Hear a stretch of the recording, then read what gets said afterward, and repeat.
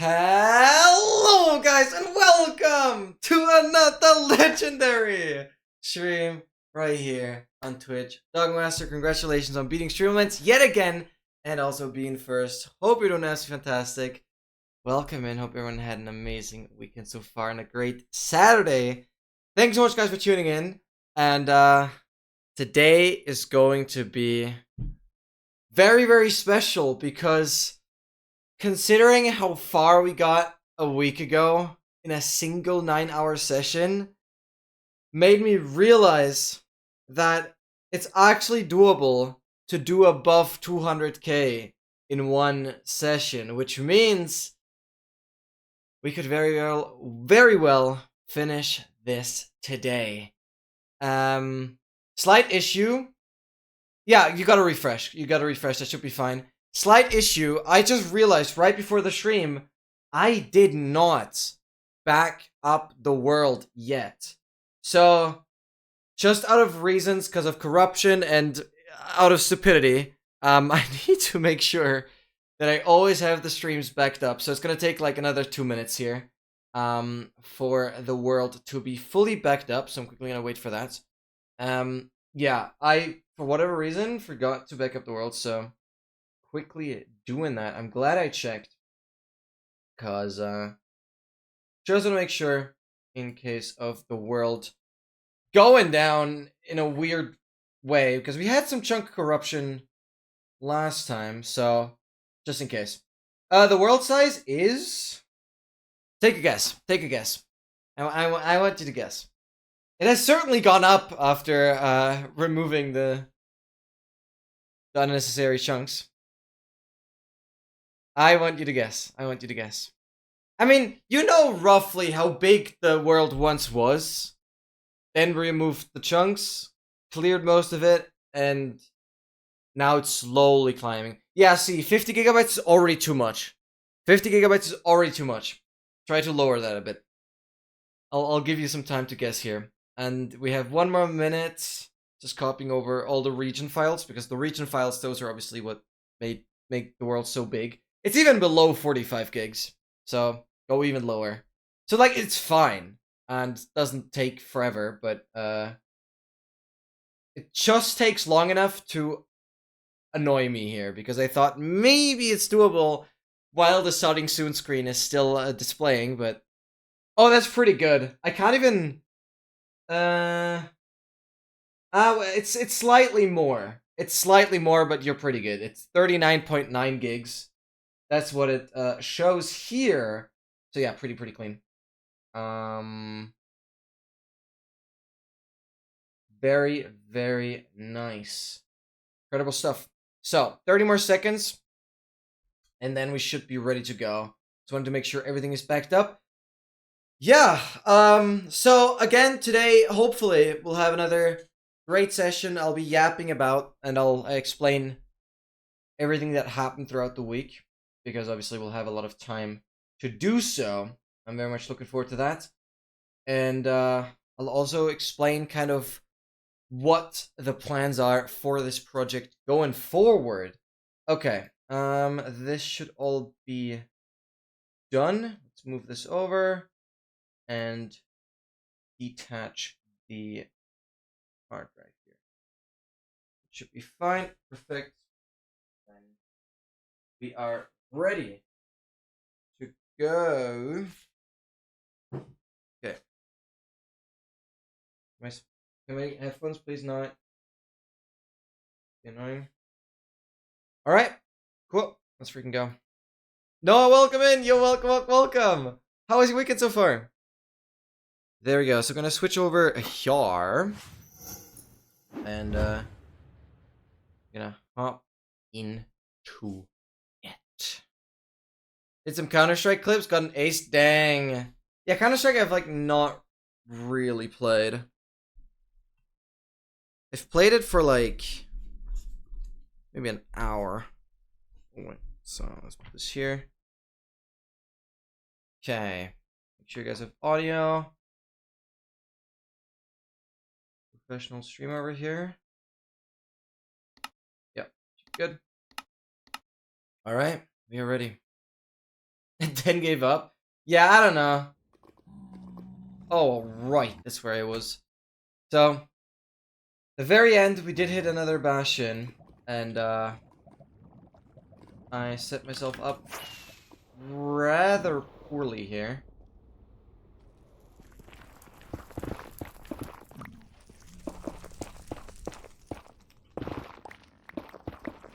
But we're going. 794k on both coordinates. And, today, the goal would be to finish this. Slightly over 200k in a single session should be doable. I know I promised last time, or last stream, that I would take today's session a little more lightly. However, after getting so insanely far last time, I realized, damn, it's actually possible to finish this today. So, I'll have to go into sweat mode again. I'm sorry. I gotta go full tryout again, because we don't have to do quite as much as last time by only doing like 206k, but ultimately over this entire distance, this like 14k that I'd have to do less compared to last week isn't gonna matter that much. Yeah, so it's a world record because nobody has done it. It's very difficult to say this is like an actual official world record. It's just never been done. So I'm gonna just say it's a world record because it sounds cool. And it's a world record because nobody's done it. So yeah, I guess.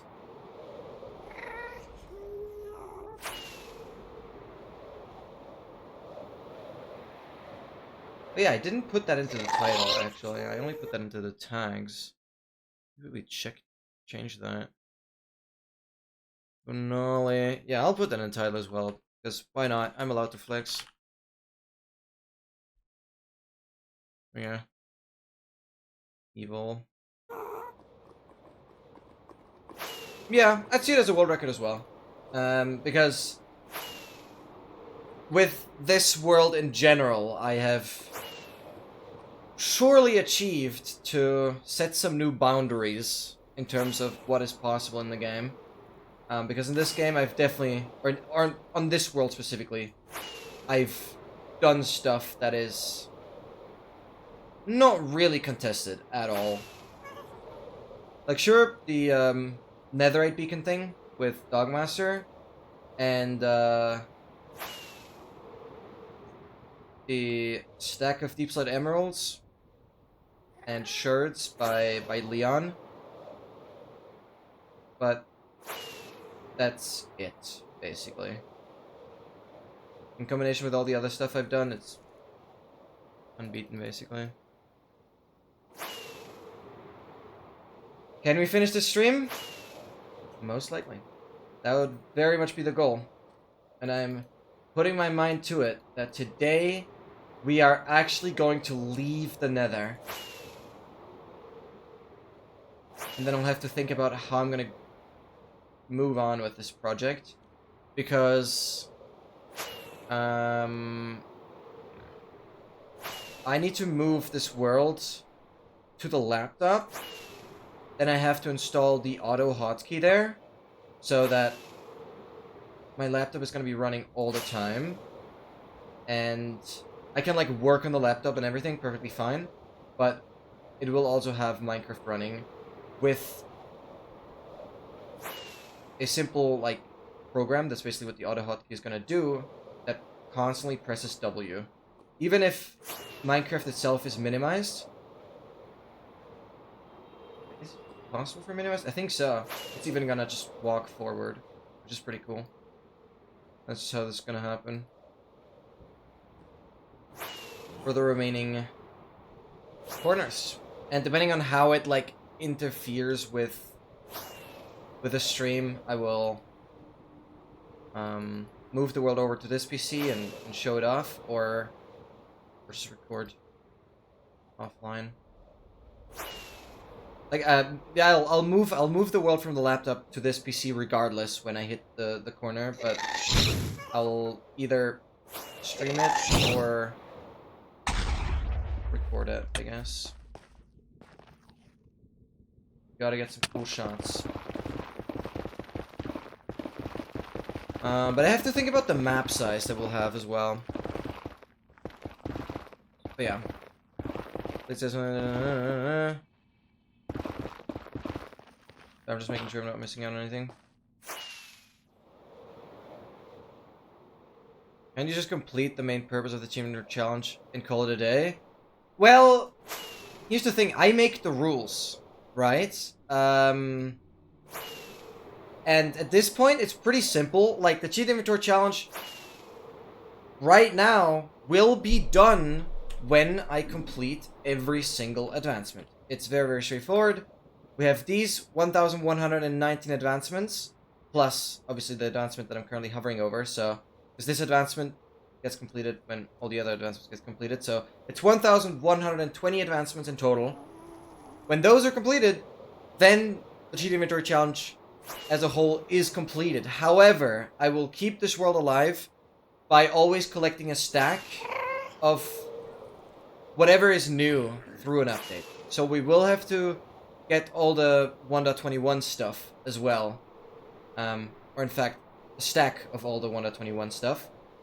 Which, there's some grindy stuff for that, definitely. And, more importantly though, that is the goal of the cheat inventory challenge, and one of the advancements, actually, or it's technically two advancements. One advancement requires me to reach the world quarter, the overworld world quarter, and then another advancement requires me to reach every single world overworld world corner. So yeah, I'll call it a day after that, but this is what I have to do. There's literally an advancement for that. So, okay, there's not an advancement for flying in the nether and doing the lodestones and the treasures, but there is an advancement, certainly, where I have to reach every corner, so... Whatever I'm doing right now is certainly contributing towards the goal. It's not like I'm just doing it. It's very clearly a goal I have. And it is one of the advancements.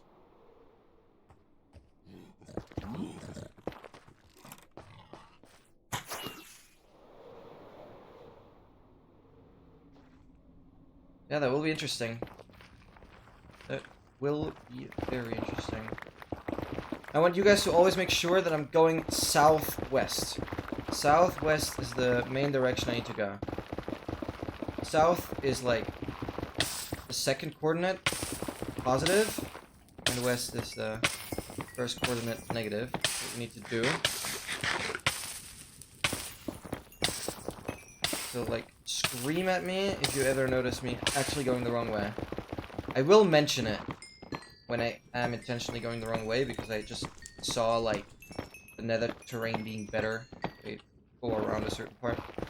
That can happen, but then I'll mention it, just to be sure. Stuff up here. Oh, it's behind me. There's something behind me. Oh.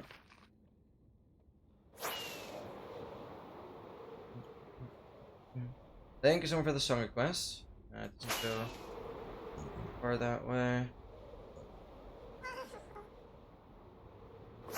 Restock on rockets soon.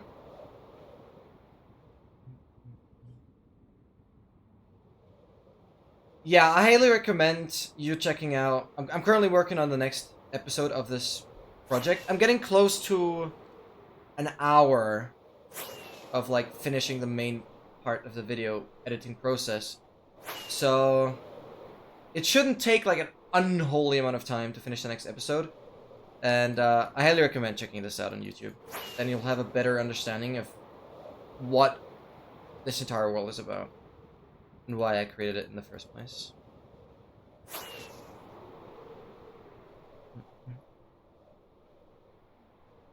The funk in the background does not fit my vibe. I am just happy to listen to some different music. it has traumatized me, to say the least, that Spotify has constantly just been playing the same songs over and over again. I'm not trying to, like, induce any vibe. I don't know what the vibe should be. I mean, the vibe should be some positive, energetic, chill stream vibe. I'm not really sure, but it's not supposed to be any, like, intense battle music. Because I don't, you know, it's not the most dangerous thing right now to just be flying around here. But it does get a little more dangerous when we come to the good old treasure friends. Which first one is right here for today. Right. I first need to do a proper rocket restock. I'm not the biggest fan of doing this in the open, but we'll see. Quick, I guess. Okay. Okay, let me make sure I'm caught up on chat here. You can color it in any color you want, like wool. That'd be too much. I don't think Mojang is gonna do that. I don't think Mojang is gonna actually just go ahead and make wood colorable. There has to be some uniqueness to it. I thought they're gonna make it straightforward. Would be cool, but it would take literally everything away from ever adding any new wood types in the future. Any new wood type would literally become redundant because you have all the colors already.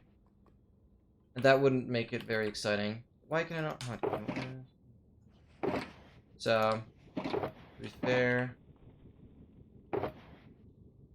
I wouldn't want them to do that.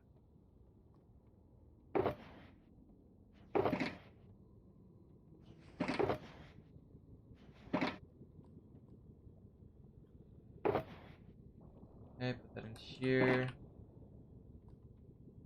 That's what I'll be keeping.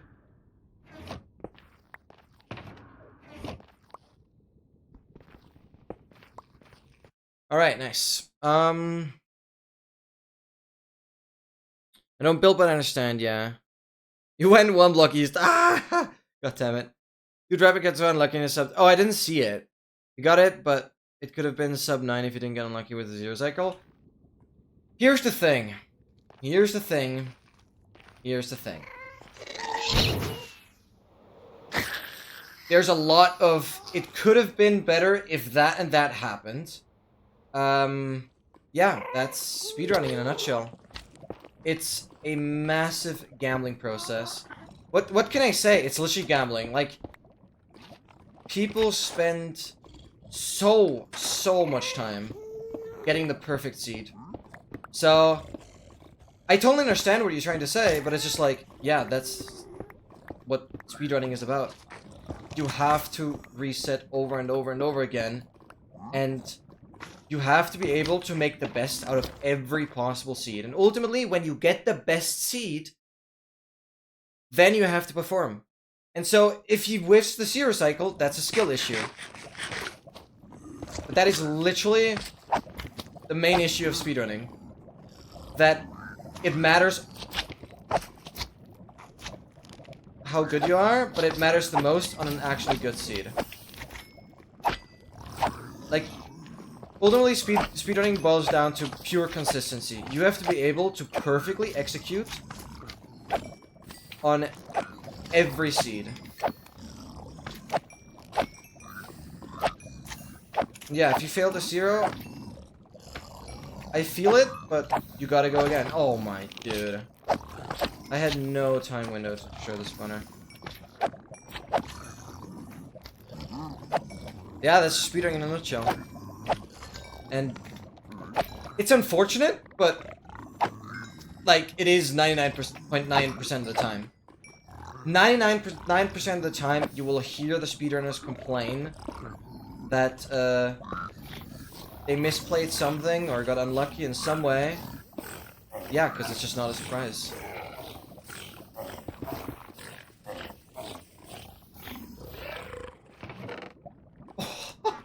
So that's how we're continuing, right? Okay.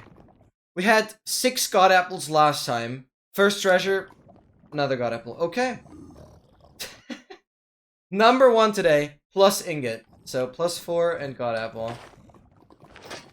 Great start to that, I guess. But that took way too long to get rid of all the magma cubes there.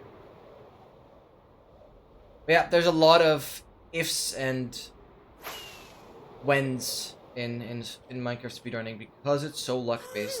I mean, look at AA. Look at all advancements. The main category I'm running, the main category a lot of people are running. Yeah.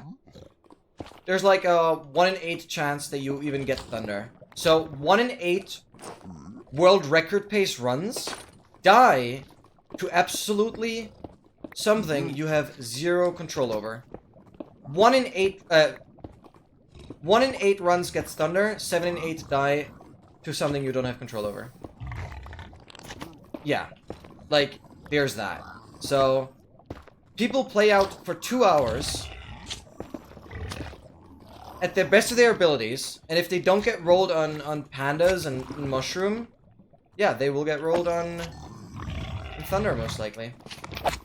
And you do that 7 times, and then the 8th one, where maybe a biome won't be perfect, maybe you get jungle really late and you actually waste some time on that. Yeah, then it thunders. And then it's like, yeah. You had thunder, but the sea wasn't perfect. That's just how it is. It sucks, and that's the problem in any speedrun that is so optimized. Where you have this little margin of error. So, it's just how it is.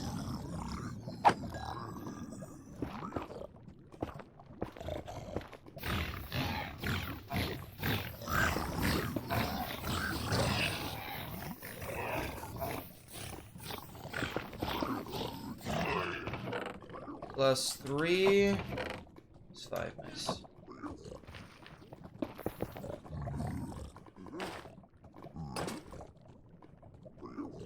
Okay, north, south, west.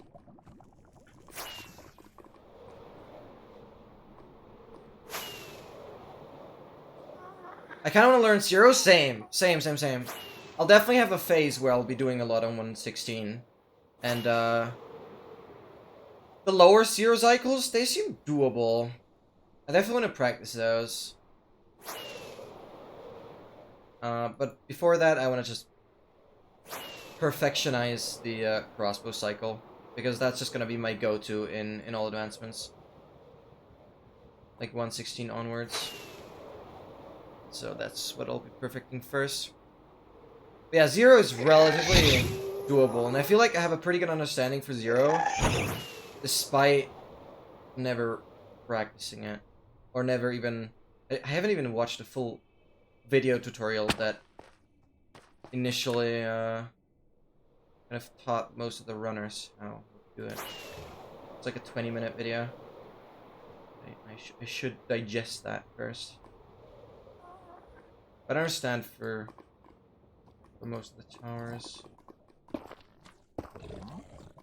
So where are we here?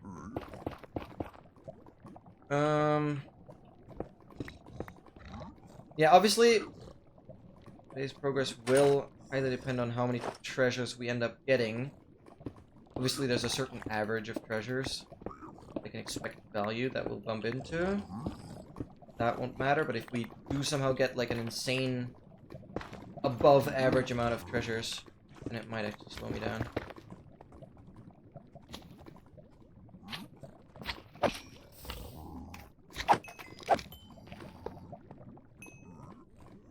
I guess I want to speedrun, but I reckon it'd be fun. Yeah, it is, but frustrating at the beginning.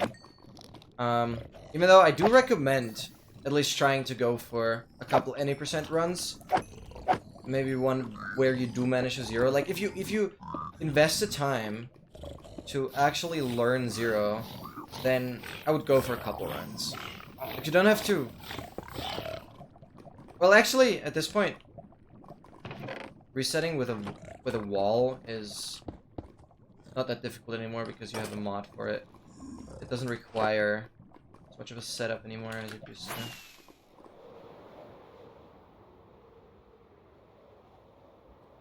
I know how they find signs on Pycho Tech? Yeah, I mean, you can always ask me as well on that. I can help you with, like mapless, buried treasure, preemptive, and all that. Pie chart stuff, locate the fortress, as well as, like, Ninja Brain. But, like, I mean, I helped, more Trident set everything up as well. And that's not a big deal. And, always nice when people join the speedrunning community. Yeah. 30 minutes. Yeah, for sure. For sure.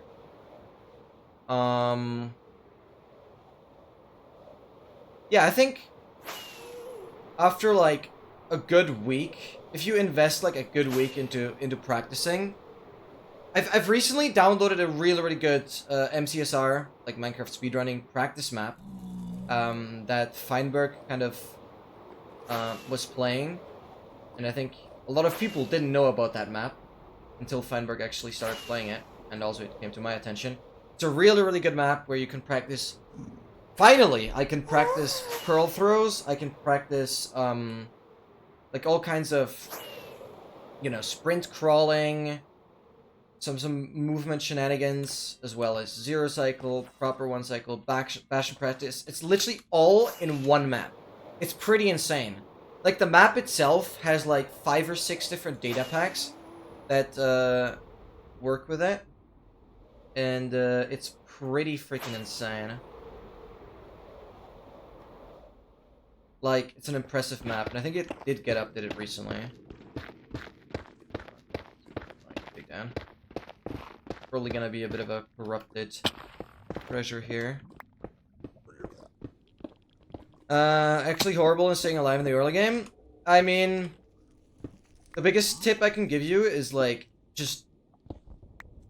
even if a spawn is bad, like, don't reset too aggressively. Even if the spawn is bad, just, like,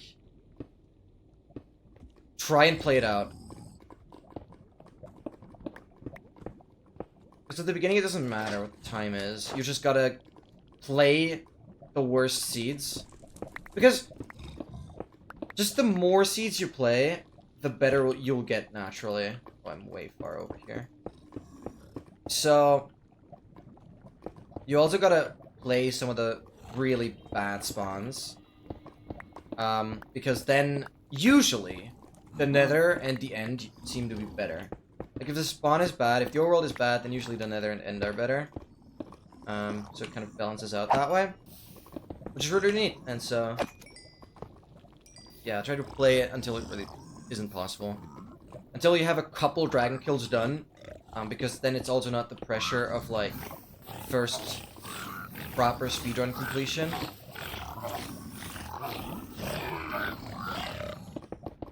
Right, and so...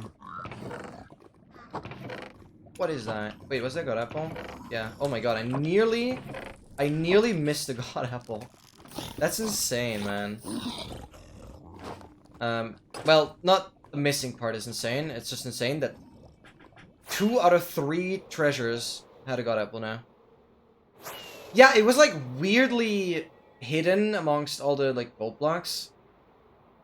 I was, like, really unsure, but I'm glad I checked again. I would have been so mad in, like, post, I guess, when editing this. But yeah, as per usual, my editing process is rather slow. Yeah, but as Dogmaster mentioned here, zero cycle in a sub 30 is, like, so overkill. And so if you actually spent the time to freaking learn zero, then you have nothing to lose in terms of also practicing proper bastion routing, as well as... I'm gonna go around. As well as... like,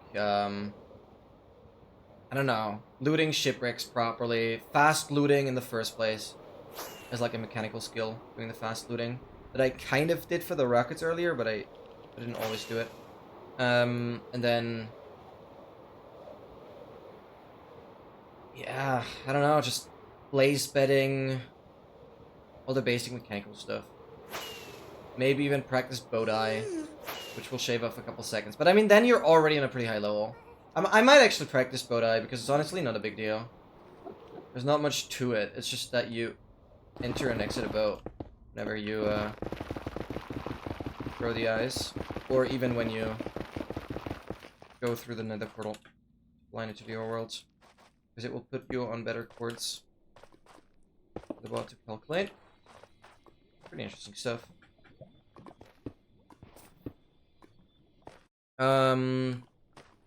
Yeah, and ranked is even better, obviously.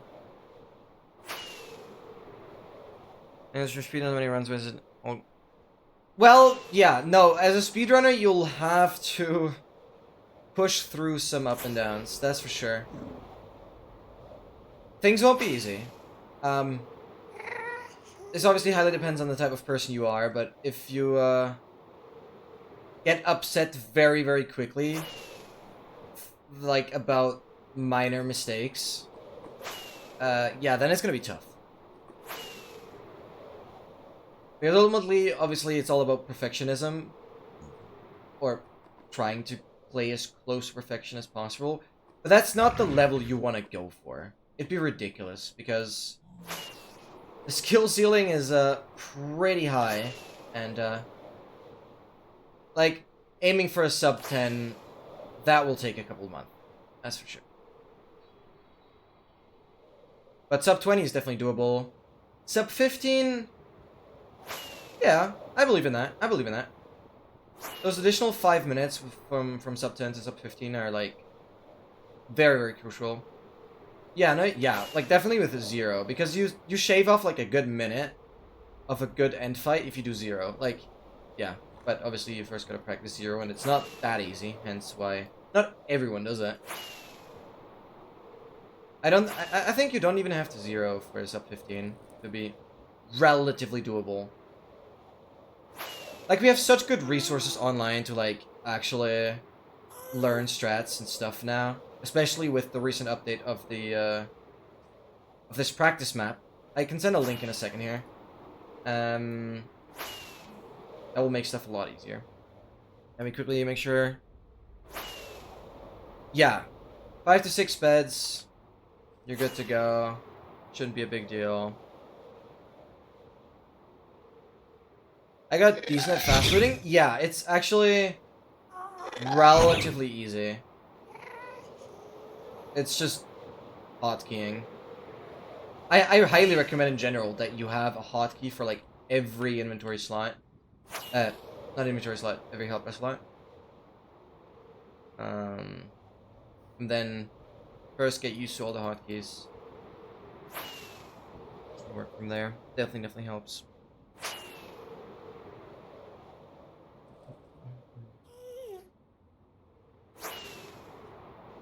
There's free-to-play games and no one just do speedruns all the time. No, you shouldn't. I mean, you'll get better to some degree with like just playing ranked or playing runs over and over again. Ranked is good because it filters the seeds, right?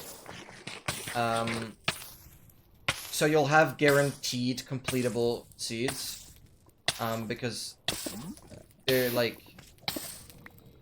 filtered for structures within certain radius and whatnot. So that's what that's what ranked is really good for. But you should also just devote some time to practice parts of a run, because it's always different when you actually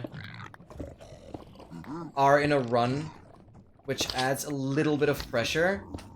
Because in practice, you're generally gonna do better than on actual runs. But in practice, you're only doing small parts of it.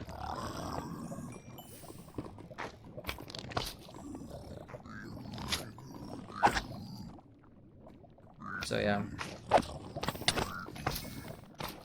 Yeah, that would be exciting, and that'd be very happy to help. I'll send you the link to the practice map in a second. It will be very useful. It's a 1.16.1 map, so yeah. It's obviously the main version you want to play. Unlike me and MT.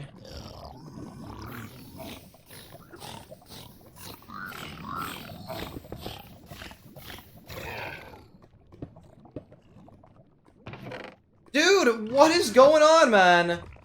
Guys, I swear I don't have any data pack that messes with the loot tables. God, what is insane? What is this? It's crazy. Is that 3 out of 4 Bastions had a God Apple? I'm gonna go for sub 27 IRL days. Yeah, you'll be able to do that for sure.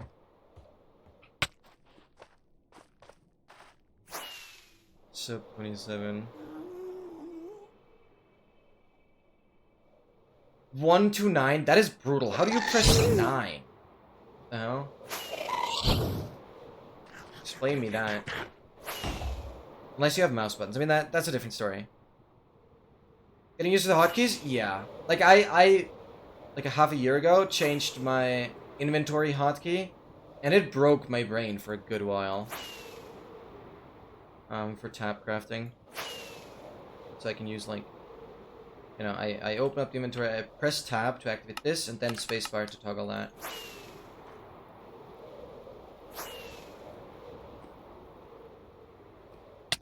Ow. I probably should have gone at the bottom. Or fine. Yeah, I have 1, 2, 3, 4, and then E. E for this slot, then mouse button, then the button next to Y, or Z, I guess, depending on what keyboard type you have, and then this last slot is X, which is also on a keyboard just regularly. Could also make a hotkey command. Seen that in some other runs. So multi-MC is basically for multi-instancing. Well, multi-MC is nice because you can set up Minecraft, like, pretty much the entire game with, like, a saves folder, mods folder, all of that. You call that an instance, and you can set that all up with many different versions, ultimately. And multi-MC just has a lot of support for speedrunning stuff. I guess now, with Seed Queue, it doesn't matter that much anymore, because there's a mod that basically replaces you having to open up many different Minecraft games at the same time. Because now you can all do it within one game. But, yeah. No, I wouldn't do CurseForge, not at all. I highly recommend multi-MC. It just will make your life 100 times easier. You'll be so much more flexible, because you can also set up, like, one instance where you have additional mods installed that will help you for practice. And you'll have other instances where you will always only have the speedrunning mods to make sure that the runs are verifiable, right? I assume you'd want to submit some stuff to the leaderboard ultimately. Yeah, that's cool.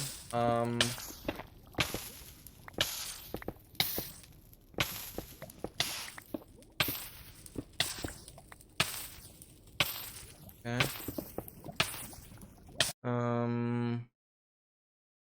Switch up on that scroll wheel? Don't do that.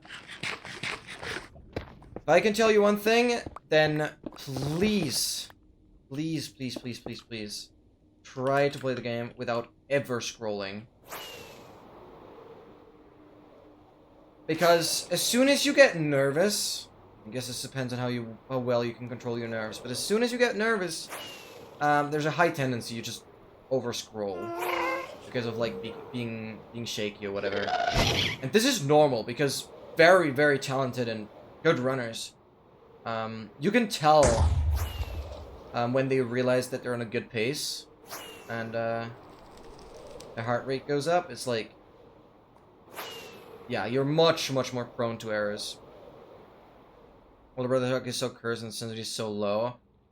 Yeah, it's crazy how different people have their settings. Don't have a lot of dex space. Yeah, right. Huh, why do you have such a low sensitivity then? Like, I have a relatively high sensitivity. Whoever has played on this PC has definitely always said, yeah, high sensitivity. And this is also because I have relatively limited space, and I find it nice if I don't have to move that much. It makes it a little more difficult for me to do very precise movements, but I have a relatively high sensitivity.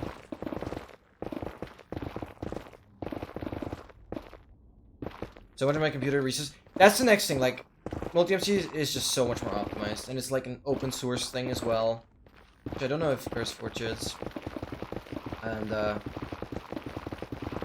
a lot more going on in contributions there.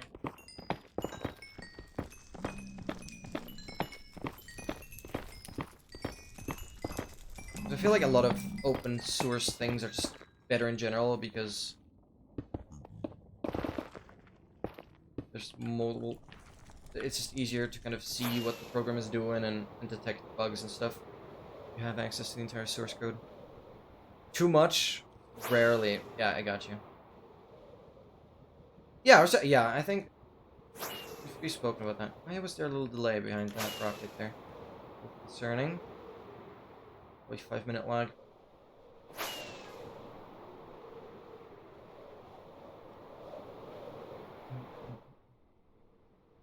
I'm gonna do YOLO one speedrun on MCSR and see how good I am now, and see how much I need to improve.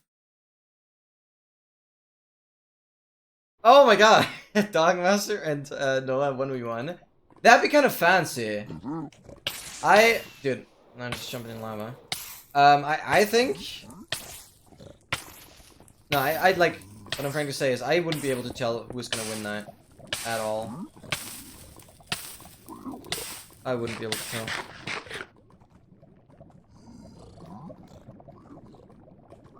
Well, I don't think Dogmaster's ever, like, actually speedrun either.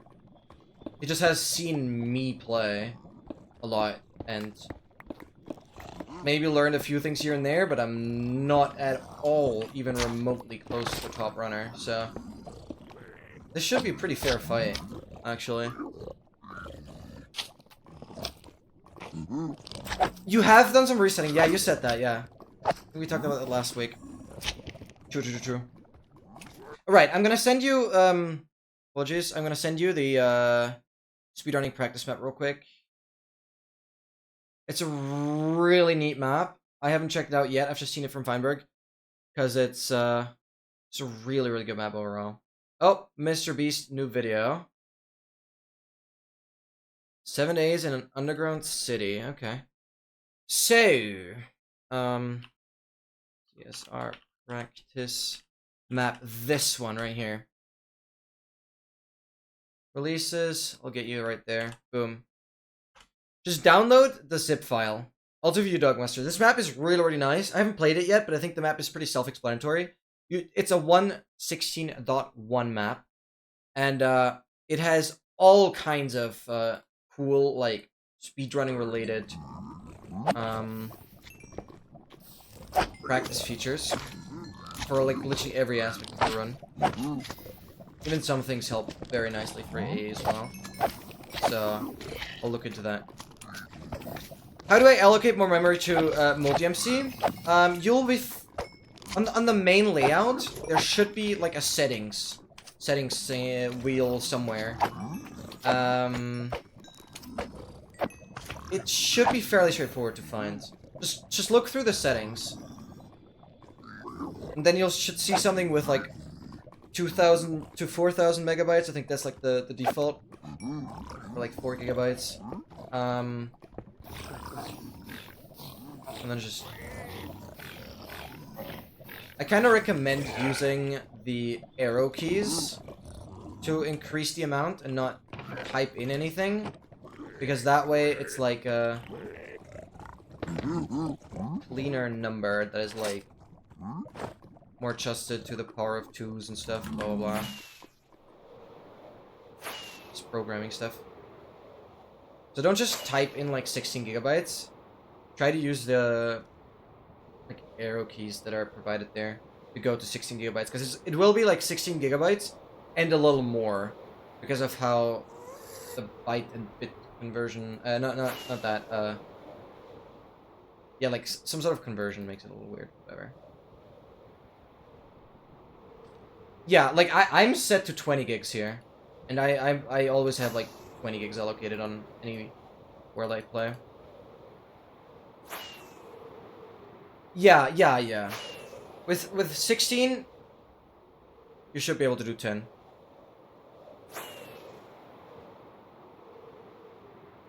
So that's what we're doing again. That's fine. But basically, like half of what you have is very good, and if you're just doing any percent, 10 gigs is already well good enough. So yeah, just do 10 gigs. You'd even be fine with 8. And I mean very, very fine. I know I'm going the wrong way. Go with the... No, 10 should kind of be the maximum. You need to restore, or reserve, like another 6 gigabytes for other stuff. Because especially, if you want to record it, that will take a couple gigs as well. You just want to make sure your laptop, your PC has a little leeway for other stuff it has to run, like Spotify or whatever.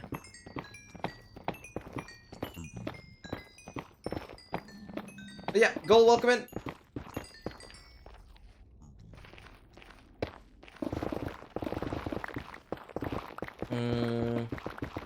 Yeah, so make sure to check out the practice map.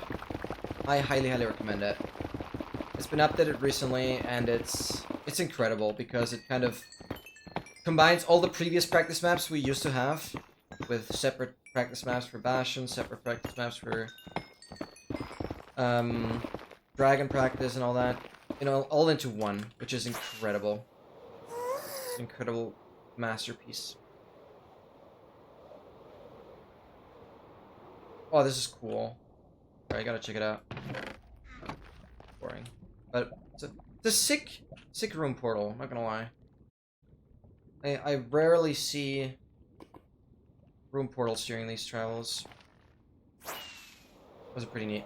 Because part of this entire journey is obviously to find some rare things that kind of stick out during this entire mission. And, yeah, room portal thing has been by far the rarest. And there's definitely something that won't ever happen again. In that way.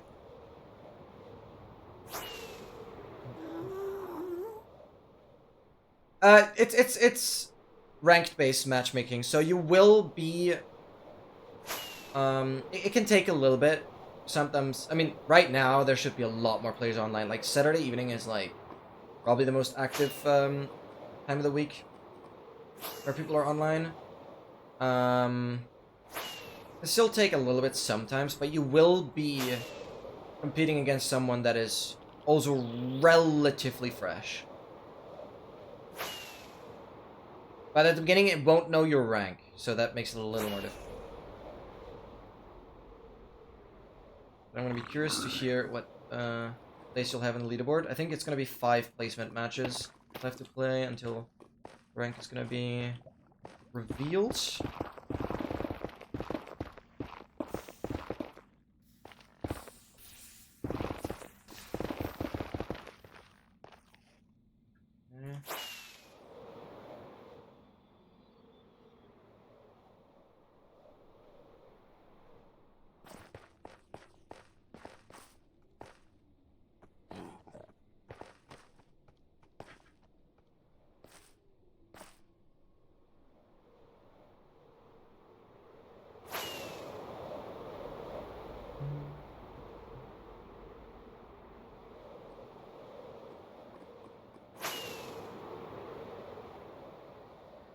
Links, make a portal and see where you are? No. We'll make a portal once we hit the 1 million.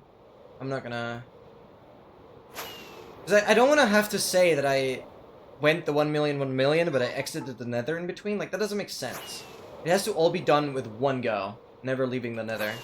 That's also part of the challenge here. It's all done in one session. And that all the preparation that I did beforehand has to be enough.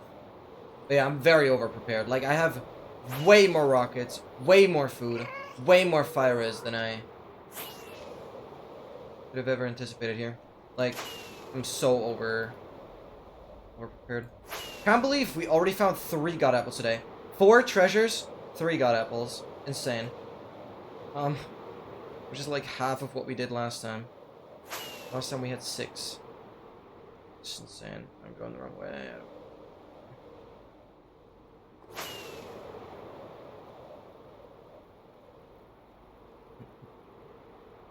Forfeited? Oh, okay. Going the wrong way? No, I'm not. Stop saying that when it's not true. Well, it's actually good because you constantly remind me to check, but I need to go southwest. Yeah, it's a bit confusing, right? Like, I say it's 1 million, 1 million. I know it doesn't look as clean because the first coordinate is negative. But to be fair, I don't really care. So the point is the same. The main idea behind all this is that when I do all the world corners, I do the positive corner last. I just thought that was a cool thing to do.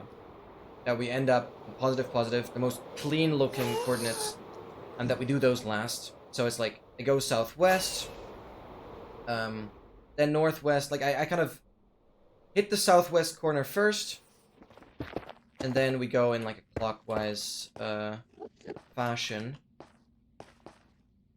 Right, so... yeah, I know it's a little confusing, but I'm not gonna put, like, I'm going to negative 1 million in the title, because that just looks ugly. But I think you see the point. But yeah. Always remind me, like, I need to go southwest. South is, like, the second coordinate, positive, and west is the first coordinate, negative. So, if I'm actually not going southwest, then let me know. You'll always see it on the top left. Right next to the coordinate here.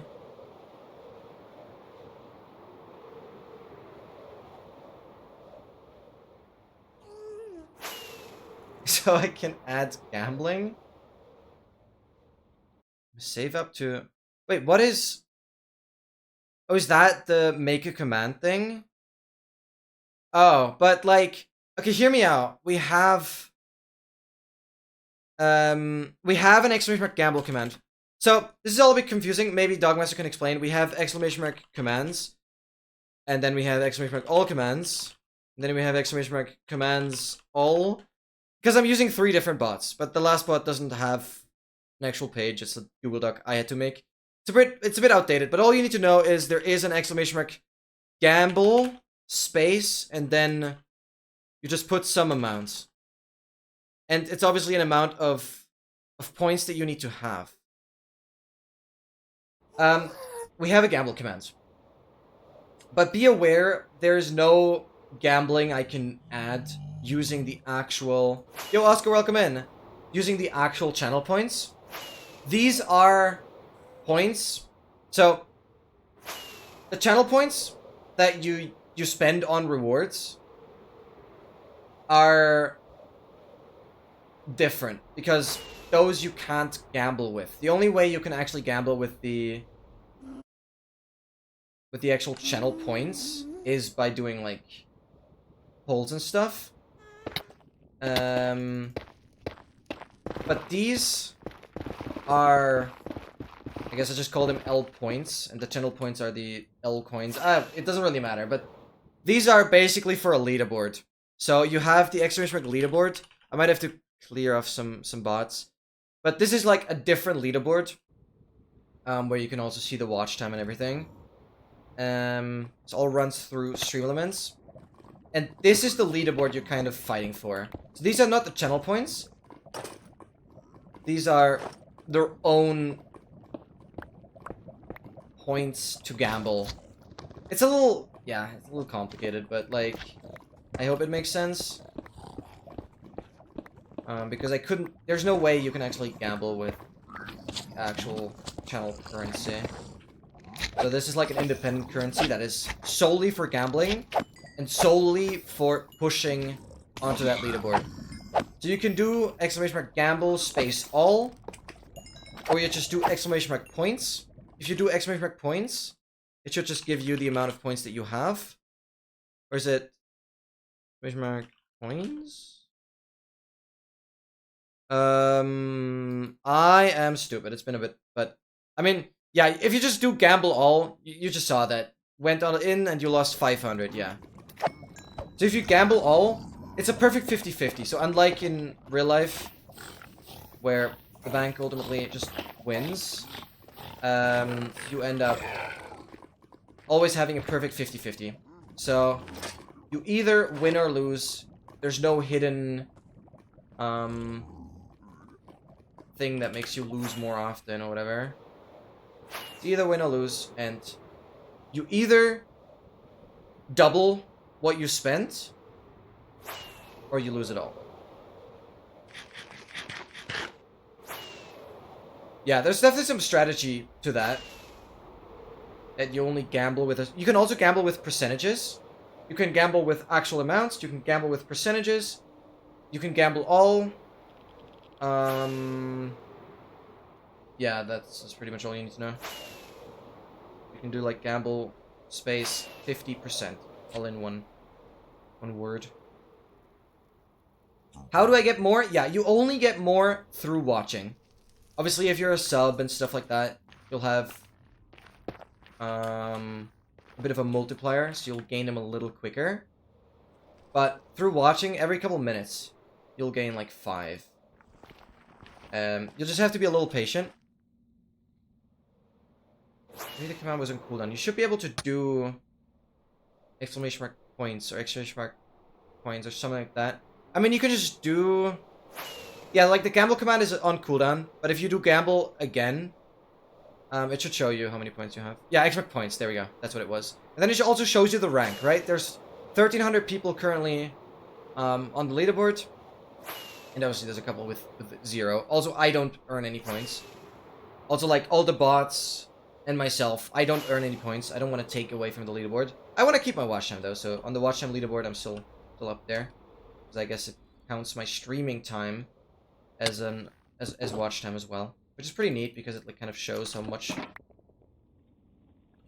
I've been live and how desperately I should touch grass. But yeah, it's kind of neat.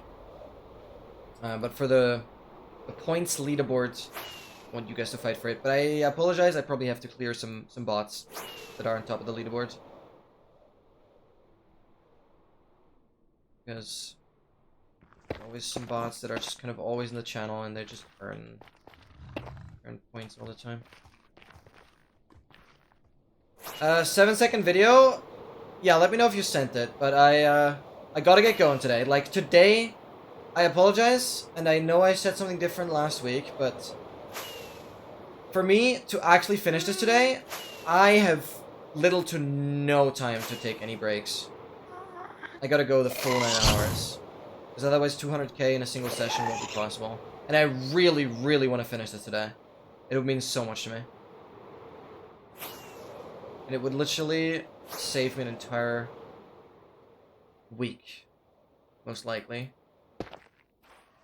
Because, I mean, theoretically, I could already grab a really, really slow horse. Or, it doesn't have to be really, really slow, but maybe I could even get a horse today already and start going on the laptop. And I don't have to wait 2 weeks. Because next week is going to be speedrunning, most likely. And so... would even save me 2 weeks, depending on how far we get today.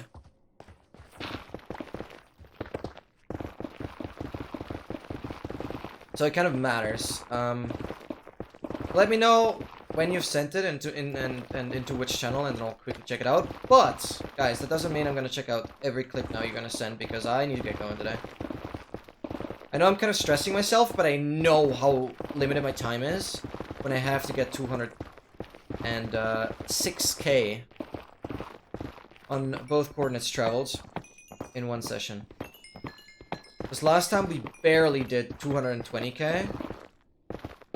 And I know I have to do a little less, but it's honestly not that big of a difference. It's like less than 10%.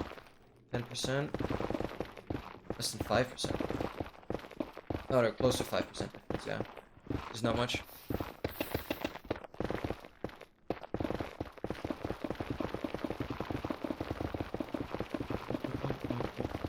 But yeah, I can't forget to actually stop on 888,888 on both coordinates. I definitely need to stop there.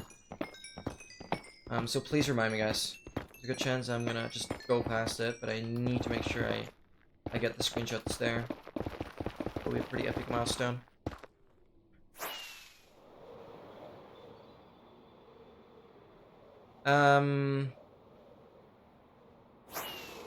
Oh, so the practice map I sent you just doesn't matter. Any 1.16 speedrunning instance is fine. You don't have to make a new instance for the practice map. You can very much put that map onto your main speedrunning instance. Just put it into the saves folder, and extract it there. Put it in the saves folder and extract it there. Make sure that when you extract it, that the actual contents of the world are like in that folder immediately, and not that it's like a nested folder in a way. Yeah, just extract it into the saves file, and then you're good to go.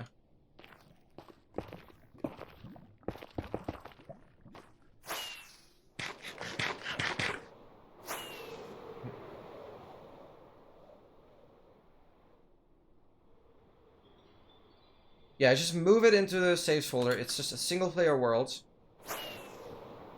Should be very, very helpful.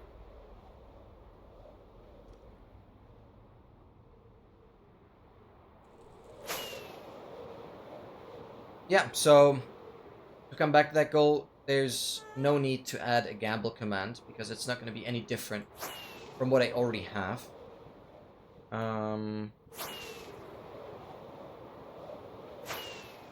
Yeah.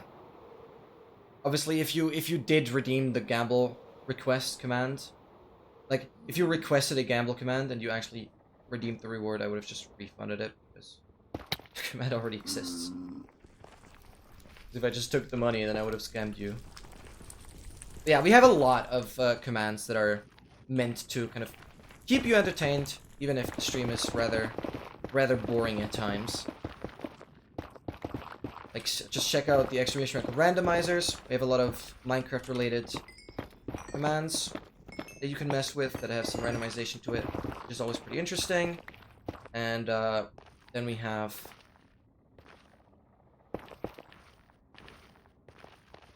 some gamble command, 8-ball. There's many like fun little commands you can work with, mostly involving some randomness, so that they're actually fun. Because if the command is deterministic, it's kind of boring.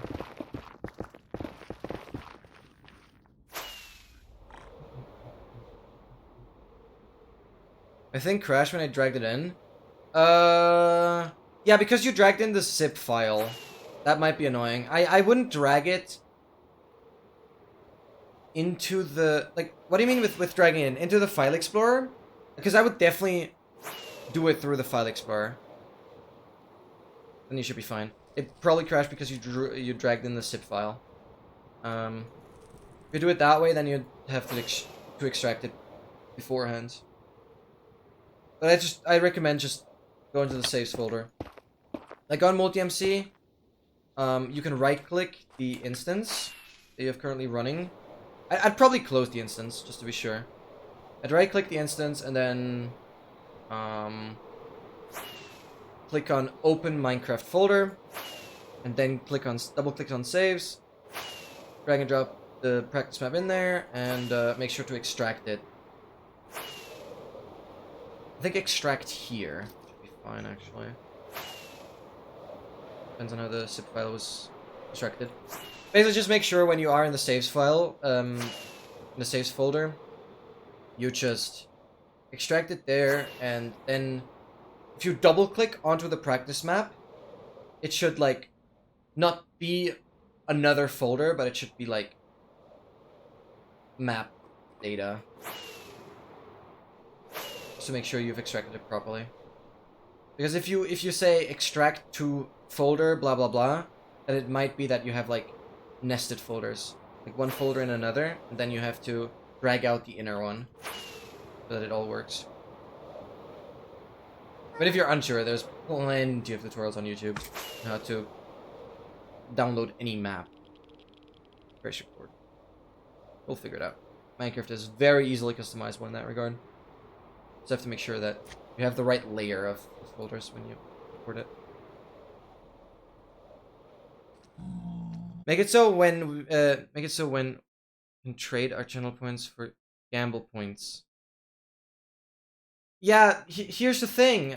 I just mentioned this earlier. I can't do that. There's no way to do that because it's a Twitch thing. And it would also be unfair because, like... Yeah, no, there's just Twitch limitations. The channel points are hard-coded into Twitch. The channel points are hard-coded into Twitch, and,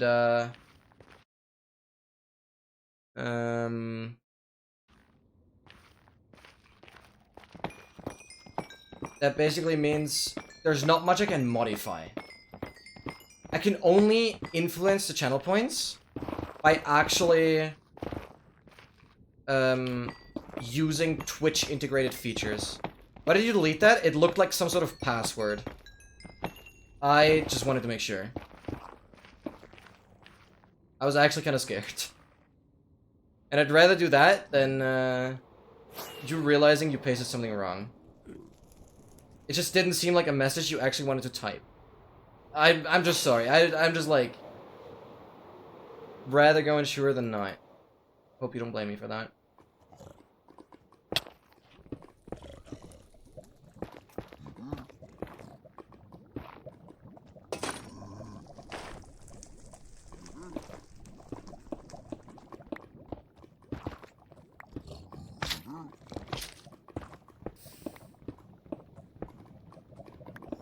Yeah, you're right. Yeah. But when I've thought of that, obviously you do slash vanish. But there is still this chance of you like not realizing. We're all humans, okay? It's not like I think you'd not realize, but it's just like everyone can make mistakes and things could just be very random. But yeah. In that regard, yeah, we have the slash vanish. So one is my password to 345. Guys, if anyone actually uses a password similar to what Dogmaster just typed there, then please change it. You're not doing yourself a favor with that one.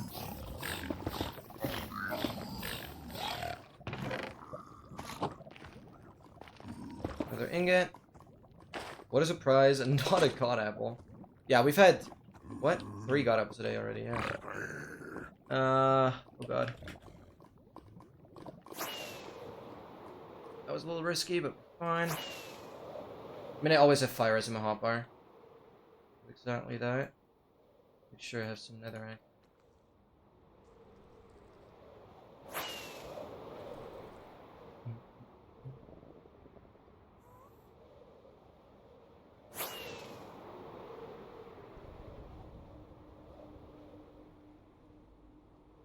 I've been following for 6 days and 22 hours. Yeah, so you literally followed me last Saturday at like 9 p.m. Pretty much a week ago. Thank you so much. You already have 14 hours. Dude, that's actually pretty insane. That means you've pretty much been here all the time that I was live since you followed. That's crazy. That's pretty impressive. Appreciate it. Glad you're enjoying it. Well, I hope you're enjoying it. You don't feel like your time is being wasted right now. I mean, I very, very much support people lurking. Basically watching the stream, but not actively chatting or like doing something else while the stream is running. I can definitely always do that. I don't mind. Just like, I appreciate everyone that is here. Love your stream. Hey, appreciate it. I think you'll have a great time here. Trying our best to also provide some good content. But yeah. I mean, what I'm doing currently is pretty insane and hasn't been done before, so I think I can call it interesting content. Might be a little repetitive, but probably a few things you can learn here and there, especially in terms of how to play treasure bastions in the most recent version. Play them relatively quick, also relatively safe. That's north. Gonna go this way.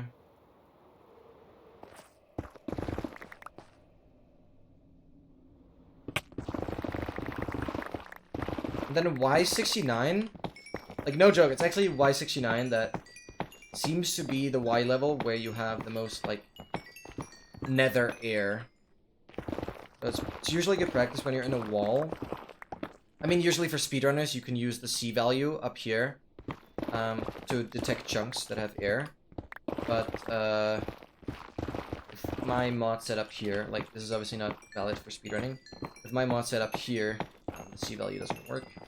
So it's the best practice for me to just climb up to Y69 and then just dig straight until I hit air again. And if the Y level was the most likely to break out. There we go.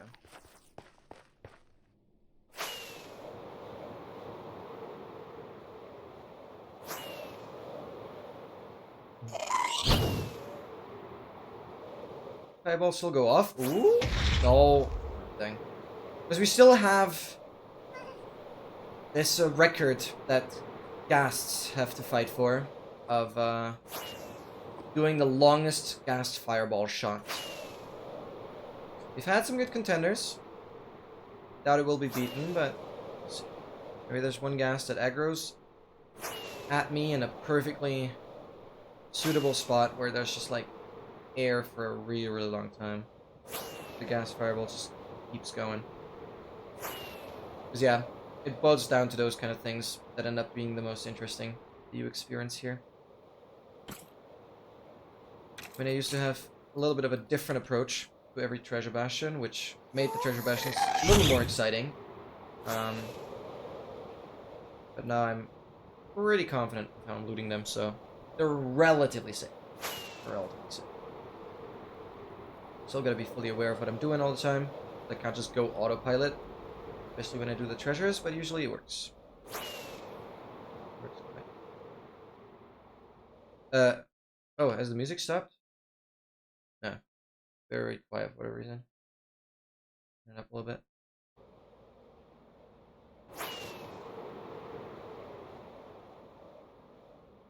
Don't have any L points yet. You should get them soon. It like usually doesn't. It feels like an eternity, but it usually doesn't take that long.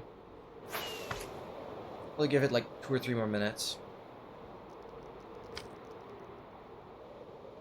I think it's also related to when the watch time updates.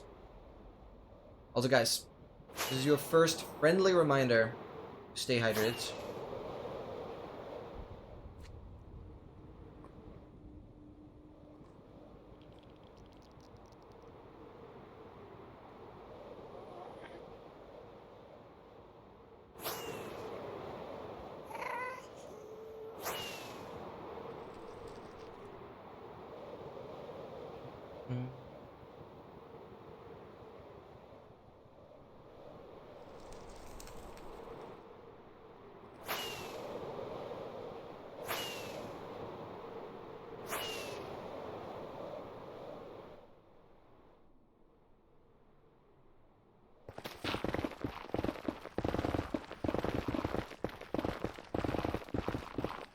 And whenever I'm like done tunneling here, right here, I switch to pickaxes.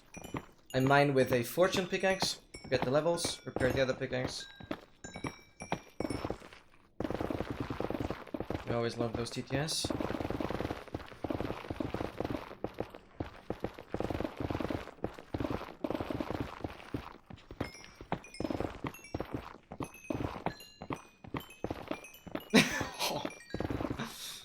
Okay. No, don't gamble with your college fund. It's not the most ideal thing to do. Like, also, if you had the option somehow to gamble with your actual channel points, it would be a bit of a pay-to-win situation. I mean, okay, it actually is both ways, because subs earn more. Actually, forget what I just said. Hello? There has to be surface here. Kind of tell me. Huh? Maybe not.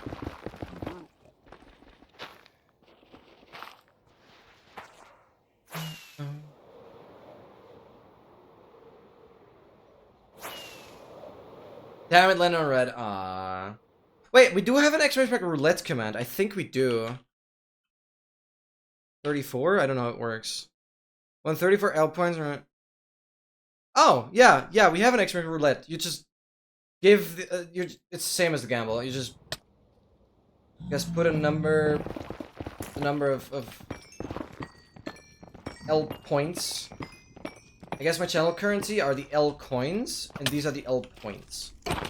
So you just put an amount of L points, and then you're gonna go. Yeah, you have to wait, I'm sorry.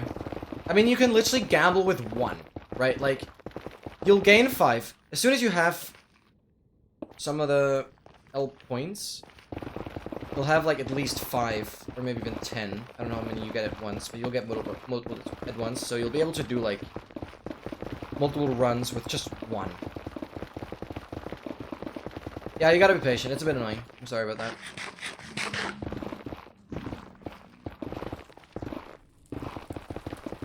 I'm sorry.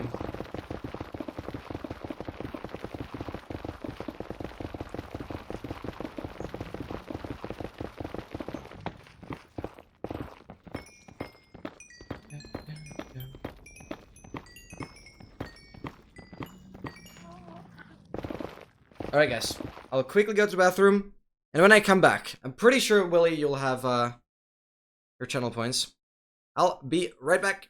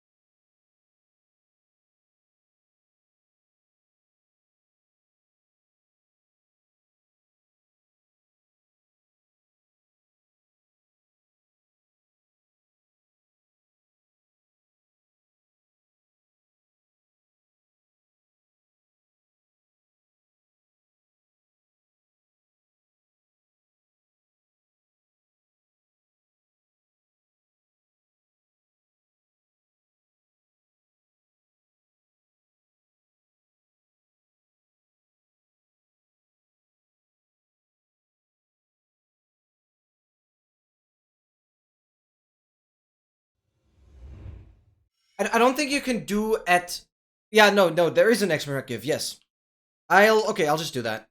Extra give, Gold Willy. I don't have a lot because I don't earn any, but you'll get... I'll give you 50. There you go. Good call, though. But I don't have a lot of points because I don't earn any. So some, like, gave them to me. Yeah, I have, like, 300.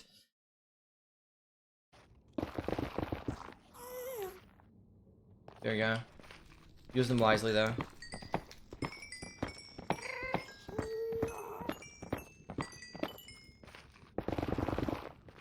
Oh, can I just go around? Is that a possibility? Oh, it's just not. What is this terrain, man?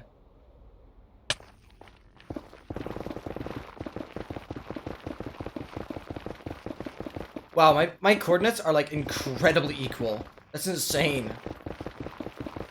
Both of them are, like, exact same. Which doesn't matter which way I'm going. I mean, diagonal is just slower to go. You're constantly bumping into the wall. It's better to just decide for one direction. Finally. Hopefully this will stay open for a bit.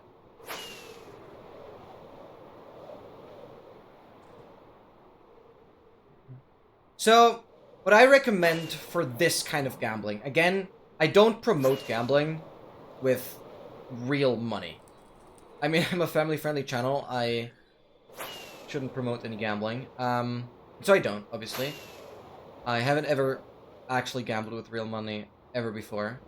I do think, however, it is worth giving gambling a try with real money when you set yourself a limit.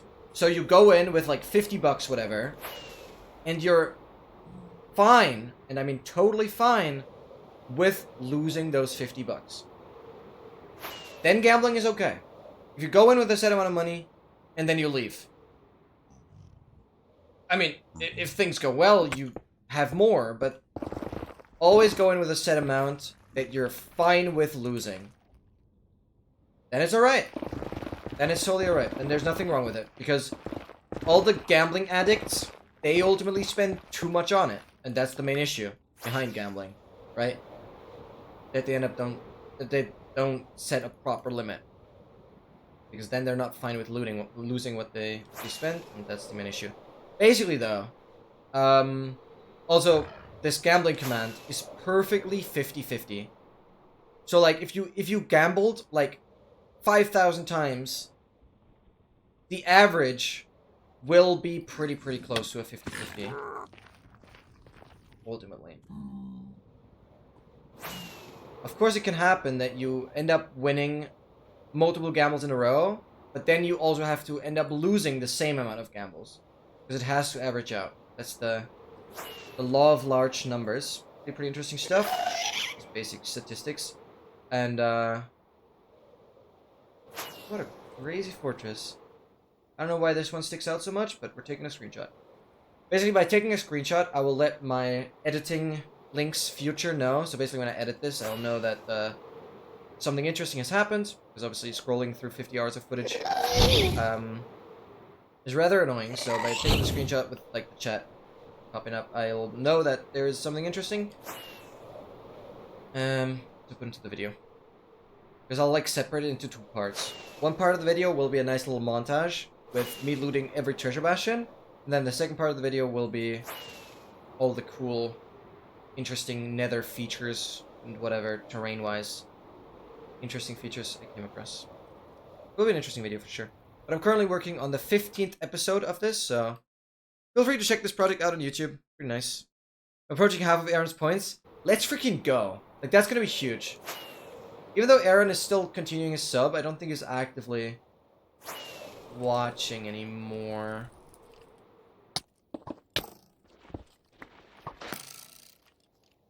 I don't want to rock it here, I'm not sure.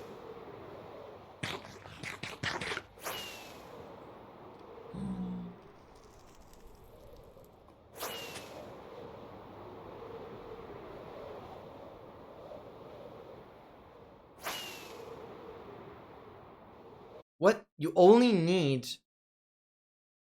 16,337,000? That would be 16 million. I mean, I could gamble for it right now.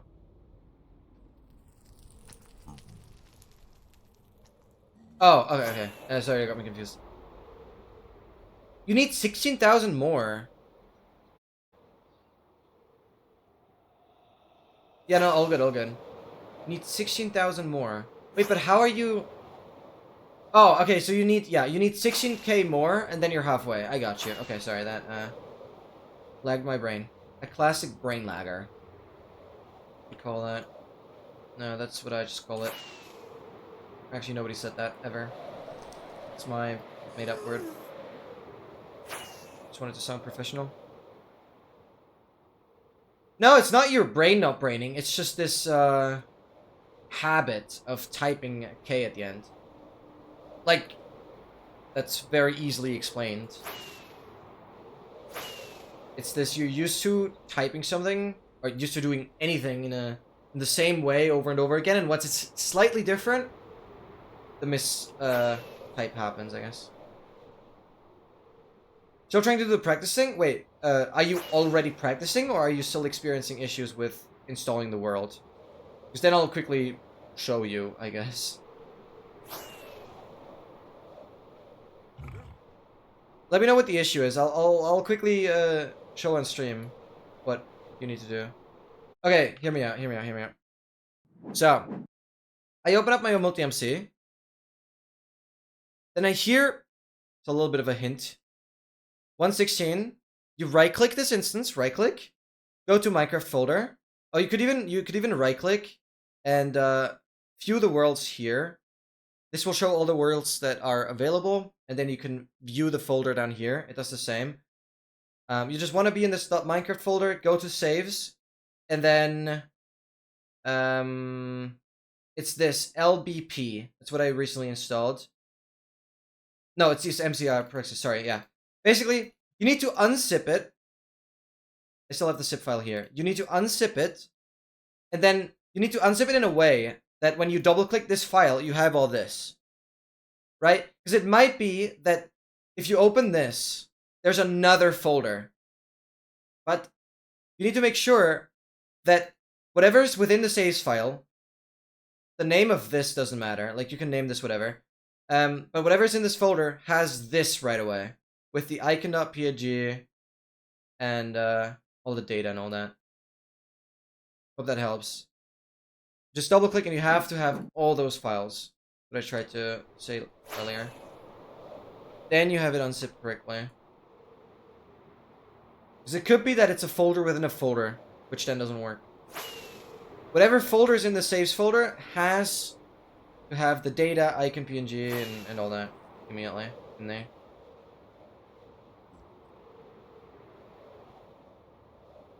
Yeah, it's most likely that. When the world doesn't show up, it's most likely that.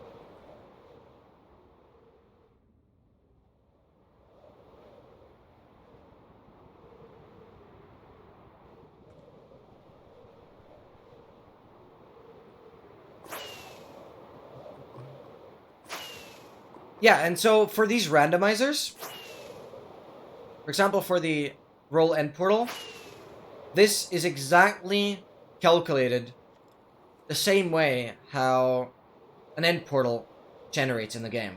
So, 1 eyes are actually the most likely.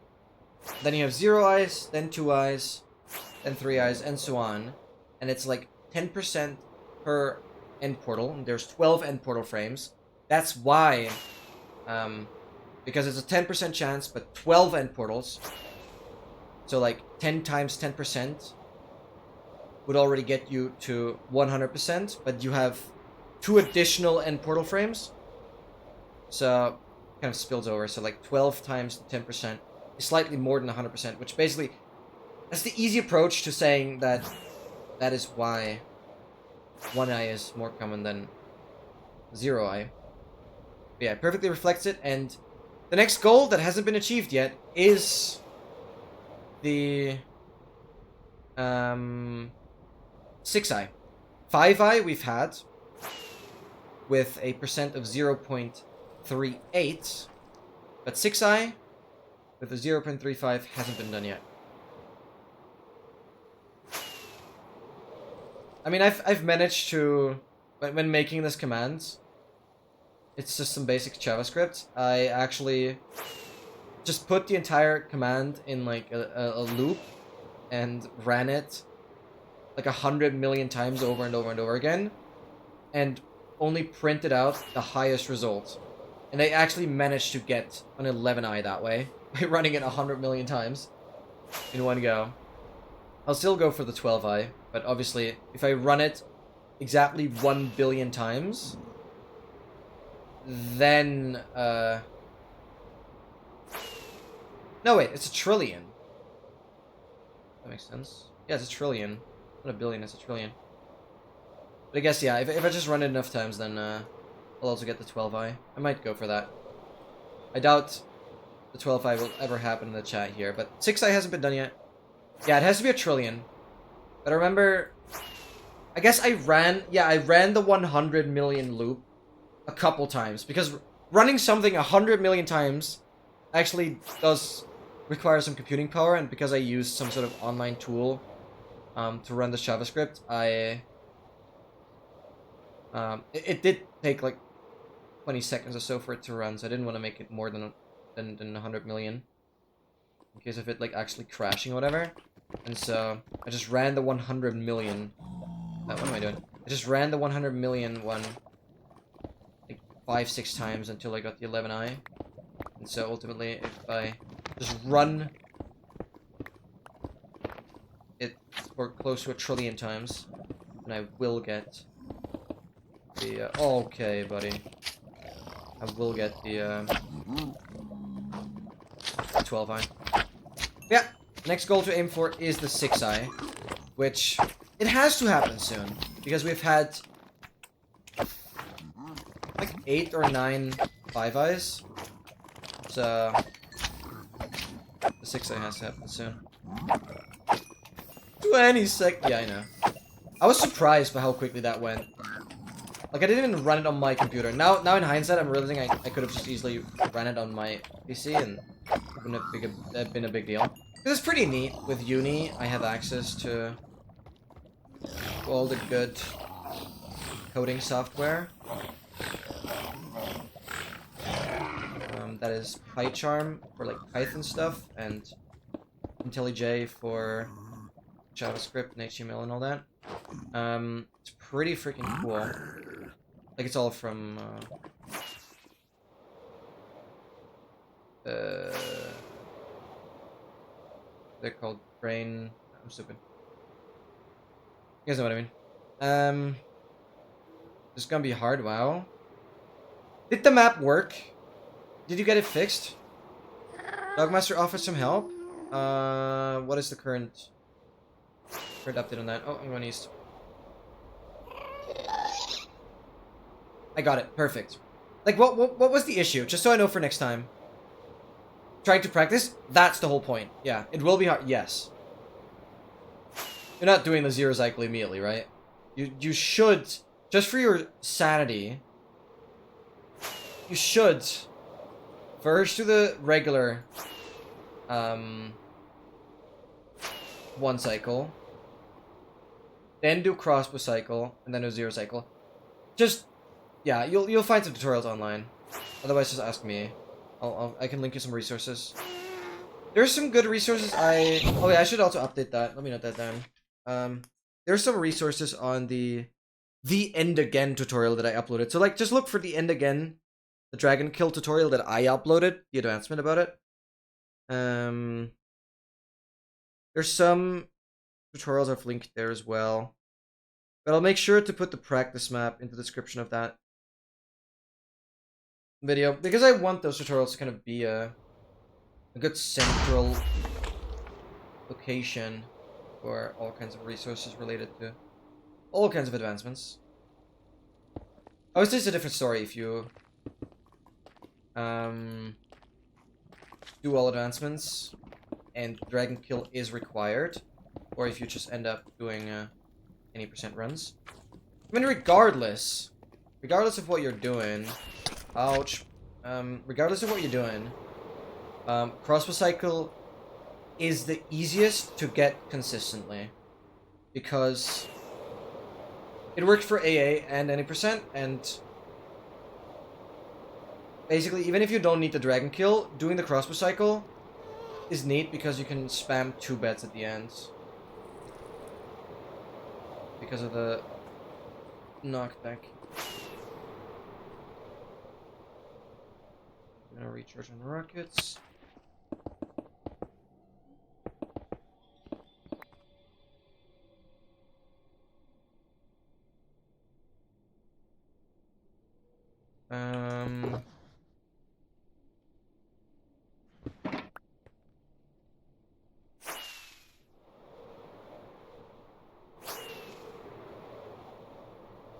I don't know what was the issue.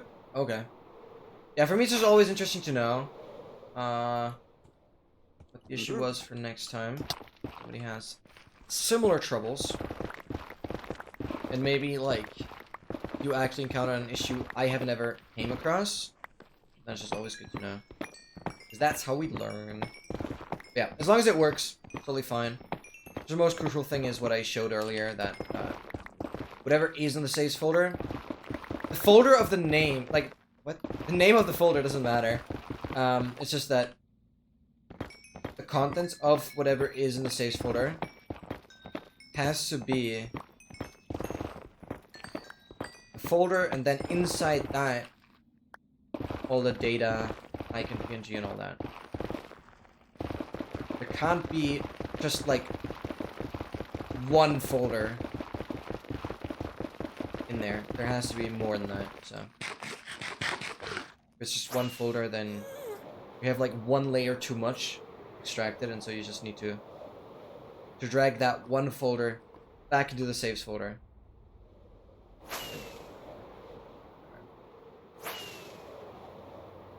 I'm gonna struggle with making portals. I'm whiffing obby. Bro, that's so normal. So, please, don't use caps. There's no need to use caps. It sounds like you're screaming. I don't know how to loot a temple. I mean, you basically, honestly, just look on YouTube. Or just watch. Yeah. No, you kind of, I can't help you with everything because I don't want to constantly pause. Just go on YouTube, look for another TNT explosion strike. Yeah. No, I mean, the easiest I could think of top of my head. Like, I don't know if there's a specific tutorial on how to loot desert temples. Yeah, like, maybe Dogmaster can help you a bit. Dogmaster knows. And I've also been doing it all the time. You'll learn it fast. Yeah. Maybe Dogmaster can help you a bit. Otherwise, it's just easiest to actually go on YouTube, type all advancements world record, and literally the run will start with looting at Desert Temple. So you'll see it there. Just go for all advancements world record and you'll see it there. Like, that's the easiest. I'm pretty sure there will be tutorials just for the Desert Temple looting. But it's like so primitive that I think there's a good chance there's not even a proper tutorial for it. It's very, very primitive. Yeah, try to follow what Dogmaster's saying here. Mine a block on the pressure plate, mine all TNT, place one out of the yeah. Yeah. There's a slight optimization to it. You could, when you break the block, like, you don't break the pressure plate and then the block. You break the block below the pressure plate, just with your fist. Yeah, just do it like that, yeah. You basically break the block below the pressure plate, then clear out all the TNT.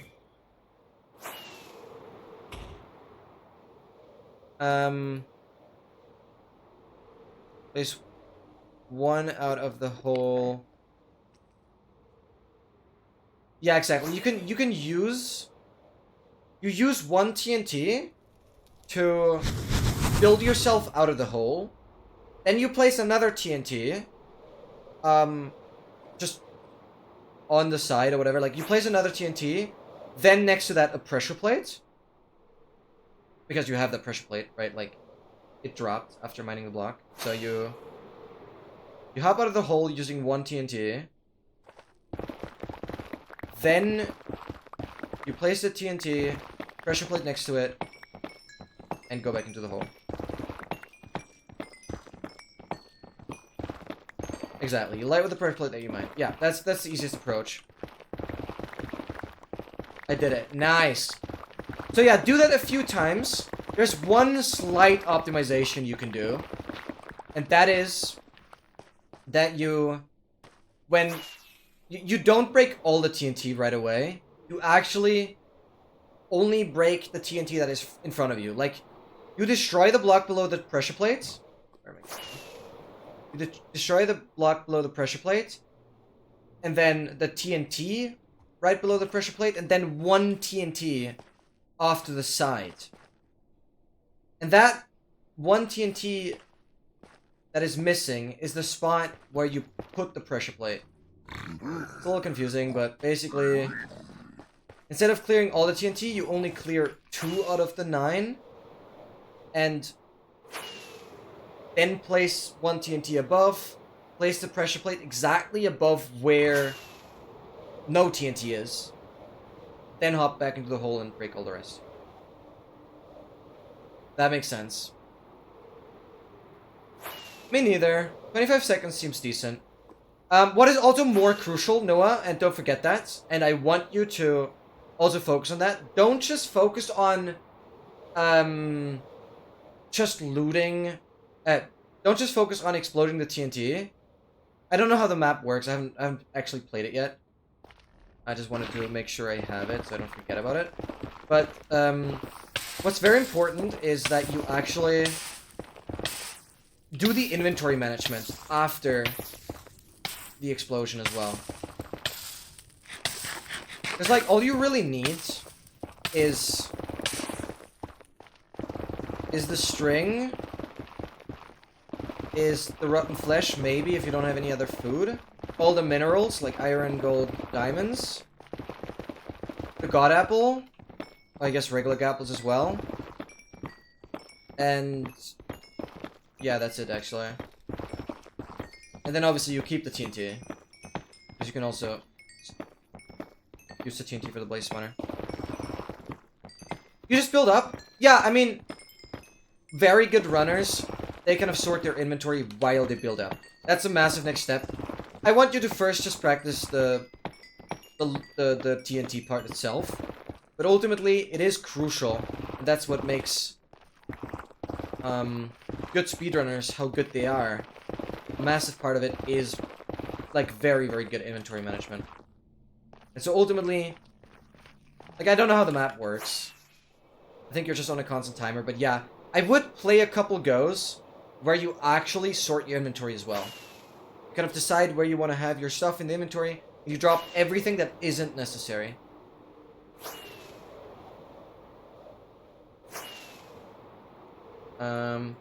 That's ultimately, in my opinion, even more important than being fast at exploding the TNT and looting the temple, right?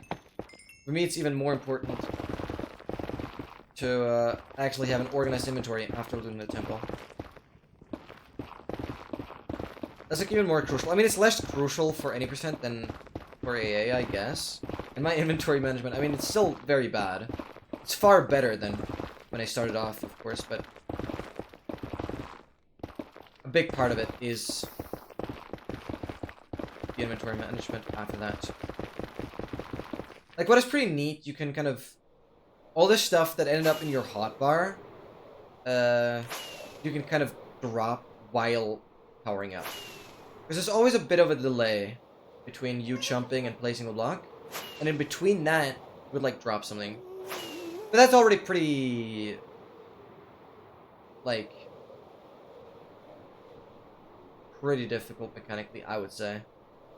Like, I usually just, stop right after towering up. Oh, great.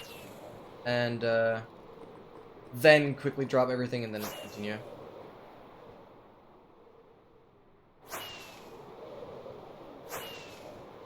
I just wanted to mention that so you don't actually completely disregard that, because you will find yourself in those situations where inventory management is a bit difficult, especially when you end up going for 0 cycles. You have to pre-craft the beds before entering the end portal, and that means you need to, like, clear 6, 7, 8 slots.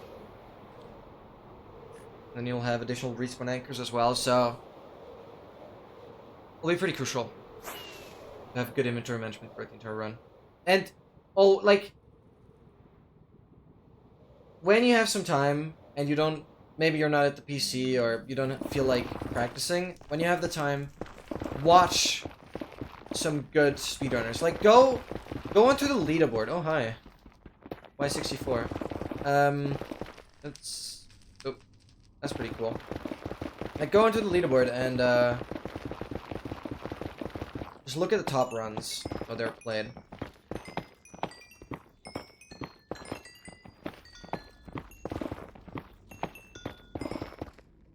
Dude, this is so cool. Noah is practicing speedrunning. NT has really started learning the 1 cycles. Even though they're, like, unfortunately, on the last run I saw MT doing, he didn't perfectly see which direction the dragon rotated into. And so he ended up betting from the wrong side.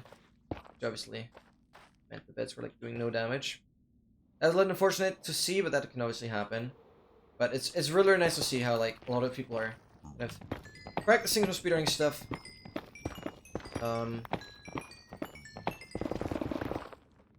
From my side here, I'm very, very happy I can contribute to the speedrunning community a little bit by trying to make it as easy as possible for people to start off speedrunning. So it's fun. It's fun. It's fun. It's fun. It's fun to like strive for a new personal best. It's fun to try and optimize your skills, and yeah, just grind it out.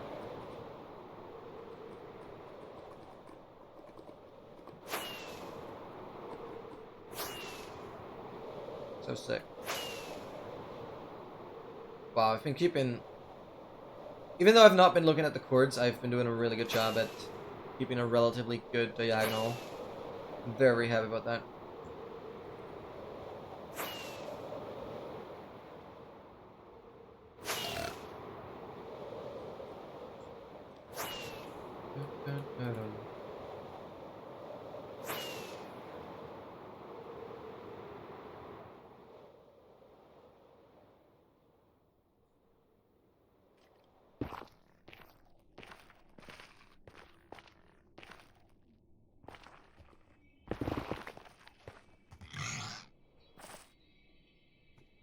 They're up there.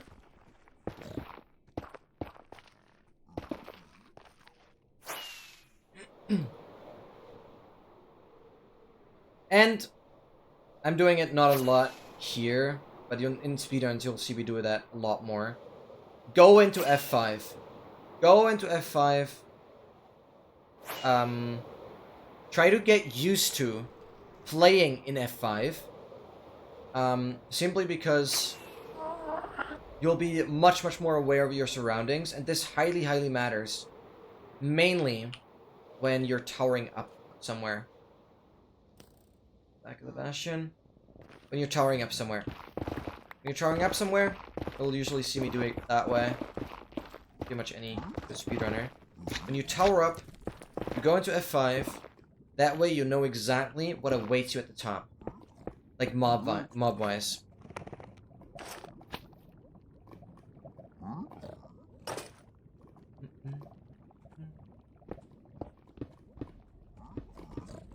Yeah. We'll have a great time with this map, because then you don't have to... Because it used to be that you have, like, multiple maps for different parts of an any percent run. Like, whenever I say any percent, I'm pretty sure you're familiar with it, but any percent just means... pulling the dragon. I mean, you kind of any percent speedrun...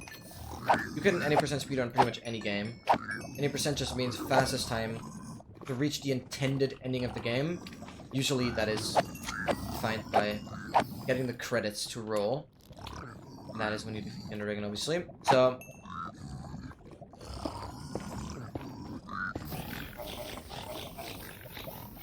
yeah. Oh! Right! Plus 13. That's tied. That's not only triple ingot in a single chest, but it's plus 13. I mean, that one debris in the other chest seemed kind of lame, but wow. 1 hour 57. I'm gonna definitely clip that. Triple ingot. Again, that's the second time. Wow, I wasn't expecting to get a second triple ingot. Imagine pulling that in AA. Like, imagine pulling that in AA. Like, dude, what the hell? That's insane. Yeah, and with F5, I also know exactly where I'm going, right? Like, so... You saw perfectly how useful that was to be in F5 there? Okay, never mind. You're probably focused on practicing. Why would you be watching the screen right now? You're probably just listening. But anyways, it's just really good practice to, I'm a noob. I would also consider myself a noob in some parts. Not in all parts, but in some parts I feel like I'm kind of a noob. Maybe not. Okay, maybe not that much, but...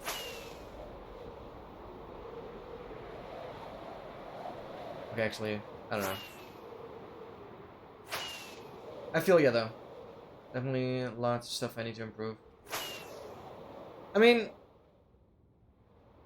You're probably expecting too much from yourself. Well, Arthur Speed Bridge? Do you know the general gist behind speed bridging? Is there a bash in here, or did I just look that? Why? No, we're fine. Do you know the general gist behind it?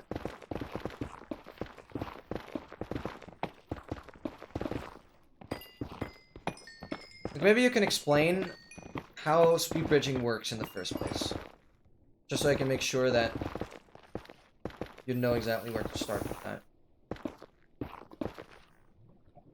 Yeah, just uncrouch, crouch, place block, then uncrouch, crouch, yeah. Perfect. Just wanted to make sure. And, ultimately, you just try to minimize the time that you're crouched, right? So, you're going as fast as possible, basically. So you're staying uncrouched, like, walking. You're walking for as long as possible and crouching for as little as possible.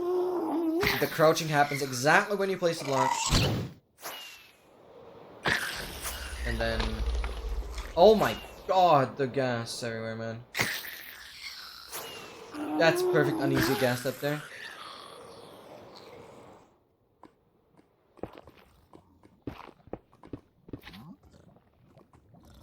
That on.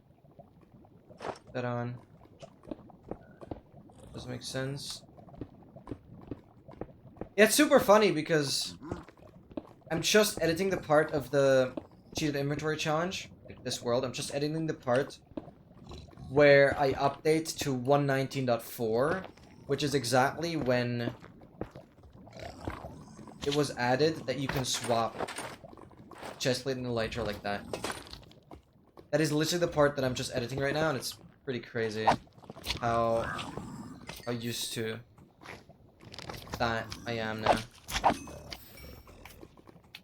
But also shows how freaking behind I am in editing. Yeah, I can't wait to play the practice map as well. Like, there's some good stuff I can practice there, also for 1.21 runs. I mean, I have some other plans anyways, right? Like, once I have... I'll obviously explain it once we get there, but once I have a solid 1.21 run that I'm actually, like, happy with, then, some other stuff I will do. Triple thing.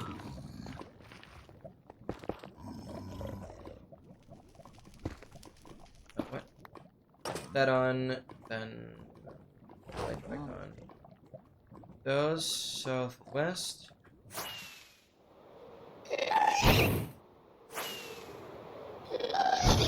I want to practice, but I don't know which loadout to give myself. I don't know what seems reasonable to have. What are you practicing right now? Maybe I can help you a little bit. Yeah, I know it's a little tough. To just practice. If you haven't seen that many like speedruns, you'll get a feel for it. Ultimately, when you play actual runs, you'll get a feel for what you will have at certain points. Okay, you want to do Bastion. Okay, hear me out. So, most crucially for Bastion, you will need an iron pickaxe. Obviously, you can get gold blocks with like TNT and then trade the gold for iron nuggets and craft the iron pickaxe. Ultimately, you always want to enter the nether with an iron pickaxe and a bucket. I guess it doesn't really matter that much.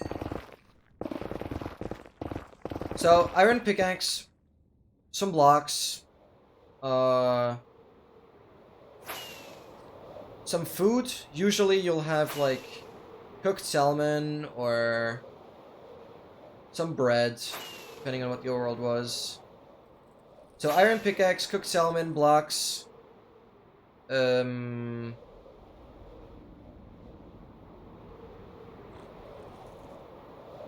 really not much to it, actually. I'm just realizing. Well, you'll have wood. Yeah, you'll have wood. Already a crafting table. You'll have wood, crafting table. Kind of difficult to think off the top of my head. But you'd obviously have shovel, hoe, like all the main tools, but those are out of stone. We'll have like, yeah, that kind of stuff.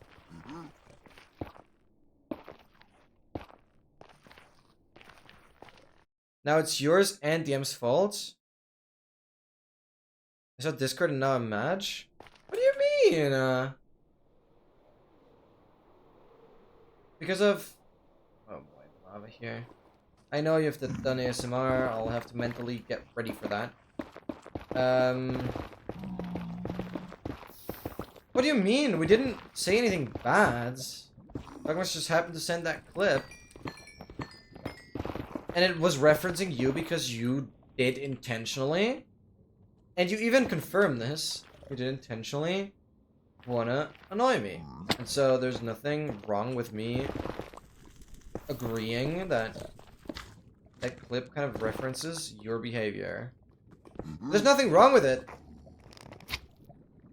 It's just slightly annoying, I guess. I saw it in hashtag memes with DM sent. Oh wait, maybe there's something new I haven't seen yet, but I guess it was in memes. Probably.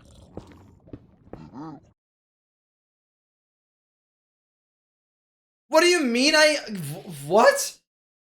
Okay, hear me out. There's nothing I've done to harm you that I deserve this. It's not like it's karma. I just was honest, spoke out about it, that it annoyed me, and that's it. I've done nothing that hurts you in any way that I would deserve this. It's not like revenge, anyway. It's actually just straight up that I was just honest, saying that it annoys me, and this doesn't justify, this does not justify in any way, shape, or form that you have to do this again. It just justifies it in the way that it motivates you to do it again because it annoys me and because you want to see me suffer. That's the only way this justifies itself, but it's in no way, shape, or form my fault. Because I can rightfully be annoyed at this. And this doesn't mean you'd have to do it again. It's just your intrinsic motivation that I get annoyed about it, that you do it again. But it's absolutely not my fault. You're dying. Try to get 1 gold block. I mean, you can also add a golden helmet to your loadout. That you wear a golden helmet at the beginning right away. You can also do that. Because it will mean that you won't get attacked. You want to do the helmet instead of the boots because it you'll be able to get soul speed boots from piglins. So I'll do treasure. Yeah. Obviously you can play treasures a lot differently than what I'm playing them.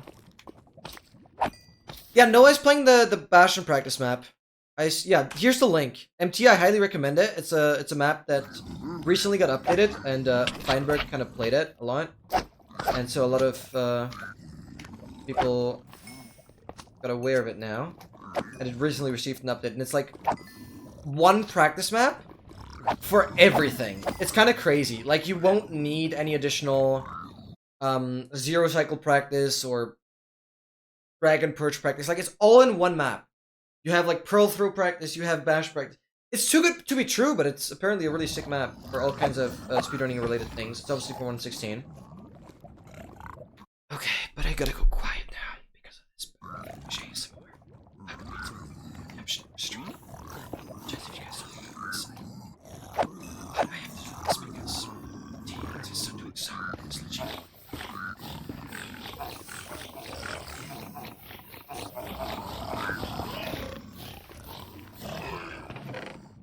What the hell, man? Sorry, I just have to do something.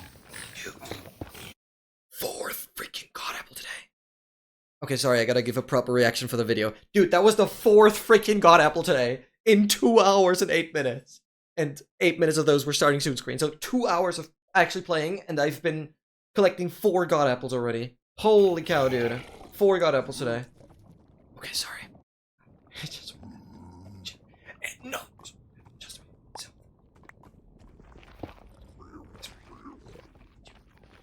Just.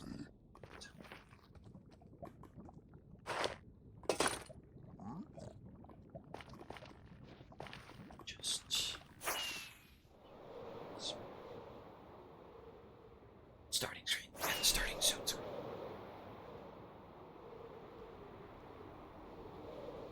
I start the stream. Starting soon screen. It's like the little timer. Big screen. That's next. It's exactly 10 minutes. 10. So starting soon.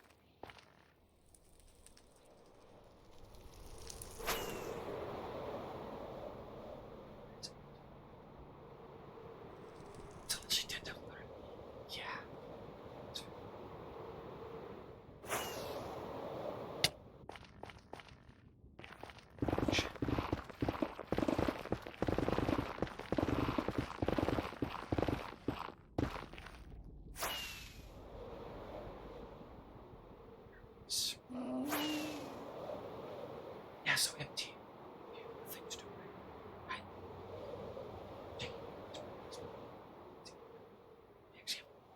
see.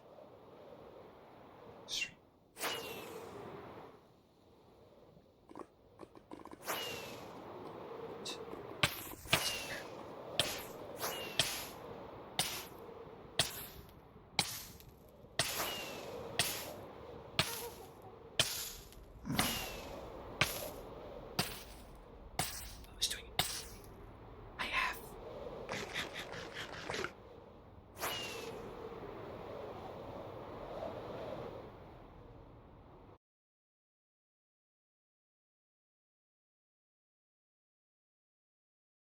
It's not that bad.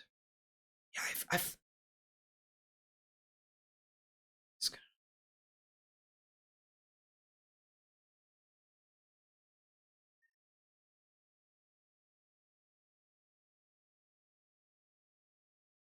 I have some good tutorials. YouTube video as well. Link in the description.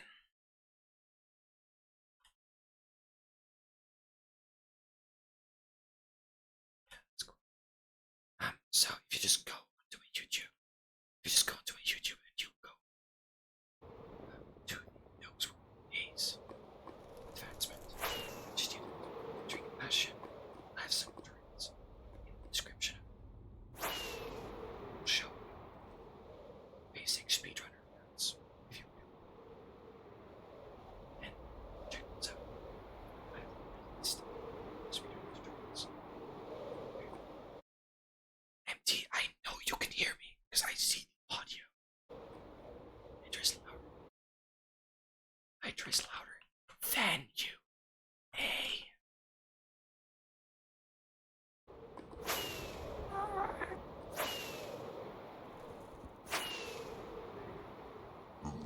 Then.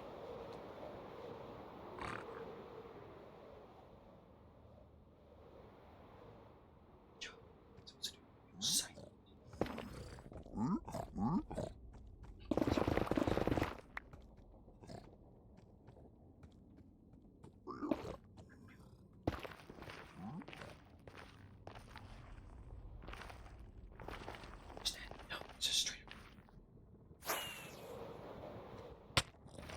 stream. It's very simple, and it's a comparison between two things. Use the A comparison.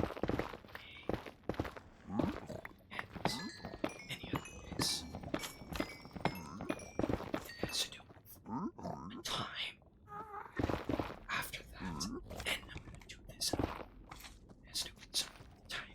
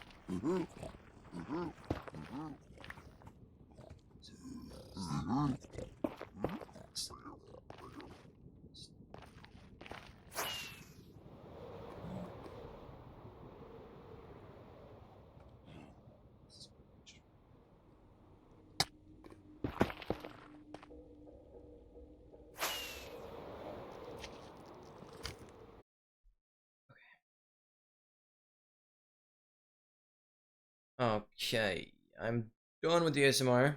Thank God I don't have to do that again. At least today. I'm glad you did it early, I guess. I'm whispering because I have an ASMR channel point reward where that's what I do, I guess. There are certainly people that enjoy that, so I don't mind. Well, I do mind. I actually think it's annoying to do. I hate whispering, but I offer the reward, and I think it's funny, so fine. Yeah, it's basically just a channel point reward. But there's only one redemption per stream. Okay, wait, there's one thing I wanted to do.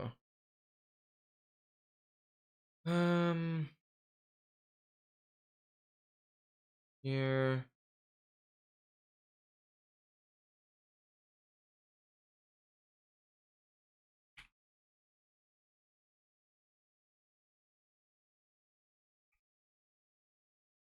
Like that.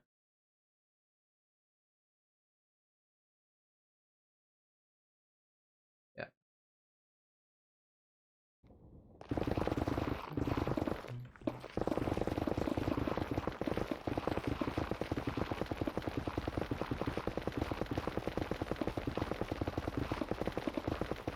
So yeah, it's just a channel point redeem ASMR thing. But I've made it so it's only once per stream. Doesn't get too annoying.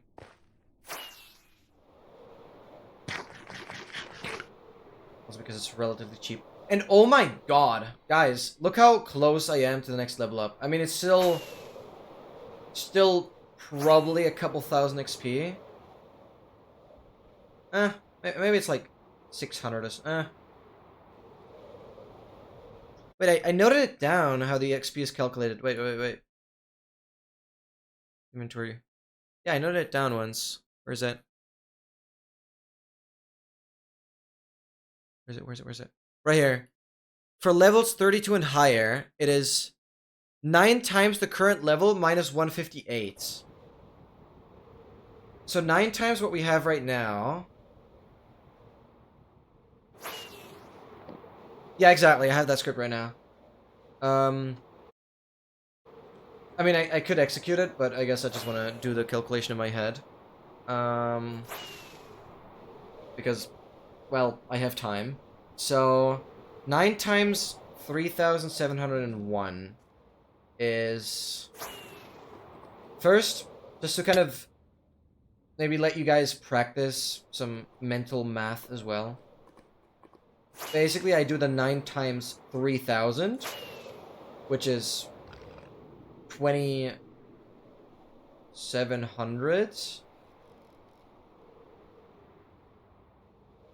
Wait, no, 27,000, yeah. 27,000, and then we do the 9 times 700, which is 6,300. So we have the 27,000 plus the 6,300, so 33,300. Then we just have that little 1 at the end, so 33,309. 33,309 minus 158 is basically 33,151. 33,151 is 33,151. So that's 33 dragon kills. 33 dragon kills just to level up once. Just to complete this entire level. 33 dragon kills. That is insane. So if that's the, like, just roughly, if the entire bar is 33,000, then how much is this little portion at the end here? That's kind of what matters. I guess it's like 1%. So 33,000, 1% of that is like 300. Yeah, so it's still like a couple hundred XP just to do that little bit at the end there. But that'd be crazy if I actually managed to level up throughout this entire mission here. And I'll collect some quartz to get me closer to that. But that's still 300 plus XP, which is more than level 30, right? Pretty sure that's more than level 30. Oh my god, we're actually getting so close. I'm gonna continue farming. We're not gonna hit it just yet, but we're gonna hit it relatively soon. That's gonna be insane. I'm actually having a level up here. But yeah, I remember you giving me the scripts. Definitely know that I have that. Let me also note that down here. DM script.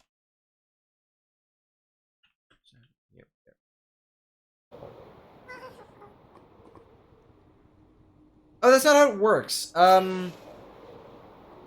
mean, it says it there, right? There's a song request reward. I can't do it through the... Bruv, it called me...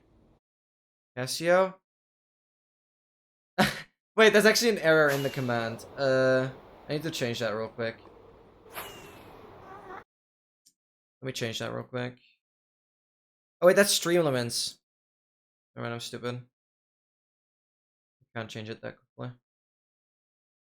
It doesn't matter. Just use this the wrong user thing. It uses to user instead of user. It like doesn't matter because that's not how the command works anyways. The command is supposed to inform you that you need to use the channel point reward. I'm not doing it through commands. So, if you're unfamiliar with Twitch in general, like, I don't know how active you are on Twitch. I'm just gonna explain it real quick. Like, you click on this little, like, L symbol. That's how many channel points you have. Those you can spend for rewards. And you get to the rewards by clicking on this little L symbol. That's basically the currency you can earn here. That's the actual currency you can spend on the rewards. You click on that little L down there, and what that allows you to do is view all the rewards. And if you scroll down further, all the rewards are sorted by their price, starting with the lowest, going up to the highest. Just scroll down until you see like a little music symbol.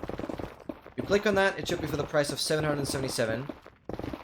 And you use that reward, you click on the reward, you buy the reward, and then it will prompt you to type something out. On the reward, you'll be prompted to type something. You either paste in the Spotify link, or you put in the song name. There's a good chance, unfortunately, that this AI cover, or the parody that you're looking for, isn't on Spotify. There's a good chance. And you are very free to just let me know if it's the right song. Otherwise, I'll give you a refund. Depending on how the song is, I'll let it play out or not. But basically, unfortunately, Spotify is quite limited sometimes. There's a lot of like parodies and remixes that Spotify just doesn't have. So if you don't put in the Spotify link and you actually just put the title of the song and the artist and whatever, and it should like search for the song itself, then there's a good chance it either picks the wrong song or doesn't find it.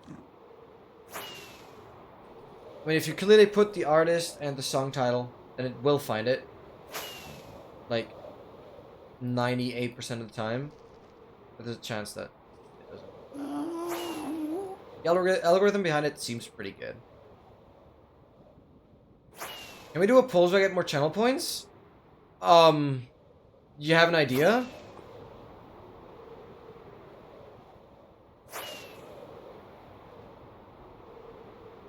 Dogmaster, what would you say is like the rough amount of time it takes to get enough points for the song request without being a sub, I guess?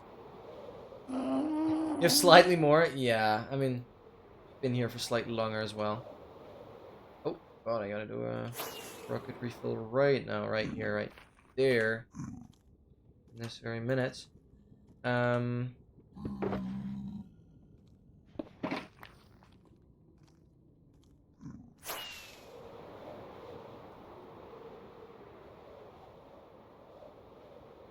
Few hours. I think it isn't more than an hour, is it? It's a little more than an hour, yeah. Been here whole stream. You haven't spent anything? Well, you've spent on the text to speech. Obviously, that's another 400. You'd be a lot further if you didn't do that. Yeah, spent them on. Yeah, I mean that makes sense, right? Like, you'd have enough at this point if you didn't spend them. If you hadn't spent them, you would have enough. Yeah, but I know making language assume is like, yeah, right, okay. Yeah, I mean the song request is only 777. So I think you do that in an hour. Yeah, you do less than a K in an hour, yeah. That's true. But yeah, you'll get there. You'll get there. I'm pretty confident you can do like 2 or 3 song requests in the next couple hours here. We'll earn enough rather quickly if you just pay attention, click that little chest icon to like earn your rewards. There's also a nice little browser extension you can use to auto-claim. It's like auto-claim Twitch channel points, something along those lines. Just be careful what you install, but theoretically that's a little pro tip from my side. That little plugin that collects those little boxes for you. So it's easier for you to earn channel points. Check my YouTube? Oh, yeah, okay. Oh yeah, new short is out. It's obviously pinned. Let me quickly restart my YouTube studio. Micro Spikes! Thank you so much, Douglas, for the comments. Did you just sub? Or something? That's what you mean? I don't see a comment. Yes? Thank you so much. Yeah, I just saw the number going up by 1. That was very satisfying. I appreciate it, man. Thank you, thank you, thank you. I mean, I genuinely hope that you enjoy the content. Like, if you enjoy what I'm doing here, you will very, very much enjoy the stuff I put out on YouTube. And I'm heavily working on the next upload. I appreciate hearing that. I'm heavily, what am I doing? I'm heavily working on the next upload, which is gonna be, yeah, Dogmaster, I admit, I lied a bit. Obviously going through the next editing stage, I managed to shorten all the footage even further, so the next video is probably gonna be around 75 minutes. I initially said 90 minutes, but there was so much redundancy I was able to, like, still get rid of, so next video is gonna be, like, 75-ish minutes, but it also covers 75 hours of footage. Like, just a small portion of the video is my 24-hour stream that I did well over a year ago. So it just speaks for itself how insane that next upload is going to be. It's going to be like 75-ish minutes movie, and I'm really trying to push it, and I've already been working on it for like well over a month. I mean, you guys see, the last main video is already well over a month ago, so it's time for the next video soon, hopefully. I still be able to fit all the music? I hope so. Maybe. I'll try my best, obviously. I'll try my best. Yeah, the copyright thing? Yeah. We'll see. Regardless, we'll find a way around it. Like, that should never hold me back. I'll get the video out, and whatever happens, happens. I'll try my best to address any copyright issues. And it has worked in the past several times that I received copyright claims, and I managed to resolve them. To, have the videos fully monetized. Because, to be fair, and this might sound strange, but I earn more from YouTube than from Twitch. Not, like, by a big amount, but it's definitely that way. Obviously, it's a little less right now because I'm not uploading that much, but I should have the next payout threshold fairly soon. Which will be nice. Good money. But it's, honestly, it's sad money. It's a sadly low amount of money, considering how much time I put into the videos, but I genuinely enjoy it, so, yeah. And I really feel the urge. In that regard, I'm also kind of pressuring myself to make sure that all of the stuff that happens within this world does end up on YouTube in a very nicely digestible manner. I want to document the full journey of this world, even though I'm, like, atrociously far behind. Oh, hey, treasure. No, it's not. Okay. But I have to be careful because I'm actually exposed to brutes here. Yeah, I should. Those are piglin brutes making that sound. I'm not going towards that.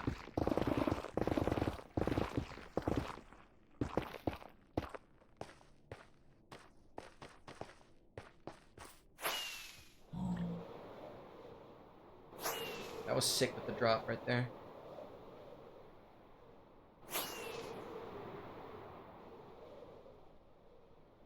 Yeah, but I might have to switch things up a little bit anyways with some of the music. Because the channel I used so far for the last videos doesn't upload enough for me to constantly use new music. I don't know, I have this weird, like, obsession, it's not really an obsession, weird, like, tick, where I don't want to use the same song within a video twice. You see my mouse? Yeah, sure. I'll do it like, actually, yeah, that actually just works. I thought I'd use the other camera. Ooh, I can even go full screen. There you go. It's the what's it called? Razer Basilisk V3, I believe. It's like 70 bucks. But it's like really good because it has like a good amount of mouse buttons, and it has like a free spin mode on the scroll wheel, which is like really neat to have because, well, your scroll wheel can free spin, and that means you can scroll a lot faster. Okay, I shouldn't force the level up now. But it's gonna happen really, really soon. Yeah, I mean that is even better. $20 Amazon mouse. We rocking that. So for 40 bucks. Yeah, it might be cheaper already. I mean, I have the mouse for probably close to a year already. It probably got cheaper because there's probably a newer version of this type of mouse that has been released, most likely. Which means that this one probably got cheaper. But it's pretty neat for how cheap it is comparatively. Because there's very good like in-app customization. The way you like rebind all the mouse buttons is pretty intuitive. You could even configure some RGB stuff. I don't really care about the RGB too much. I have some RGB in my PC, but like it doesn't matter for the stream. I can look at it, it's nice.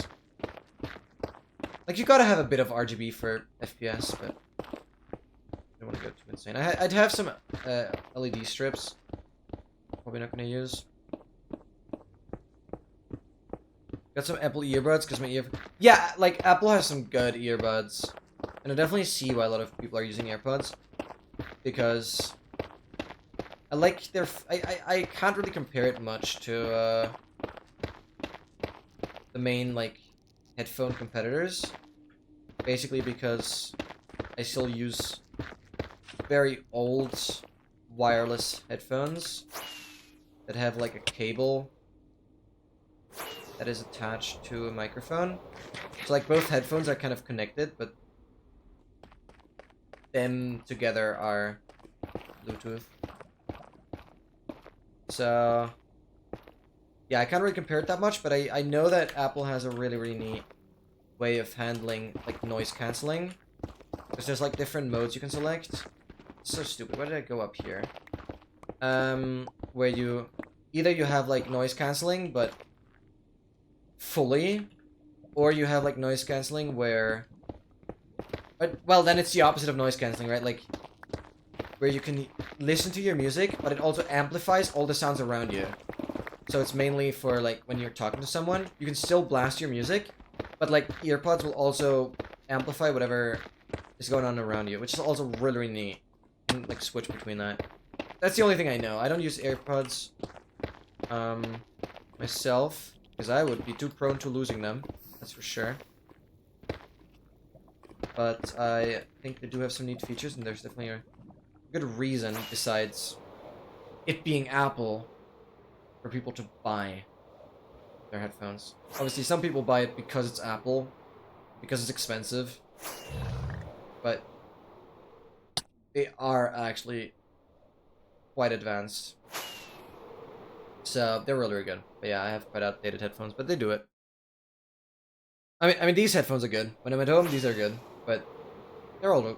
I mean, they're all like 6-7 years. I mean, I have these headphones literally since like 2017 when I had the other PC. I think, yeah, these are like the headphones I always had, but they're actually also really, really good. Yeah, for like while I'm traveling, different things. Those headphones were like $20 or something, but I like them.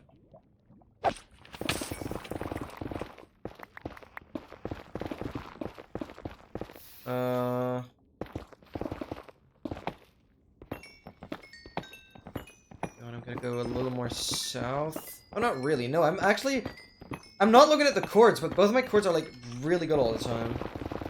Like difficult to decide which way most sense to go.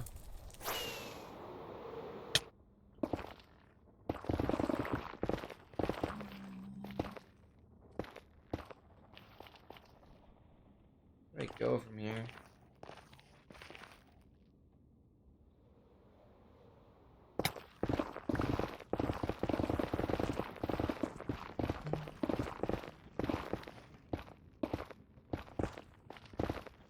$20 Kirita. I find RGB cool, but it's like only on the fans and stuff. Yeah. Yeah, absolutely. Like on my keyboard, it's pretty neat actually. I have it set up in a way that it has like a constant glow. It constantly glows in like a relatively nice bluish white kind of thing, like just a nice color to look at, that you see the keys. But whenever I press a button, it like the key stays lit up. There's some like more effects going on whenever I press a button. It's like a I love random colors, right? Like I love randomness. So whenever I press a button, there's like a random wave of one color going away. Like the color itself is random. The wave is constant, but like the color itself is random. And then also when I press the button itself that I pressed stays lit up for a bit of time. That way, especially when I'm using some sort of program that I haven't used that much yet, I know what button I pressed whenever something went wrong or something. Like I have a good amount of time to look at the button I pressed if I mistype or whatever. Which is just really, really nice. I'm talking about the... Oh, $10 earbuds? Okay, fine. Yeah, as I said, I can't speak too much about headphones because these ones I've been using for ages, and other than that, I have like really cheap ones. Either the ones that like came with the phone, or the other wireless ones I mainly use, but they don't have the craziest like battery lifetime, or yeah, like the battery doesn't last that long. It's like 2 or 3 hours. I don't know how long AirPods keep battery, or how long they are able to run in like regular use, regular volume and all that. Oh, Death Adder! I used to hear about the Death Adder being like this really good mouse for like special clicking techniques within Minecraft. Like, wait, I gotta also food restock. Like I forgot how you call it when you move your finger over the mouse and like creates enough vibration to provide a lot of clicks. I used to practice that, but I can't really do it. My current mouse doesn't allow that either. It's not rough enough for it to call this friction, for it to use this friction or whatever. Oh, I also got some stuff in here. Just a little bit. We do this, and then we go ahead and restock the food. That's crazy. That's like 4th or 5th food restock for the entire journey. I'm so overprepared on food. Kind of insane, actually.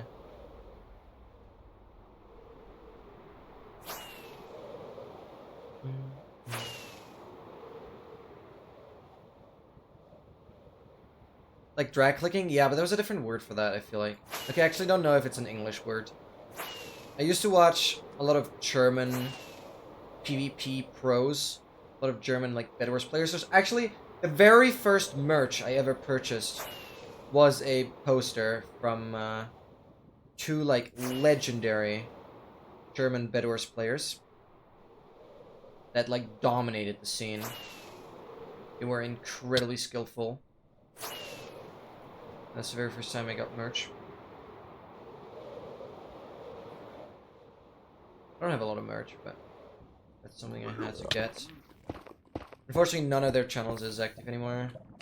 They've moved on in life. I mean, that was a while back.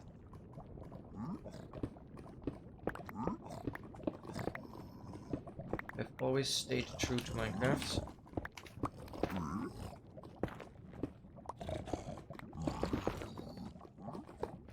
That's chill. If it's just this one little guy.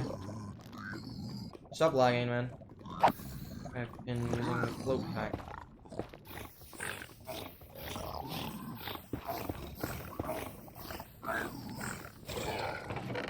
And another ingot, and we're out.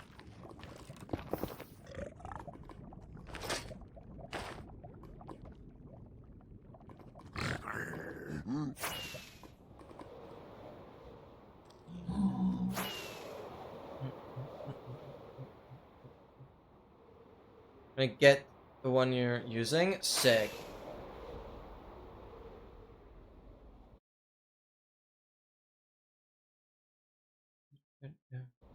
Only 16 pearls from 12 gold blocks. In 116, that is crazy. But I mean, that's more than enough for regular any percent. It might not be enough for AA, but you're not gonna have more than that in the versions that you mainly focus on. How could I not? Yeah. Because it's like broke more below it.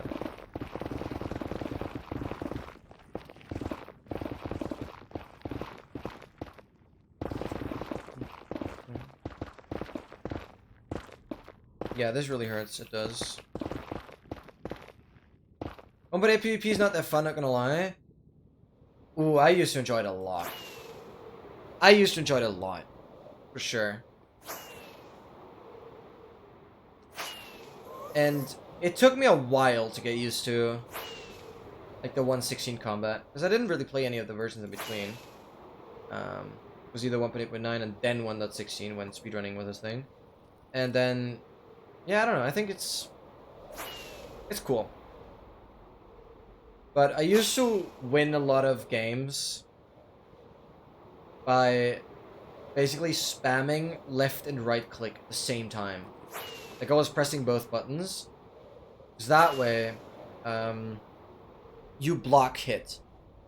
Like, you hit, but by blocking, you reduce your knockback. And that made me quite OP. And then obviously people started picking up on that, so it's probably not that crazy of a strategy nowadays. But I used to be quite dominant with that. I used to win so many battles that way.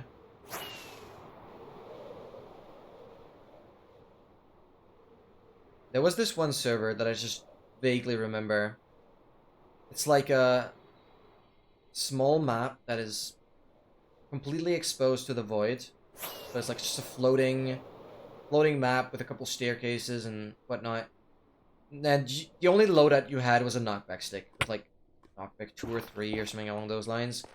And I think I had like what 6,500, 7,000 kills on that server just by knocking people off. I was I was on the top ranks. I was like top 3 or something. I was dominating them. Yeah, then eventually the server got shut down. I still don't know why. But that was crazy. I was so good at that knockback game mode. I don't know, I was untouchable. I sometimes had like 20, 30, 40 kill streaks. That was pretty insane. And so there's still a small part of me that definitely very much enjoys the 1.8.9 PvP. Just because I used to be so good at it. Now everyone playing it is obviously just incredibly sweaty. Like, that was at a time when that was the only version that existed.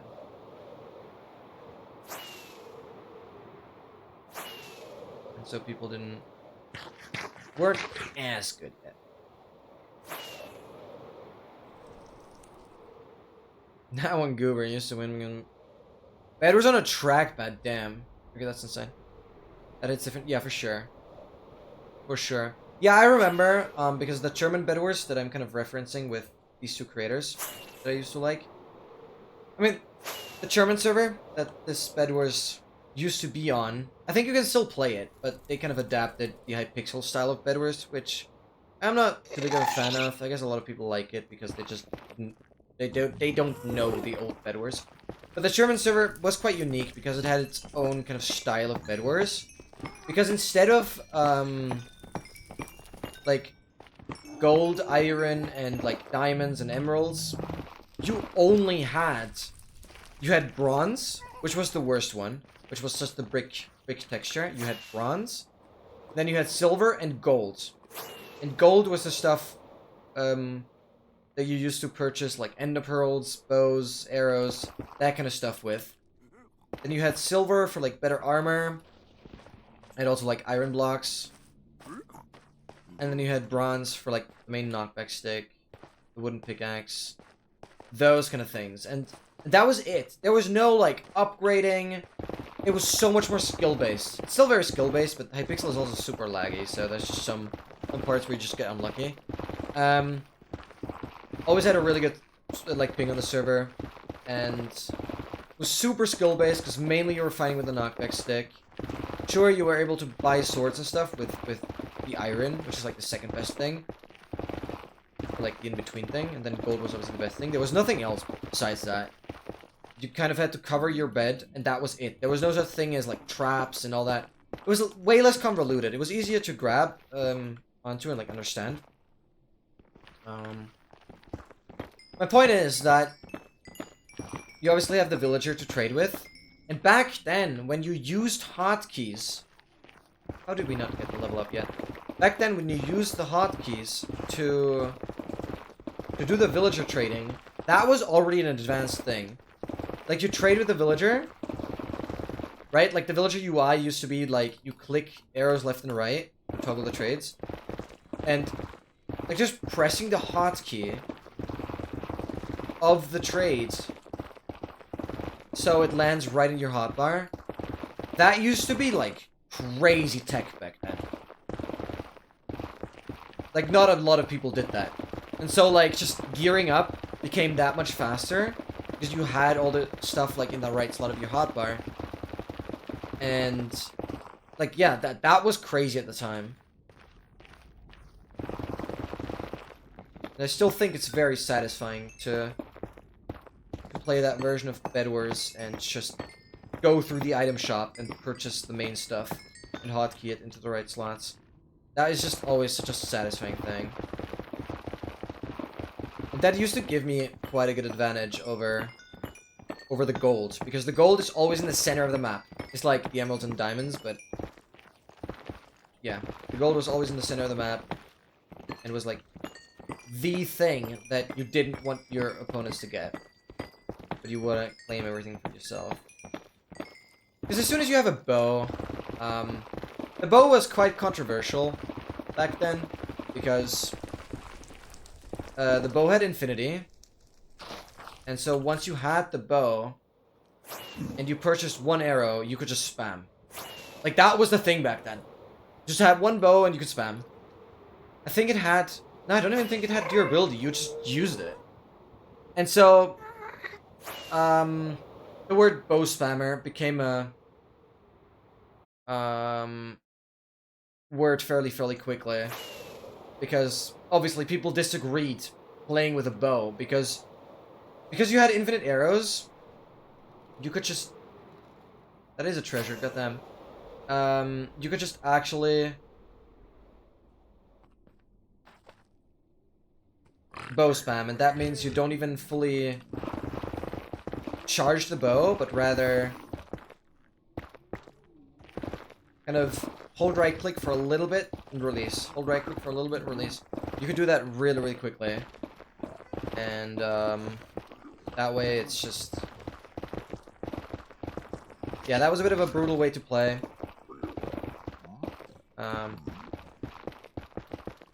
But obviously, that's the reward of getting to the gold first. Yeah, no, super interesting stuff. I used to really enjoy. The Bed Wars back then, I think it's still available to play, but people don't really play it anymore.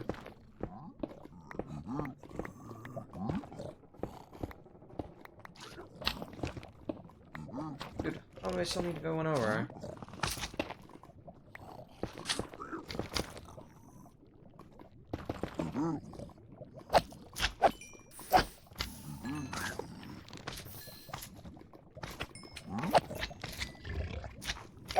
There we go.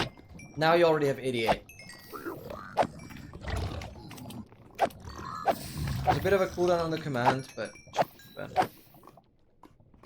just be a little strategic about it. Always try to get, like, maybe make 50. Make sure you never go below 50 channel points. Or I should say channel...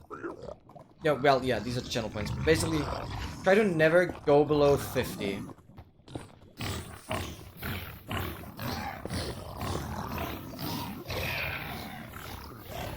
So you always only gamble.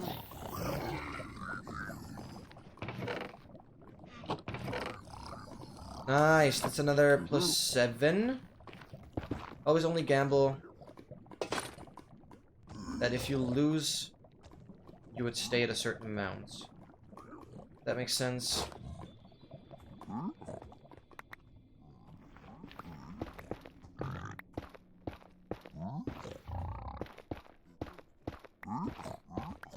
Nice, Dogmaster. Holy cow, that's sick. Where do I go?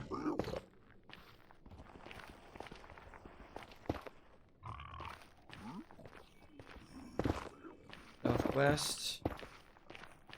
Yeah, I would have nearly flown past this bastion. I was so unsure whether it was a treasure or not.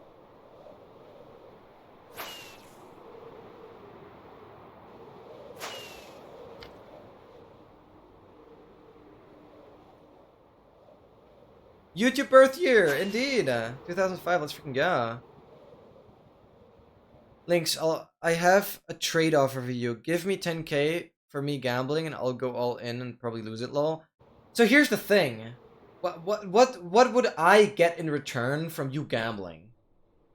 Like that's not how it works, right? Like a trade works by, you know, trading. That is not a good explanation.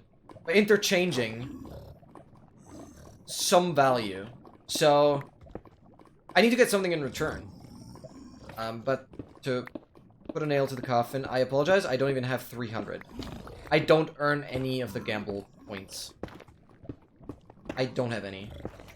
Because I wanted you guys to be on the leaderboard. Because the gamble points, they determine who is on the leaderboard. And so I don't want to interfere with that. I'll have to clear some bots, as I said. I'll do that.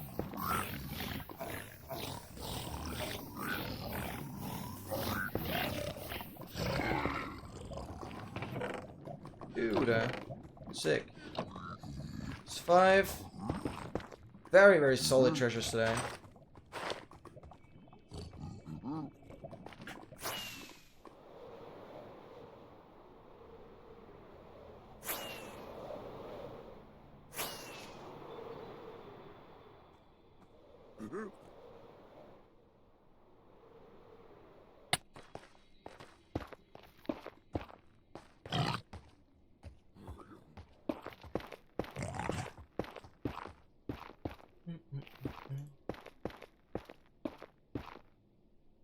Nothing? Oh, yeah. No, that's not how trading works. Like, you can't expect anyone to give you, I don't know, a PlayStation 5 for free, usually. Yeah. Probably not a lot of scenarios where you get anything for, like, absolutely free. In the best case scenario, you'll have to, like, sign up for some sort of giveaway. So, there is always something you have to do in order to receive something. Yeah, usually you just have to pay to get your product. I mean, paying is also a form of trading. Like, exchanging value. I think that's a pretty good definition I came up with here. Yeah, I don't have a lot of points. I literally only have points because somebody gave them to me. Probably Dogmaster mainly. And Kira. 4 pearls from 16. Damn. I don't know how I always miss your messages, sorry. I think there's something with me skipping over messages that are written in all caps. I don't know why, but I guess I do, because I think messages written in all caps aren't important. Because it's just someone raging, and then it seems to me as if I don't have to bother about it. So maybe try and not write in caps. I think that would actually make it easier for me to... I know you're playing 116, but yeah, maybe try to not write in caps, because then... Because, like, I literally picked up on the message right away when you didn't do caps. Because before that, you wrote LNXS in caps. Which I guess that's just my name, that's fine, but... before that was the message. And so you wrote 2 messages, all caps, and the third message that I noticed immediately wasn't caps. I think there's something with, yeah, message being in caps that I just don't see it as a message that I should read, because it's just like, it seems like a message that somebody just kind of writes in anger, and it doesn't seem important. So yeah, maybe it's good practice anyways to like try and reduce the amount of caps you use, because it does, like, there's always a voice created in my head, right, when I read these messages, and it's like that voice is screaming when something is in full caps. So it's good practice to just not use caps. And I have no idea if it makes sense, but it actually makes sense to me that I've missed your messages there, because it actually appears less relevant if it's like shouted at me. Because if like a random, you're not a random, but if a random person came up to me and like just shouted at me, I'm like, dude, what do you want? So I'd rather ignore that. I'm just trying to give a justification, but I think it actually makes sense a little bit. Okay, the coordinates have separated a little bit, so I'll focus a little more on south. Guys, make sure to stay at it.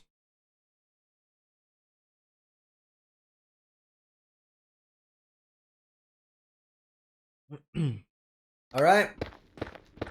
Pretty much 3 hours in. And we have 70k. 70,000 blocks done. More than that, even. So, pretty freaking enjoyable, I should say. Very interesting fortress, like this one. Very much like that fortress there. Looked cool. Result corruption.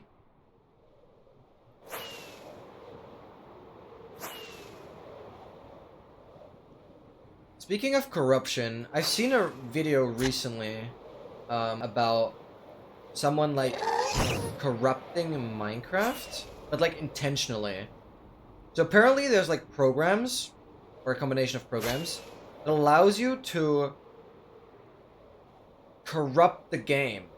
But like you can kind of adjust the percentage of how much you want to corrupt it. I don't know like what it means to corrupt something 100%. I think the definition for that is a little vague, but you can go from 1%, which maybe like messes with the sound a little bit and stuff like that, to like 100%, which just straight up crashes the game. But it's crazy. It was a very, very cool video because it like, yeah, I don't know, it corrupted the game in ways that just made it look very interesting, actually. Like the terrain generation and all the colors and all the text and everything was so glitchy that it was like fascinating again. Very, very interesting. A good watch. Just search for a video called like how I corrupted Minecraft or along those lines. Like released. It doesn't have that many views. It maybe has like 50,000 views or something. It's a really good video though. Very interesting insight, and I would love to know how like the program functions that corrupts it. How it corrupts it, because it seems rather random how it corrupts it, but it corrupts it in a way that the game, up to a certain point, is like not playable, but you can load it up. It like runs. So like it doesn't just destroy the code altogether, but it like messes with the numbers, I guess. But it also messes with textures, and it messes with colors and all kinds of stuff. So it's very interesting. Love to know how that software works. Pretty sophisticated, I assume. Yeah, very interesting. Like intentionally corrupt the game.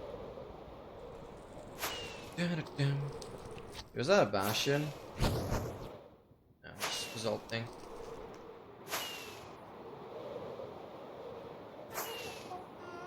Oh, great. Thank you for nothing. Oh yeah, I can't forget to...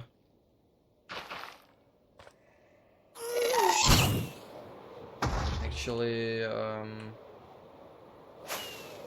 stop at 8,888. Like 888,888. There we go. Sorry. I took the lazy way out on that number.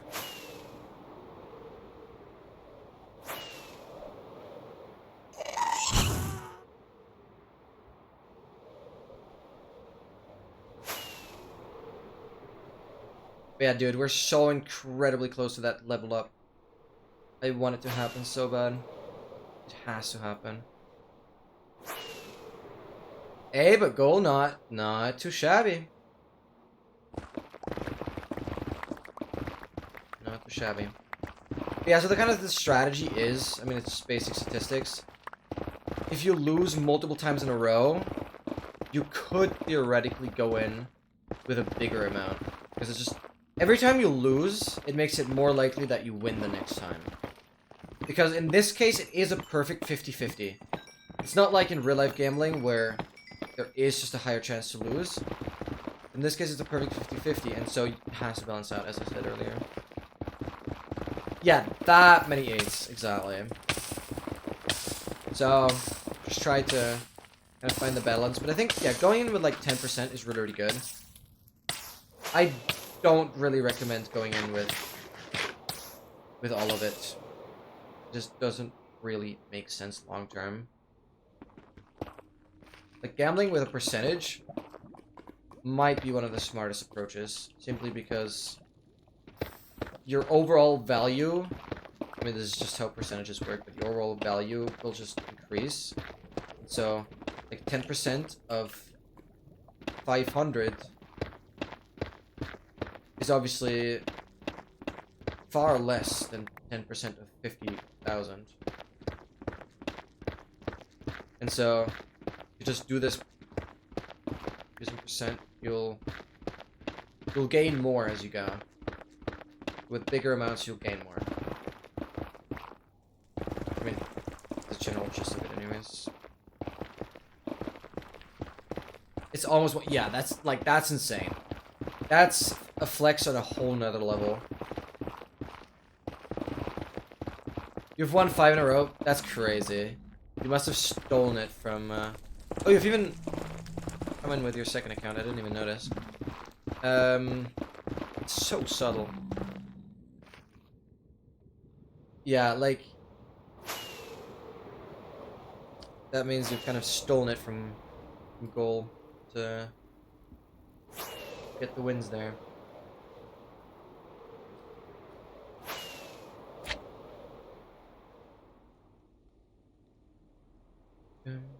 Yeah, Goal, let me know. What are your pronouns? My game just crashed? Okay. I'm gonna clear my temp. I'm sorry if I said he or whatever without knowing. Yeah, my game just crashed. It was weird. Memory leak thing. Just gonna boot it up again.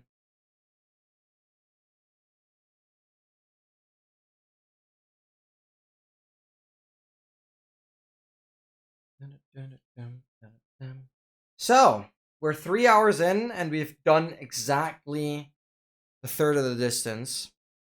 Actually, a little more. You gotta be careful. Gotta pause immediately.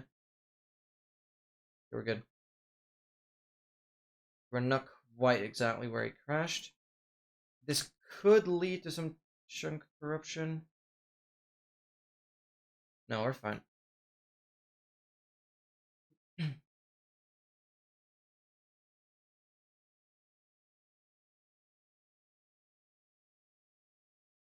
Yeah, right now we're on pace.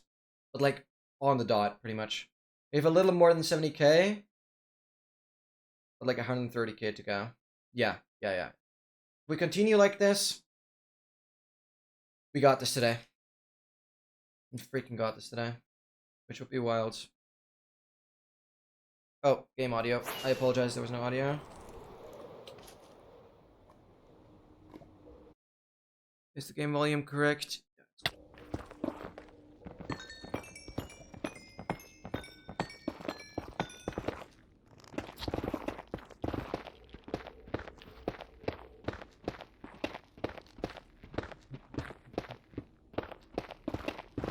RX. What? Is that referring to the song, or am I stupid?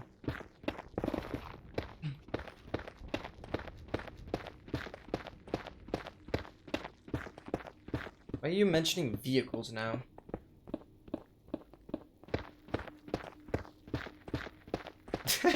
Yeah, very random, but I like it.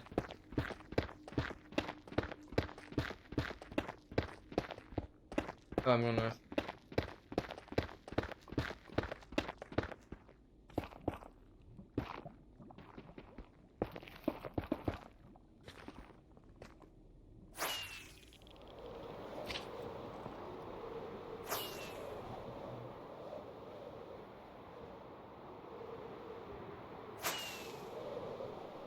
Any mode is sick. Go Drave.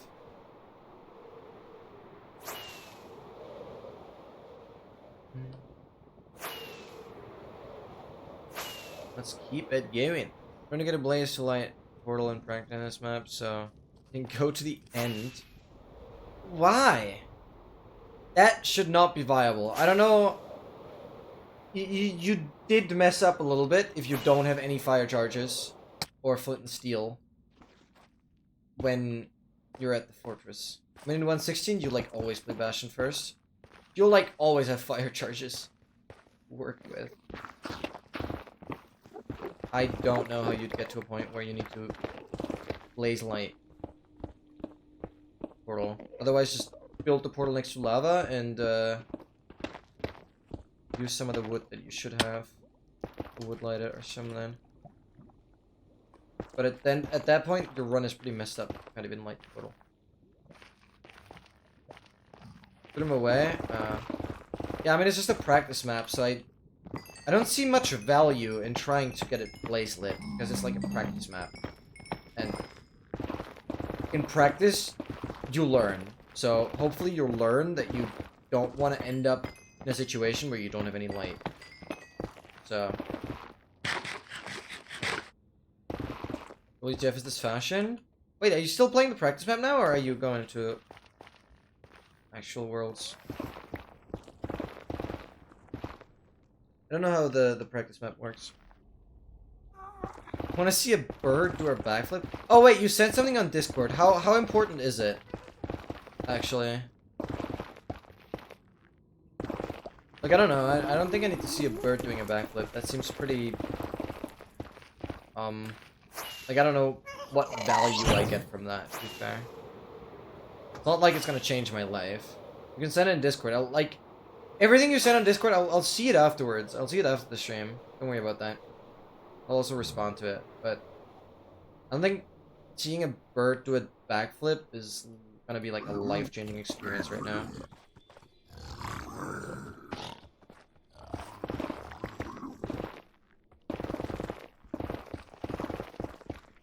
So, I think I'm gonna pass on that because I can do backflips myself. I don't think I need to see a bird doing it. Oh, right, you mentioned that you don't have Discord. Oh, yeah. Well, if you need a way to communicate to me, you can also communicate through YouTube comments. I'll see all of those. Well, I don't know if I see all of the replies within comments on my YouTube videos. So yeah, just comment as a standalone comment and I'll definitely see it. Yeah. The other way is just Discord, because on all other socials I can't be bothered to respond to any messages because I'm not active enough. Well, TikTok and Instagram, I did 2 uploads a day, but those uploads are running out soon. I'm gonna push out the other YouTube shorts there as well, and that's it. Yeah, TikTok I managed to get like, what did I start with? 9,000 likes in like 2 months. 9,000 likes in 2 months is kind of pretty insane. Kinda pretty insane, yeah. And I gained like, I don't know, 60 followers Not crazy, but it's nice.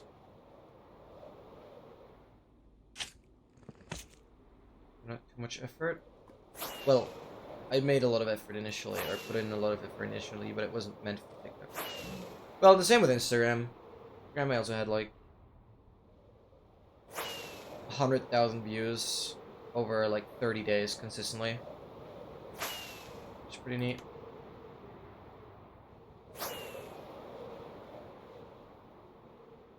The fort and Bastion Bridge, Bastion on the bridge. Like, that's insane when you get both advancements at the same time. When you actually get both advancements at the same time. Yeah, like, I don't know how the practice map works.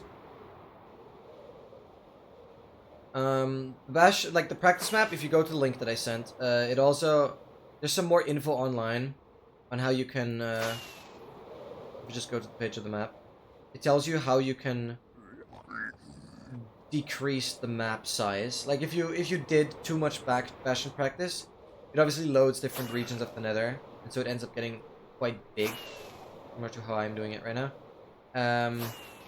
It's not to that extreme, but the world file gets pretty big, and the map is insanely well made. Like, I'm actually fascinated by how thought through the entire map is, but you can literally delete all the Nether files, all the Nether region files, like just the entire folder basically, and when you then go into the Bastion practice, like, you have to do the Bastion practice before the fort practice, at least that's what I read, because through the Bastion practice, it literally regenerates the entire Nether lobby, which is just so insane. Like, that's how thought through the entire map is. You just delete all the Nether files, and it will, like, regenerate the entire Nether hub, basically. It's just insane. Like, it's fully made for usability. Like, that's insane.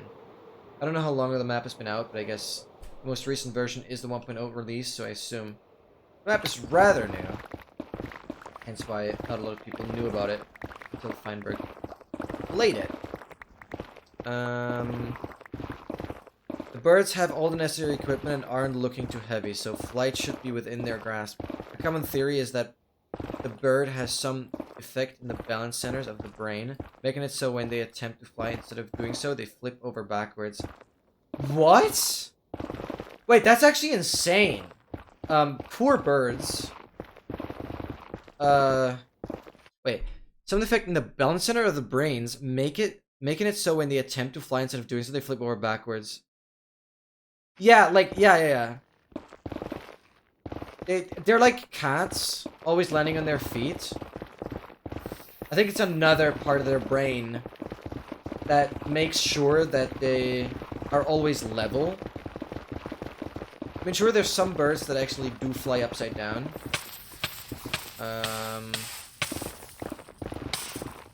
That's rather as like a trick to impress the females or whatever. Like, that's insanely cool. Well, also sorry for the bird, because I assume the bird can't really fly. But I guess from trying to fly, it does a backflip. But also, it's kind of sad. I feel bad for the birds, but that's incredibly interesting. This is certainly not what I expected to read when you said you'd be posting about a backflip of a bird. That I'm getting some biological insight, or neurological insight even. There's something to do with the brain. Of birds. Learning new stuff every day. Seriously, that is interesting. I very much enjoy reading that. Dude, birds have more than me. Well, I'm pretty sure you can do things that birds can't do. I'm very convinced. I don't think birds are such a gamer. I much doubt that, in fact. Birds probably can't really operate a computer mouse. But I guess parrots can do quite a lot. They can kind of speak. Or have the intelligence and the ability to do so. These are bred in Senliurfa, Turkey. We call them, literally means bag flipping pigeon. Ah, so they're like It's a special, like, race of birds that is, like, raised. So they're more like show birds, I assume. They can do back. That's very interesting. Literally means backflipping pigeon. That is so cool. That is so freaking cool. How did you find that? And are you from Turkey? Or is it just like a given translation? Is this still learning some Turkish would be kind of cool, actually. Oh god, yes, there's a gap. Oh god, I nearly walked in there. I just leafed myself. Yeah, I see how the pragma works. Yeah, gotcha. Yeah, it's really, really cool. But again, this is just the information I read. I actually haven't played the map. I just wanted to make sure I install it for when I play 1.16, so that I have the map like readily available. So I don't forget that the map is the map exists. I don't know. It's still pretty cool. That is still pretty epic. Yeah, thank you so much for sharing that. That's sick. That's absolutely sick. Yeah, sorry again to come back to this. What were your pronouns? Just so I don't confuse things. Because my brain is like, yeah, your name is kind of Willy. It's just one L though, but like it's Willy, so my brain wants to put you as male. Again, I live too much with the stereotypical gender roles. I'm very open to all the gender stuff, but I just want to make sure that I do not insult anyone by using the wrong, You're male? Alright, good. So I assume he, him pronouns. I just want to make sure, you know, because I do... Like, I don't think I've ever offended anyone with it, but... Yeah, I just want to make sure, honestly.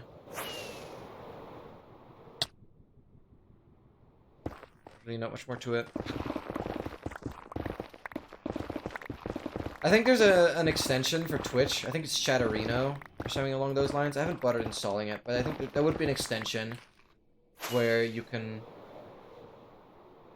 So you have the pronouns visible in front of every user, which is pretty neat, but also it takes away quite a lot of space of the chat. I haven't bothered about it. But also it only shows for the users that have actually configured it, so it also doesn't show for everyone. And I don't have that many viewers, and so it, like, I'll remember. I'll remember once they told me, I'll remember. 16 gold blocks and 63 pearls. Yeah, and see, this kind of balances out how bad your luck was previously. Yeah, but welcome to 1.16.1 raids. Lovely to see. Obviously, it does matter to get the 20 obby. It does matter to get... In 1.16, I would even go for 2 stacks of string. It does matter that you get, virus, blah, blah.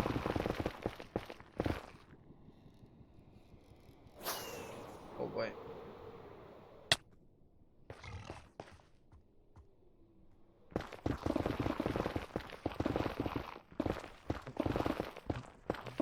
Yeah, thank you so much again, Willy, for... Sorry, I can never decide between Goal and Willy.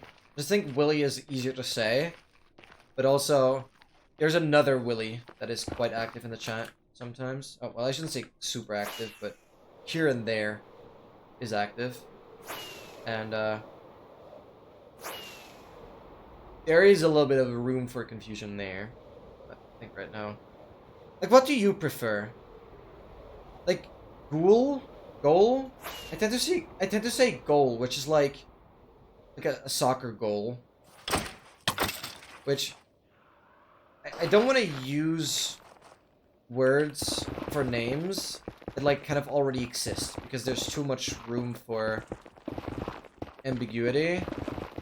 It's like if I call you goal, and I would ever talk about a goal I have in my challenge, then or a goal I have in this world, it gets a little confusing. So, cool, yeah, cool. Okay, gotcha. I'll try and adapt to that. Appreciate it. Sorry, I'll stop questioning you now. I just want to make sure you feel nice and cozy in this stream. And yeah.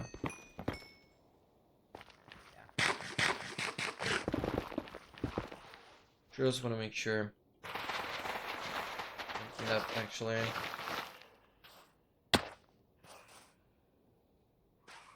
offending you in any way. How many mods do you have? It's actually not that many, because I want to keep... Like, I don't have any mods that add any new content. Because parts of this challenge is, or like... No, the main challenge is that I collect a stack of everything in the game, which I've pretty much achieved. I've even done a stack of lodestones just through Bridge Bash, and I've done a stack of Deep Slate Emeralds, I've done a stack of every shirt. So I've done a stack of, like, the most difficult items you can imagine. Because, yeah, like, Deep Slate Emeralds is by far the most difficult. That took, like, 5 or 6 months, IRL, to get a stack of Deep Slate Emeralds. But yeah, basically, that's the main goal. So, all of the mods are basically quality of life mods. So, I can quickly go through the mod list. This is just for displaying advancements in a nicer way. Then this is to have this advancement window here for like cumulative advancements. Like this one right here. You have this window. That's the advancement info. And then we have this is for brightness. This is some other stuff. This is for shaders. This mod I don't really use anymore. It's for like inventory management, but I don't use it anymore, so it doesn't really make sense to be here. This is for performance. This is to see this menu. This is for performance. This is to see within the shulker boxes, like this. Shulker box tooltip, really neat. And that mod list. And then we have, this is the menu you see in the top left, and this is another performance mod. So there's obviously nothing adding anything new. It's all just kind of stuff that is nice to have for YouTube and stuff that is nice in general, like quality of life things.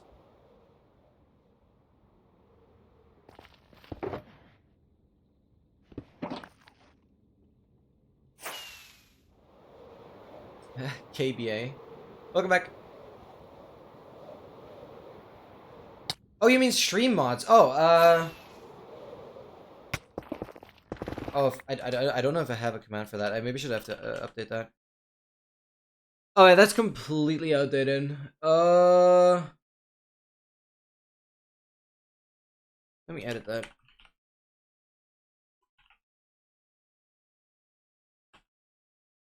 Yeah, those are moderators. But they're like not active anymore. There's a handful that are actually active. Oh, it's like alphabetically sorted.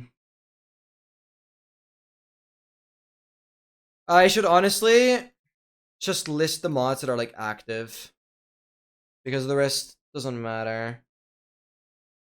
There's so many that, like, I have a lot of mods that are not active anymore, which I don't mind. There's not much you have to do on my channel. These are not active anymore. Then I'll sort it alphabetically.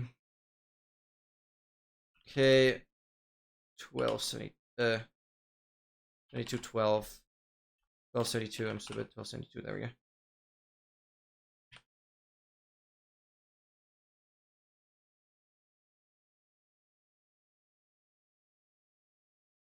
Oh, okay, that's 7. Oh, yeah, right. Let me change that real quick.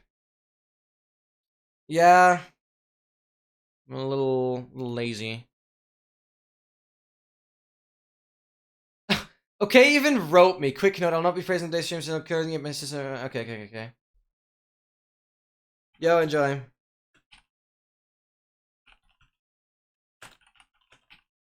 Like, dude, that is a very reliable mod. I mean, he's really active. Yeah, I know. Still. I'll note it down. He's not online right now, so I'll note it down. Mod Discord. Yeah, that's a good. Glad you're pointing that out, though. Like, that's crazy. Okay, even wrote me that he won't be here today. Yeah, so the list of moderators is updated now. The mods that are listed now are, like, the most active.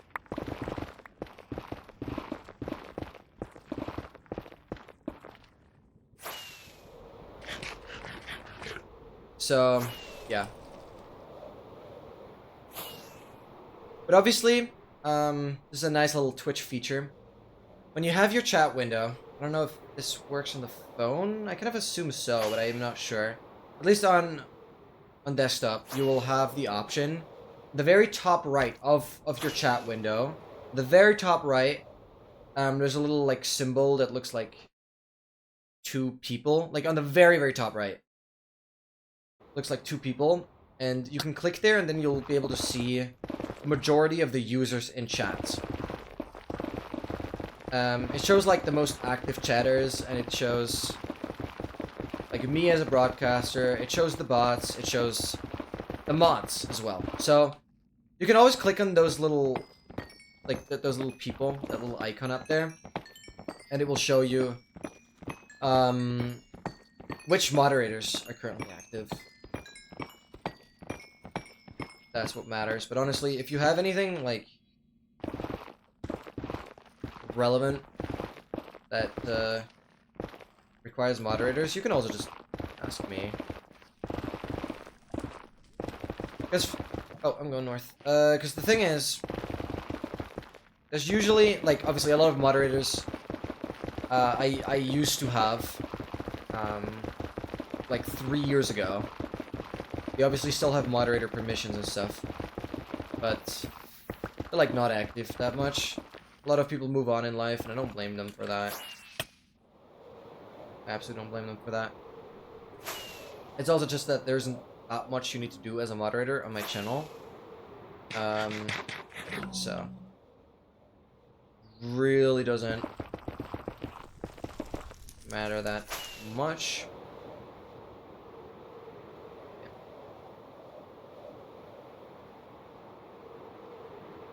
Yeah.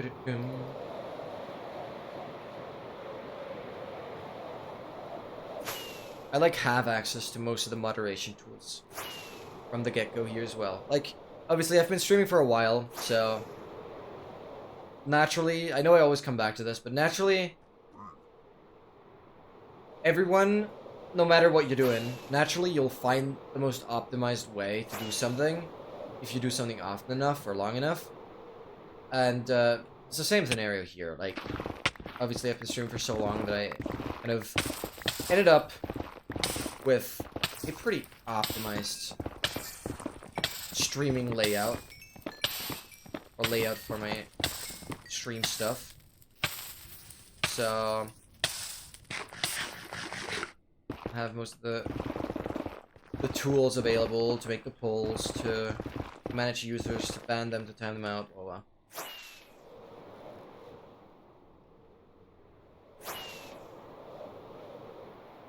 There's rarely stuff required, like it's only those, we had one bot earlier. That's it.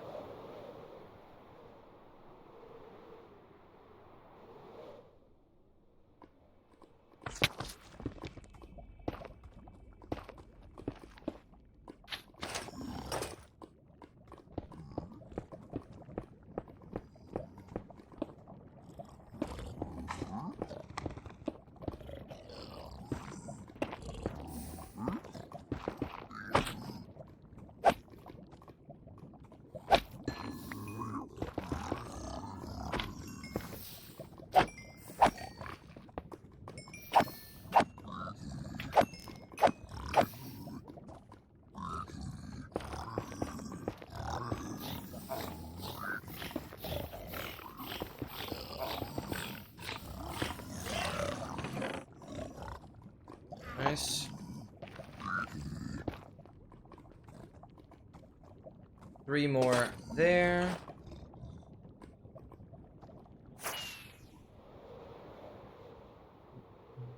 3 gold blocks from the Bastion, but 16 pearls. Yeah. Like, that's... Yeah. Power 116. Couldn't summon any better. Because you can literally get 16 pearls from 2 gold ingots. Like, it's just insane, yeah. It's pretty...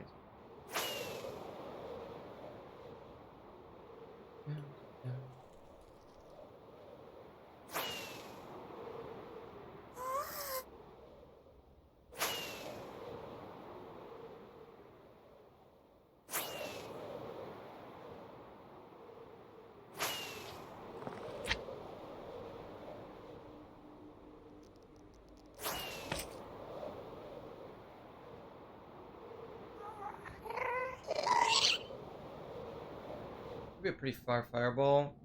Anyway. There's this distance where the gas makes the fireball like sound, the fireball scream, but it doesn't actually shoot a fireball. A bit weird.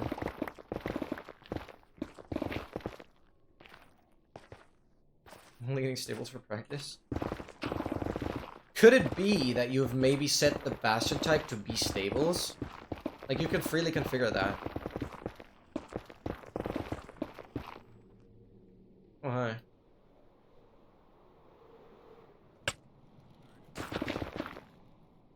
Nope, didn't change it? Okay, good. Obviously, you can also practice specific Bastions.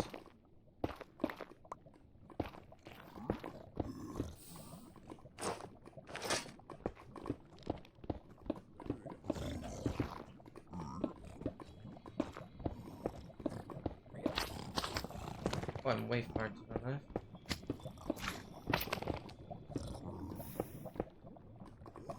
One over.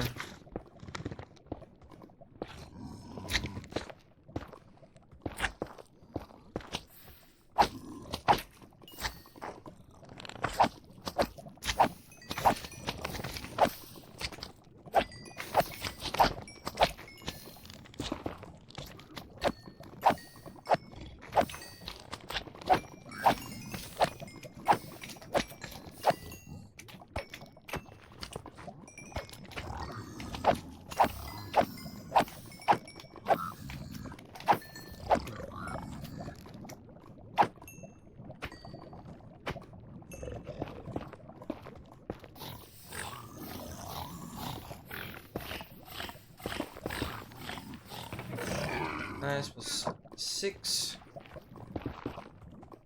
Oh,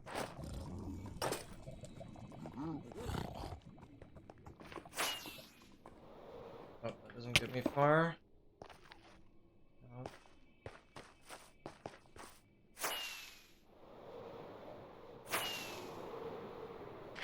It's random? Yeah, yeah.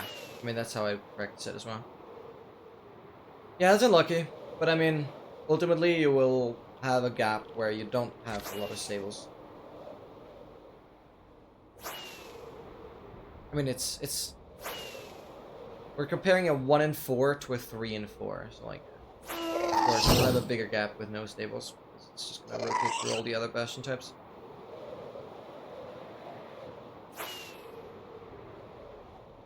But I'm honestly not 100% sure if it's exactly 1/4 for every Bastion type.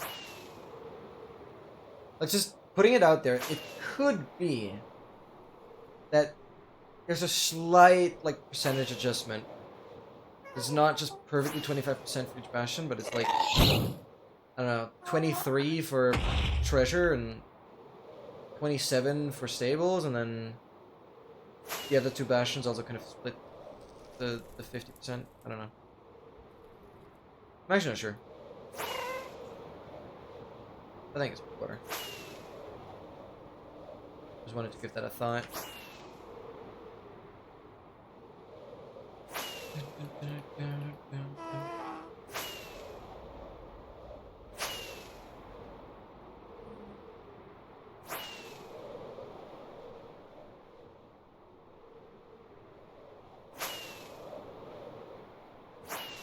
Oh god, oh god, I'm glad I noticed it.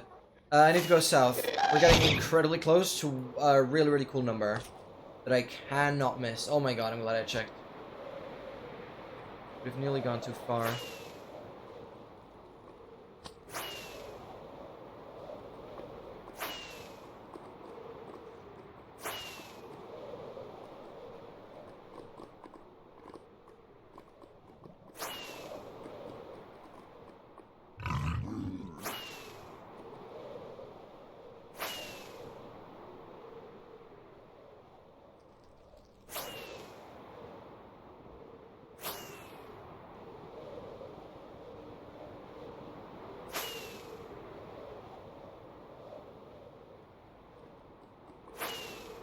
Fine with going back a little bit. I want to just keep on the straight.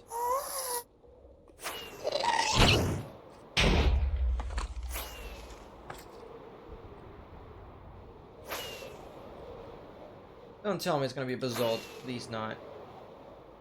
No, we have like $1,000 to go.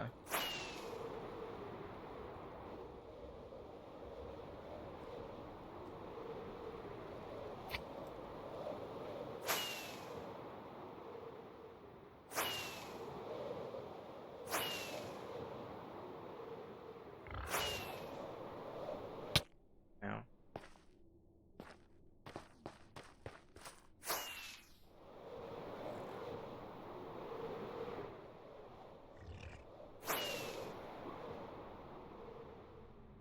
Now we're getting pretty close.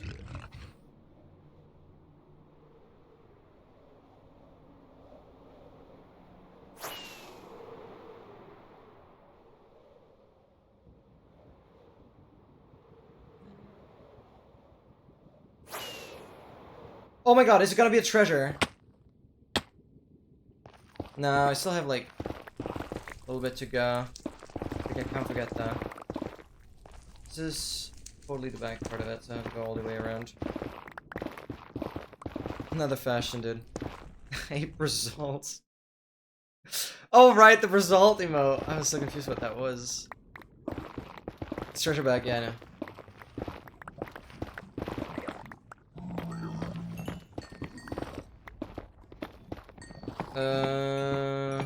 So this is this little gap, right? Yeah. We go around. We have this gap.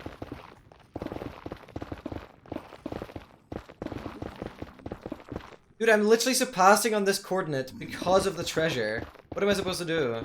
I literally have to go back intentionally. Get the 88888 thingy.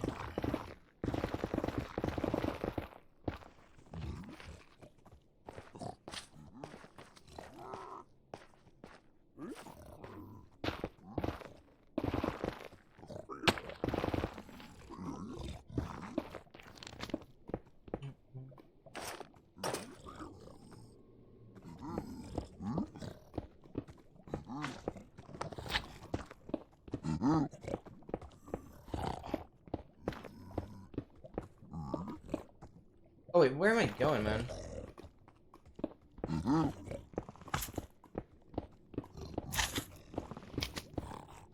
Get me off, that's perfect.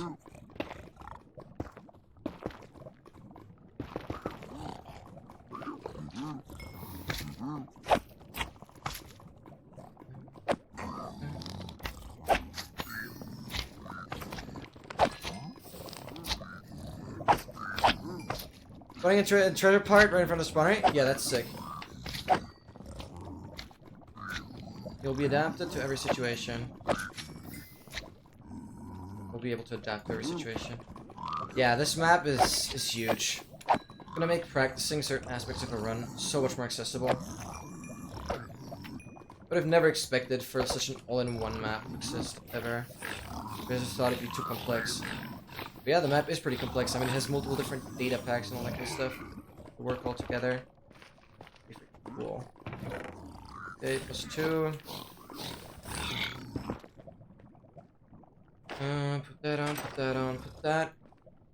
Alright guys, I'll quickly go to the bathroom and then we will actually go to 888, 888, 888, 888. It's gonna be pretty wild. And 88. Because of the height. We're definitely gonna get to Y level 88 as well. I'll be right back.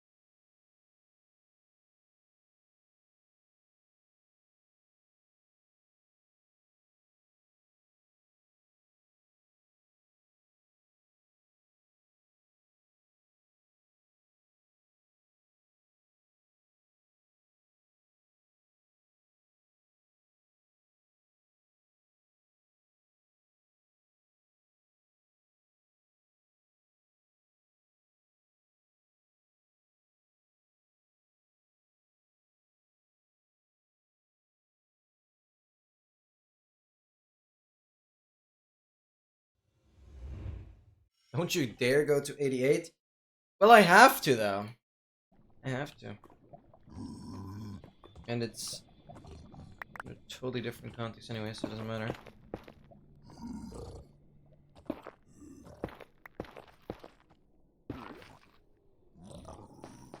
So, I have to go back east.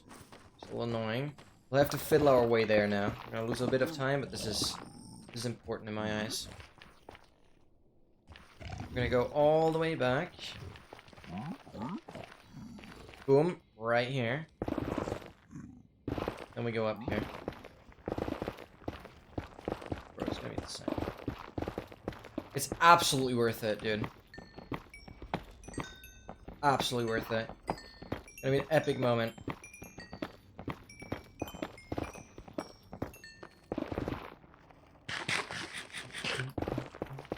I can't believe I had to go back because of the treasure. Would have been so cool if it was actually on the treasure. That would have just been very, very fitting. There's just inside. Oh, like, there's literally no terrain here. Probably. Oh, maybe?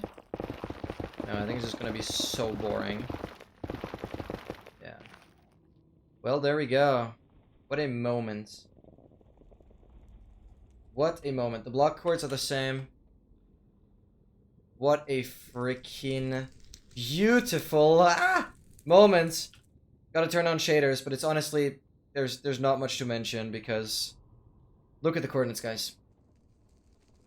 Negative 888,888, y88, and then 888,888 in the positive direction. Oh my god, yeah, I'm literally just in this very long and boring tunnel. I just came from a treasure bastion. And I literally had to go further and then back because of the treasure. And I don't even know when, but I hit 3,702 levels. Freak, I have to go back in editing and check when I hit those levels. Apologies to editing links, but that needs to happen. Yeah.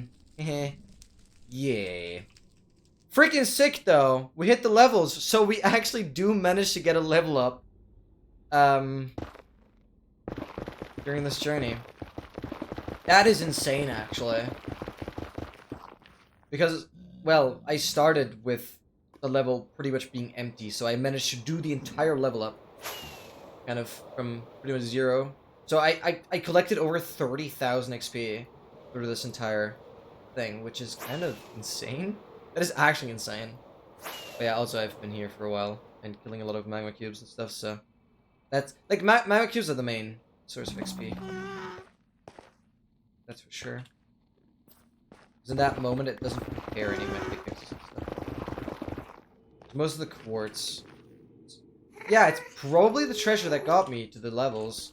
It kind of has to be, because I feel like before that, I still had 37 and 1. Yeah, I'm pretty sure it was the treasure. Got me to levels. Sick, dude. Absolutely sick. Well, that was nice. I expected it to be far worse.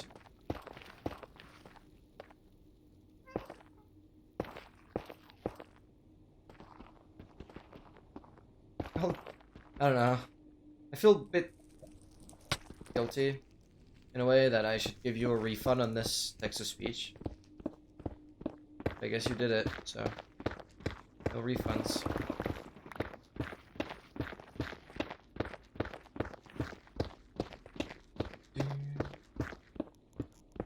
This is so much fun.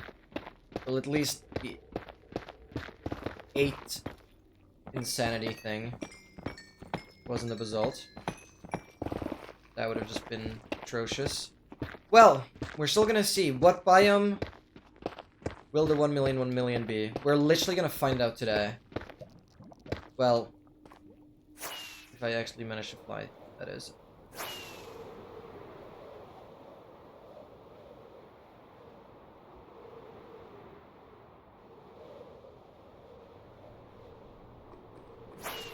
What? 4 pearls from treasure top, but 60 debris in chest. 1 ingot, 1 debris, 1 scrap to be exact. That's insane.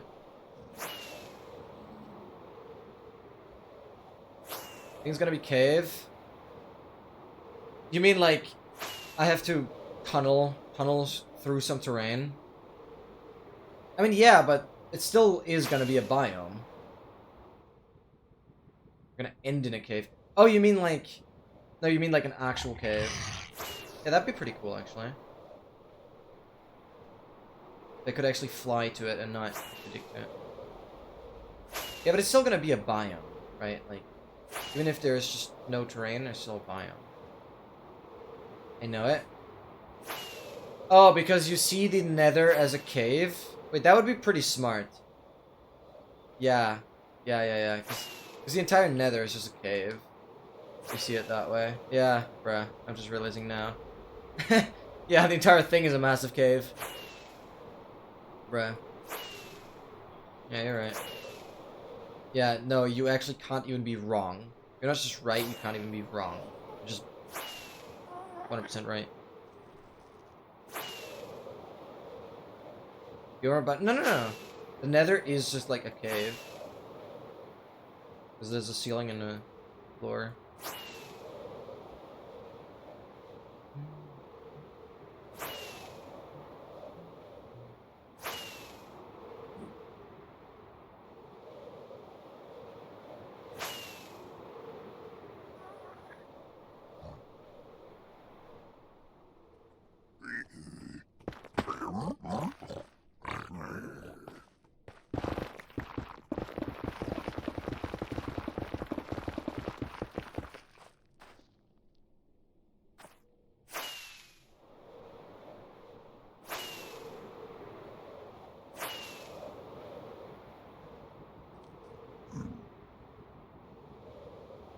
Oh, you thought which overworld biome? Well, that's actually also good. I didn't even think of that.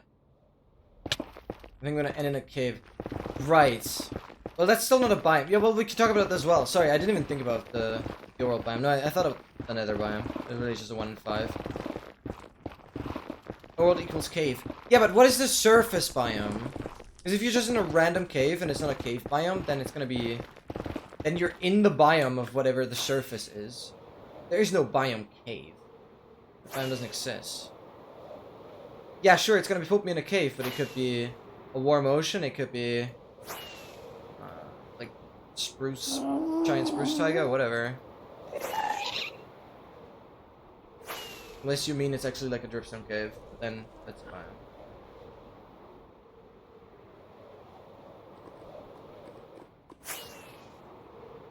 Oh, okay.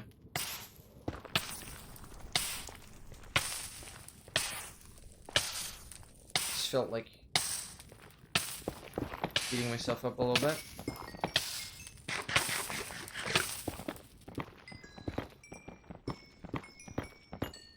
I'm guessing blames the forest. Statistically speaking, that is a pretty darn good guess. It's most of the overworlds. But let's see. Imagine, dude, this would actually hit a mushroom. Like, just imagine, man. Oh, lame. Yeah, we'll have more of those exciting moments, obviously, at the respective world corners. But dude, that would be so. That would be incredible. There's a little mushroom blind.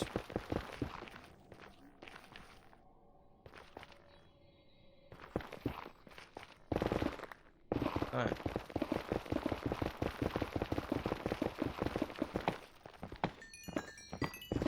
Dude, can we just stop digging? I've like not been making good progress at all. Last 10 minutes.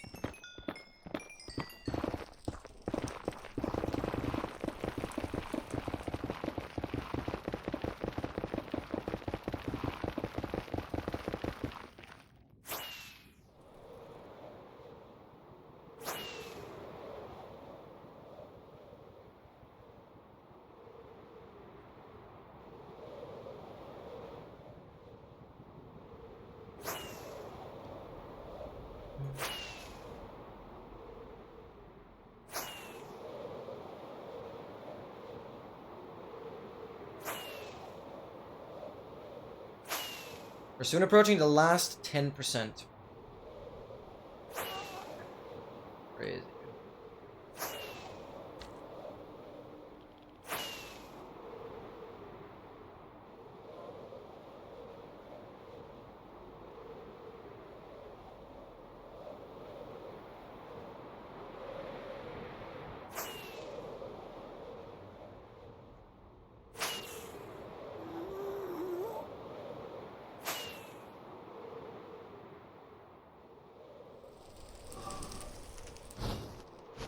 I'll take this kind of fort anytime.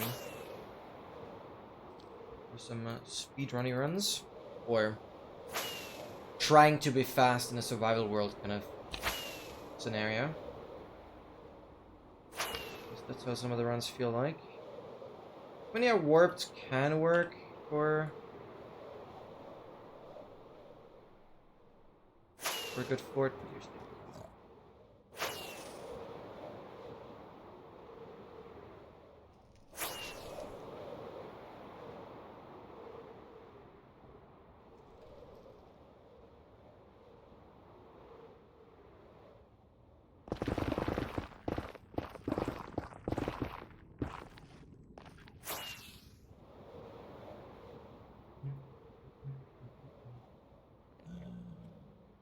Oh, what bastion are you? Not the right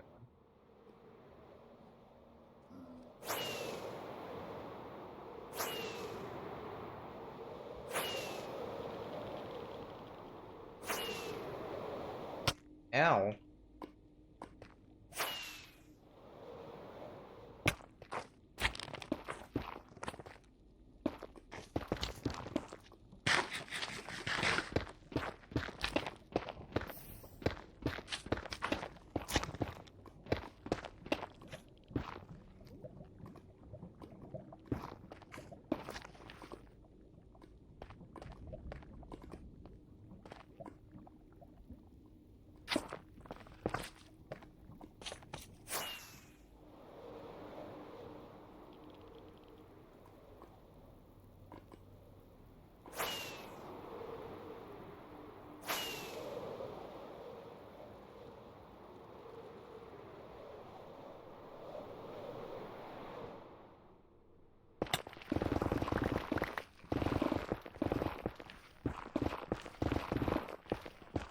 Dude, so much digging.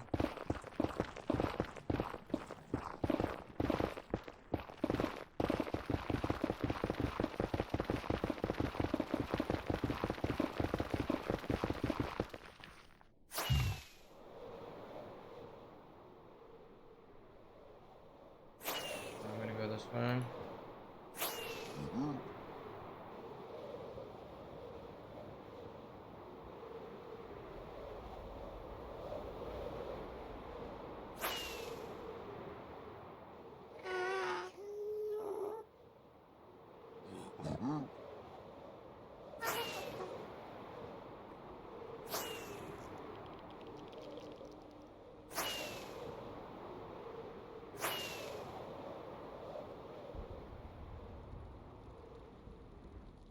Oh boy, it is treasure. Oh god.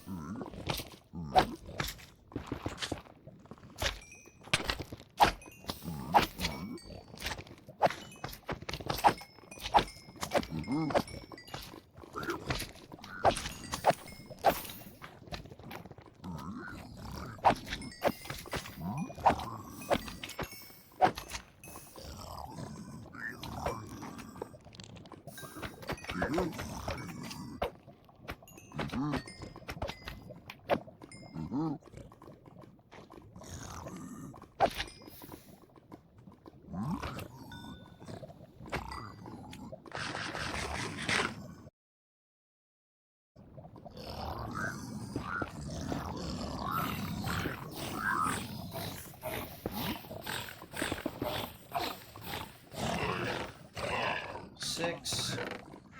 Here.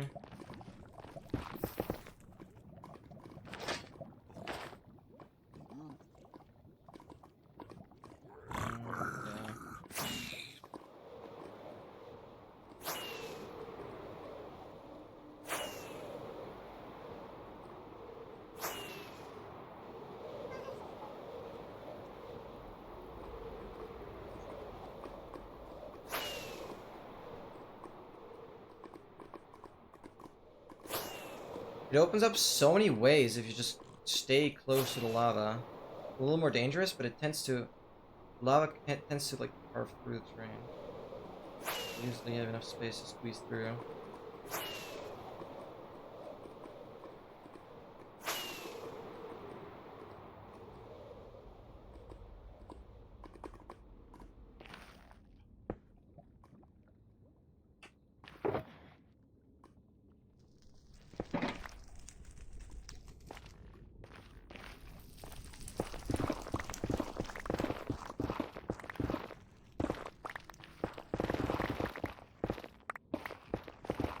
Had a really weird week so far. Explain. Too strange. Feel free to elaborate. Stay ahead, alright, guys.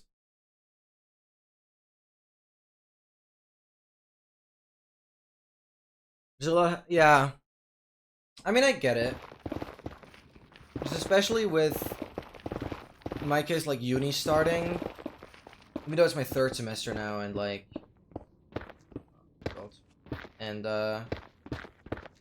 it's not like the uni is completely new, but it's still always a bit of a brain overload with new lessons, new teachers, new concepts in terms of like how you're graded and blah blah blah. And getting used to that always takes a couple weeks, and it's this brain overload that yeah, tends to just make things confusing. Maybe that's partially what you're referring to, that it was just like so much going on and not enough time to process, which just makes everything kind of feel weird. But I don't know. Like, it took me a while to realize that that was the reason I was like feeling weird at times, when it was this like sensory overload. I think that's pretty much how you call that. At least that's what I kind of experienced when I, because I had that for a while, that I just felt super weird and I couldn't explain it. And now I've kind of realized that that is mainly what it is. This is beyond cool. What? Yeah. Oh. No. It's the ruined portal tree. Have you ever seen a tree with a magma block? Bro, like, the rarest things do happen with ruined portals. There's just no joking around with that. That's insanely cool. That is top 2 on my list. Top 1 and top 2 are ruined portal things. What would top 3 be so far? We've had some crazy bastions. We had a triple ingot treasure today as well. Triple ingot in a single chest. We had another one today. Yeah, MT, it's crazy, but I always skip over the messages that you put in full caps, because it just sounds like you're screaming at me, which completely devalues your message. Because I'm like, dude, yeah, you're just screaming, but it doesn't feel like this is for me. Yeah, please refrain from using caps. It will actually mean that I read your stuff, because I can read Dogmaster stuff immediately. Like, of course you went full caps, but like, that's my name, so that's a different story. But yeah, please stop using full caps. It actually, my brain is like, yeah, if someone is shouting at me, I don't have to care. Like, I don't know. With caps, it's just like shouting. So yeah, maybe stop doing that, because I swear to God, that is why I'm always missing out on your messages. Because my brain is like, yeah, he's going full caps, so I don't have to care. It's weird, but whatever. It's like, I'm being screamed at, so I'm like, shut up, you know what I mean? Sorry, but that's what my brain is doing, so I like ignore it. Because why are you yelling at me? Read my chat, like, yeah, I guess now I see it, because it's like the last message. But when MT wrote it, then Dogmaster immediately did roll end portal, and then wrote that is sick. And so I immediately saw that that is sick and then it skipped over. But because there was no message right after dog message, I guess I read it. I don't know. There's no need to excuse it, but it's just, yeah. Try to lower the amount of caps and that will definitely make it easier for my brain to handle your messages. I don't know. The song is goofy? Yeah. I didn't really pay attention to the song that was playing, to be fair, but honestly, the songs have been good. I'm going back to some playlists that I used to have, and I in general like the songs that are playing, and it's a lot of songs that that I don't even remember hearing ever. So like, there's some fresh songs. Really enjoy that.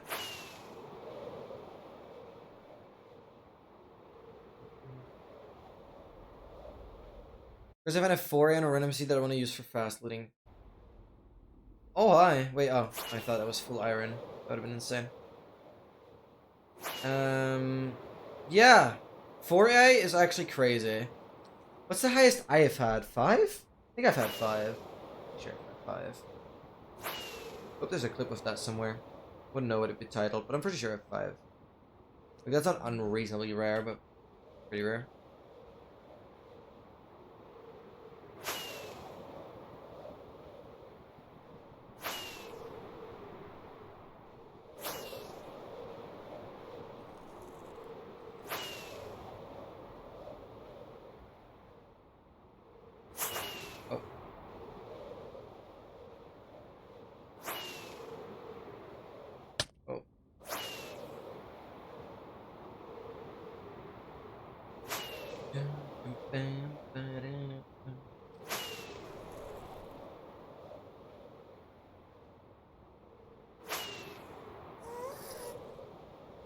Yeah, that tree having a magma block there is really insane.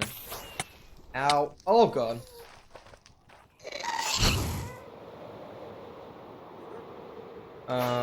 Because there's literally no other way for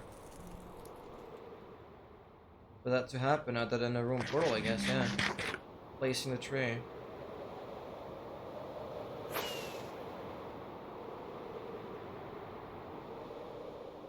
Because otherwise you simply won't have magma blocks generating where a tree generates.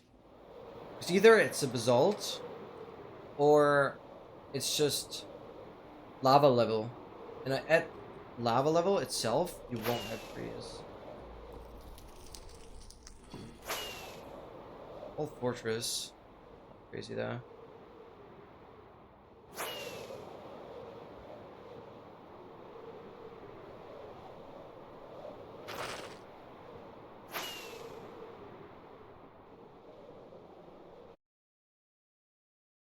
That to connect the energies? Yeah. That is actually kind of scary. I try to avoid that whenever I know there isn't a lot of space available. Even though sometimes it tempts me to... It's very tempting to like try and squeeze through a tight gap.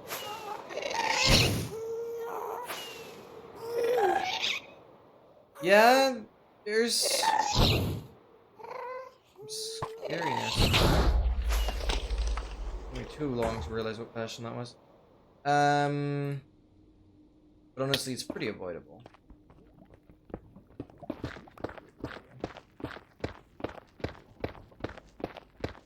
Because it really only happens when you hit a lot of walls in really close time intervals. Because as you saw in my case, I ended up just... Like, I slammed against one wall, then I slammed against another one, but then I made sure I wouldn't slam into any other walls. Because you only get... Obviously, if it's a combination of fall damage and kinetic energy, that's a different story. But from the elytra speed itself, you only get so much acceleration. So hitting the wall once does maybe 3-4 hearts of damage. Hitting the wall twice, because you still maintain your speed, so if you hit the wall, then you release and hit another wall, that will pretty much do the same damage again, which makes it a little more risky. But you ultimately only die to like kinetic energy if you hit multiple consecutive walls right after each other. Like you hit a wall, release, hit a wall, release, hit a wall, release. That would mean you'd have to like frantically move around for that to even happen. And it's best practice to just like, once you hit the wall, you won't take any additional damage. So you're just, you hit the wall and then keep flying against that wall until you've lost all your momentum.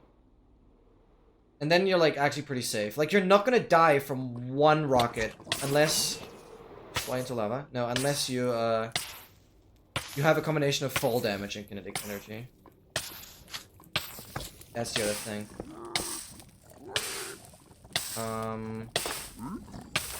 But you're not gonna die from just straight flying into one wall. It's just not gonna happen. Yes, sure. Riptide is a different story. With Riptide, you actually build up so much momentum that it will happen. Even with the best feather falling, yeah, Riptide you can definitely... Because there's not really a speed limit, right? So with Riptide you can definitely just insta-bonk yourself into a wall. The insta-slam. But, exactly, as soon as you panic... Flying to walls and then hit wall and flying... Yeah, exactly. That's the exact opposite of what you should do. Once you've been damaged by a wall, it will, like, absorb the rest of your speed without you being damaged. Like, the worst thing you can do is to then fly into other walls. Just make sure the momentum gets absorbed for the wall you flew into already. Dude, oh! That's pretty clean. The same amount of netherite in both chests, but also the same layout. There's +6 from both. Dude, that's cool. We are getting some clips here.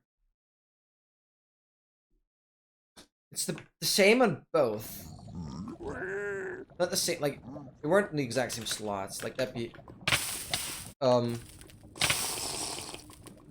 What did I... Okay. That was a weird combination of lag and everything. Yeah, I was just yapping. Being a pro yapper, I guess.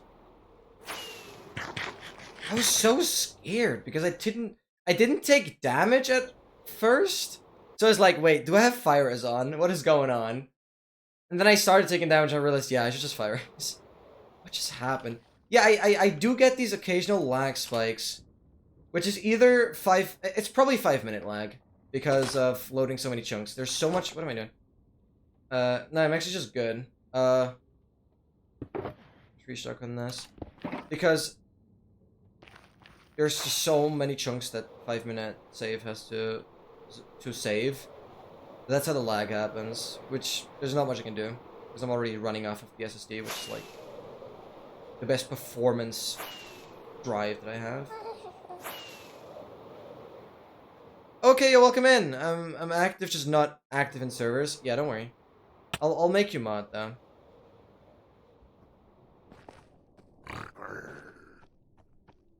Yeah, that was just weird though. Yeah, Riptide is deadly, exactly. Annoy me.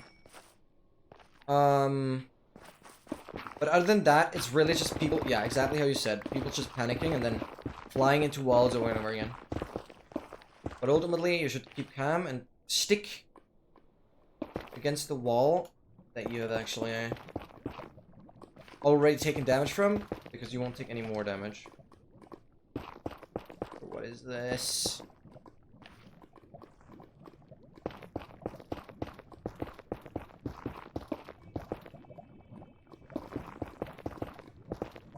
Yeah, also welcome in. Hope you're doing fantastic. Hope you're having a great time.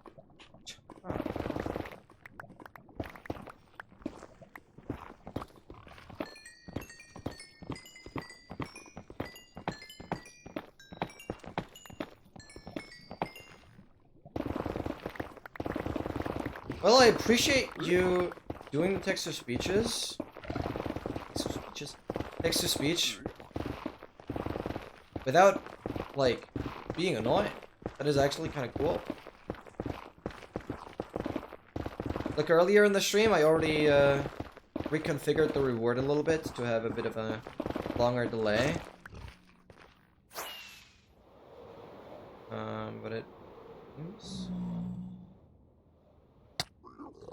not bother you much, which is nice. And also, I appreciate that. Not very annoying.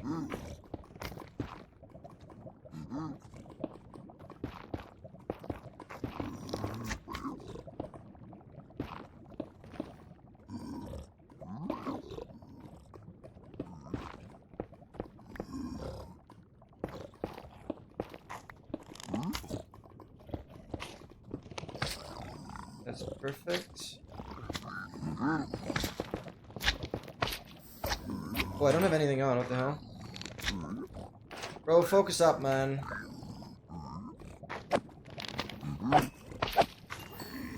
To be fair, I still have fire res, which saves most of it, but not an excuse at all.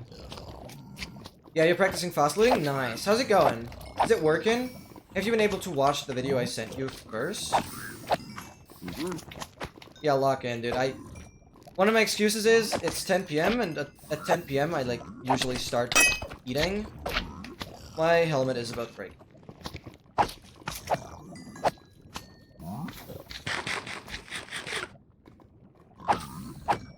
Yeah, I'm getting a lot less focused. I should start eating. My brain needs some food. I'm playing this rather poorly. And I do have to make a new helmet after this Bastion, which sucks. And then, yeah, I'm home right now, so yeah, 5 hours in the wasn't that bad for a party. Right, yeah, I'm surprised, like, it didn't last longer than that. I mean, usually parties on a Saturday tend to, you know, go a little longer than 10 p.m., let's say it that way. No refund. That reward is so useless, though. I don't even know why I have that reward still. Like, okay, if you're home already, I mean, you can give yourself a refund. Like, it doesn't make sense. I don't even know why I have that reward. I should remove it, but for the same reasons that,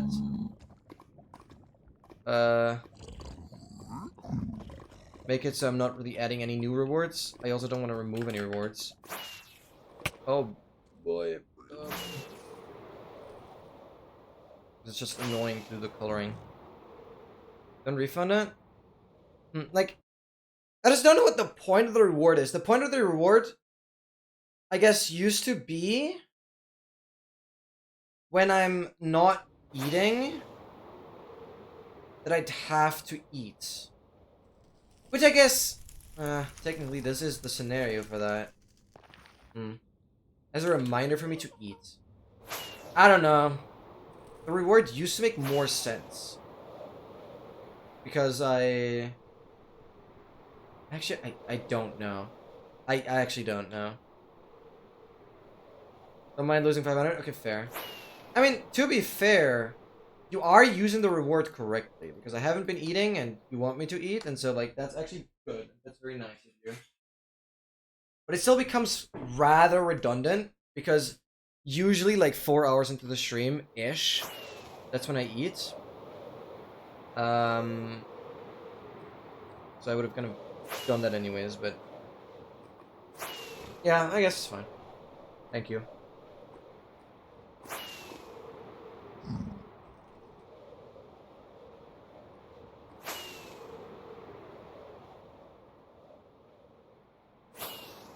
Very much appreciate it.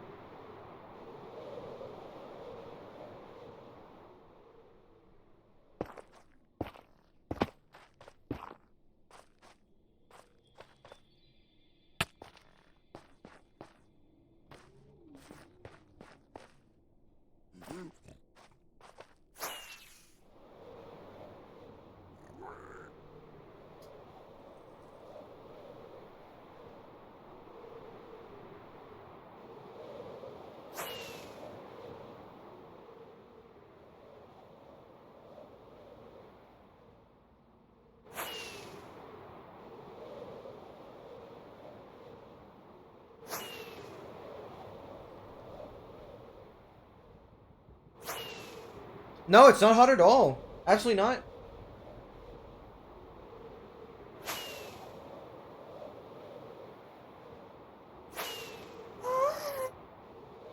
It's just a really niche strategy in a way. Like, I don't know. Because there haven't been many tutorials on it. And still, there aren't that many tutorials explaining it. It's kind of difficult for new people to kind of figure out how it works.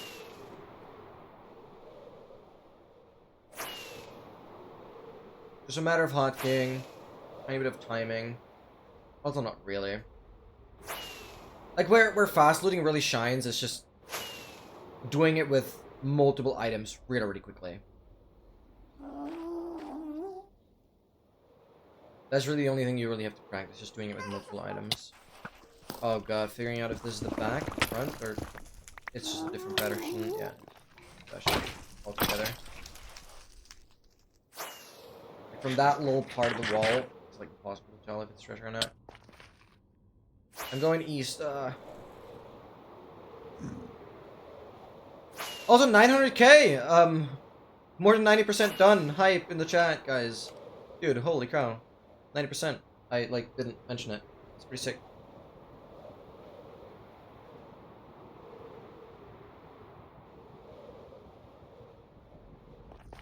Very hype moment, yes.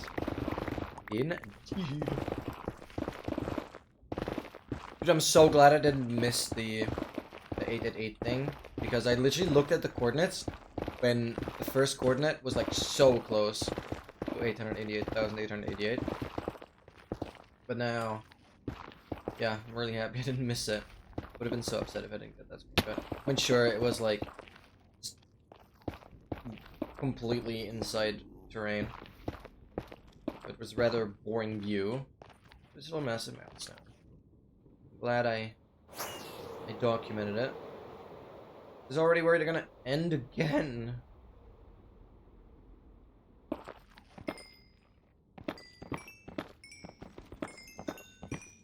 Would I yell at you? Yeah, that's true. Yeah, I'm very happy to have you guys pay attention and yell at me. Why did that lava not flow? Yell at me when you do miss it. Very helpful. Again, I haven't really checked the coordinates much, but I'm pretty well aligned on both of them. It's always amazing. Huh? Oh, it's like dripping from above.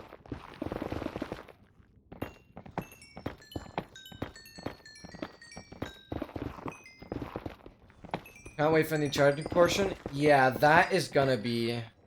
It's gonna be painful. I have like no idea how long it's gonna take, but it's gonna take a good while.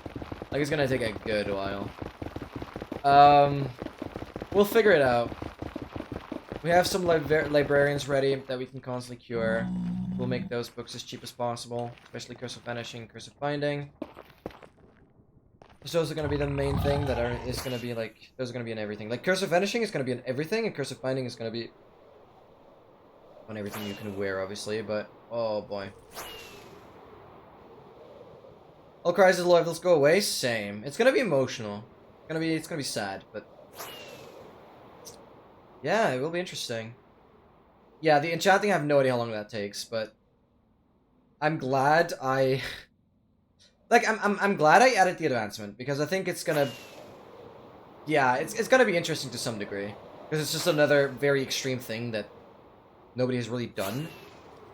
Like, at least I don't know of anyone that has completed that specific advancement. But again, to make that clear, I took the advancement from the torture pack, and initially it had every item and it just had every item that you could enchant with every possible enchantment combination. So, you know, for the sword you would have like sharpness, smite, and Bane of Arthropods. For the trident, you would have like channeling and Riptide and all that. For the bow, you'd have an infinity and then one mending.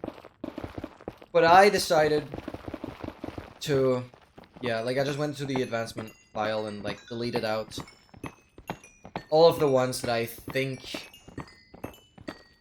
just don't make that much sense. So I kept the ones that I would personally enchant for. So like for the armor, it would just be the protection instead of projectile protection and fire protection. So I just kept the regular protection one, and then yeah, that with curses. So I reduced it down from like 200 different items with all the combinations to just like 60 something that we have to do now. Still gonna take a whole while, but it would take like 3 times as long if I hadn't done that. And I think only by reducing to the actual useful combinations. Well, they're not really useful with the curses, but I guess that's the choke of it. But to actually, by reducing it to the actual useful ones, it makes it feasible to do the advancement in an actual world. Because, yeah, I mean, it's from the torture pack after all. Most of the advancements aren't really meant to be completed. So yeah. The full thing of it would just be too brutal. Too freaking brutal.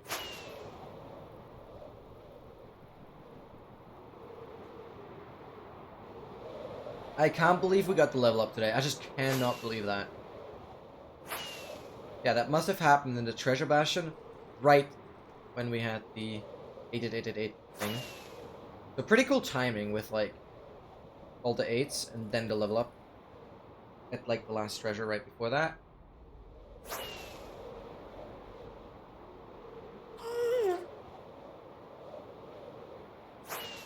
That's so cool. And we also calculated that it's 33,151 XP for level 3,701 for the entirety of that. Pretty sick.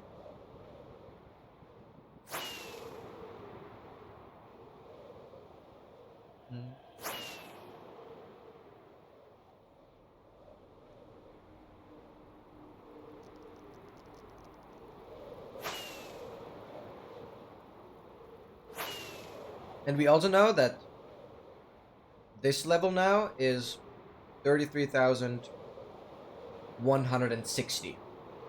33,160 XP for this level. Thank you again, Dogmaster, for figuring this out. This is actually life-changing. This is just cool to know.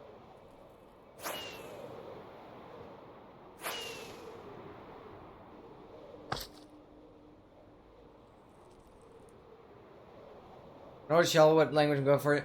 Well, okay, hear me out. You made the document, and yeah, there's not much more to say. You've obviously been following along which languages I've done, so it's very straightforward. Yeah. Let me tell you that. It was a very straightforward language to learn, and I found it funny that it's a language related to Pigeon, which was this, like, joke language that we mentioned, where some of the words are, like, really easy. And you guys will notice that. There's, like, one word in particular that, kind of resembles a Pigeon word. And I found that very interesting. Like, every language... I don't just look at your document and, like, practice that. Well, I've copied it out of the documents. I don't actively go into documents. So you need to know. Let me know if you actually update anything in the document. Yeah, you have to tell me about that. But obviously, I copy out all the languages into my intro file, whatever, and I practice it from there. But every time, I don't just like practice the intro, but I also do some research on the language itself. And yeah, this one seems to belong to the family of the Pigeon languages as well. Just one thing that stuck out to me because that was like a funny language. Bookhouse? Yeah. Is that like library or something? Bookhouse. Yeah, but that was definitely, there's a bit of a resemblance to Pigeon in that language intro, which is very interesting. And it's an easy one. It's probably the shortest intro I've done in a while. Yeah, that's sick. Yeah, it's like it's a language for noobs. Honestly, it might be flooded by lava if I. I don't know why I bother. Oh, it's all just fine. What am I doing? Because Fashion has so many holes.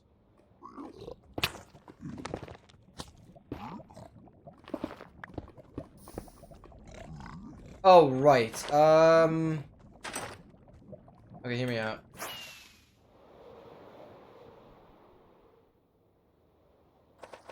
I'm quickly making a new helmet.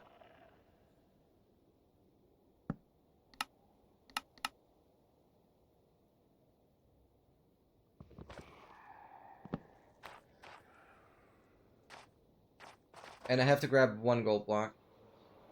Good to know.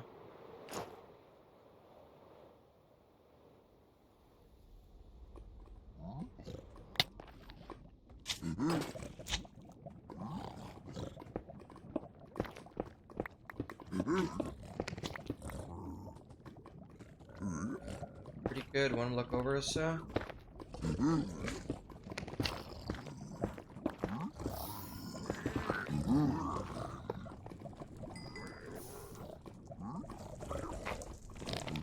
Double chest again.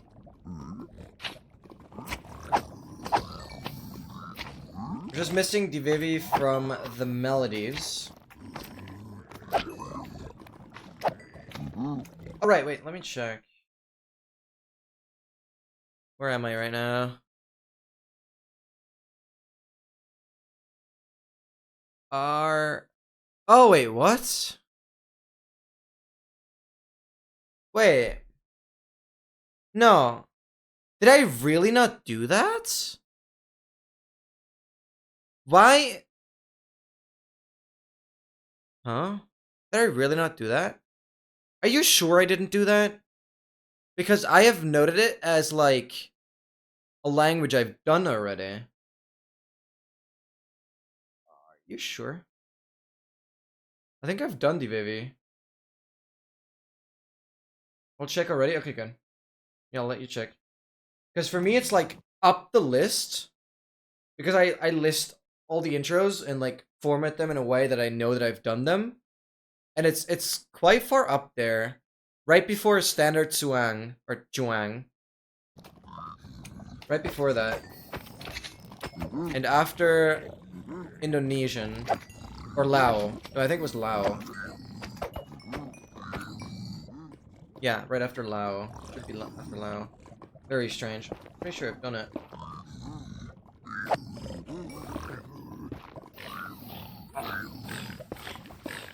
Find your friend.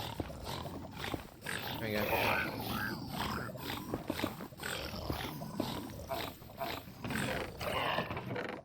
Go 4 again. Very, very clean.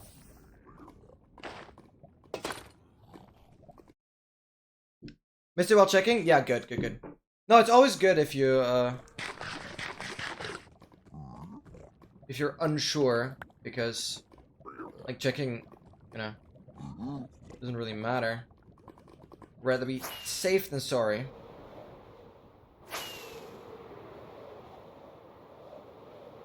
Like, rather having this confusion happening than, missing out on a language entirely. Don't grab any gold, so I'm just gonna do that here. Back at 42.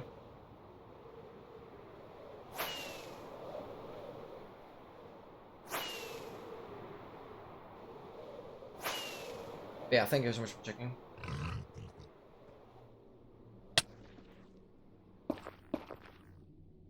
And ultimately, thank you so much for supplying me with this abundance of intros.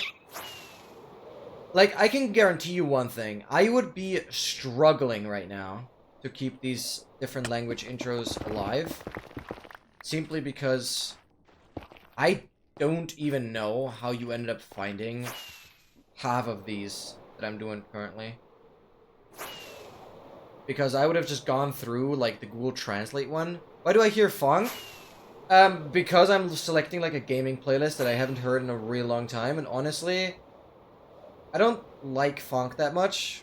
And yeah, it would be a song that I'm skipping usually. But to be fair, as long as it's not the same songs that I used to hear for the past couple months, I'm taking anything right now. Yes, I don't like funk, but it's honestly not as bad. Just because it's something different. Mix of 5, yeah, that's absolutely crazy. Yeah, mad respect. And, like, I think I would still be able to keep the intros alive up till now. But I wouldn't have had as many, like, niche languages. I think there's a lot of, like, languages, or some of the language I've done right now, or somewhat recently, aren't spoken by that many people. That's what I mean by niche. And, yeah, those I probably would have missed out on. Yeah, like, I don't know. I don't know if I would still be able to hold up the different language intros, but I just want to say thank you for, like, all the work you've done, because you've supplied me for a long time. And, it incredibly eases the entire, like, intro process, because I reserve, like, 20, 25, maybe 30 minutes to practicing these intros every week. Like, it's on a dedicated time slot every Friday at, like, 4:40 p.m. And, yeah, it would not be as easy without your help. So, yeah. Huge thank you. I can't believe you've done all that voluntarily. I hope I'm able to give back at least a small fraction of what you've done here. Like, it's incredible work. I know I'm probably whiffing on a lot of the intros, because figuring out the correct pronunciations for certain letters is rather difficult, and there's usually a lack of documentations for these more niche languages, but I think it's a fun thing regardless. And I want to keep it alive for as long as possible, and yeah, it's much easier. I guess Persian and Kurdish are the only ones you're missing from Asia anyway, unless I missed. Hold up. Wait, I had something noted on Farsi Persian. I'm just realizing. I had something noted down on Farsi Persian, but I never did that, right? Is that one on the list still? Where do I have that? Well, I skipped Uyghur for now. That one I'll need help with. Yeah, Iranian, Farsi Persian. That one I skipped out on. Yeah, no. Oh, I already noted that down. I noted down Persian. Oh, and Haitian is done. I noted down a website for Persian. And Sami language. Pretty sure I've done that, but we'll see. Yeah, I've noted down Persian. I haven't translated it yet, but I've actually noted down a, like, website for Persian. Which is actually interesting that you're just saying that. That's quite a good coincidence there. Yeah, I've actually noted down something for Persian. I've not done the intro yet, but I've actually noted down where I'll be able to translate it properly. Or even get text-to-speech. I think that website was... Which is obviously my preferred way of practicing, because then I can try and, like, nail the pronunciation as much as possible. Yeah, but Kurdish I've not done yet. Thank you so much.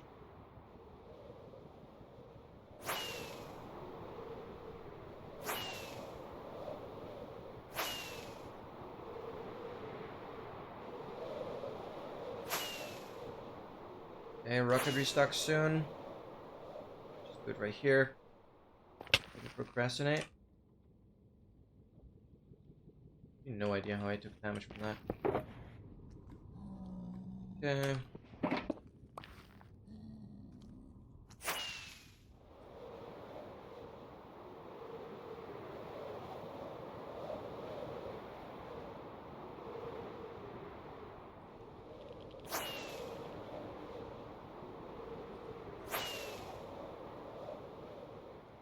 I supplied you with 44 interest, 44 weeks, a bit over 10 months. Yeah. That's what I mean. It's gonna get me through this semester, definitely. Okay, I can't check anymore. It's gonna get me through this semester. And just about through the next one as well, I think. I don't exactly know when I started using euros. I'd have to do that way. Like, that's insane, man. Catch you later, MT. Yeah, see, this time I didn't miss out on any messages. It's really just this using caps thing. Where my brain is like, dude, why are you shouting at me? Then I just like ignore the message for whatever reason.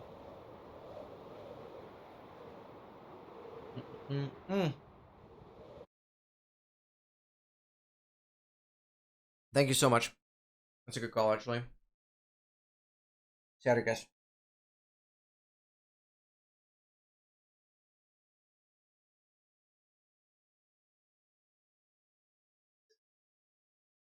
Oh my god.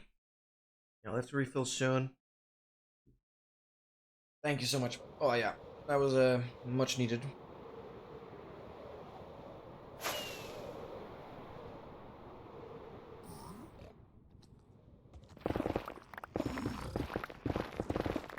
So remembered? Yeah, perfect. Thank you so much. I mean, I know I mentioned this a lot, but it just has such a huge psychological value. When you have whatever drink, whatever you use to hydrate yourself, right next to you, like straight up right next to you, because then there's not. I'm in line with this planner perfectly. Then there's not a lot of like resistance holding you back from hydrating. It's like, I understand when you don't have like water right next to you and you'd have to like get up, grab a jar of water, like grab the jar, fill it up, come back here, whatever, blah blah blah. Like, it's a lot of burden, and then you tend to kind of just wait it out, I don't know, until like, now I gotta hydrate, or you'd wait until you go on like a bathroom break when you already got up, then you get the hydration or whatever. That's why it's just like key to just prepare something to drink before you like plan on sitting down. Like getting yourself comfortable. Because then it's a lot less like, oh, why am I playing like a noob? Because then there's a lot less holding you back from like just hydrating, and like just, you don't even have to look at it. Like, you just grab the jar and like drink whatever. Yes, I got the gold block back from the bridge. That like was right after the previous treasure. Appreciate the reminder. Just flew in, stole a good gold block, and then never to be seen again. Yeah, like, I don't really bother about grabbing the gold from the treasure, because why aggro anyone when it shouldn't be too difficult to just get an exposed bridge chalice. Please snag one block. But hopefully this helmet should last us till the end of this chapter of the journey. Obviously the journey isn't quite over, but this is certainly the most spectacular part of the entire journey. Well, depending on how spectacular you see the corners themselves. Because, I mean, every corner is going to be quite memorable. Because, I mean, I remember this quite well with the, I need to reference it again, because it was just like the first time. It was just the first time where I actually embarked on like a longer mission, because the 1.18 million block thing was just the first time I ever did a challenge that I know would take a while. Sure, the speedruns, they ended up taking a while because I was garbage at the game, but also those weren't intended to take long, right? But the 34-hour stream, or like the 1.18 million block thing, that was intended to take long. That was like the first time I went into like a challenge that I knew would take a while. And I just remember too well, I should say, how it all looked like when we actually got to the 1.18 million. Like, it does something special to you when you reach, even if the terrain was just regular forest, it would make that part of the forest very special because it's the last thing you saw. It's like you traveled all this distance to see that. And I know jungles are very common in like 118 upwards. I mean, back then it was a different thing. But I still came across a lot of jungles, but that was like the first time I ever played 118 doing that very travel thing. And so like obviously having so many jungles was new. But then ending on this like beautiful cliffside with the jungle, like I'll never forget that because it was such, no matter how boring, like the terrain did look very, very cool. But I think you're also kind of biased because it is, you did all the traveling, and because of that, it's kind of a reward. The last biome that you end up being in, I mean, it was ocean, but like the last biome you end up being in is kind of a reward. And so it was just very, very interesting. And I will never forget how the terrain looked like at the end of that journey. People would say, yeah, it's not the most spectacular thing. But I think it just makes it so special because I did all the traveling to see that location, to see that terrain. You're going straight at it after getting to the corner or diagonally?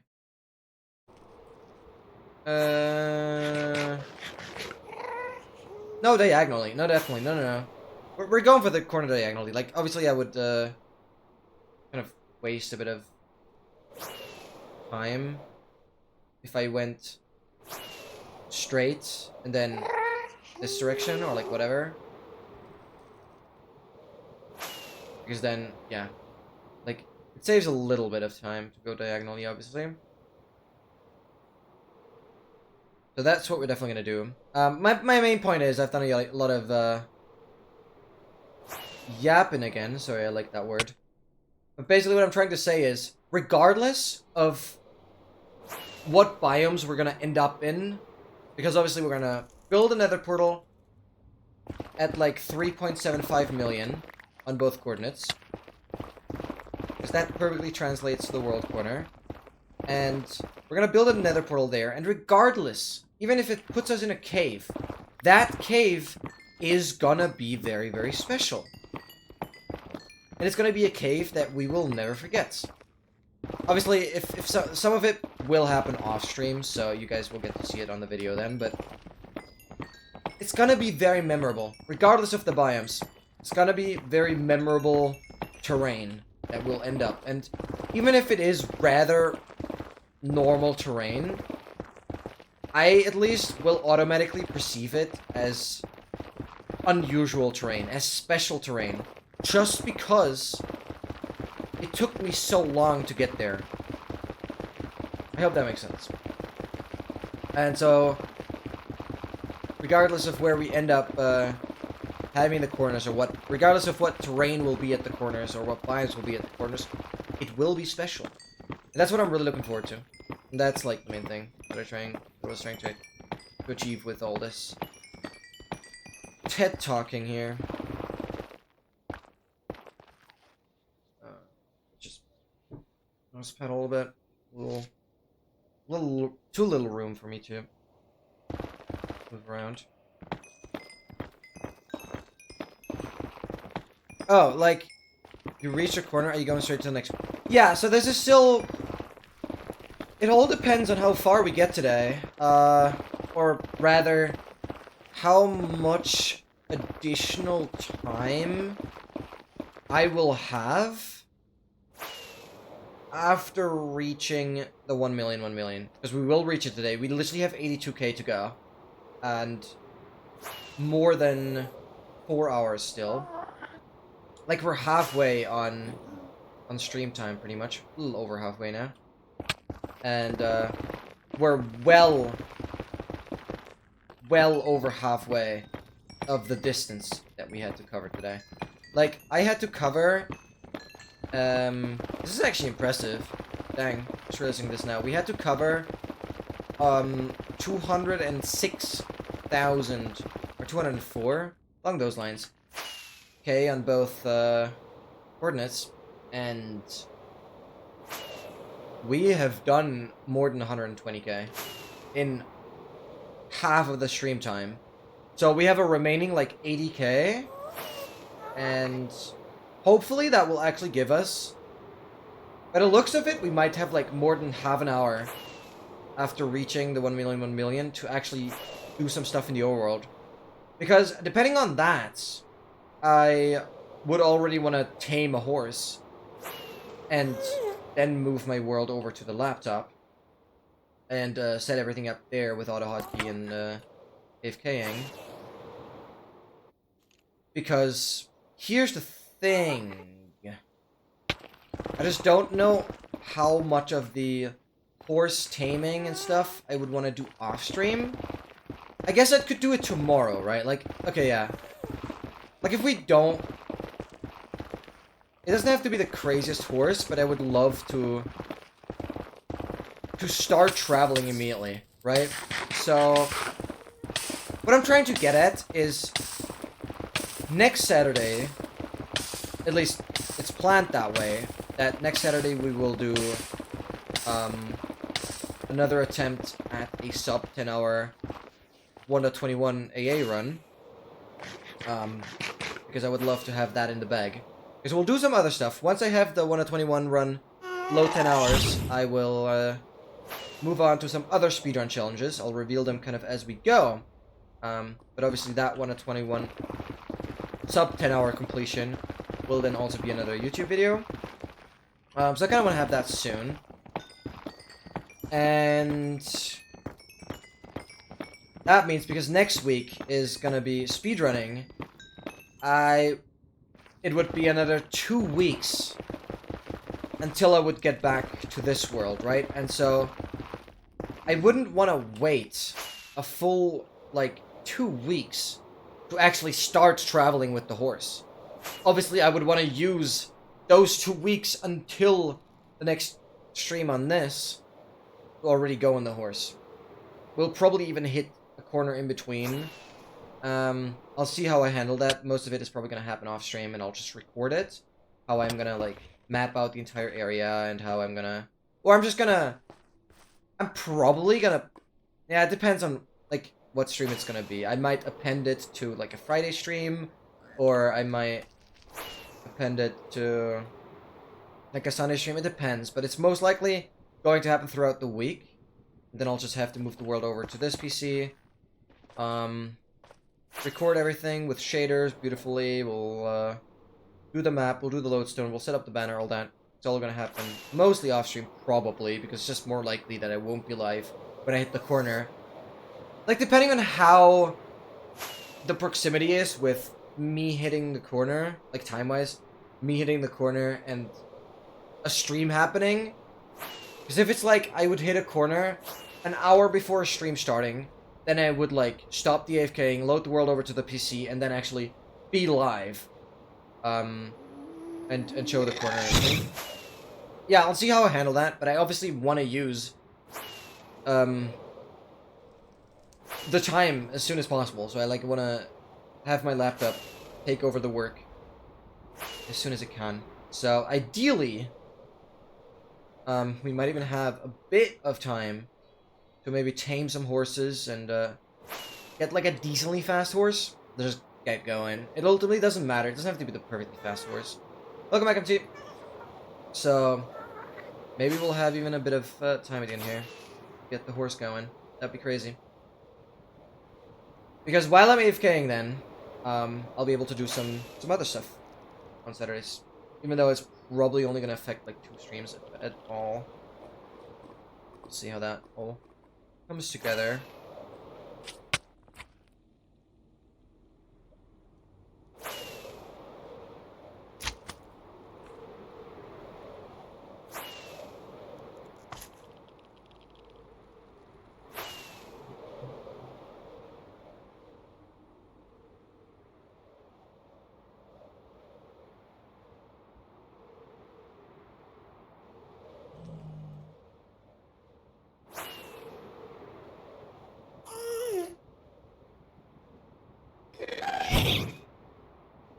But yeah, okay, I guess to finally answer the question that you had.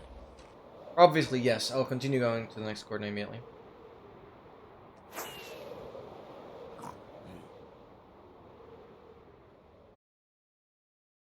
Uh, uh, uh.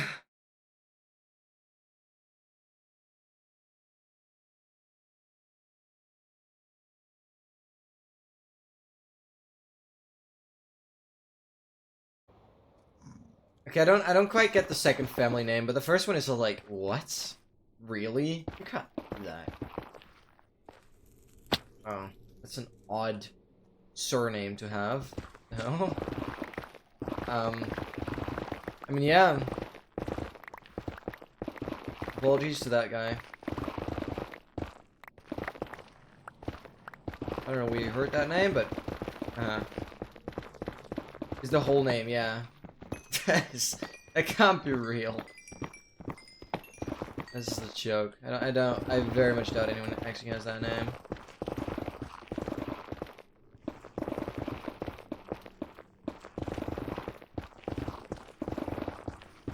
That is, very interesting. Thank you for enlightening me. Right. Yeah, I mean, I can't blame you for that. That is actually kind of funny if that's a real name.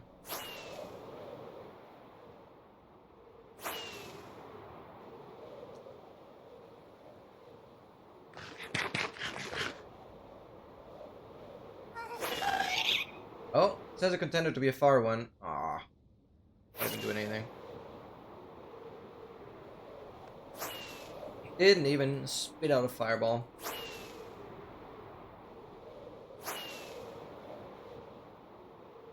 Something wrong. Sorry, I'm not joking about like it being kind of Asian names. I'm joking about the name itself, alright? Like hopefully nobody's wrong picking this up wrong.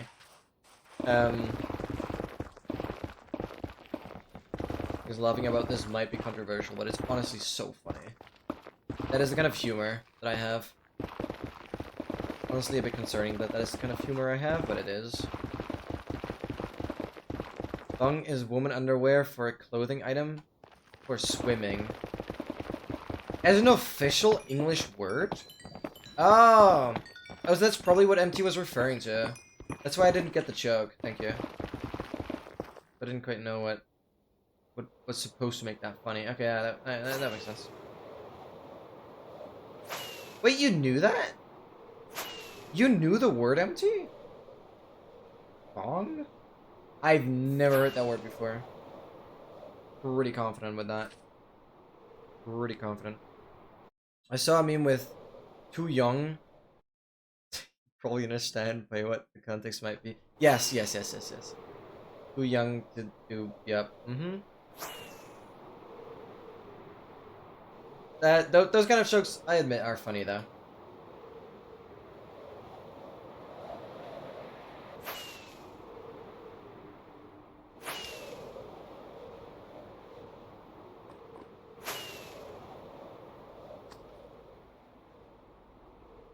The private thing of a man, thong. So that's where I got it from.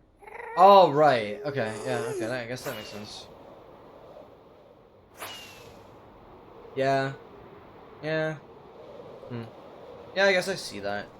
I haven't really heard that though.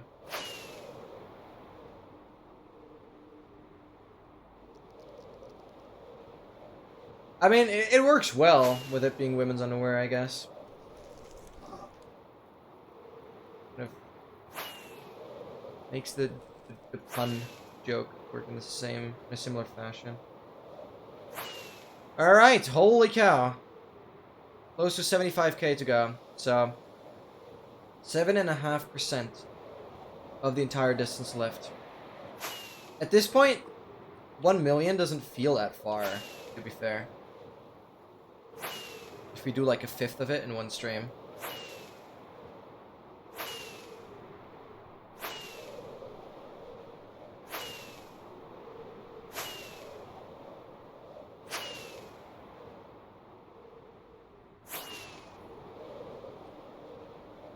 Yeah, let's practice bad cycling. Nice.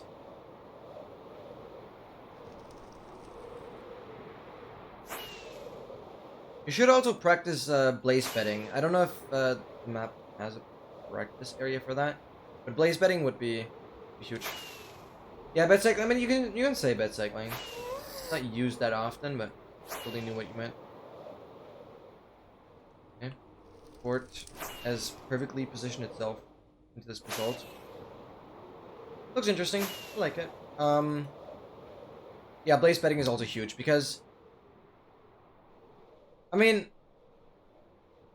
I know you grab the, you usually grab a bed from the village when you want to respawn within the stronghold, which makes sense. But I usually grab the bed to do blaze bedding, and then I never do it, which is like, I don't know why. I guess I always was too afraid to like mess it up. But, like, I know exactly how it works. I just need to do it a couple times before doing it in an actual run. I have the confidence. Like, I don't want to apply any strategies that I haven't actually practiced. And it's kind of sad because I actually never came around just doing one simple blaze bed. Just to make sure I fully understand how it works. I mean, there's literally not much to it. The most important thing is, like, you use, like, nether bricks or something to... Bro, where are we? Have enough blast resistance.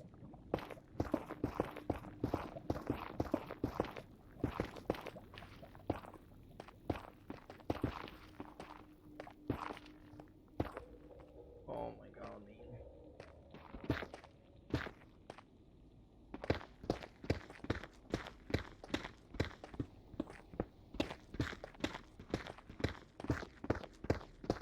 A little more south.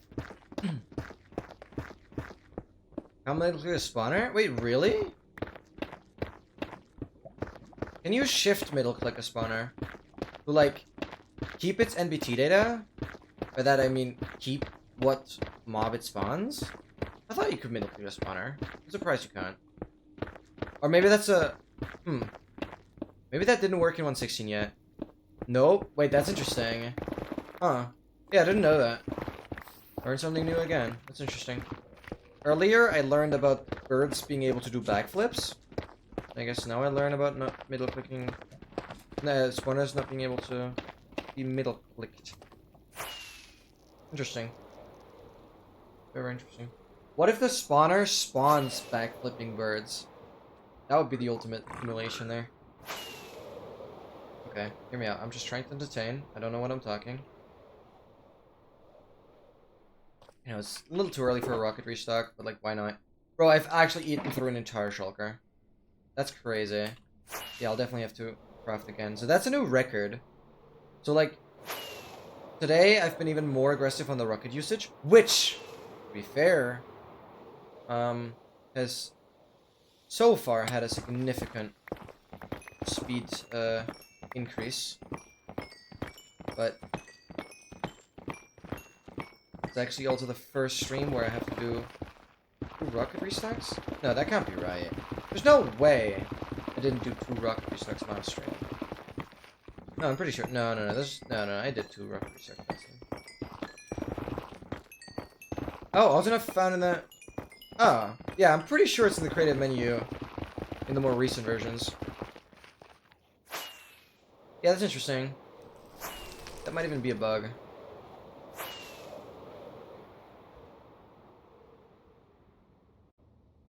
Hmm.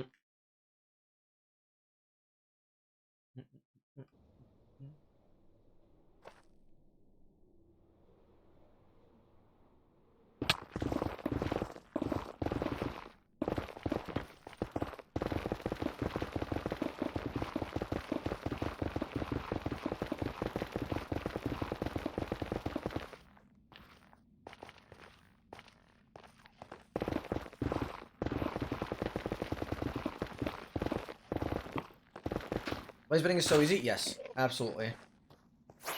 I just haven't freed the time to literally, like, do it once. So stupid.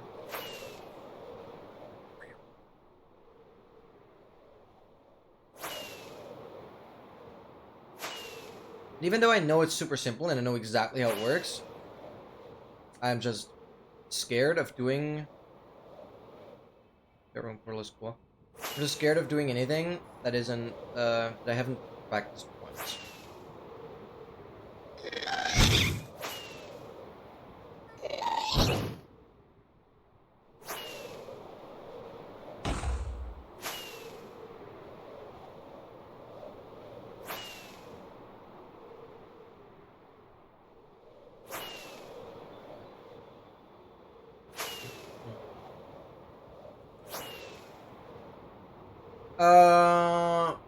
You need to be careful.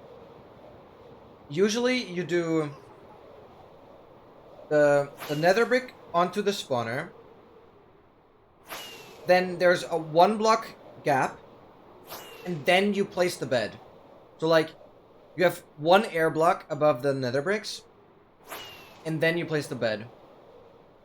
But you place the back end of the bed above this air gap. So it's nether brick, air gap, and then the back end of the bed. That is like, this is where you place it.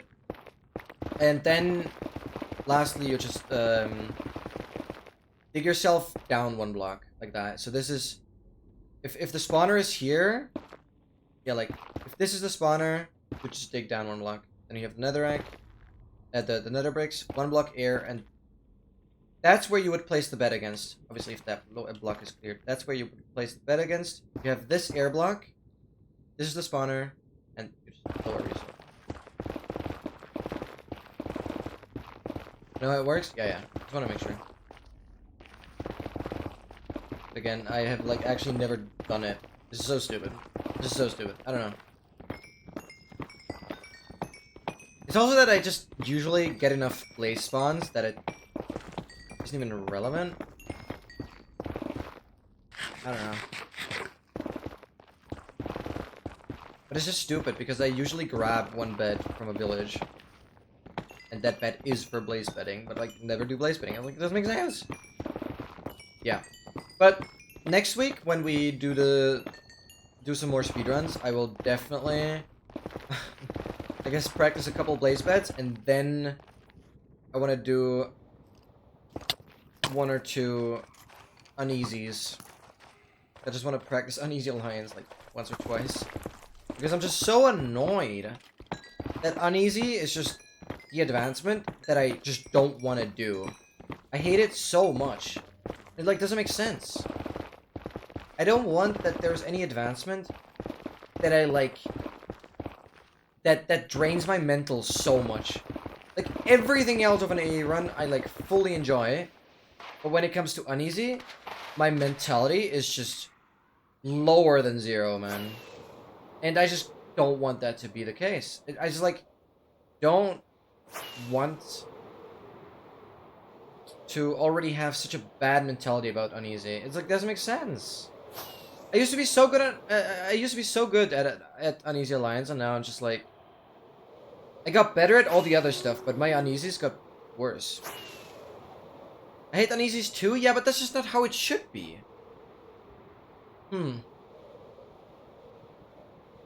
Because when VD Pineapple was more active still, he always, like, he is 2nd place on the leaderboard right now, right? And he always got uneasy fairly consistently with the minecart. And I'm like, dude, yeah, it shouldn't be an issue. If you use the minecart, it just shouldn't be an issue. And I'm like, yeah, why is it such an issue for me? And so I'm so annoyed about that. It just shouldn't be that much of an issue. And so I'll do a couple uneasies before we actually get into runs, because I want to try and make uneasy. Yeah, I mean, Gus are the most annoying mob in the game, pretty much. At least when it comes to their behavior. But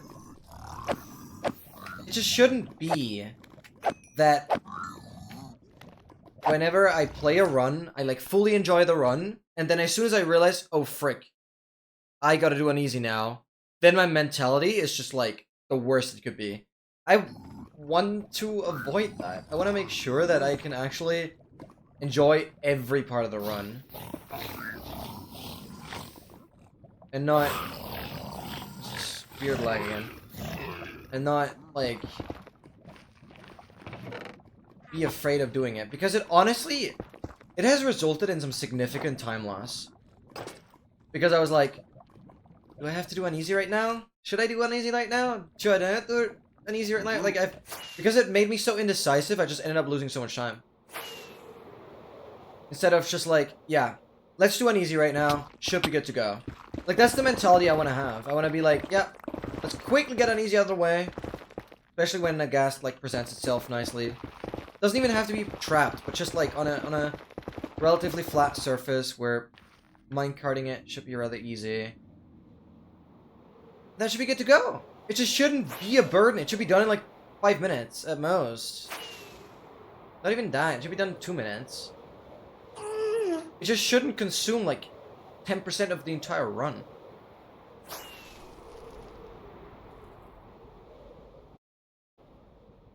How do you bet bomb open spawners? You basically, if this is the spawner, you place netherrack here, and I think you can actually just place the beds on either side. Or, where's the lava going? If this is a spawner, I think you do, at least this is how you TNT it. If this is, yeah, I have, okay. If this is the spawner, I think netherrack actually works. You build this shape, light this TNT that's right here. You place a TNT here, you place a TNT here. You have, like, this shape. And you can do this on every side. And I think it just applies to the beds as well, so you just place the beds here. But I think you actually have to do this double layer here. Not just one block, but like be 3. I guess how that works. I think. But you can also just I personally would play open spawners the same as closed spawners. You just use the fence that is around the blaze spawner. You just use the fence that is around the blaze spawner to build up a couple blocks. So you place the bed against those blocks. Nope, didn't work. Yeah, then you'd have... yeah. We have a spawner here. Yeah.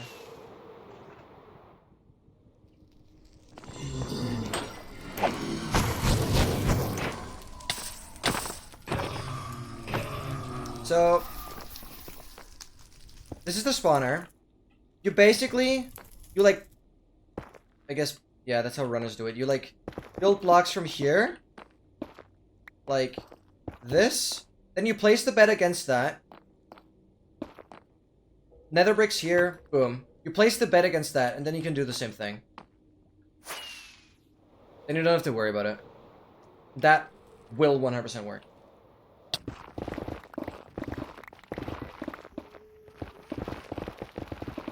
That's how I saw Crow do it last time. Pro, I'm not sure if you're familiar with him.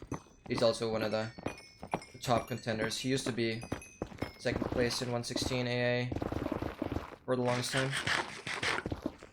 That's kind of how he does it on open spawners.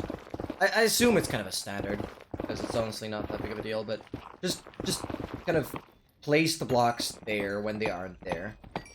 Because if it's a closed spawner, you have the blocks there, you just free the space for the bed, but otherwise just make the blocks so place the bed against it.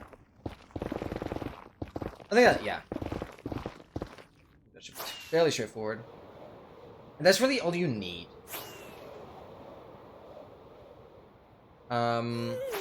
The setup I showed previously definitely works for TNT. Setup I showed previously definitely works for TNT. But honestly, TNT is not something you want to use for any AA run. I mean, if you do any percent, then you can do that. You have an 90% with a temple, but also any percent you would probably reset for buried treasure anyways. But yeah. For TNT, it definitely works that way. I showed, but again, that's not viable for AA runs at least. Because you want to have all the TNT, at least in later versions.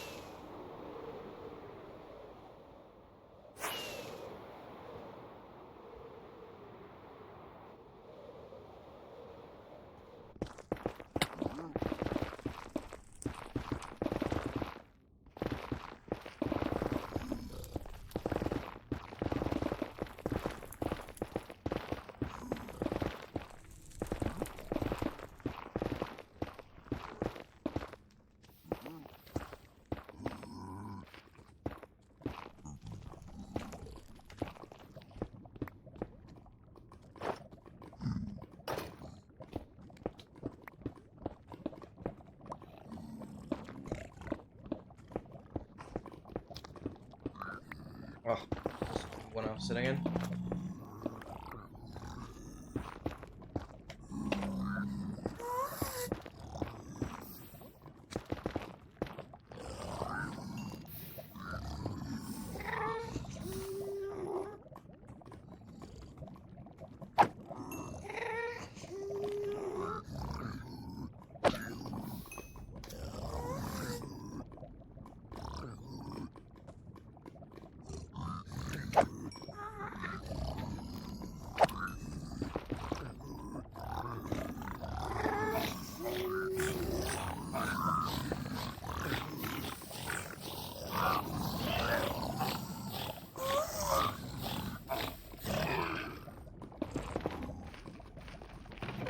Nice, doubling it. We take those.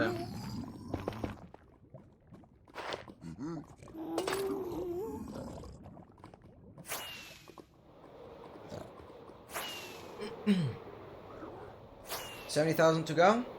We can go. Oh my god, okay.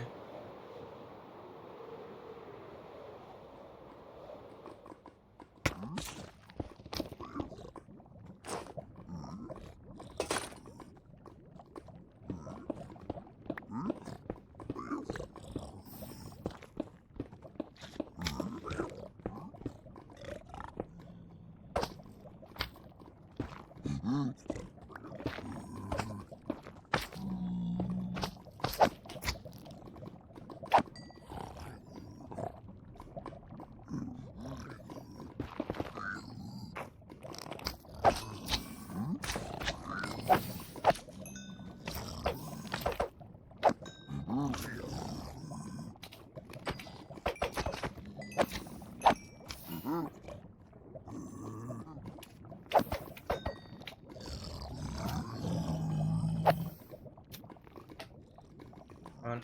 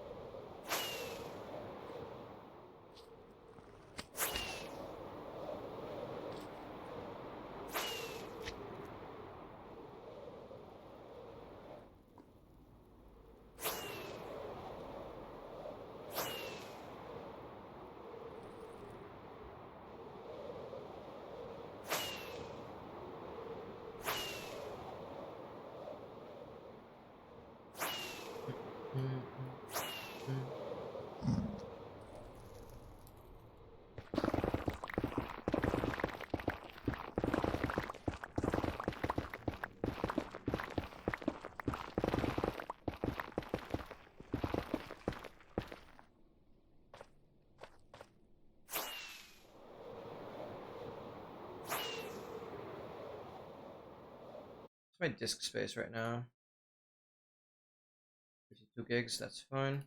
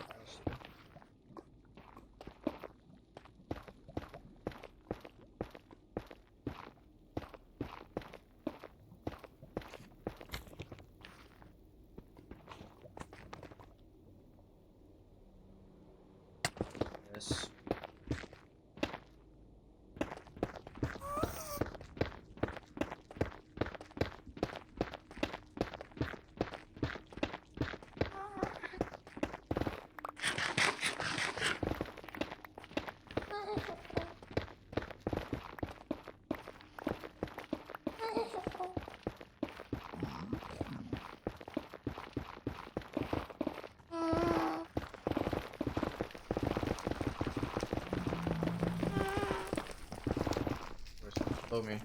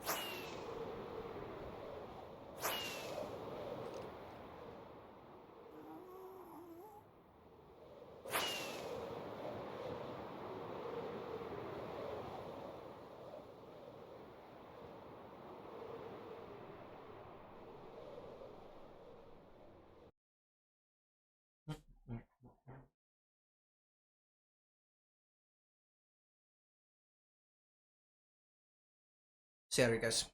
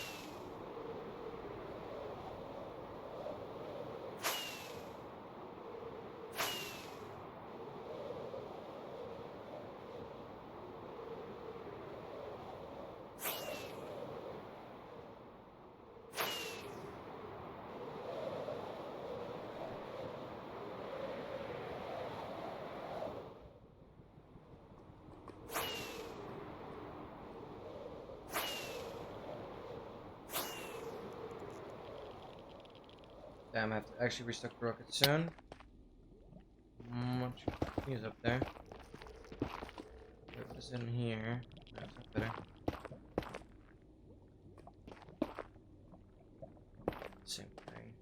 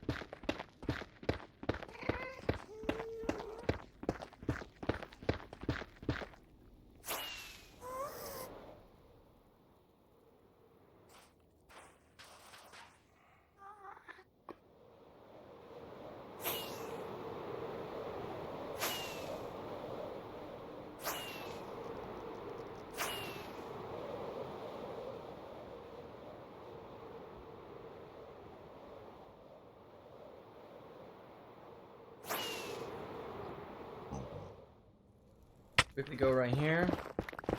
This wall. Rocket restock.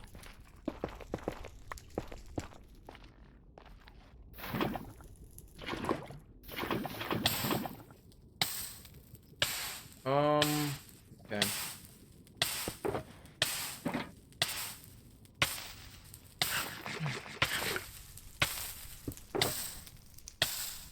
We don't need this.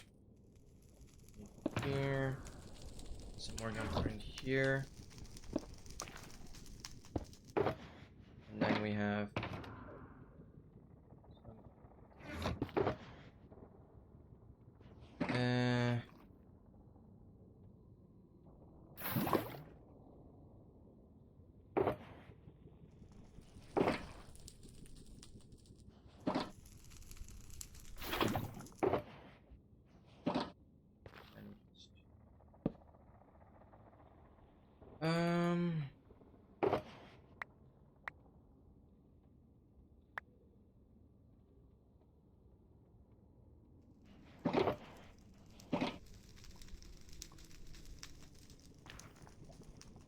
I don't really need to grab there.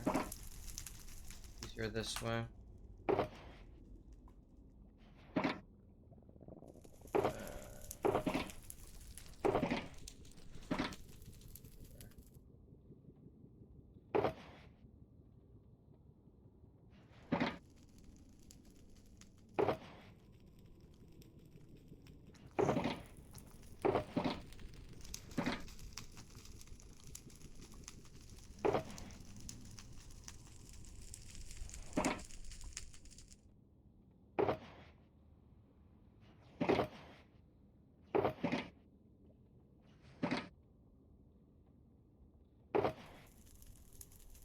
That's that full.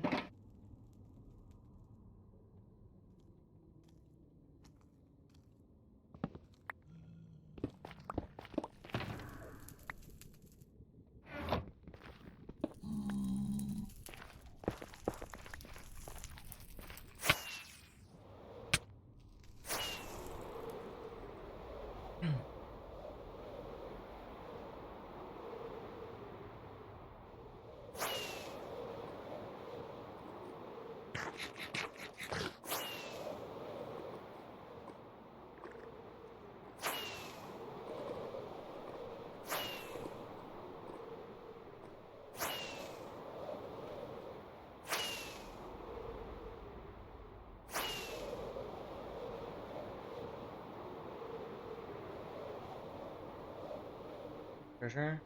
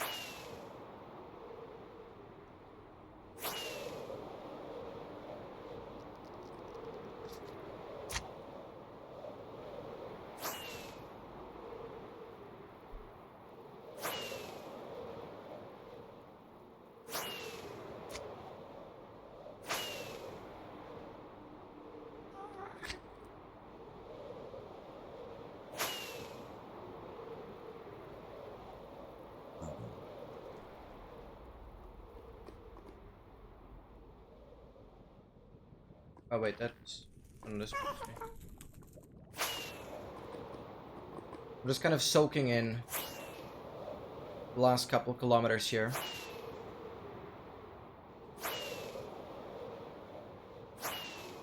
In this amazing nether. Crazy.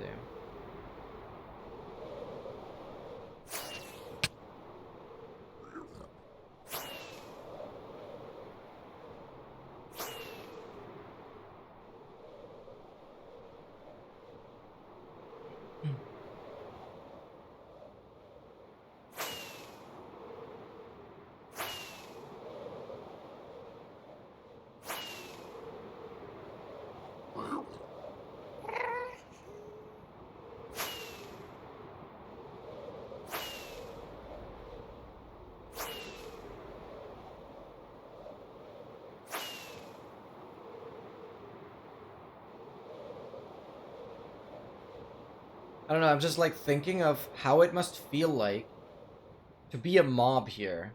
A hoglin or a piglin or whatever. Because it must be the most spectacular thing to see an actual player once. Like, they're never gonna see me again. They see me now and then never again. They'll probably have a lot of conversations about me just flying past. Gotta be so funny. Imagine you're one of the Endermen here, and then you're gonna go to your friends and gonna be like, "Hey, guys, I saw something flying above the sky." It's not really a sky, but like, no, what does an Enderman know? And it's just gonna be like, "Yep, I managed to spot the player." I assume they know who a player is, but gotta be quite interesting because that very Enderman is never gonna see me again.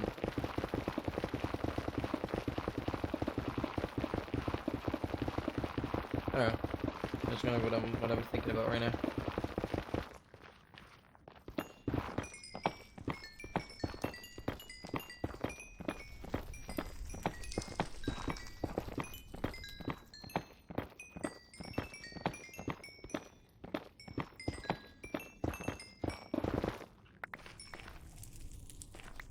I just dropped my totem. I did in fact do that.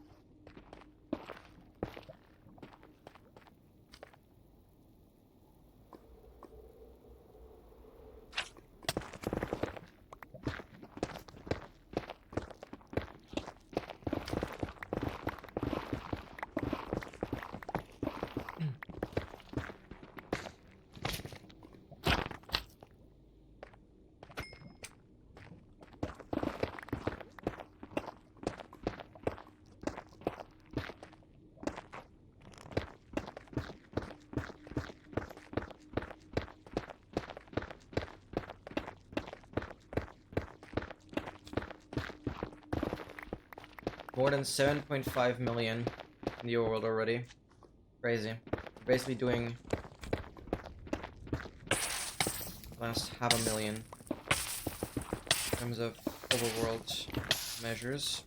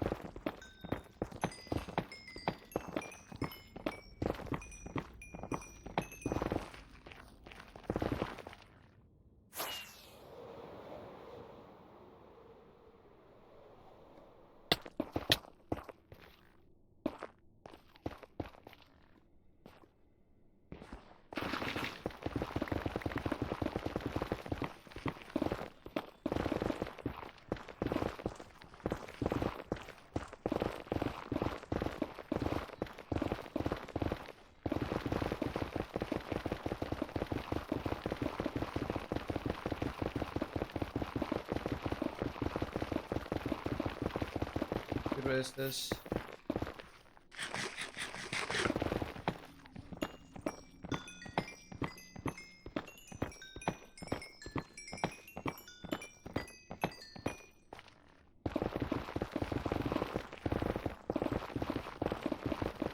I really like the music, like despite it being new songs in general, but like good songs, new songs, but I like the music. Sure, there was some funk. Besides that, pretty good. Heart this.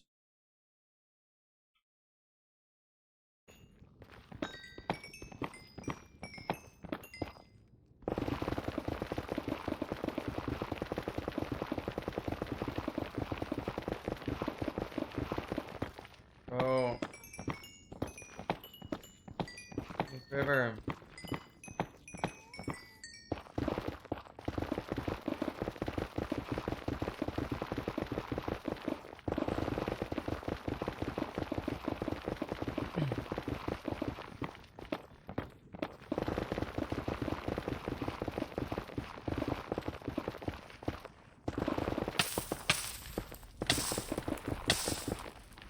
Finally. So stupid. The rain isn't really better.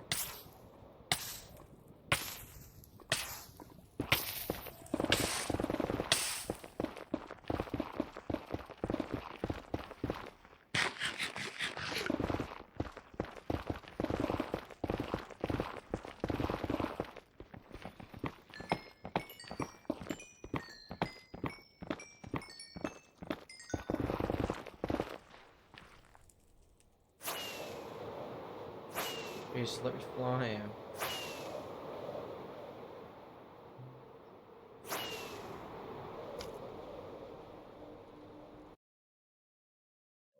Here.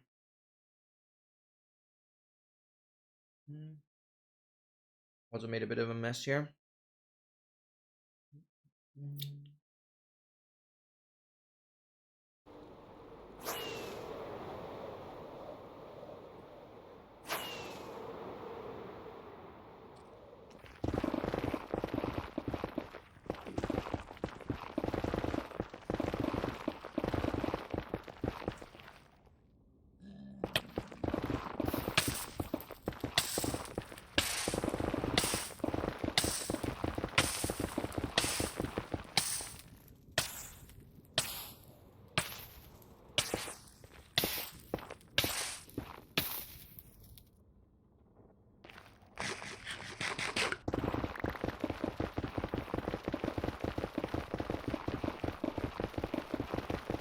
Why is much digging right now?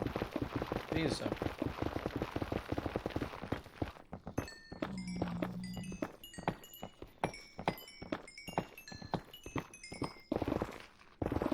Brutal, finally.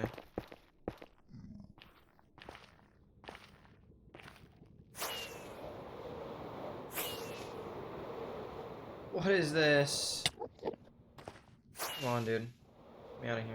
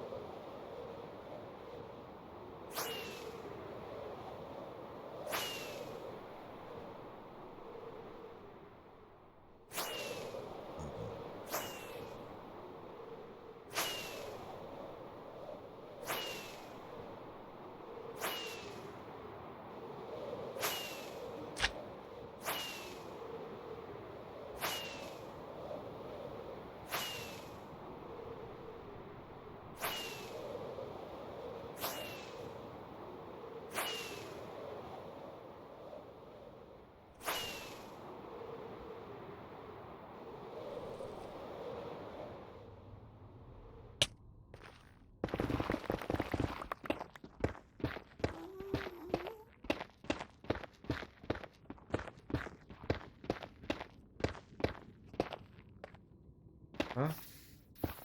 That lava is flowing, so there has to be more to this. Where are we?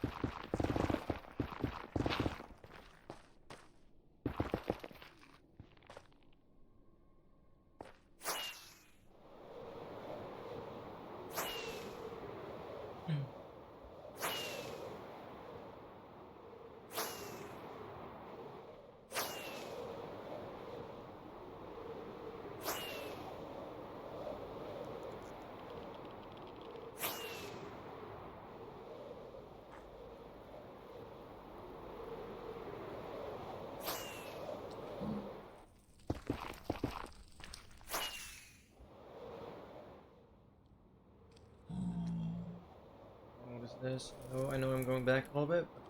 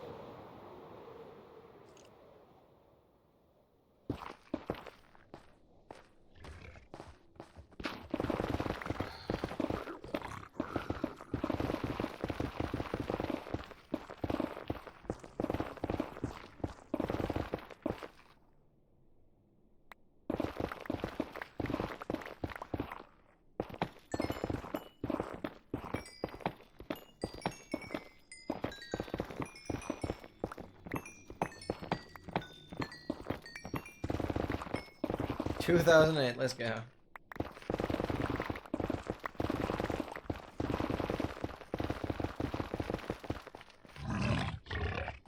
Ah, yes.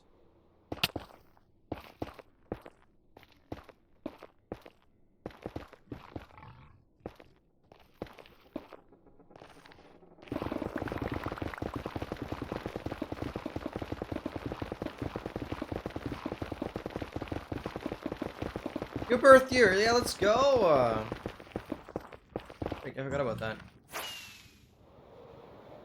Let's freaking go. Yeah,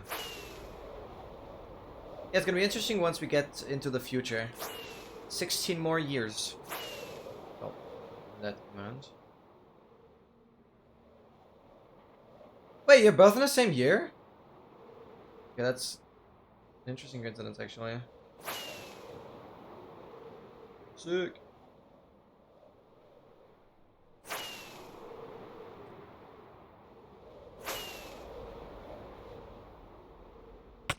Oh.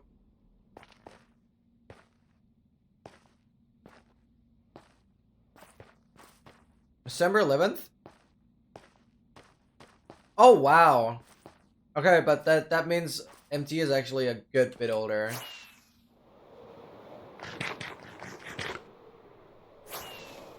Like, beginning of the year and end of the year. Wow, you're nearly New Year, child. So that's pretty cool.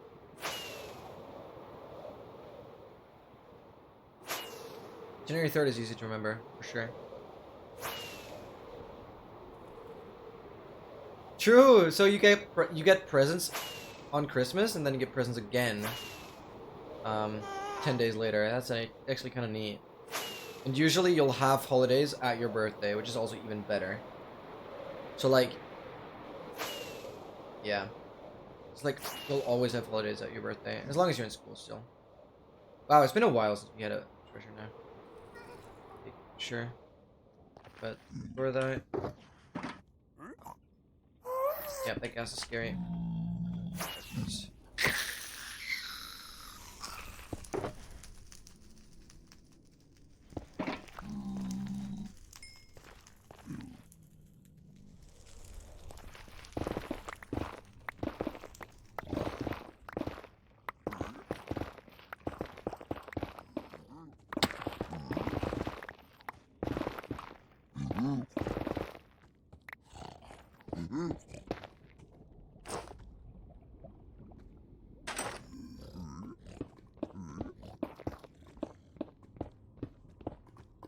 Oh, I'm way off. Sorry.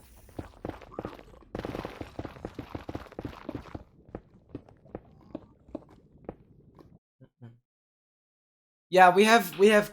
Well, we celebrate like Christmas on the 24th in the evening. Like 25th is still like the official Christmas, but we celebrate it in the evening. on the day before. His head. Oh, you're so kind.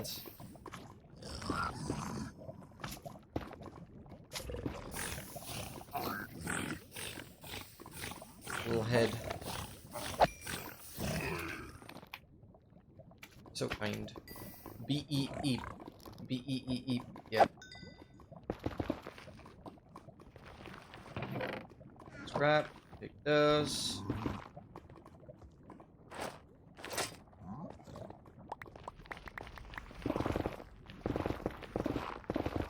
Question is, can I just dig out?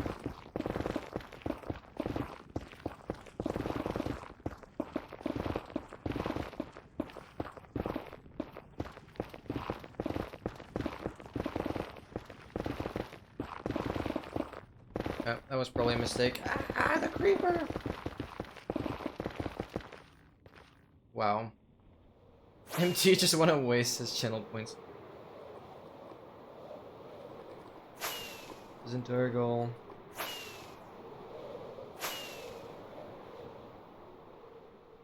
I appreciate it. To be fair, most of the getting scared thing was acted, but there was a brief nanosecond where I actually did get scared. Okay, let's call it a femtosecond. Just another millionth of the nano. Nano, pico, femto.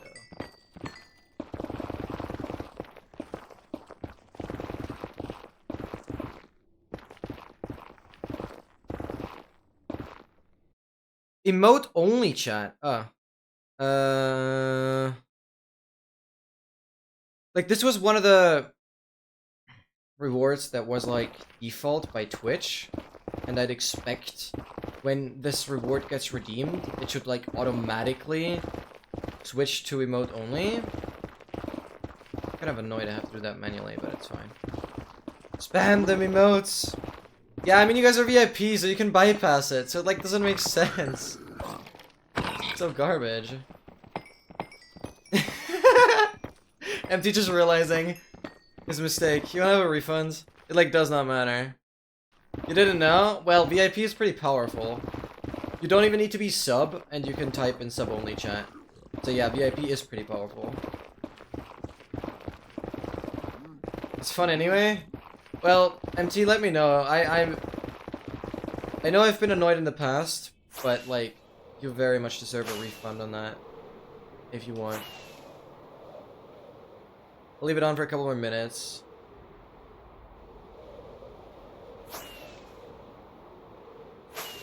Let me know. I'll give a refund. Had a great time anyways. Yeah, I mean, it's up to you. I'm offering a refund if you didn't know that. Yeah, as a VIP, you are pretty powerful.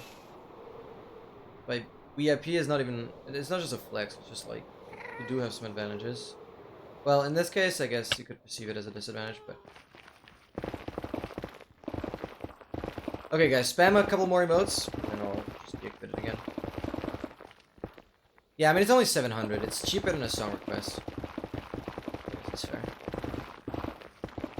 Yeah. One more from Dogmaster. What emote will it be? Drumroll, please. Oh! Okay, buddy. That is a banger, man.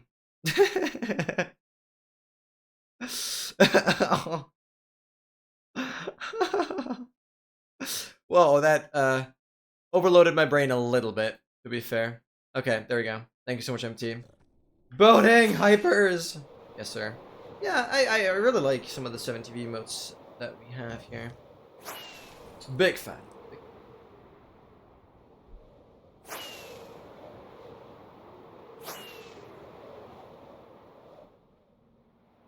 I can't believe that I haven't had 7TV for much longer. Like, how did I not bother about 7TV sooner? It was actually just so cool.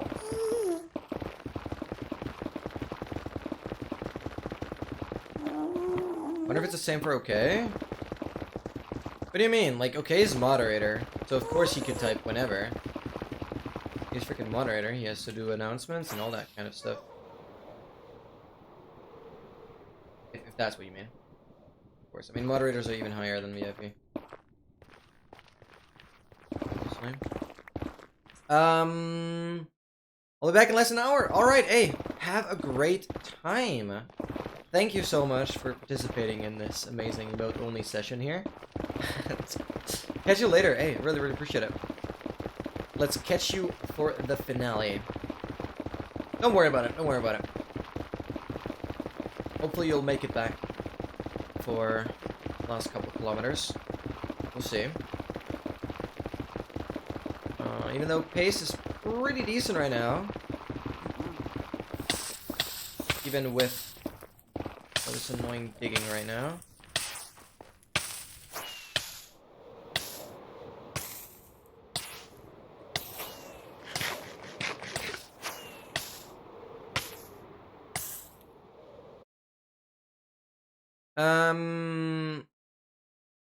Yeah, so I should DM you on the last, like, 10k. I'll do that. Sure. No big deal. I'll DM you on the last 10k. You can maybe join from the phone or whatever. It's gonna be a pretty special moment.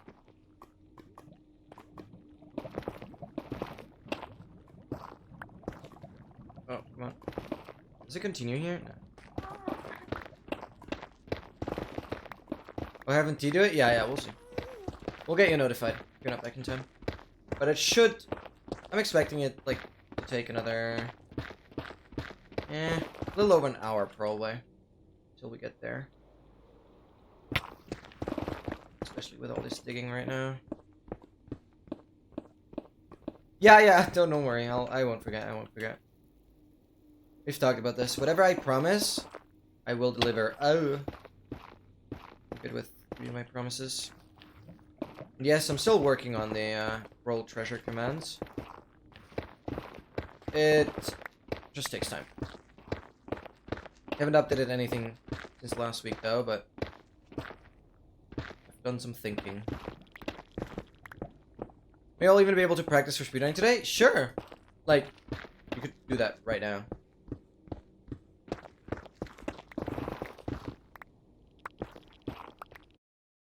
I'm glad I was there for the Deep Slate M's. It was like, true!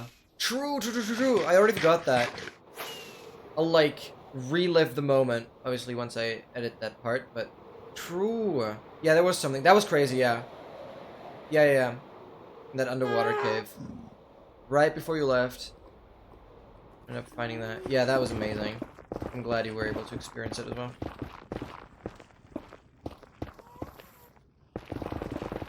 Oh, you'll even be able to practice for speedrunning today. True.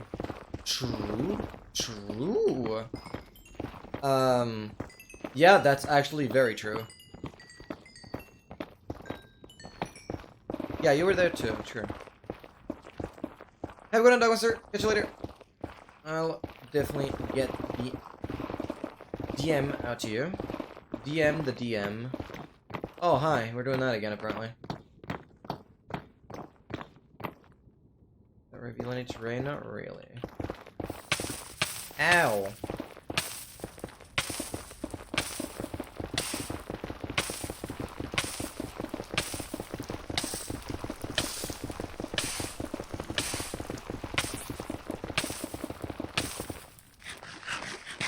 Yo, Mini Freak, welcome in!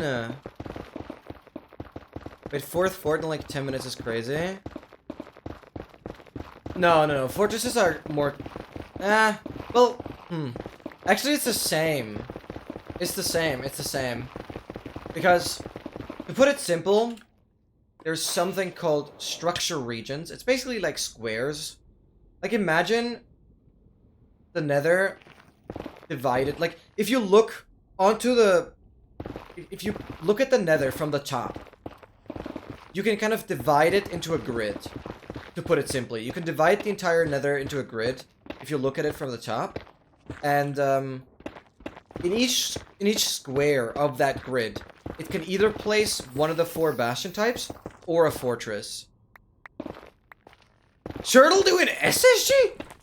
Sorry, that's crazy. So it's either a fortress or one of the 4 bastion types, and I think fortress or bastion, that's like a 50-50. So yeah, I think it's the same chance. It might be that bastions are like bigger and fortresses are thinner, and so like fortresses are easier to miss. I don't really know. Bastions are like bulkier, but fortresses are like longer and stuff. I don't know. So it might mess with the perception and also the... I was going the wrong way again. Good job. Oh, hello, I want to eat. But yeah. You kind of... Like, I've done a lot of exploring in this world. And obviously, past 118, mansions got a lot more common. I've only ever had one random mansion. We've looked at that yesterday? Yeah, yesterday. Because I've only ever had one random mansion ever happen pre-118. Then it was way rarer.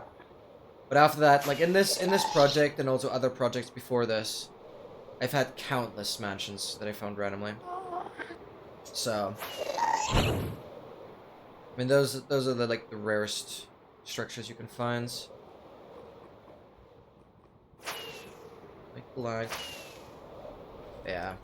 No, it's like either a bastion or fortress. I would even say fortresses are a little more common. Yeah, like this is just the fashion moment right here. So this has to be at the border of one of those squares. Like, it has to be that the fortress is in one of the squares and the bastion is in one of the squares. It's kind of how that happens. That's how you get those very close bastions and fortresses together. And just guys focus on treasures and ignore fortresses. Yeah. Whatever the reason may be, it's pretty much a 50-50, whether it's a bastion or a fortress. It's obviously another story which bastion you get. That's like roughly another 1 in 4 for which bastion type. Yeah. I always feel like fortresses are just... Yeah, because I think... Like, that's what I just said. I think because fortresses, they spread out further. Fortresses cover a bigger area, like, always. Bastions have a greater chance of just, like, being fully buried. Whereas you'll spot the fortress leg sticking out on some side. But it's, like, thinner. I don't know. That's at least my explanation for that.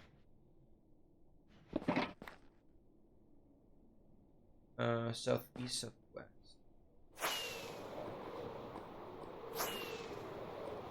I don't know. That's why it may feel like that, and obviously, if you use... use the pie chart to find the fortresses. I don't really know. But we have a pretty good balance between fortresses and bastions. Like, behind me is another one. Another good bridge. Yeah. Again, Mini Freak, I hope you don't have so fantastic. Thank you so much for tuning in. I think it's pretty clear what I'm trying to achieve. There's another fortress. Yeah, see, like, they cover more. Fortresses should be easy to spot. But once a structure is placed in one of the squares of this grid that I mentioned previously, once a structure is placed, then no other structure can generate. It's only that when two structures are placed at like the edge of the squares, then they can like overlap.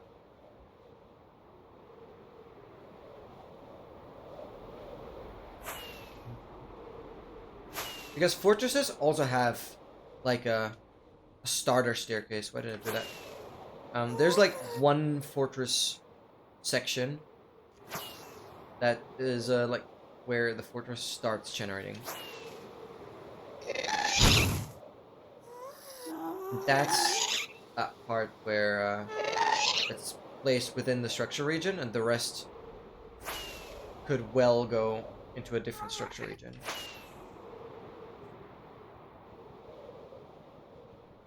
From the No, that's actually a misconception. It's It's one specific bridge part. It's actually more confusing than that. It's super confusing. The lava room only separates the chest part and like the bridge part. But it's actually a room that is one or two parts away from that lava room. It's a ramp part that is close to, or like a bridge part that is close to. I'm pretty sure it's a bridge part actually, that is close to the lava room, but it looks like identical to other bridge parts. So I'm actually not sure how to detect that. I saw that a while back. Like, not that it really matters, but I don't think it's the lava room. The lava room just separates it. I'm pretty sure it's a bridge part that is like very close to the lava room. It's very weird.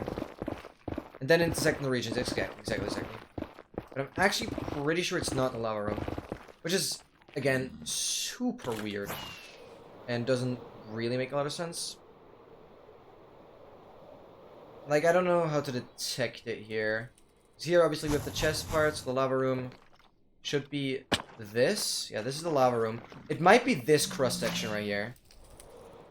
I think it's actually that cross that goes in all four directions with no roof above. Just my assumption. I think it's that.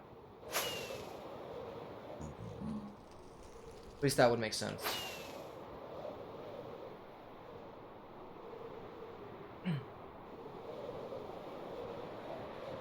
Yeah, it's super interesting because mine shafts also have this one big room that is like just air, and I think it has dirt at the bottom. I don't know if you might have seen it. Mine shafts have this one big like air pocket. There's like a box of air with dirt at the bottom. That's where mine shafts start generating. So you'll usually see like two arms going away from that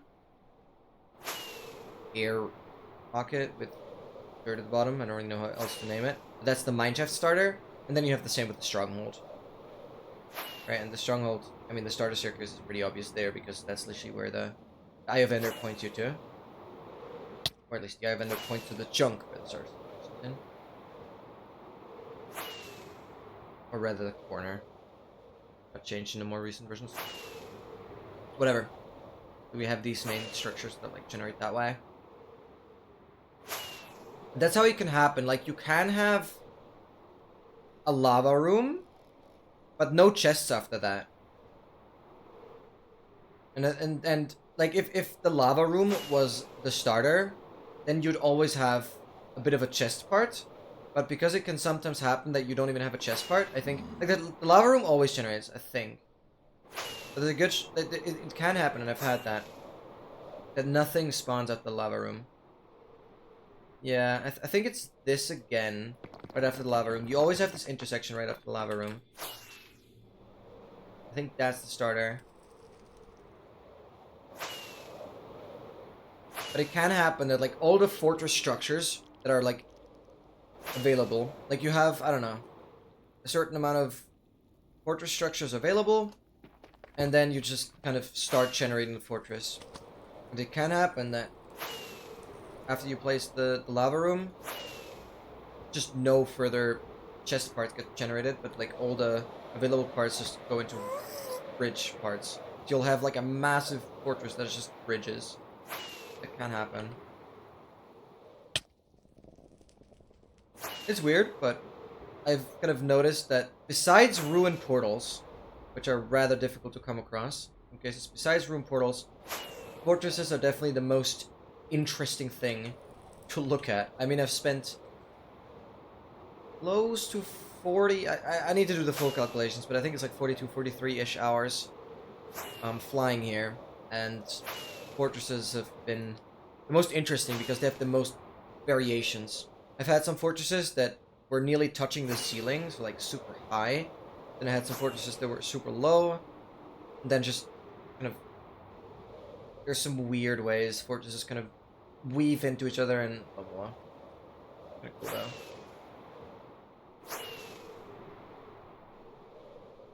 Then there's multiple dirt rooms and mineshafts? Really? As far as I know, that should be the starter. So maybe that's actually multiple mineshafts. Or there's something I didn't know, that there can be multiple dirt rooms, but only one of those dirt rooms is actually the starter.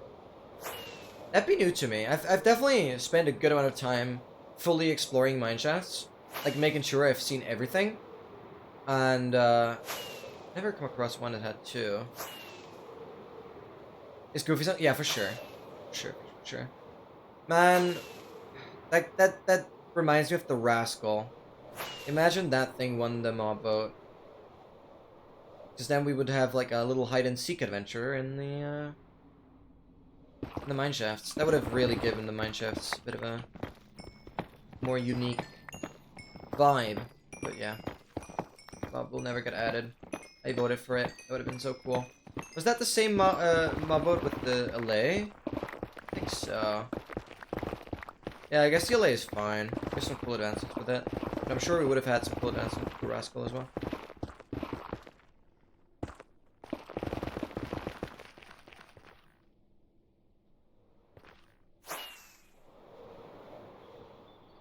I gotta go a little this way.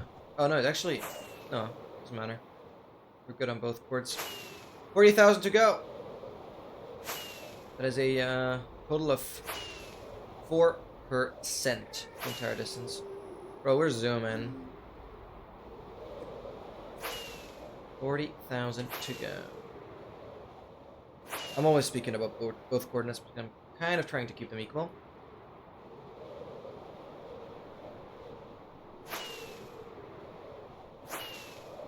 Yeah, see, this fortress is rather low. I always try to, like, take screenshots whenever I spot something interesting, because that will ultimately be part of the YouTube video.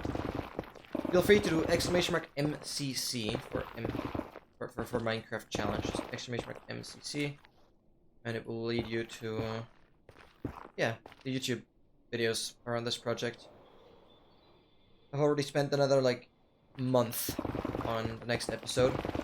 Hopefully the next episode should be out within the next 2 weeks or so, hopefully. It's gonna be another probably like 75-ish minute movie. It's a lot shorter than I initially mentioned it to be. Like I said, it was 90 minutes, but obviously when you do some editing, especially now because I'm like adding all the effects and stuff, I'm realizing there's a lot of redundancy, and I'm managing to shorten quite a few parts. And I'm not even done. I'm like 50-ish minutes in, so I have like half an hour to go. So yeah, we'll probably get close to like 72 minutes. It's probably gonna even be shorter than in the previous episode, which I would have not expected because it's even more footage. It's like 75 hours of footage. That compressed down to like 75 minutes is a pretty good ratio in my opinion. To make it a 1/60th what the actual playtime was. Thank you so much, okay, for putting in the link. Appreciate it. How much have you done percent-wise? That's always so difficult to estimate. Like, I need to finish the effects. I should hopefully be done by, like, Monday evening. The effects, because I always edit, like, past midnight. I'm going back to the same grind that I used to have. This is a treasure, you cannot tell me. But it's, like, weird to get to? No, it's not. Should have learned my bastions, goddammit. So, I need to finish the effects. Then, gotta add the transitions. That's not a lot of work. Then, gotta... Oh, right. I still haven't done any of the actual montages. Because the episode will actually have 2 montages. Because the previous one didn't have a single montage. Besides, obviously, the intro montage. Yeah, I'll give you a rough estimate, but I need to think through this. So, yeah, I'm still missing 2 montages, which are quite a lot of work, because the first montage is actually going to be the biggest montage of the entire series. Only the mob head montage is going to come close to it. And... I'd give it a rough 60%. Oh, it was the sniffer. Yeah, but I voted for the Rascal. Right, yeah, that was a pretty easy mob vote for me. And I'm still upset that the sniffer won, because the sniffer's just garbage. It's still, like, always garbage. one of the things that I just haven't gotten used to. Like, it's not one of those features that you're kind of like, yeah, we have it in the game now because Mojang added it and you kind of got used to it. No, I just didn't ever get used to the sniffer. I just do the sniffer because of the advancements and that's it. But like, any of the mobs would have received an advancement. Like, that's for sure. Even if the Rascal got added, we'd have probably more exciting advancements with that. Sure, the sniffer egg makes sense with like the archaeology, but obviously nobody would be missing it. Yeah, Rascal would just been so much better. Because with Ancient Cities, you probably come across mineshafts, and then you could have overlapped the Rascal there. That would have been cool. But we'll never know how it would have actually functioned. Which I'm kind of sad. Still would have loved to have the Rascal. So I'd give it a 60%, because the montages, they take time, but they're honestly just annoying to do. Because I can't listen to any music.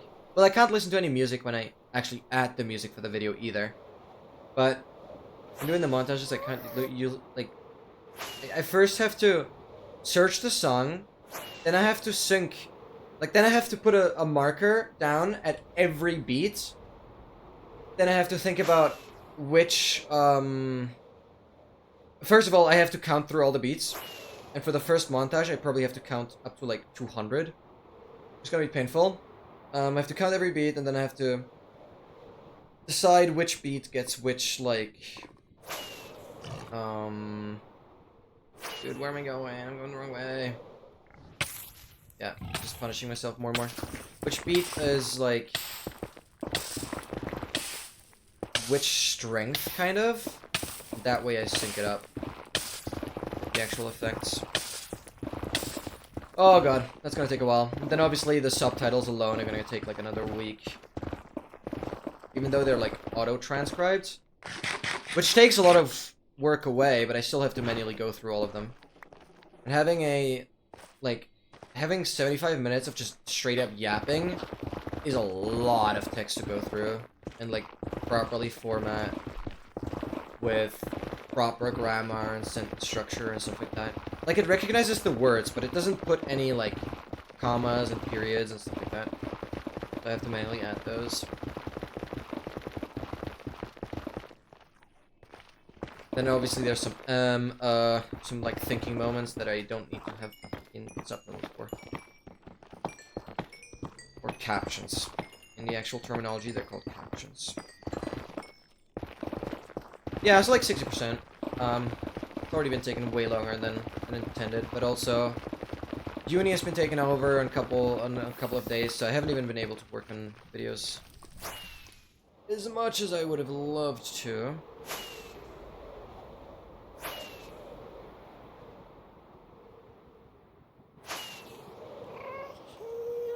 But I'll be, yeah, make sure to work a lot on it tomorrow after the stream. And then, hopefully on Monday, we should have the effects done, and then... Like, yeah, I have to limit myself quite on the quality of the video in some parts. Certainly things I could improve, and... The video is definitely going to be good. Like, I'm not going to publish a video that I'm not happy with, but there's certainly parts within the video that I could, like, put more effort into. But it's this trade-off between it just taking far too long and just not getting enough views for that to be worth it. Or, yeah, like, that's pretty much it. It's like, how much do I put in for probably a couple hundred views? Like, sure, I'm pushing through, and eventually I'm hoping to, obviously, reach a wider audience, but, like, you can never expect that, you know? And it'd be a lie to, like, say, yeah, I'm doing this 100% for fun. I'm doing it, like, 90% out of fun. But editing is also a very tedious process. Hence why a lot of people don't either edit at all or just hire someone to do it. Like, editing is a chore in a lot of cases, and there's certainly times where I feel like, oh, dude, I don't want to edit. It's so annoying. Because it also takes a bit to get into the groove.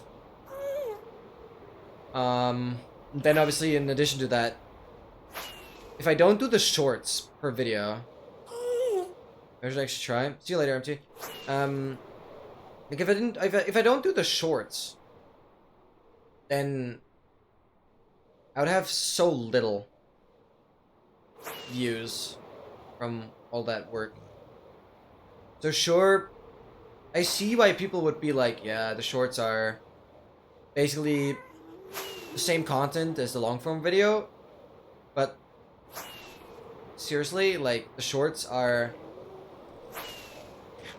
what really gets the views and brings the people over to the long video. Right, so it makes sense. I'm always making shorts out of every long video, and then linking from the short back to the main video. Because in this case, with the latest video, I have 26 shorts. 26 shorts that come out twice a week. So that literally, like, I have shorts all the way till the beginning of December from just the last long video, which will give me enough time to, like, get the next video out with the next set of shorts, but also keep the channel somewhat active. Like, I have active views coming in, active engagement on the channel, even though there's not a main video right now, which is just really, really good. I can assure that I have engagement on the channel and keep it relevant, keep it in the algorithm, but it gives me enough downtime to, like, get the next big video out. So I very much enjoy it, but it's just like, it could have a couple more views.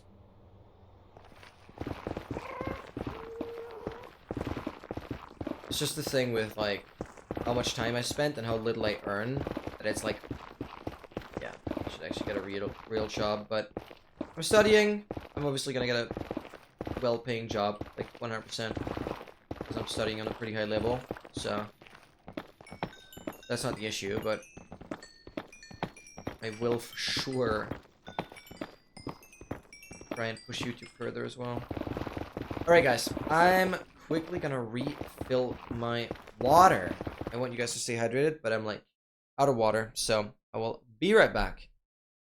See you guys in a sec.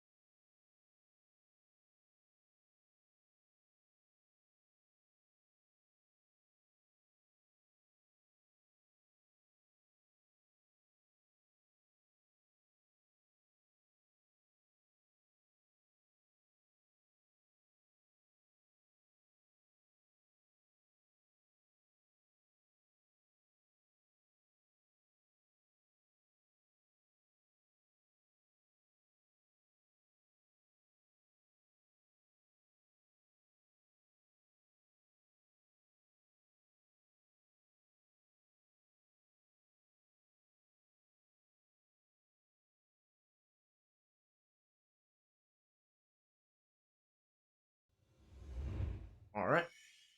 Let's keep it going. We have, yeah, like 35k. Oh god, the first coordinate is much better than the second. I should rather focus on south here.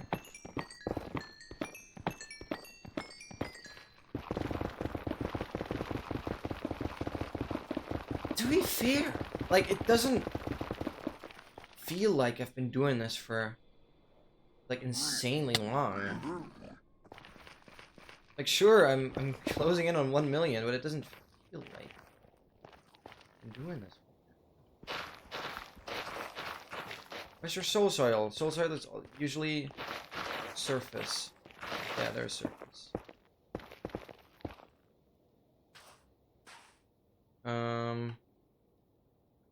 But if I actually stop,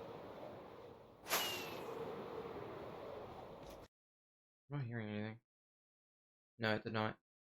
Just a song that had very, very long silence at the end here.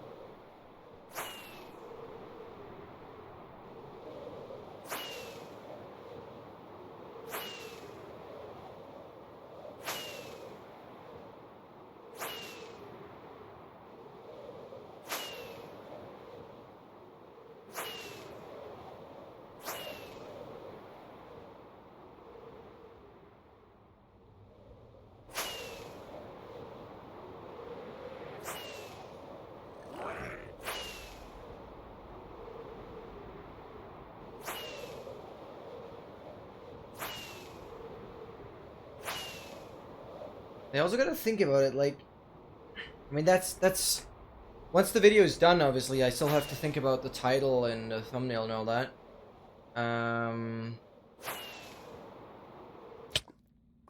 Actually not sure, because there's so much happening in that episode again.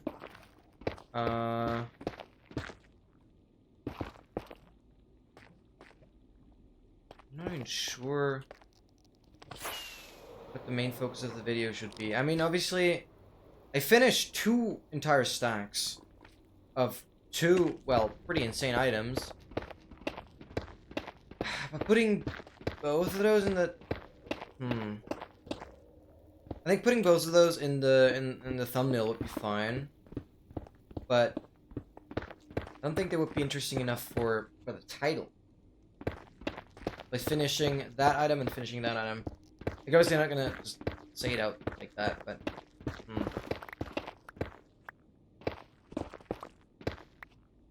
not sure. Think about that right now. How do I do that?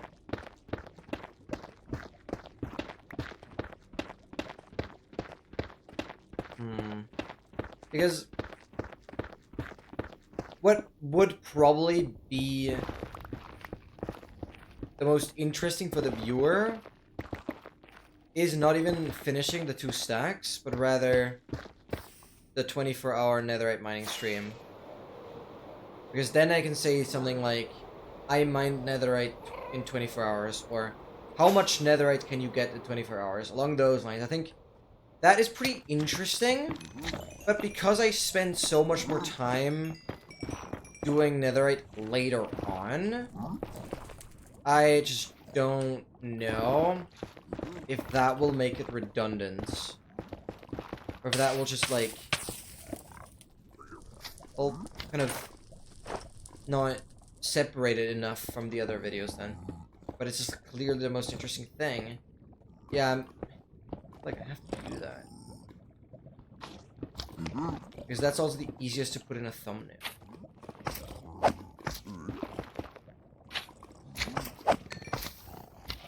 There will be a lot more, like, netherite-related stuff. But I guess the way I have planned it out so far is that, like, once I start doing all the netherite mining, it's all gonna be in one episode. That, like, it's all gonna be in one episode until I have the 6 Tripple beacon, because then there's a bit of a delay until I decide to do the 5-layer one. So, yeah.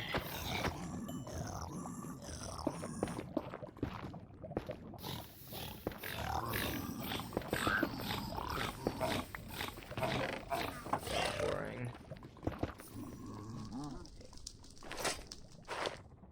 Yeah, I think I have to do it that way.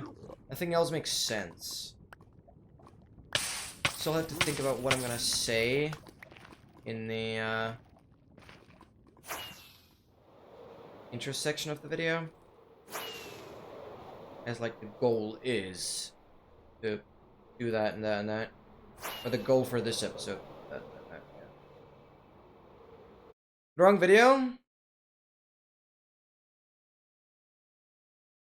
Huh? Why did you do a song request on this? You wanted to probably do a text-to-speech, right? I'll get it back. You didn't copy? Oh, yeah. No, you're all good. You got a refund. The only issue is you'll have to wait like 2 minutes, I think, now. There's nothing I can do about the cooldown right now. I sincerely apologize, but it should be like only 2 minutes. We can do the next song request. Make sure you copy it properly, and don't worry.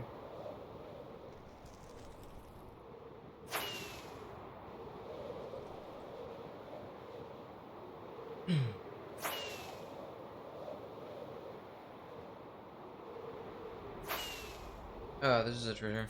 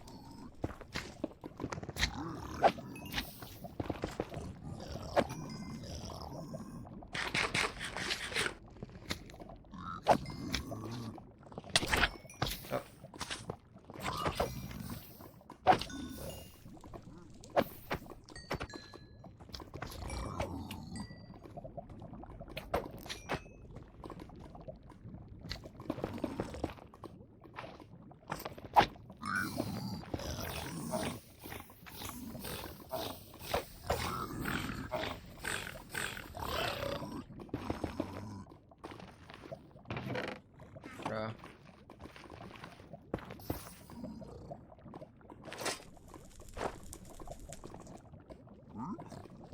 Northwest.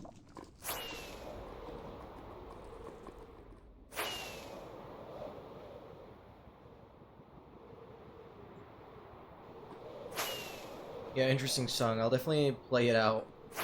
That's your song request right now, I'm pretty sure.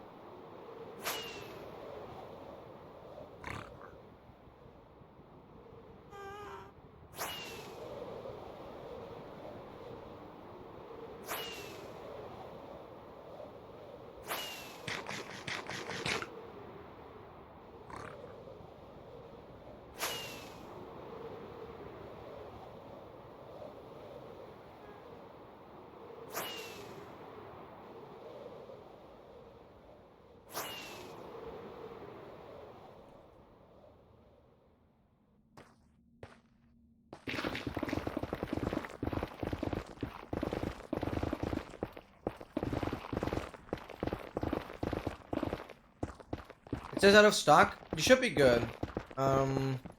Just wait. I don't think I put any limit as like redemptions per user, and even if there was a limit, you have definitely not reached it yet. Maybe you have to refresh the stream. It should be available soon. I think the cooldown is only 2 minutes, so I'm kind of confused that it says that. It should not say that.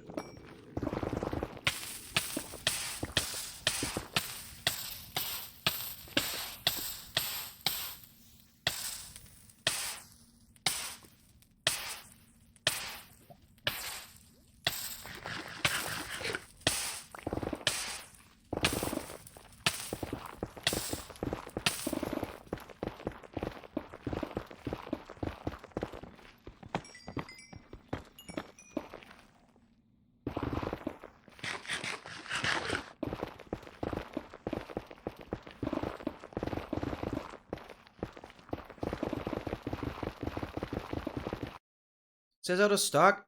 Can't be. I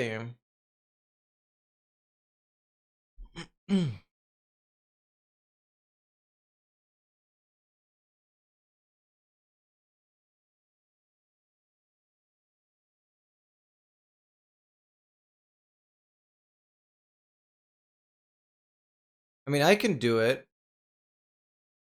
Maybe that's just because I'm the streamer, but it shows as available for me. Try and refresh.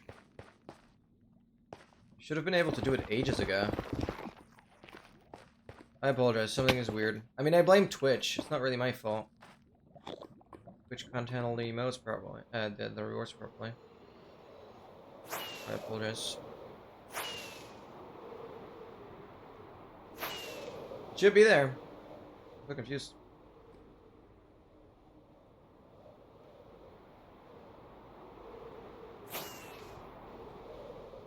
Strange.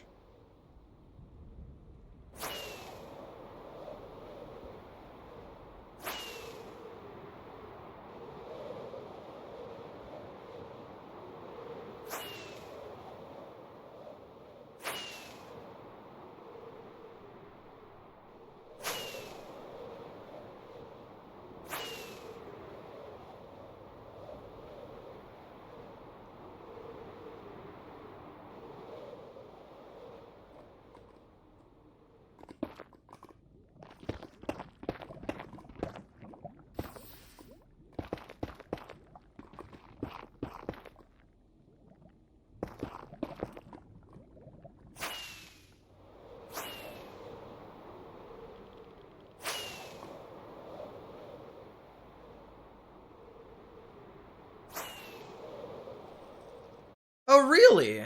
There's no way. Wait, okay. No, that's complete bogus. Maybe I did something wrong on my side. You've reached a max for the stream. Then I apologize. Then I probably configured something wrong. That cannot be. Thank you for letting me know. Let me quickly do this.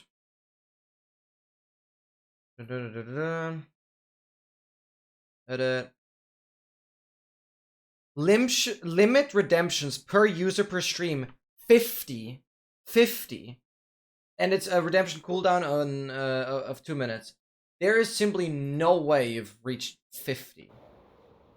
I'm allowing 50 redemptions per stream per user. Still at it. 26k or 28k. We go with the lower coordinate. Yeah, 28k to go. Yeah, 50 redemptions on the song request. 2 minute cooldown, 50 redemptions per user per stream.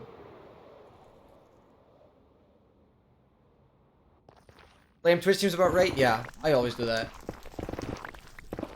Also used to have quite some weird like internet issues a couple weeks back. That were like 2 Saturdays in a row. And I very much blame Twitch for that up to this day. It's not my fault.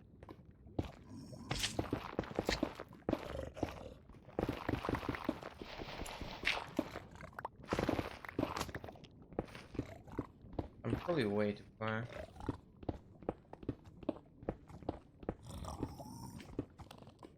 Oh, not really.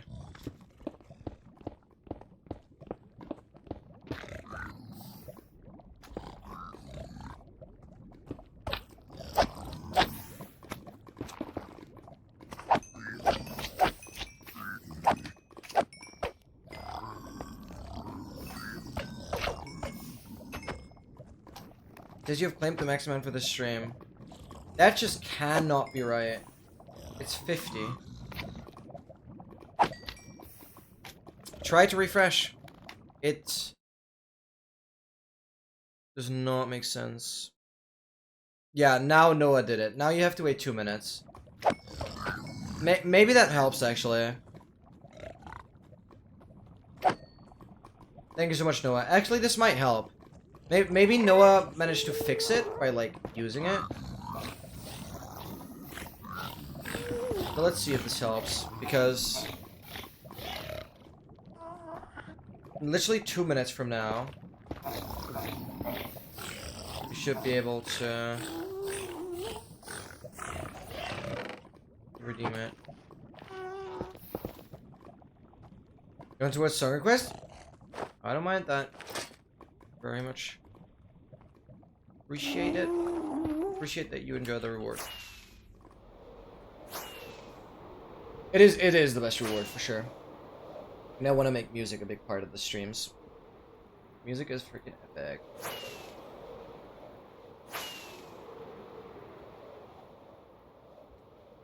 So yeah, I'm really sorry, Go. Like I don't fully understand why this is the way it is. Oh, did I? No, we're fine.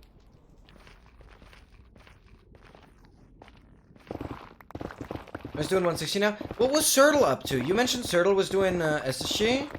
What is that about? Never heard Sertle talk about SSG. Portal Lane Lava Pool? Nice, dude.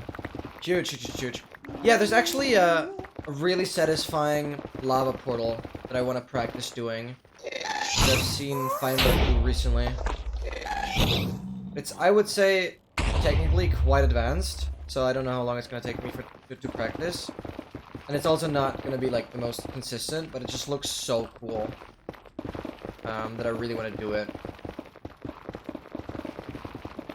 I want to have a cool lava portal. And if I can pull it off, it's super satisfying, so I'm going to try and do that. Like, it's basically you place the water, and then you remove the lava sources. You don't even prepare anything, you just place the water and then remove the lava sources and then go from there. That's just one part. It's overall super satisfying. Feinberg did it recently. Fairly clean. And we're going to do that, and I want to see if I'm able to do it. It's probably one of the most advanced methods you can build a portal at the level like. It's not the most advanced method, as I've seen crazier stuff happen. Especially if we talk about tool-assisted nether portals that aren't even done by humans, and so that's it.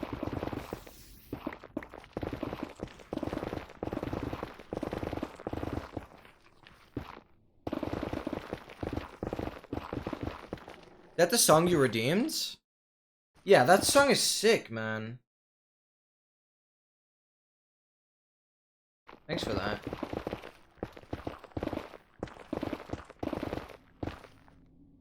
Yeah, this song is actually sick. I fully understand why you like it.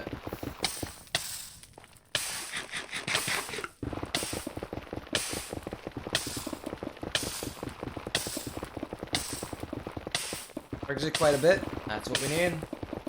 Dude, can I please get out of here? Man, I've been digging for years.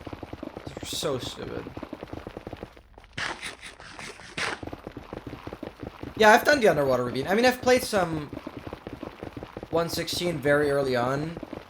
But mainly that was set seed. But then for 117, where the terrain is pretty much the same still.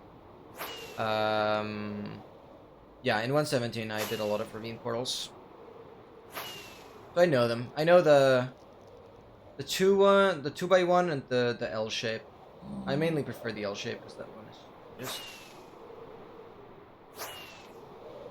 Yeah, those I know for sure. There's some more advanced ones that I don't think I'm ever gonna bother learning. Like, there's even bucketless, which is insane, with gravel, freeing up all the space, and then you let water flow in. Pretty crazy.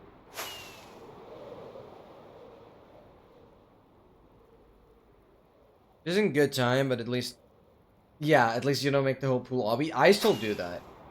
So, I mean, that's always an achievement, when you just manage to build the portal clean without flooding everything. Yeah, that's amazing. A lot of really good songs. Yeah, thank you so much. I definitely liked this one, so hopefully... yeah. No, feel free to redeem more of this artist. More, I'm gonna try somewhat on Bridge Bastion route. Yeah. The Bridge Bastion is... relatively straightforward. I mean, the bridge in general is the easiest bastion to play because you have the gold super easily available. Then you just kind of have to get some picks together, and you can kind of trade wherever. But obviously you can do the triple chest route, or... yeah. The thing is, I have never really bothered about, like, proper bastion routing, because the versions I played, besides 116 SSG, had brutes. Because from 117 onwards, it's always brutes. And then you can't really do the bastion routes. It just gets wonky. Once you have brutes in the mix, you kind of have to just wing your way around, get all the gold, and then trade outside of the bastion. Usually. Unless you somehow manage to kill all the brutes in a relatively quick time. So, I've never really bothered about bastion running that much. Because it just hasn't made sense with brutes. They just, yeah. They basically kill you, so it doesn't make sense. Yeah, but bridge is the easiest for sure. Because you don't really need to remember where the gold is. There's some hidden gold blocks on bridge as well, but those don't matter for 160. When something consistent and easy, yeah, for sure. Exactly. You're doing great, Noah. You're doing great. I don't know any underwater ravine portals. I don't know if I have linked any on the, we're going, need to go deeper advancement. Check there.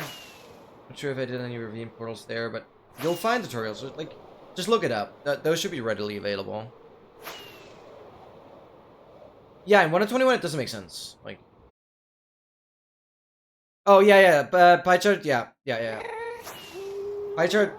That's what confused me as well, because also in the version that I'm currently playing, 1.20.1, pie chart is still Shift F3, but in the latest version, it's F3 plus 1, F3 plus 2, and F3 plus 3 for all that, like, debug stuff. Yeah, F3 plus 1 is actually so much easier, and it's more intuitive, in my opinion. I do like it that way. But in your version, Noah, it's Shift F3. It's really all that matters. Get the pie chart, then you press the numbers, and you get...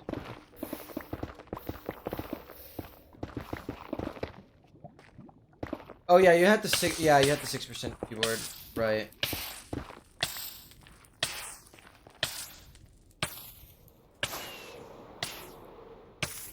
Oh, am I actually out of rockets?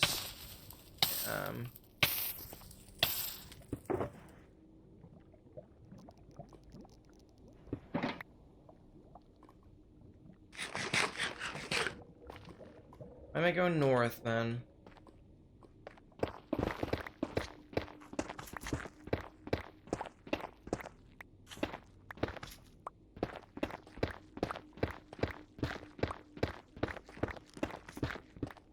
Go this way.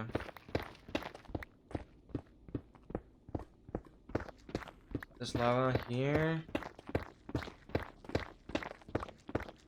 Yeah, it's better.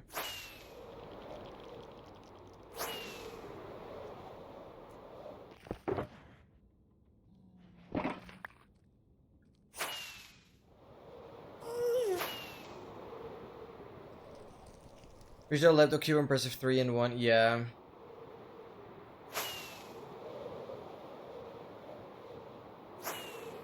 Yeah, you like just have the essential buttons.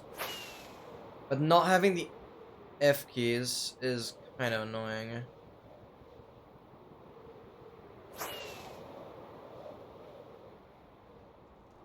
Like, not that I use the numpad that often. I use the numpad when I just need to type in, like, equations. Because I just like that the numbers are kind of quicker that way. That's why I really like doing numpad. See, this part? Oh wait, no, this is just another room, never mind. I thought this was the lava room for a second. There weren't any chests.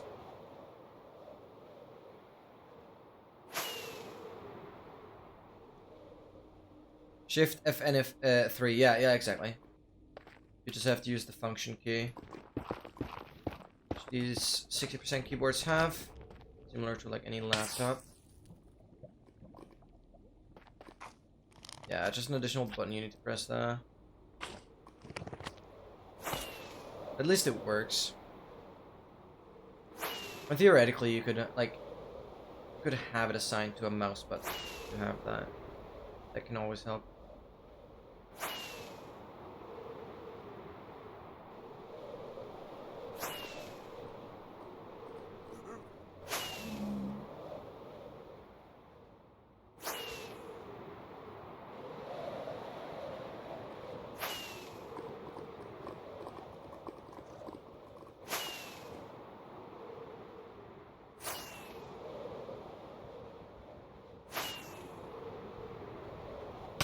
Ow.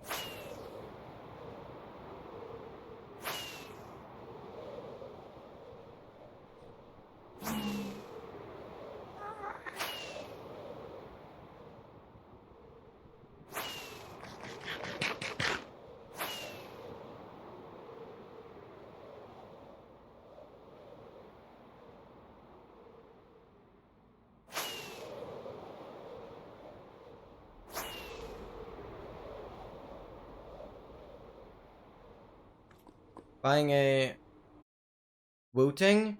Oh, like a Wooting keyboard? I've heard of that company. I don't know how their keyboards were like. I don't remember.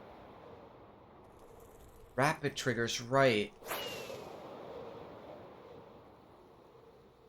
I remember that. I don't know. It was something. Oh, it's pretty decent. It's not crazy. It's like the average is like 13. 3,900 for both? Yeah. Great.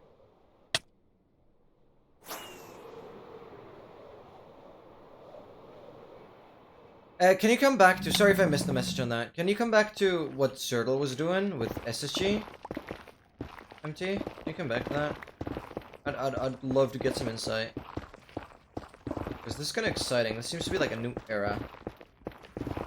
Sertle... Actually, I don't know.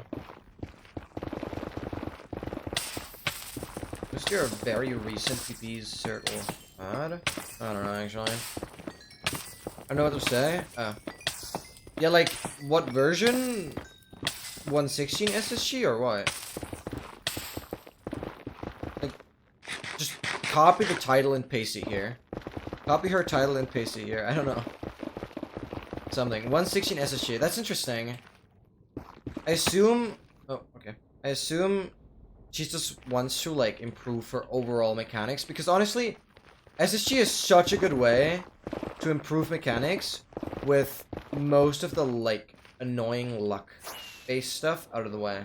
Yes, you still have, like, Trident garbage and still have Thunder garbage, but that's literally the only thing. Okay, no, Trident, Thunder, and Shell, sorry. But the rest is deterministic. Vimes deterministic. Schools, okay, all the mob draws. Vimes are deterministic, and all the mobs you have to breed. Cool. Like I played 116 SSG before anyone else. I do know about that.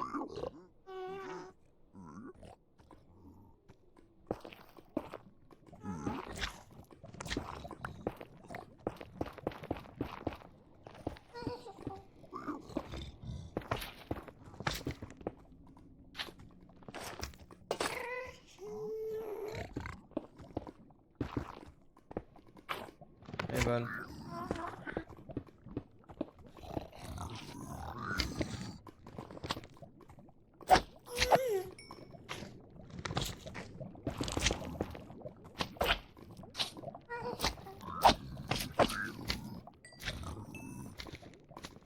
$40,000 more blocks? Well, it's diagonal, so it's like 20,000 times 1.4 roughly. It's basic math. 20,000 times 1.4, so like close to 30k, like 28k. Yeah, like 28k raw diagonal distance. If I perfectly flew diagonal, it'd be 28,000 blocks on a diagonal line. So yeah, pretty insane. And I have 2 more hours to go. Like, that's crazy. And we get another +5. Oh, I didn't even deactivate the spawner. Well, at least we're better than that. I thought I deactivated it. We're fine. That's interesting. Southwest. Go. Versus once you know the route, you can focus on your mechanics and don't know. Yeah, exactly. It's really, really cool. You can really try and perfectionize doing as many tasks at the same time as possible. It's really, really exciting. And it's impressive because Oxidiate, who is currently the world record contender for 116 all advancements, Oxidiate has a 1 hour 18 thunderless run. Like, the world record still belongs to Oscar, who was in the stream earlier for 116 SSG. So Oscar still has it with 1 hour and 30. But Oxy has literally a 12-minute faster time that unfortunately didn't get any thunder. I mean, that's the main issue for these SSG runs. It's like a... At that point, it's like a 1 in 10 to get thunder. So you have to play like 10 runs and you'll get thunder once within that time. Which is pretty tough. Also, you have to get phantoms. I guess phantoms might even be a bigger issue than thunder at that point. Simply because... phantoms can only start spawning after an hour. And to get a phantoms in a 1 hour 18 run would basically mean you'd have to get phantoms on the 1 hour night or the night after that. And those chances are pretty low as well, so they might... Phantoms in SSG screw you over probably more than thunder does.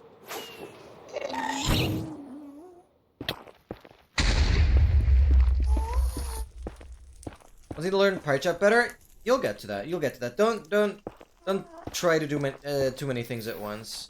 I tend to try that as well, and then just like end up with a complete brain overload. So yeah, but the record still belongs to Oscar, and Oxy had a 1 hour 18, which is insane. It's insane compared to the 2 hours and 14, which is the RSG world record. So still like 56-minute time cut for SSG is pretty wild. And having everything done in like just a tiny bit over an hour and a quarter pretty much, is insane. But yeah, Oxy gotta be like one of the most iconically scoped players right now in general. Oxy is one of the top ranked players, and then switching over to AA and just completely dominating. Which is a super smart player in general.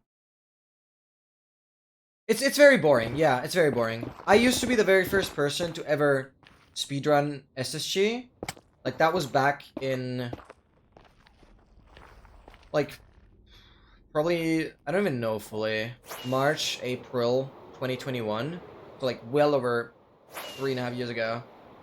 I, actually speedrun 116 SSG. Nobody has considered it before. So I know how it is. It's pretty repetitive, but it's honestly just a good way to practice. I mean, I had like a 7-hour time, which is garbage. But back then, 7 hours was actually good. Because there were like 10 people maybe that speedran all advancements back then. Pretty insane. Ranked demon, yeah, absolutely. Absolutely. And Oxy just 0 cycles on every AA run. Just insane. Just insane. Yeah, no, incredible. And what made Feinberg stick out so much, and even Oxy mentioned that, is that the raw playtime, right? Like, it's literally just raw playtime. Feinberg is probably still the only speedrunner, Minecraft speedrunner, that can actually live off of what he's doing.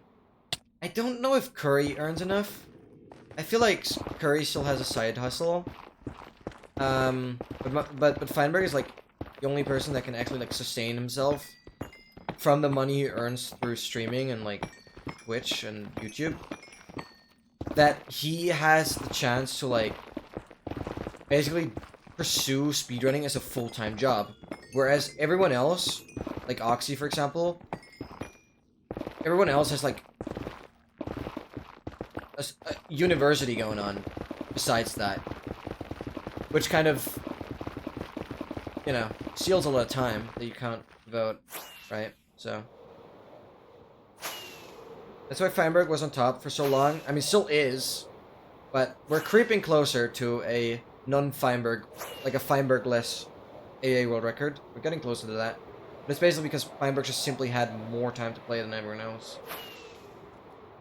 Because he was able to pursue it as a job, which nobody else has really achieved.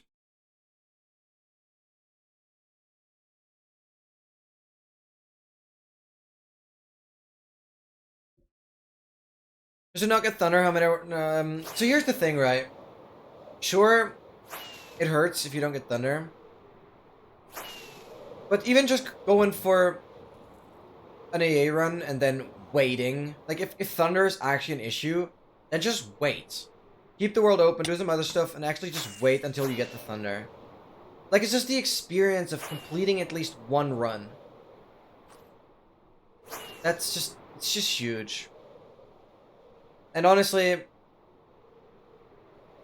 there's a lot of good resources for 116. Unfortunately, I can't say that I have videos on... like, sure, most of my advancement tutorials that are on YouTube, they work for 116, but not all of them. And, if you don't know the 116 advancements, it could honestly be a bit confusing. If you look at my YouTube channel, which advancements belong to 116, which ones don't. So, it's better to look at other resources. There's good sources online, but basically, it's this, like, completing it at least once is kind of cool. But even going for, like, I doubt you'll have a 4-hour time as your first 116 completion. 4 hours is already... it's already something. That takes a bit. You could probably do sub 6 as your first completion, then like sub 5, and then sub 4. But sub 4 is already pretty difficult, and sub 3 is like the last doable barrier. But sub 3 is pretty much pros only. Like, I won't ever aim for sub 3. I'll be happy with a sub 4 116 run, that's for sure. And I mean, sub 2 hasn't been broken yet, at least in the first year. I might want to aim for... like, no, I don't think I'm ever going to do SSG, at least on 116. I might do SSG on 1.21. Let's see, maybe. I've thought about it. I'm a high schooler? Yeah, I mean, that's... okay, that's a little different, but not like you're earning through speedrunning.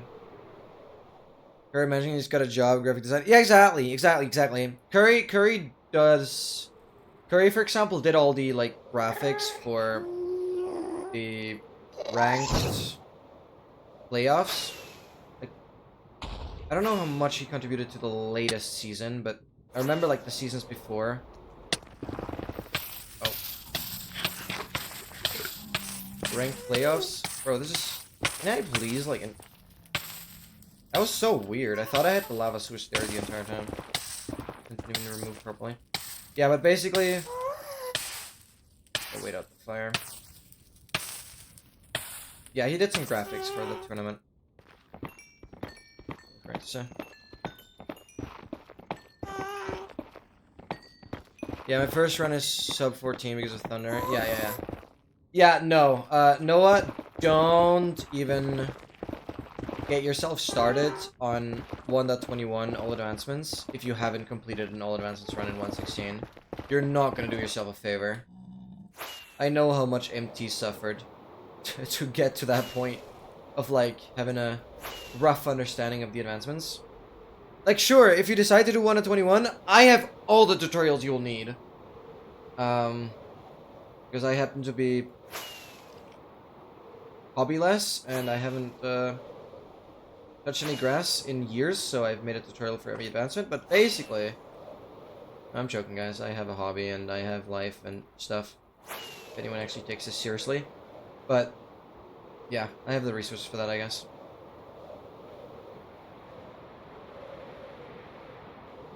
But it's just very, very difficult. There's so much more you need to do, and... if you're just even getting started with Bastion routing, then have fun dealing with the brutes as well. Like, it just doesn't make sense.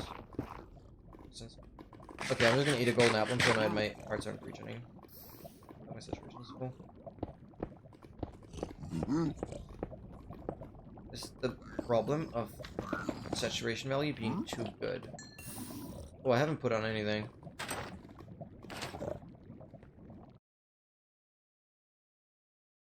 Getting closer, I'll be home soon. Good. Yeah, like 5k and I would have notified you. I guess I'll still notify you. Unless you're saying I shouldn't. Because you're kind of here.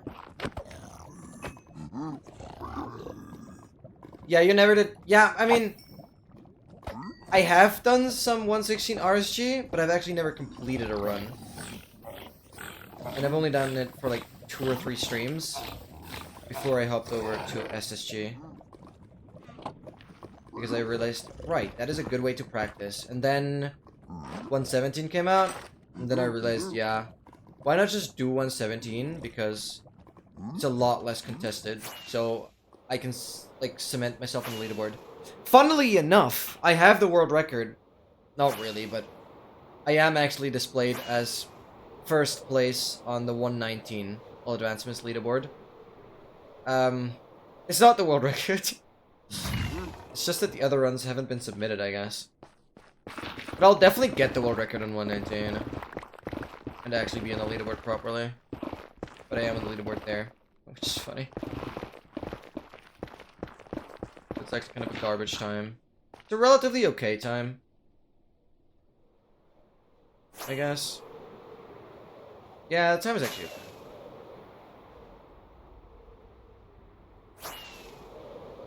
Yeah, but MT, mad respect for how far you've gotten within 1.21 without ever doing 1.16 or any of the prior versions. But that's just kind of hats off, dude. That's insane. I mean, I was a believer all the way along because I know how much is possible if you just put your mind to it. But I was not expecting it to give you that much joy. I was expecting it to be so frustrating that you end up just kind of leaving it behind in a way. Most of my hardcores don't go past 4 hours. You just gotta play it safe, man. You gotta play it insanely cautious. I would even say be paranoid about constant, like, creepers sneaking up on you. It's not a fun way to play, maybe at the beginning. But it's just like you gotta play until you have that elytra, until you have your first totem,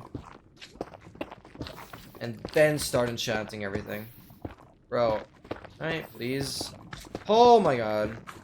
Is it possible? Nah, that's... dude.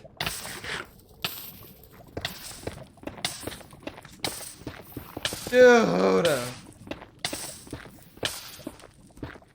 Let me out. Okay, we're good.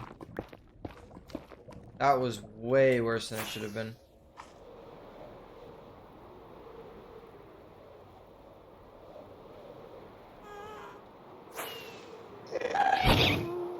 Oh, wait. Oh! That was pretty good.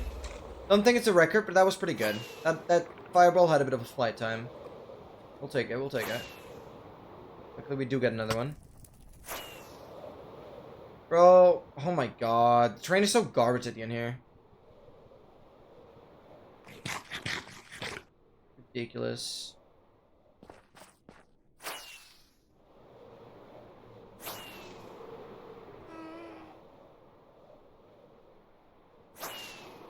My decision making to go here was also really, really bad. There's just gone south instead. There's a gap there. Yeah, frick. I regret going here. It would have been an easy path to the left.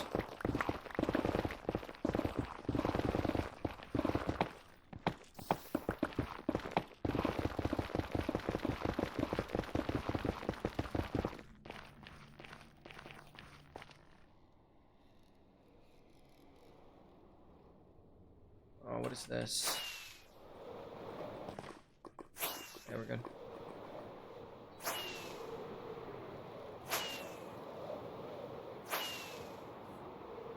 Twitch is very buggy, yeah. Especially on the phone, it's super weird. Like, I was watching a stream on a phone recently, and my chat just didn't work. Like, I was typing stuff in the chat, but it never... The streamer never received it. And also, I couldn't see any of the other chats people were sending. I was, like, in my own little chat that nobody saw. Super weird. Some weird desync happening. That, like, restart Twitch 3 times without it get fixed. It was so weird.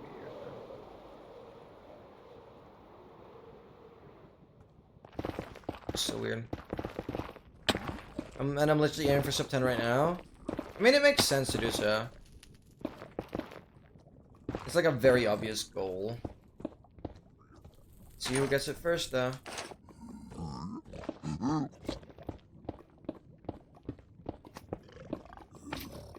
Oh, I'm like not here where I should be.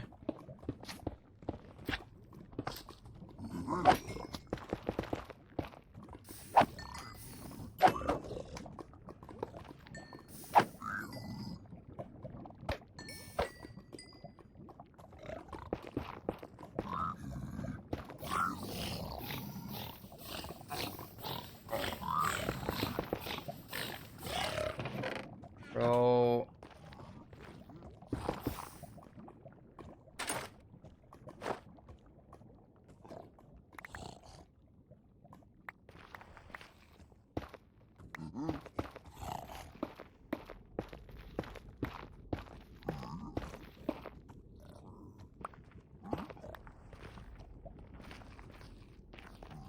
Northwest.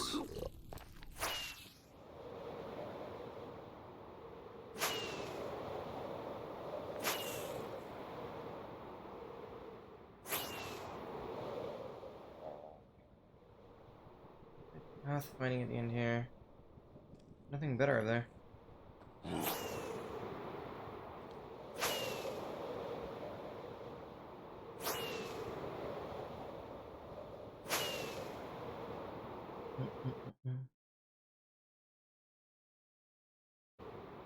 Hardcore is much harder than any AA run, yeah. Like the nice thing about 1 of 20 upwards is that you front load a mansion, which allows you to keep the entire run on easy, unless you need to do zombie doctor, alongside the zombie villager kill. Then you'll have to set it to hard for that. But basically, you can keep it on easy the entire time, because then the raid will only have 3 waves, and you have the evoker and totem earlier. So yeah, you play the entire runs on easy. Obviously, hardcore is hard. Oh my god, what do you guys think of the change that Mojang wants to introduce to make the difficulties more unique? Basically, what they want to do... Let me quick header here. They want to have the game rule keep inventory on by default for peaceful and easy mode. That's what they want to do. That would mean we would play advancement speedruns. They're set to easy with keep inventory on. So there's like no risk of dying. 0. I'm kind of against that change because honestly, the keep inventory thing always felt like a cheat.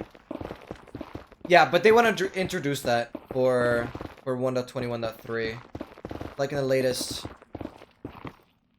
No, I don't think it's been in any pre-release yet. No, I think it has been in pre-release for Bedrock. Yeah. It's on Bedrock so far, but it hasn't been coming to Java yet. But because they want to like focus so much on parity, I very much think that it will come for Java as well. But they're listening for feedback, and I hope, like, I think a lot of people are going to be against that. Because they want to make it more accessible for, like, new players. But Minecraft would be a pretty, like, think about playing Minecraft for the first time. You kind of chop down your tree, you play your stuff, you explore a cave, and then a creeper blows up. And then you have all the stuff, plus all the levels. You're just like, okay, this is what Minecraft is. Kind of boring, right? Like, imagine you're playing it for the first time, and you literally don't get punished at all for being exploded by a creeper. Huh? You can play so recklessly without any... I just don't think that's the right way to learn the game. I think you should learn the game by, like, being aware of what the risks are.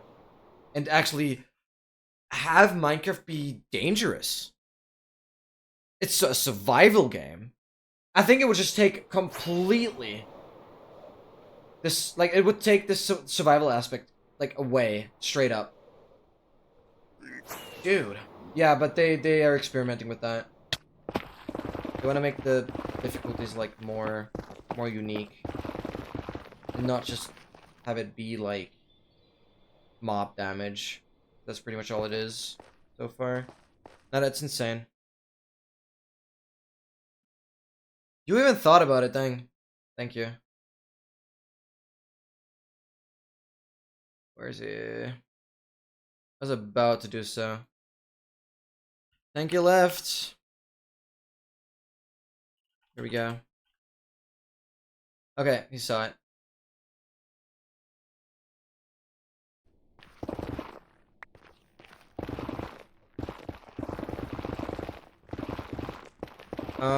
Thank you so much again, MT. Thank you. See, even you remembered it. I was about to mention it after my yapping. Much harder than any air run, you go to 5 million in the end. You know that, like, after like 250,000 blocks or 200,000 blocks, the end is just gonna be void for like another 200,000 blocks. You know that, right? So that is gonna be rather difficult to traverse. There's literally nothing. That would be an insane challenge though, and I don't even know if you'd have enough rockets or elytras to get past that. Is it possible? Is it possible to, like... Is the inventory space enough to cover that entire distance with rockets and elytras? Was that 3.1? I thought it was sooner already. I thought it was before like 1 million. Okay, maybe I'm... Yeah. Oh, right for like 100k. Yeah, like I'm totally off on the numbers, I admit. But like, just about the weird generation there. That will also like never get fixed. But I like it, it has a charm to it. And you'll never experience it, to be fair. Even though I have trailed out 100k twice. I've done 100,000 blocks in the end twice. Once for the stack of dragon heads, and then because of the actual 100k advancement. But I collected the stack of dragon heads before I even had the advancement tech installed, so it all was kind of annoying. Oh, treasure right there.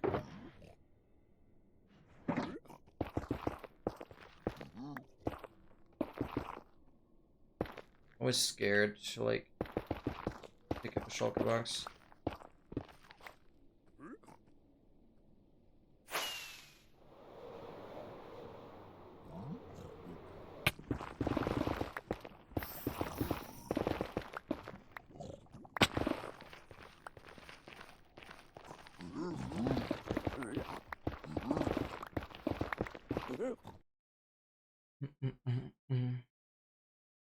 Tomorrow to decide when I'm learning what. Yeah, exactly. Taking an Unreal Fortnite and get earning like into speedruns. Dang. It's exactly just cheating. Yeah, sorry, I'm a bit late on the chat here. They remove controversial mob votes to make controversial game mode changes. Yeah, they're not portraying their best image right now, especially if you consider how how good of a reputation the Minecraft movie has currently. They're not doing too well on the on the PR side of things, like their personal like reputation.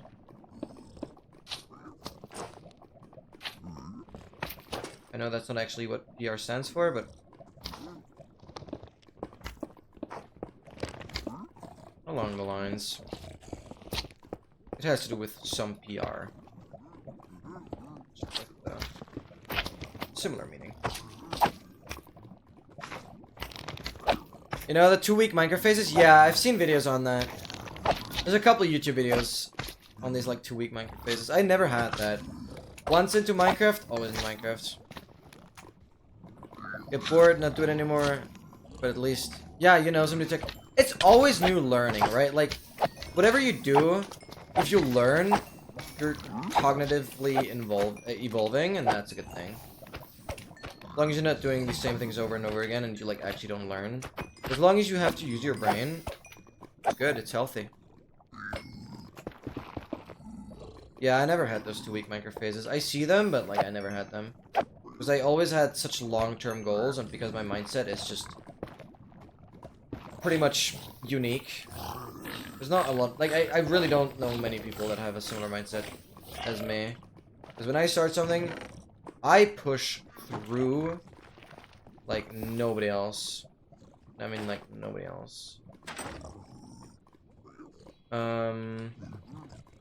There's also for well over 1.5 months now, I've been taking a bath in a local river 3 times a week.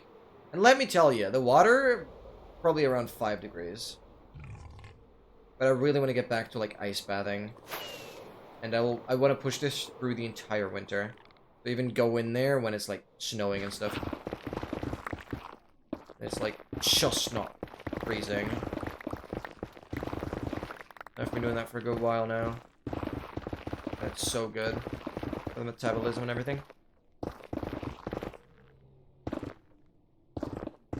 I hope Dogmaster's here. Why am I going at 35? Can somebody explain that? I'm going at 35 because that is the optimal spot for pressure bastions, but anything else, that doesn't really make sense.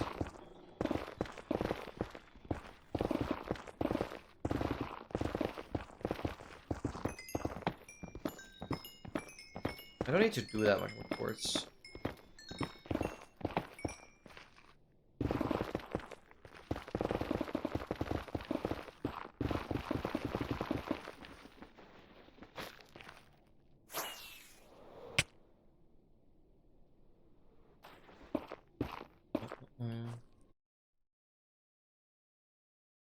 I already know I'm gonna get burnt out. Yeah. Don't do too much. Try to do it at a healthy dose so you can enjoy it for longer. That'd be nice. But also, nobody blames you for only doing it for a bit. You'll always learn something, and there's definitely gonna be things that you'll have learned for a lifetime. Imagine reasoning of Minecraft movie and not being animated and then can't complete. Yeah. It's just... Oh, I don't get it. They had so much budget, but they whiffed it. We don't have to discuss about it. Like, it's brutal. I mean, most of the budget just went into hiring the actors that they had.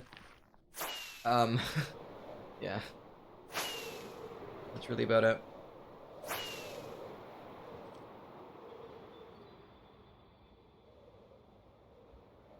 When I start something, I have a huge ego for a week, get bored because I don't see myself doing good, and have a moment of realization that I'm not gonna do it. I can totally, like, I totally understand that. And you're by far not the only person to kind of be this way. I assume there's a positive side to this, right? You end up trying a lot of different things. Because what I kind of struggle with, at least right now, is picking up new things. Like trying something new. I kind of tend to... What a big lava part here. Wait, that looks so weird. Okay, no, it's all good. I'm just taking a lava bath here. Because I struggle with picking up new things, but because your interests usually don't last that long, you tend to kind of try new things relatively frequently, which is a good thing. You'll be able to collect a lot more impressions. You won't get super good at anything that you only do for like 2 weeks, but you'll get a good impression of a lot of things. Because I tend to stick more to the same things over and over again, but perfect those, rather than trying out a lot of different things. It depends, but I guess you're kind of the second type.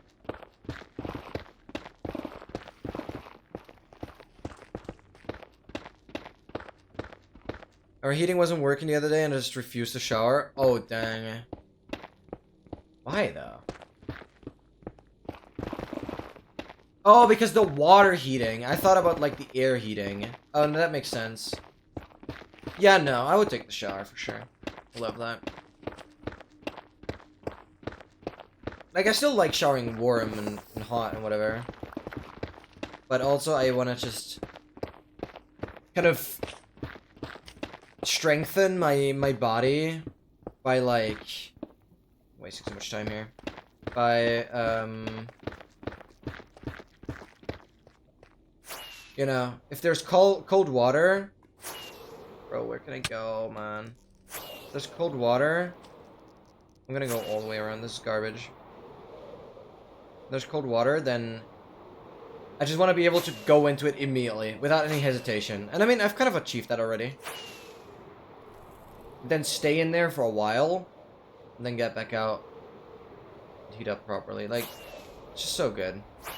I'm getting into this, like, position where I really enjoy being in cold water. Like, I'm really starting to enjoy it. It's all, like, it's a big mindset thing. I really, really enjoy that. And so I definitely want to push through the entire winter. And right now, I'm pretty sure the water temperature is kind of going to stay relatively... Oh, dang. I could do it without touching the lava. Water temperature is going to stay relatively constant until temperatures really start falling. We'll have, like, snow and stuff. Hopefully. Some years we don't really get snow at this point. Maybe we'll get some snow this winter. That'd be cool. Especially around Christmas. That hasn't happened in a while.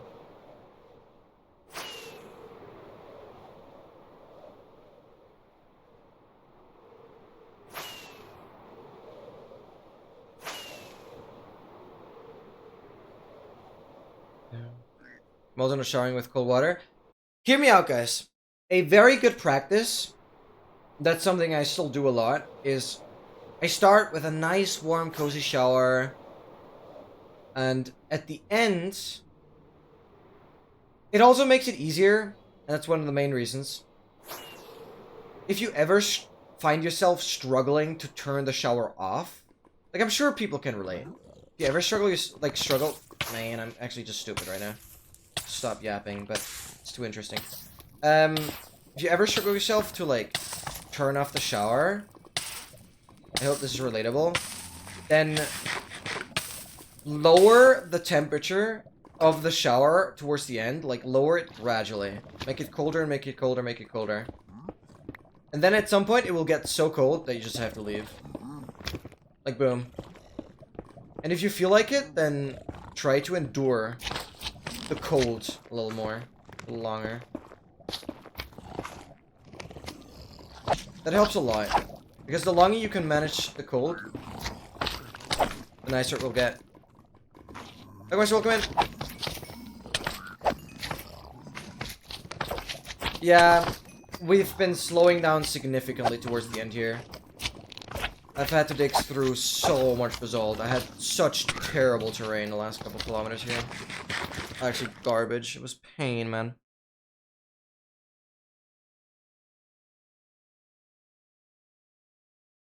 We're just naturally talented? Yeah, that's difficult, though. Because ultimately, You know, hard work beats talent. That's a very famous quote. I don't know where it comes from, but hard work beats talent, and it truly does. You don't need to find something you're talented in. You should find a passion that you'll be getting good at. Even if it's something that you're really bad at the beginning, because it's your passion and because you're putting your mind to it, you will get better. And it's probably going to be at a higher level than anything could ever be that you'd be talented at. Because, yeah, hard work beats talent. That's just a fact. There's no point in having talent for something, but then not putting work into it. And with these lyrics, I'm sorry.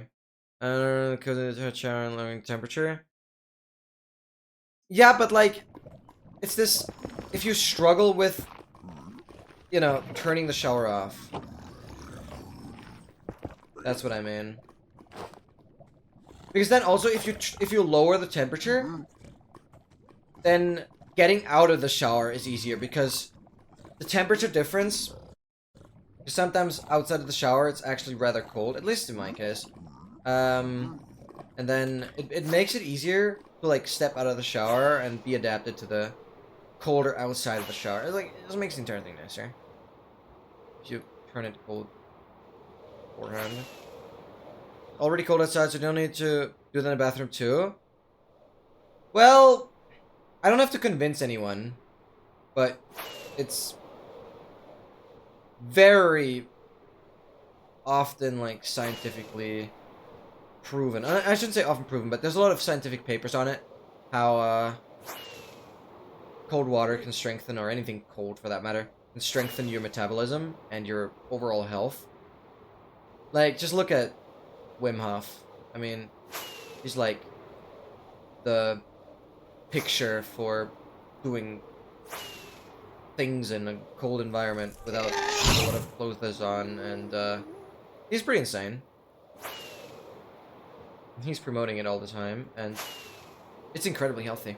But you need to do it to like a degree where it's like not painful, but like a nice pain. It's a weird thing to say, but there's a certain line that you can go towards where you can mentally kind of tell yourself it's warm, it's warm, it's warm, it's warm, it's warm, and it works.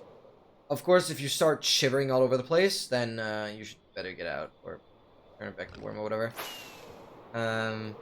You can slowly approach it. As I said, I've been doing it for like 1.5 months now, and I'm really starting to enjoy the cold water like a lot. Just a bit weird because I'm like in the middle of nowhere. I guess it's like in the middle of nowhere. There's just trees, and then there's the river, and it's completely dark. It just had a bit of a horror vibe, being like forest or whatever.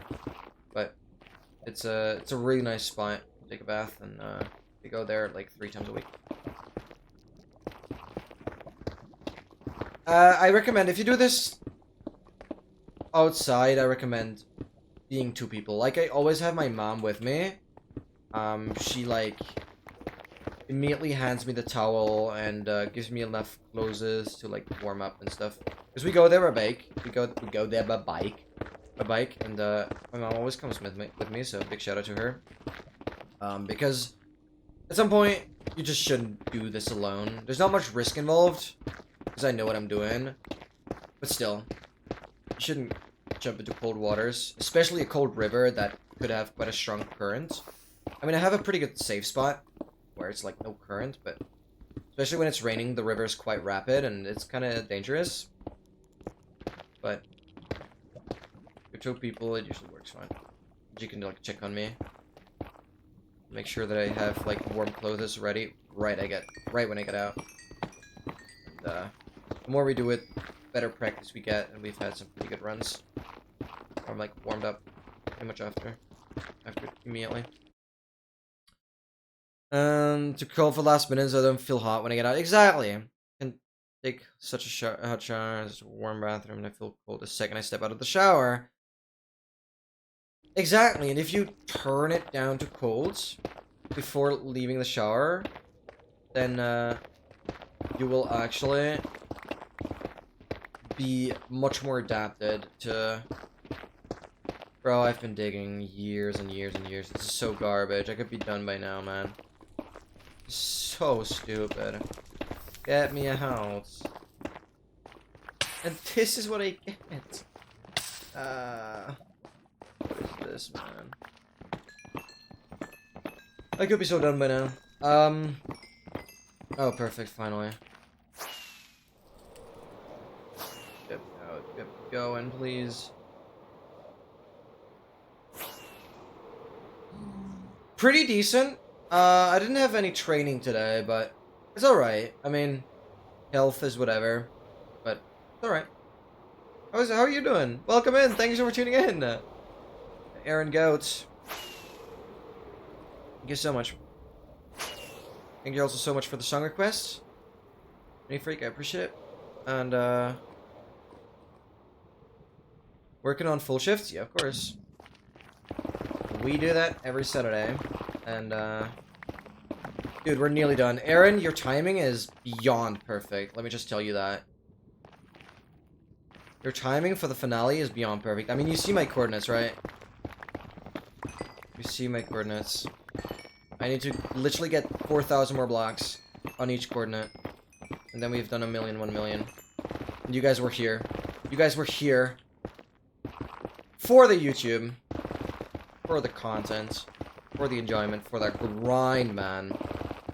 Because we are doing stuff in this project that nobody's ever done. Okay, I shouldn't get too emotional just yet, because we haven't done it yet. I gotta do a nice little speech at the end here.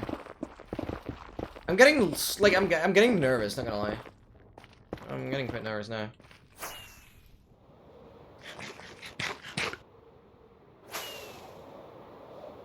Stay strong. Dude, but the terrain, it sucks. What is this terrain? The game is really doing everything to stop me. That's insane, man. Like, no, it's not just because of it being the last kilometers that I'm getting more and more annoyed. No, it's like actually so bad. It's like actually so bad. What the hell, man? Hopefully it stays a little more open now.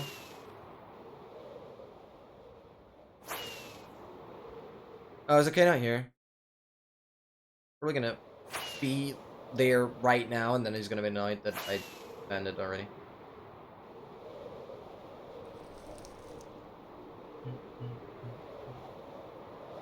Thank you, guys.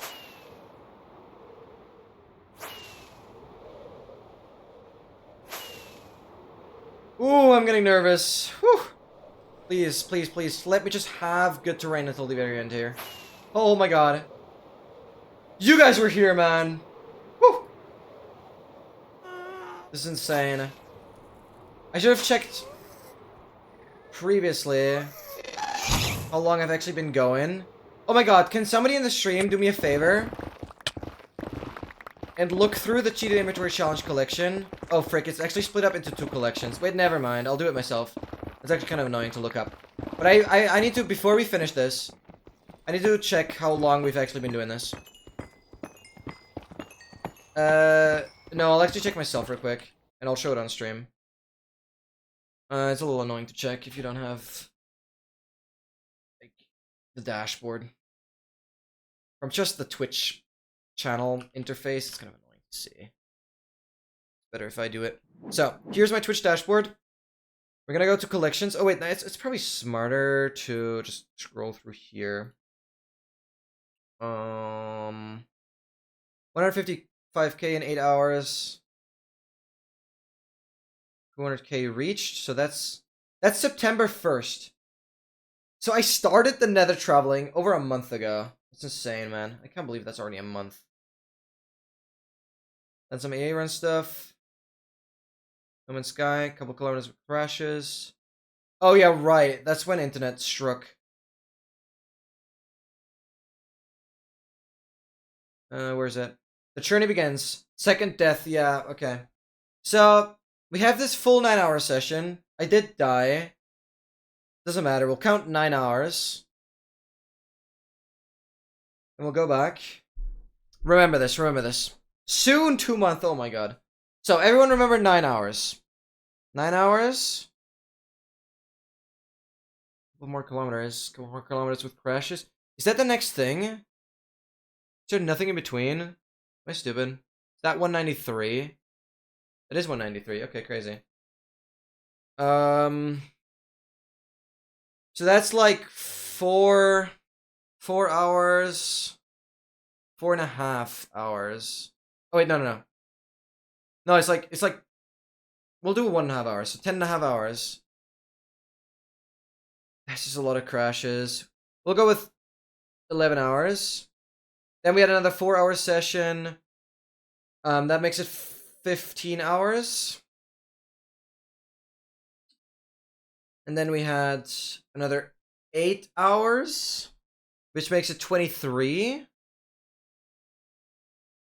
23. I had some crashes, but then it should all be good again. 23, 31. Freak, I don't know how much I played it here. Let me see. 2.5 hours. So, 31, right? 31 plus 2.5 will make it 33.5. 33.5. That's the next one, right? Yeah. 33.5. Plus another 9 hours is 42. Wait, that was a really good guess. And today's the finale. So we'll have 50 hours. Yeah, 50 hours.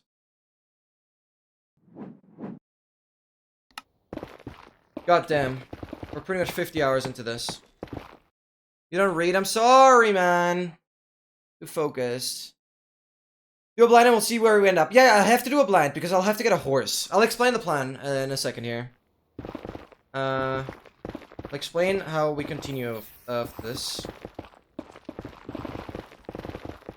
You don't read. Otherwise, just paste the message again. I'm sorry. I'm kind of too excited and it's a little dangerous for me to constantly look at the chat. I'll try my best, but it's also a little tricky.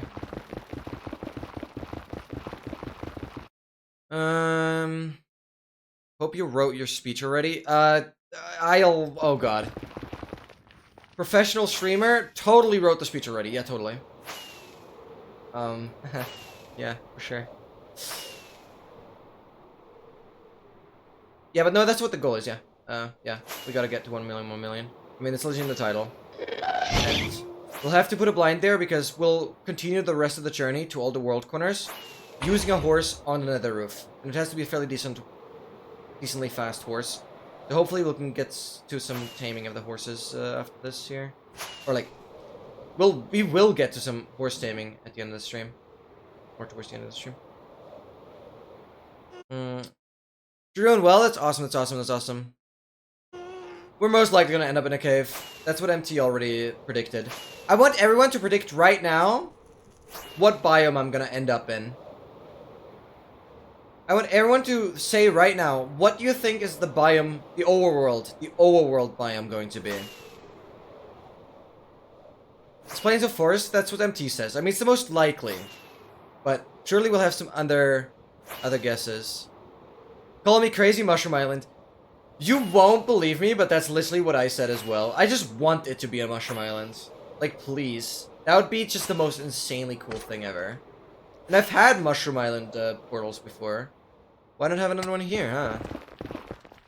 Okay, I'm gonna go a little more south. We gotta get this spot on. I think Deadpool is the only person who has more watch time than me. Yeah, I think so. Yeah. But you're definitely catching up, because Deadpool isn't watching that actively anymore, in general. He's still active in some 88 chats, but not as active as he used to be. Oh, frick. Sorry again if I'm missing on any messages. Past the last ring. Yeah, well, we won't have any strongholds here. Of course, another basalt, or as we call it, brazalt. Oh, actually wasn't that bad. Complaint strats always work. Please don't let me build a portal in the basalt, please. Well, we'll go into the nether roof and then build a portal though.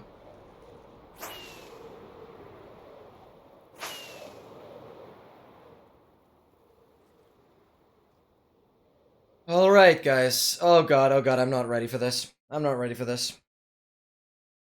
Jungle? That'd be kind of cool.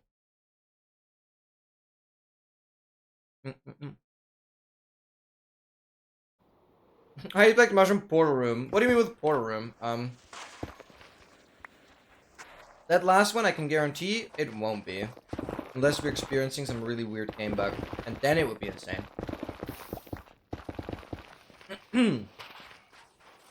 So, guys. Oh my god. For everyone watching this on YouTube, you probably saw all of this happen in a mere, like, 10-second... Not 10-second. For everyone watching this on YouTube, you probably have seen it all in, like, a 10-minute montage. But for me, this was a 50-hour journey to get to these coordinates. Check the top left. We're creeping closer and closer and closer to the 1 million mark on both coordinates. If I were to travel in a perfect diagonal, it would be roughly 1.4 million. Just multiplicative of the square root of 2. Math stuff aside, we are doing this right now. We have some predictions in the chat. What biomes, or what biome will await us when we actually build the portal at 1 million what million? What overworld biome will await us? We have forest plains, which is very likely. We have Mushroom Island or Ice Spikes. We have Jungle. To be fair, I also want it to be a Mushroom Island. That would be beyond cool. But we will see. Obviously, from now on, I will just get to the perfect coordinates. I'll get to exactly 1 million, 1 million. Then we'll move to the nether roof. Build a portal there. Oh my god, we even get another fortress here. That's just absurd. Then we'll move to the nether roof there, and we'll look for a relatively fast horse that we're gonna end up using for the remaining world corners. This music is your jam. We'd love to hear that. Okay, I'm already going up, but we still have a little bit of a distance to cover. I'm just digging through this here. I want to nail the coordinates perfectly.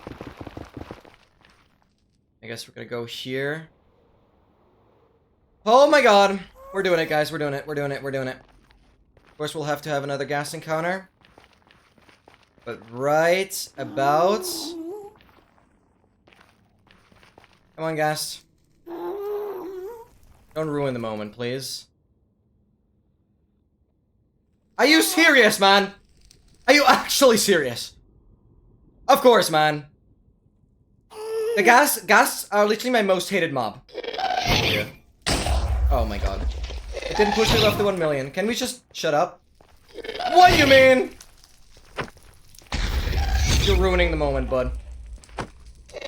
Okay, if I go back this way, I didn't break the 1 million. I didn't break the 1 million. We're actually good. And then I get piglins spawning. Oh no, we did it! Ah, no, we did it. Well, 1 million blocks away, that is actually an overworld advancement, but we've done it in the nether. Well, there we go. Ah, so unspectacular, man.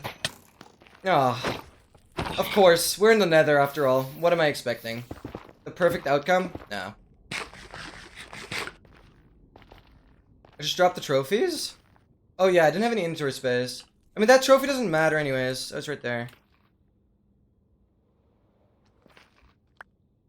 The space stone. This universe is finite, its resources finite.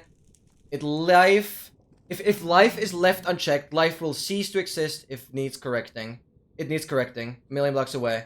It's actually an overworld advancement, but it works in any dimension. Yeah, guys, we've done it. You guys were here. You guys were here. Shout out to Minifreak, Noah, MT, Aaron, Dogmaster, Shyla. All these amazing people. You guys are awesome. Hopefully I didn't miss anyone. So, 1 million, 1 million on the dot. We gotta get it to a Y100. Or maybe we'll do one Y80. Like that. Some piglin friends. There we go. It's the final screenshot. Wait, maybe we can get the overworld chords to also be clean. There we go. Now it's even better. Now the overworld cords are also exactly 1 million. 8 million on each. Wow, we've done it. Remember the nether. We've actually done it today. With more than an hour to spare. That is insane, man. Oh wait, we can actually get to 100. Yeah, we can actually get to 100. We'll line it up again for the nether cords. Boom. No, wait, I'm off.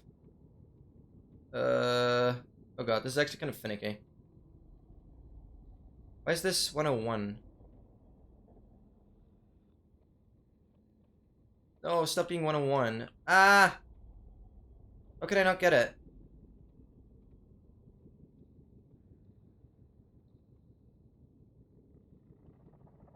It's actually so difficult. Ah, it's constantly switching. I gotta get switch sneak off. There we go. I'll put it back on. We've done it. Put sword here. Crazy. There we go. Sorry, the screenshots are just very important. I'm a certified goober. You guys were here. Thank you so much, guys. Holy cow. Sorry if I missed out on some messages. There was a lot going on right now. Which I very much appreciate. You guys are awesome. Let's see if we get a 1.27. 127 bedrock right above us here. That would be insane. If the 1 million coordinate, negative positive, is a 1.27. Why do I keep saying 1. I'm so into versions right now. No, it's a 126. I know you can do 126, but it's kind of scary. It's all 126. This is a 127. Oh my god. Surely I have some wood, right? Surely I don't. Gooberlicious, yeah. Surely I have some wood. Obviously we'll store the trophy. I don't have a dedicated shulker for that right now. Surely I have some wood, right? Surely? Yes, thank you. Right here. Okay. Where do I put freaking trophies? Doesn't really matter. Well, I can't put it in there. We'll put it into this shulker that we had for the banners. Which one was it? This one. So yeah, these are all the banners that we're gonna place at the world corners in this order. Then we're gonna make a lodestone at every corner. We'll have a compass that points to every world corner.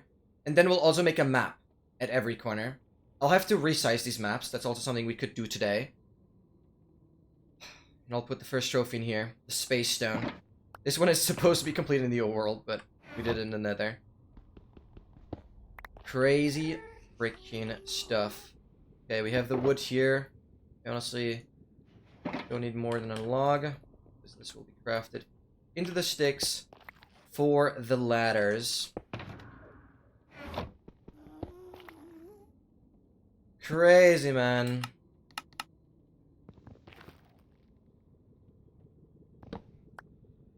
And I have the ender pearls with me, obviously. Right there. We go through. We take the block coordinates. Oh, there's an endermite, of course. What a good moment. I have an endermite at 1 million, 1 million. Right here. We will set up a freaking portal. Oh, right, I need to...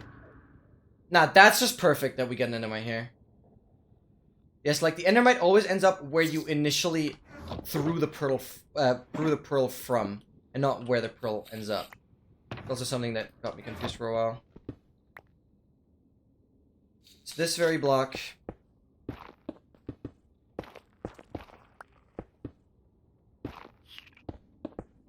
Right here. Oh, I'm scared, man. My flint and steel is. Actually shaking. Woo! The devil's distance. And of course it was a cave. What biome? Deep, cold ocean. The most boring thing ever. Yeah, it's very likely to be a cave. Only -8, though. Surely deep slit emeralds. No, we're in the wrong biome for that. Yeah, we're in a deep, cold ocean, which just hyper sucks. This is like... I won't use this portal to go back through the nether because there's literally no land nearby. Because it's a deep cold ocean. It's not just a cold ocean, but it's a deep cold ocean. Wow, but look at the coordinates. 8 million, 8 million. And we've gotten another 2 advancements. And did this advancement get another trophy?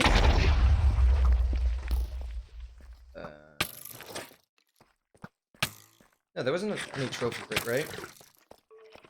I don't think so. No, I didn't drop anything either. Maybe trophy went through the portal? Ah, crap. Yeah, right. Yeah, we gotta check. Yeah, because I have my inventory full. Very good call, though. Incredibly good call. Yeah, we have to get those trophies. Those will be put on the wall. Crap, you're right. Damn, yeah. I picked something up. There. Devil's Pitchfork. Loyalty 1, Impelling 3. One hell of a time. The Devil's Distance. Incredible. The Endermite will just be chilling here forever. Good call. Thank you. Thank you, MT. Wow. Guide the raid, A-Roll TV. I'm super sorry, I'll have to refund. Because I'm literally gonna stream for another hour. It's not done yet. We're done with the main goal, but we're not done with anything besides that. I should at least go to 30 obby again. Bye bye, Endermite. Yeah. Say bye-bye. Go back to 30 obby. Yeah, like I was hoping this would put me on, like, at least some surface biome. Like, not surface biome, I should say, but just some non-ocean biome that I would be able to get a horse back here, but this is literally deep cold ocean. There's no way I'm gonna get a horse back here. That is crazy, and it took so long to load as well. 8 million blocks away from spawn. I travel at least planks distance? Yeah, definitely. We've done that maybe a couple hundred times, maybe. Same thing, congrats. Oh boy, deep cold ocean. That's literally the worst. If we get mining fatigue now, I'm gonna lose it, man. I'm gonna straight up lose it. There's a good chance we get mining fatigue now. That would be just the freaking cherry on top here. There's a good chance we actually hit a mushroom island right next to this. There's actually a really good chance. No monument. Let's see. Nah. Dude, I've not been in the I've not been to the overworld in 50 whole hours, man.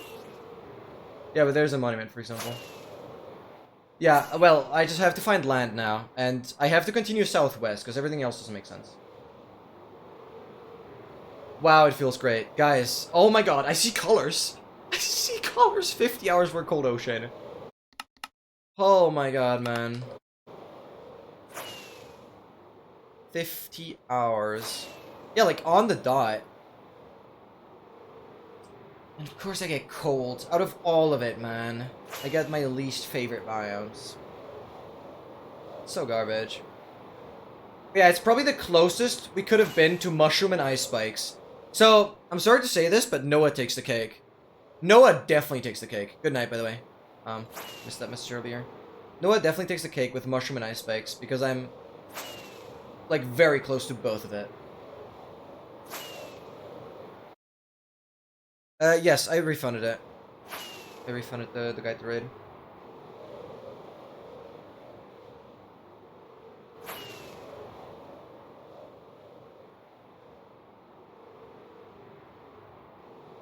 Why? Because I'm not raiding. And I wanted to make sure that you do the guide to raid again at the end. So I know for sure the streamer's still live. Because there's a chance the streamer won't be live when I actually end.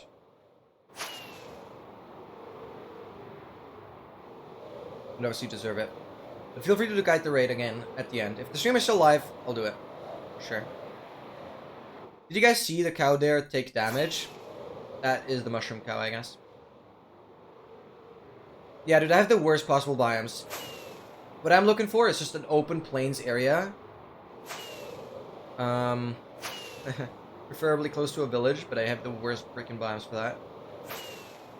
Dude, come on, man. Like, I need horses. I need just good space for horses. It's literally all I need. And I'm satisfied. I mean, maybe I can get some wheat from a couple villages. 1 more hour. So we have 1 more hour to... Yeah, I'm gonna explain this right now. I have 1 more hour to work on a really, really fast horse. Look at the temperature. I mean, yeah, but I have to go... MT, this is different to a speedrun. I have to go southwest. Like, I'm not gonna travel any other direction. There's the ice spikes, man. Okay, yeah. Here the biomes open up. Like, I don't need to use temperature to look for a plains. Here are some horses. Use temperature to, like, look for a desert or something. Here we go. Luckily, I have a meters per second on the top left. So I'll be able to easily tell how quick certain horses are. And because I hold golden carrots, I can lure them. And this horse is already insanely quick. Doesn't have the best pathfinding, but this horse is already really, really good. We'll obviously have to name it. So, to explain this again for the YouTube video, I am now going to work towards the fastest possible horse we can get in this hour. It doesn't have to be super quick, but I'll basically get a good horse. Then I will move this world to my laptop. On my laptop, I will set up a auto hotkey that will just press W the entire time. And I'll just leave my laptop running. And then, yeah, I'll be basically walking on another roof the entire time, AFKing on the horse, until we reach 3.75 million on the nether roof. And then, depending on if I'm alive or not, I will either record it or stream it as we reach... And because then once I have the 3.75 million on both coordinates, I will actually build a portal there. And then we'll have the world corner. Yeah. But before we continue here, guys, I'll quickly go to the bathroom. Also, I shouldn't forget, we have 2 more advancements. Very, very, very rare scenario right now that we're actually getting advancements, but 1,082 advancements. So quick updating the progress. There we go. And now I'll go to the bathroom. Be right back.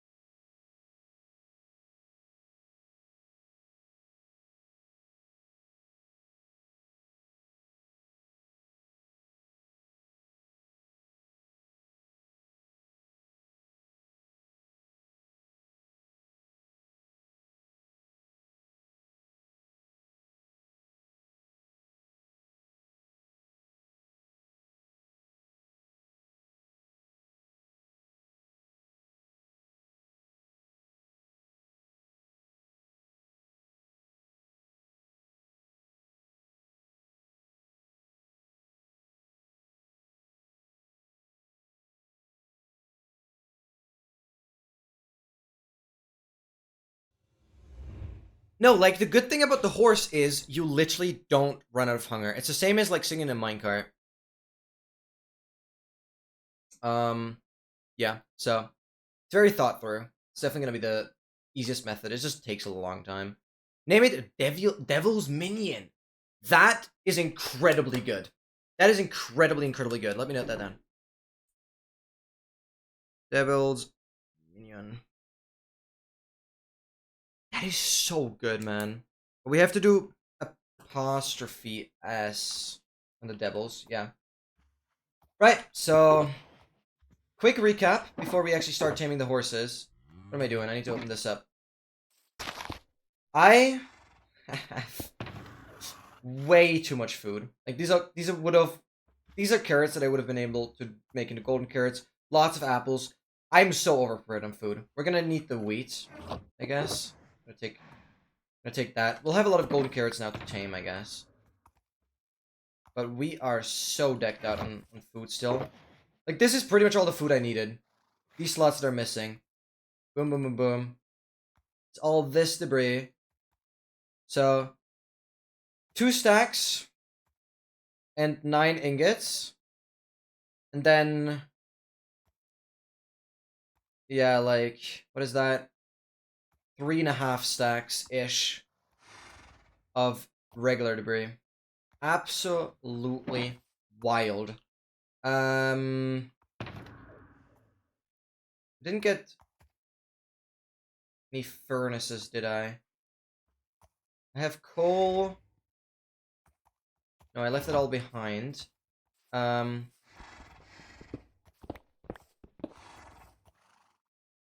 shouldn't do this, what I'm just doing right now. Okay, we'll do this. Picking up everything. Quickly. Oh yeah, this gives it good enough. Oh wait, silk touch.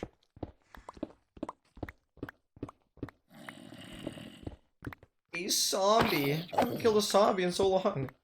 What the hell?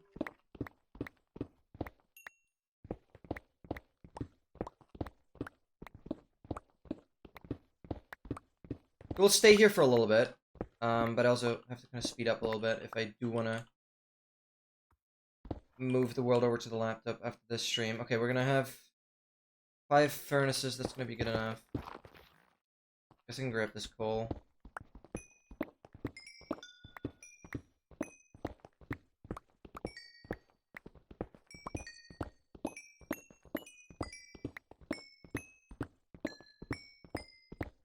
I can't believe we also had another level up. Through the entire journey, I actually leveled up. 50 hours. Not bad, honestly, not bad. We've done it. One incident at the beginning, but I think I've proved myself worthy as maybe a bit of an AA runner. Or maybe as a bit of a bit of a hardcore player, I should say. Fine if you guys disagree, but maybe I was able to redeem myself a little bit after this stupid unaliving at the end there. So we're gonna make a furnaces out of this. And we're gonna set these up. Split this all up in this fashion. I have more than enough coal. Go with it. Doesn't matter that much. We're just gonna smack stuff in here. Yeah, it doesn't matter. Then we're gonna open this up. Take all these, split them up into 5.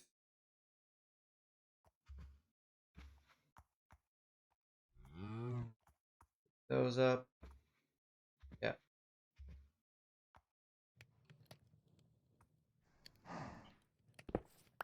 Beautiful. I can also sleep. Oh my god, I can sleep. Do I have a bed with me? Is there a village? There's a village.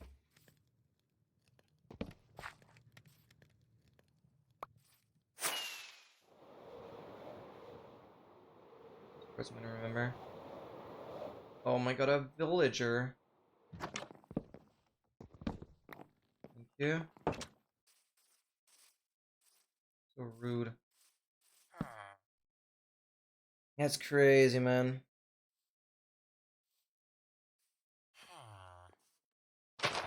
Yeah, Devil's Distance was used in to travel 666 kilometers in the overworld. And that's at least 666 kilometers.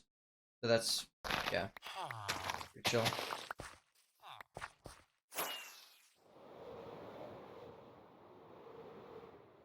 I would have been able to complete that at any time. Okay, we'll have more horses here. Yeah, dude, this is a great horse area. There's so much going on here. What the hell?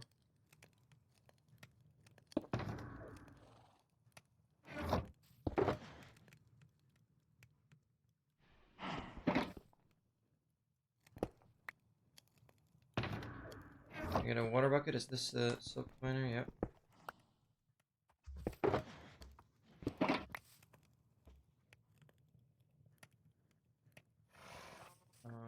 Water. Dude. The water. It feels so great.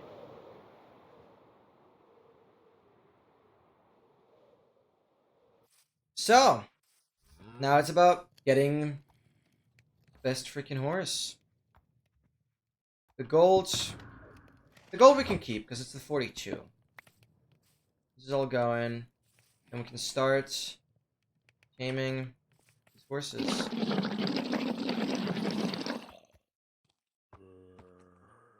Boom. Do I have... Just checked about leads. I have a slime block there.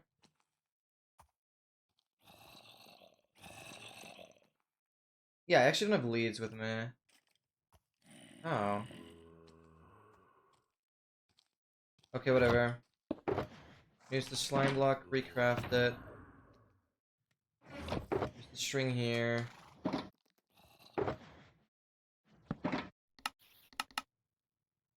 Use all that.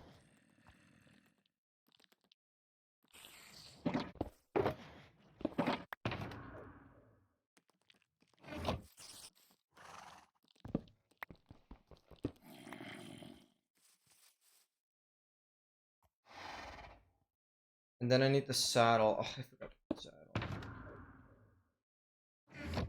One. Here. What is your speed? 10.31. 10.31, but we have to beat.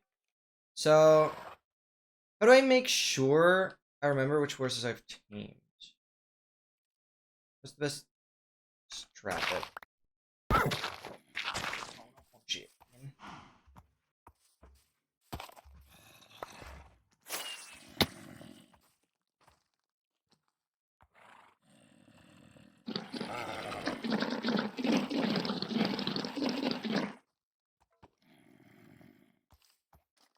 Also, I want to get rid of the god apples. I don't want to accidentally feed those to the horses. Oh, we're already done. What are you? Are you choking? 4.9. Oh my god, you garbage. Kill you, man. Obviously, we'll have to breed. We're not done yet. Yeah, 0, 0, 1, 0, 1, 0, 1, 0 gold looks. Breed them with notches once? I should. But I'm gonna do that with like 2 really good horses. We're gonna try some stuff out and we'll see which horses are good. Yeah, so that 10.31, the very first horse, was already quite good.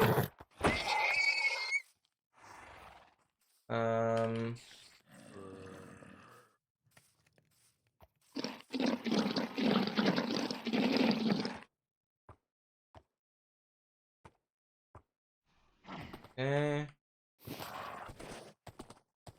Yeah, 8.4? This one is slightly better than the other one. I will...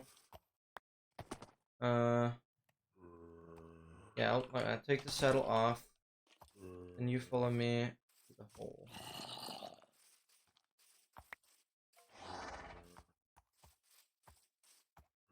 That one in there, already while I was luring it. To be quite promising. Are you serious? How can horses swim so well?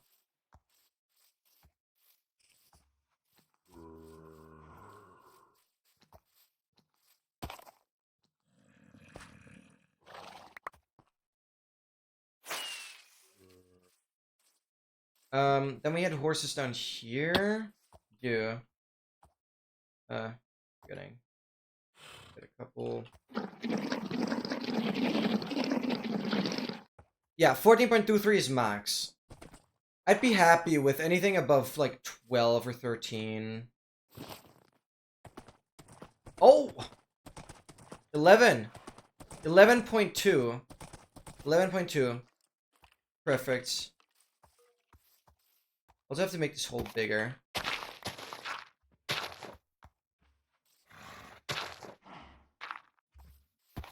So, you were my 10.31. I'm gonna kill you. There we go. Hitting the heads for that as well. Get up here.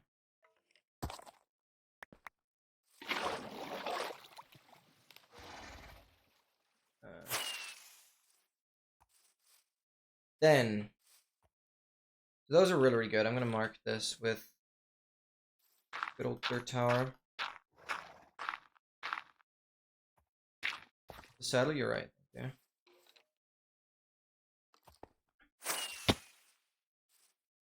And we have these guys.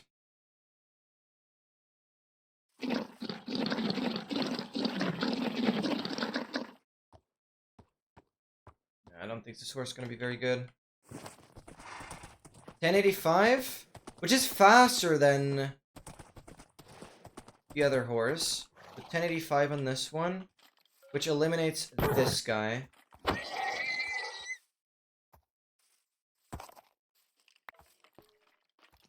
I don't know what the baby will be. We'll have the baby as a surprise in there. Oh, I didn't grab the saddle again. Come on. I look for favorite. Yeah, it's pretty cool.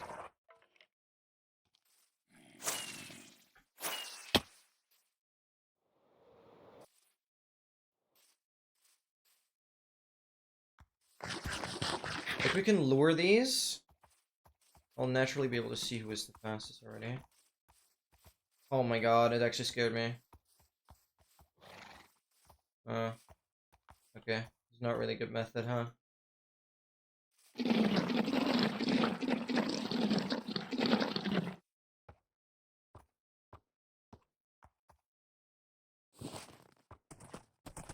this guy sucks.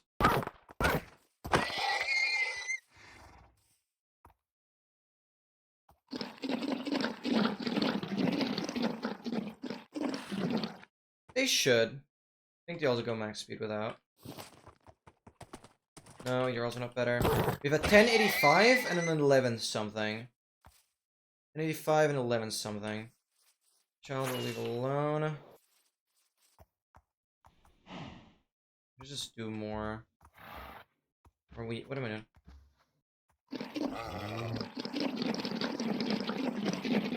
Refeed all of these guys.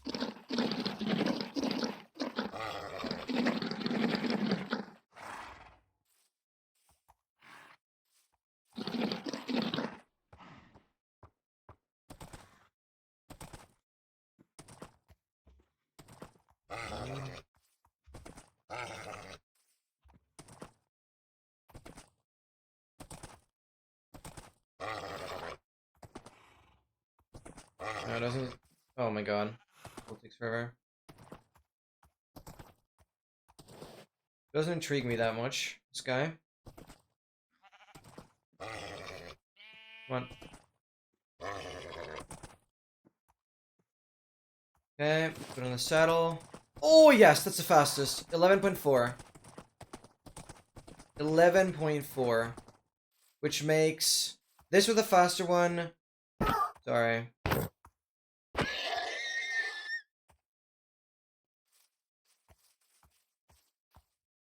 Faster horse walks on its own while not being ridden can be indication of speed, yeah.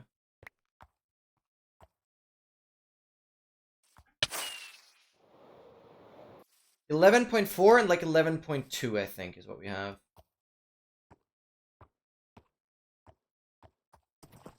11.4, 11.2. I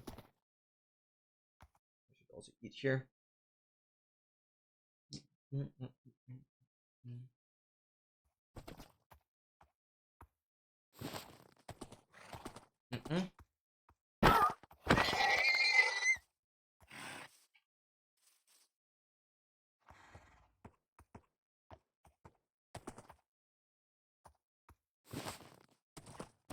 No, I'm not putting one. That's the acceleration of gravity.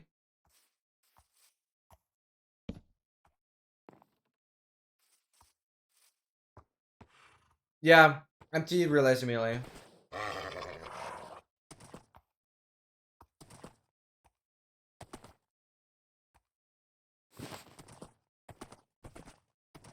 9.88, okay. Also not good enough. So we have an 11.2 and an 11.4 right now. This is a pretty good starting point.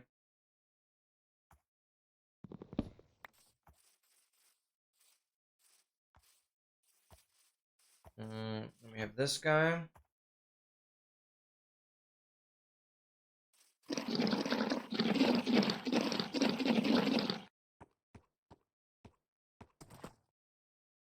Seems relatively quick. Oh, wow. Yes, we have a 12. 12.12 on the dot. Nice, this guy's good. This guy's good. First 12. So, you have 12.12? So you go, I'm sorry. I know MT you like this horse, but natural selection. Survival of the fittest. That's how this all works.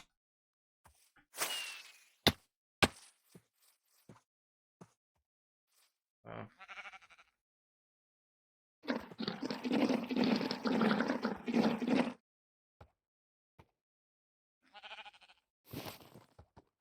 Oh, garbage.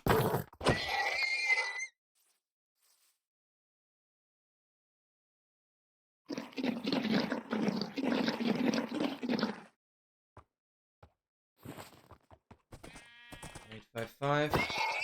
12. Very easy to remember. The horse had no health. Actually, one shot.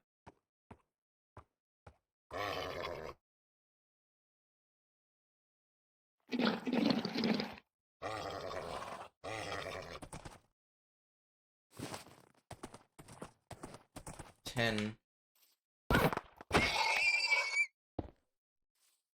Okay. But you guys, I'm gonna use an 8 right now.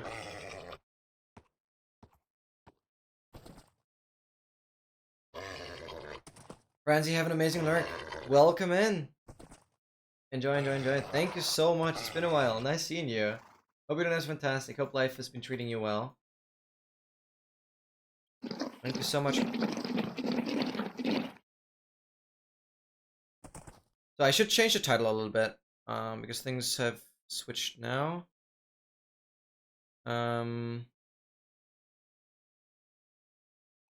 Traveling to every overworld corner. That is literally what is going to happen from now on. That is insane, man. That is absolutely insane.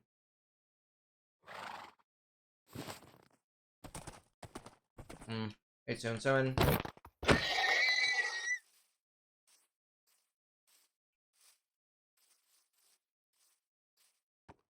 So we have a 12.12 and like an 11.40. Or was it 11.80? Along those lines.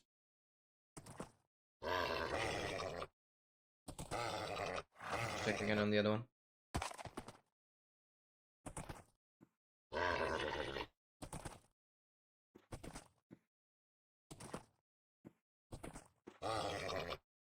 Twelve and 11. Right? Why don't you figure it out? Oh. Who wants to be fed?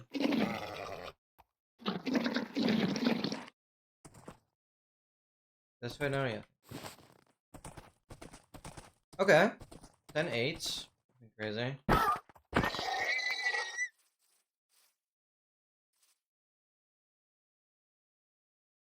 Nobody redeemed the song. What is this? First song was like next week. Bad.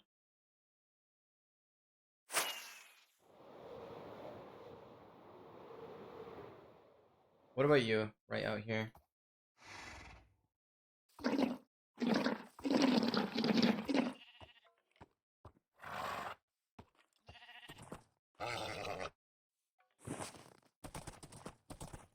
Ten, 7-3 now.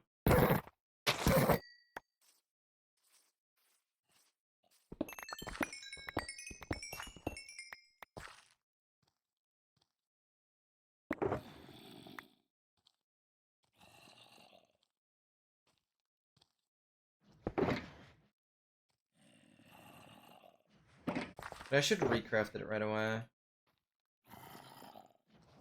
but not using this gold.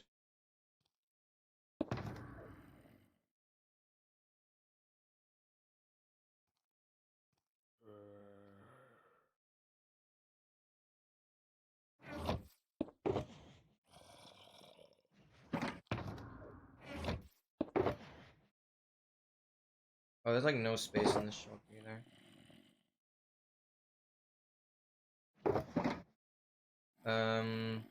Oh, we don't have a lot of gold. Oh. Yeah, I'll touch the gold here. It's fine.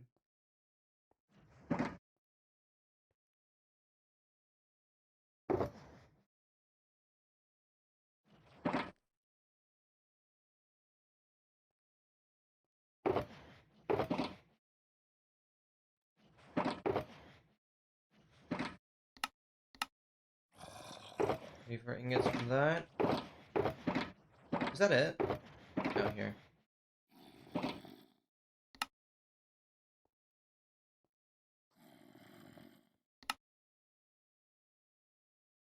Dude, that makes another... With these ingots... 2 scraps don't matter. 21 netherite blocks. From 1 million. 21 netherite blocks. In 1.4 million distance. That's crazy, dude. Oh, and I can even... No, I can't. 2 debris short on the next block. 60... Nearly doing another stack here. Oh boy, man. Oh boy. We put that in here.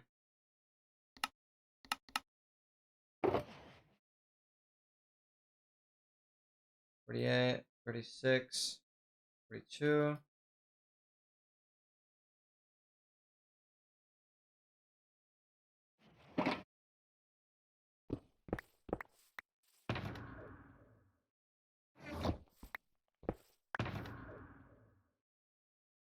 This doesn't matter how this is sorted.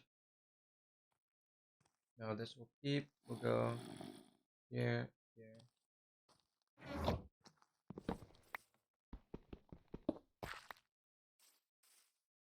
Crazy.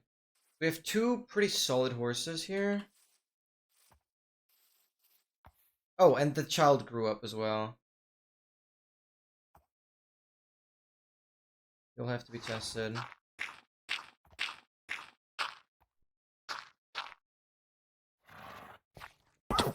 Oh, it didn't quite work the way I thought it would. There you go.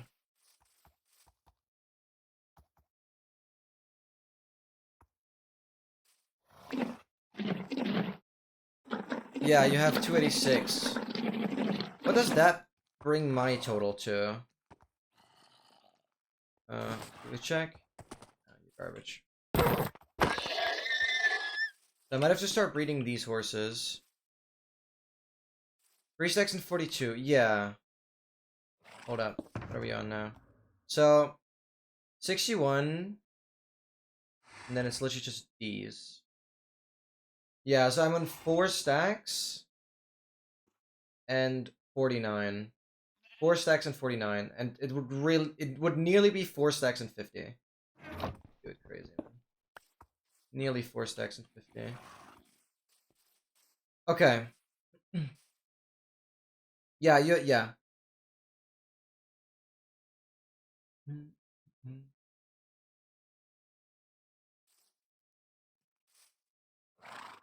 Don't worry.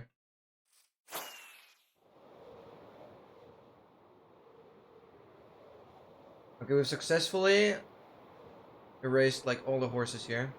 Okay.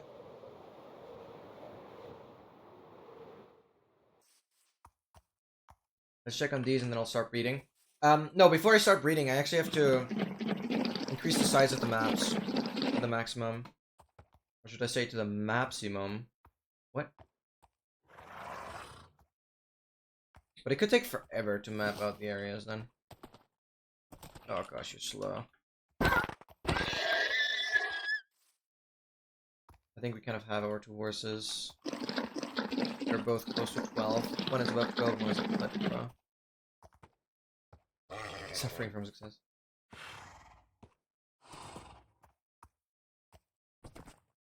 Oh, you buffoon. Why are you walking?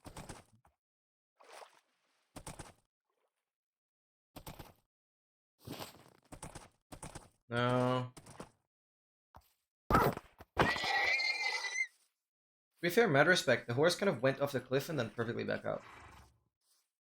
It knew what it was doing. I guess.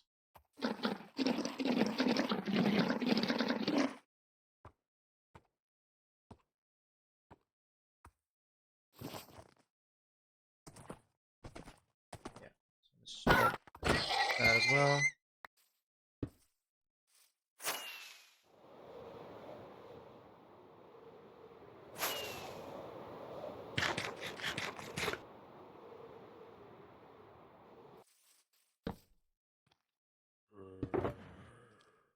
Not gonna need any of these.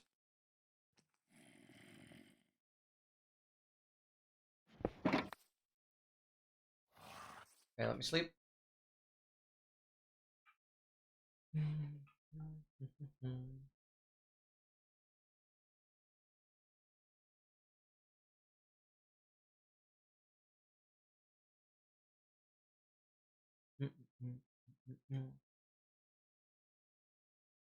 Actually, the fastest person in the universe?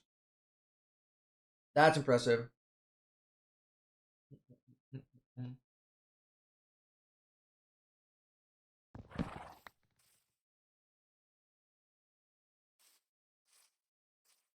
No denying that. Oh, there's two donkeys down there. Okay. Any horses that I've missed? Well, probably over that way.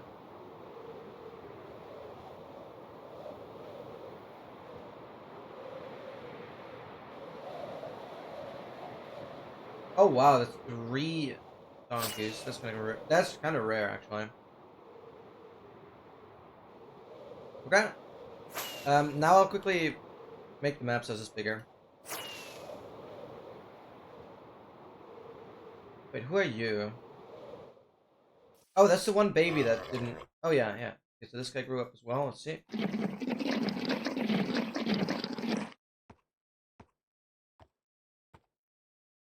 Come for you, man. Okay. So to explain this for YouTube as well, right here in, I should really know which shulker this one. In this shulker, I'm gonna put in the other trophy. Boom. This shulker, we have all the banners. This is gonna be the Southwest banner. That's the one I made. Kind of representing the cheating retort challenge. Then we have this yellow banner.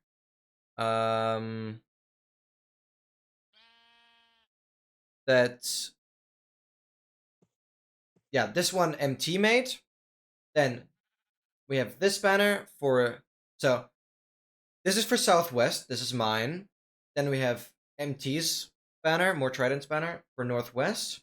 Then we have OK's banner for Northeast. And then we have Dogmaster's banner for Southeast, the positive positive. And that is the main reason why I went on the negative positive courts. Because I want to end on positive positive Southeast. And yeah, absolutely amazing banners. Really cool. And obviously, we're going to put a lodestone down at every single corner and link a compass to it. I have also, obviously, finished a stack of lodestones. Where did I do that? In the nether? This one. We finished a stack of lodestones solely by bridge bastions. Not crafting a single one. Absolutely insane. So that's like another stack of ingots that I saved that way. And also, what I want to do now, we have these 4 empty maps, right? They're completely empty. But now I want to increase their size.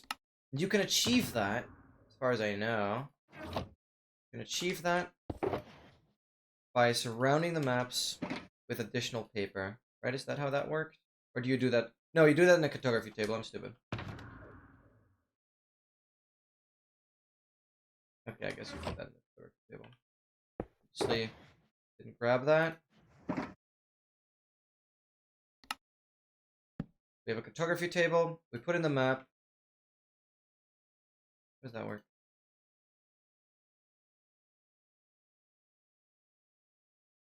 No, you duplicate.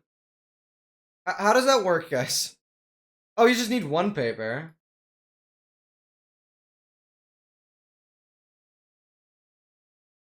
I need to make the map. Oh. Yeah, okay. I thought I was smart and I would front load that. Well, that doesn't work then. Okay. Well, that's annoying. If I have to do that every time. Ah. Okay, that sucks. Because I want to have as little to do as possible. Okay, that sucks. Yeah, okay. Break. That's annoying. So I can't forget about that. Like, I feel like I'd forget about making the map bigger. There's a very good chance I'd forget about it for whatever reason. It's just such a burden to do, I'd probably forget about it. I thought I could avoid that by... Okay. Where... Oh, here. We put this back. Oh, dang it. That's fine. Yeah, I thought I would do that, but I guess not.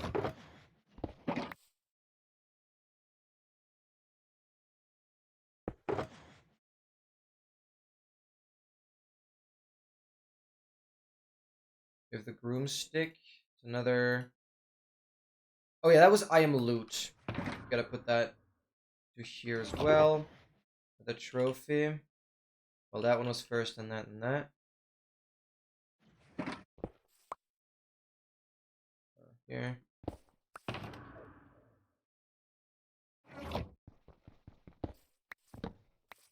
Okay. Just do it on stream. You know, hear me out. If I AFK and I happen to hit the 3.75 million on a Monday, I am not gonna wait 5 days until I can stream again. That's 5 days that I would lose to reach the next corner, which will shift the entire thing by a week. Obviously, I want to use those 5 days to keep going. So, like, that's why I mentioned earlier, I need to record probably most of it, because it is very unlikely that it falls onto a stream. Right? Obviously, I'd do it on, like, a Monday stream, on a Sunday stream, or a Friday stream, but it's, like, very unlikely it would actually fall in a stream. So, I'll have to do some offline stuff. And because I don't really have much time outside of streaming, I wanted to front load that. Whatever. It's fine, I guess. Break. That actually really, really annoys me. Whatever. These are the 2 best horses that we have. And now we will have to start breeding these goobers. So, what we're gonna do is very simple. Let's just do that. I do want to breed the last 2 horses with the god apple. Actually, I don't know who's gonna be the last 2 horses. And then waiting for the child to grow up is gonna be annoying. Don't watch Weeder? I'm sorry. It all happened too quick. I couldn't even look away.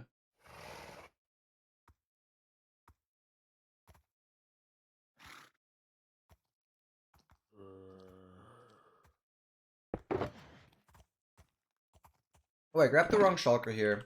Well, the thing is, it's actually fine because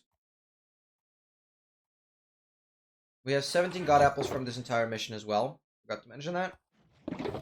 Those 17 god apples go in here. We have nearly 3 stacks of god apples. 2 more god apples, and I have 3 stacks. We also sacrificed one, and one was used for a banner pattern.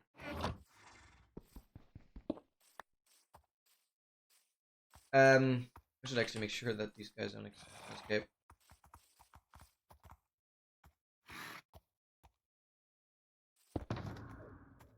Keep more wood in my inventory. Maybe I should even work on a pen. Yeah, smarter. Why am I not just grabbing more?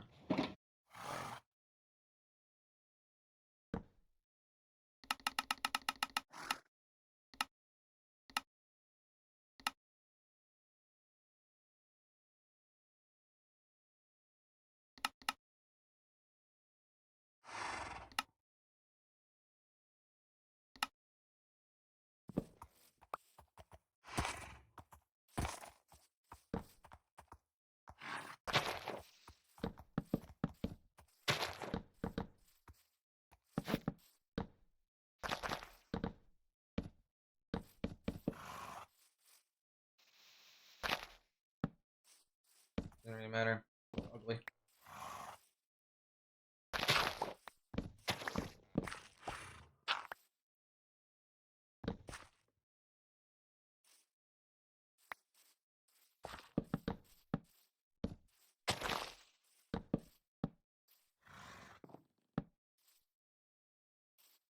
Come on.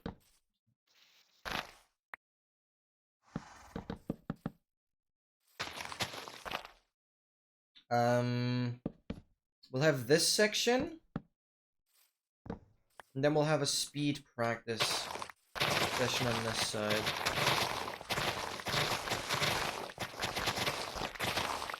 This is where I want to practice the speed.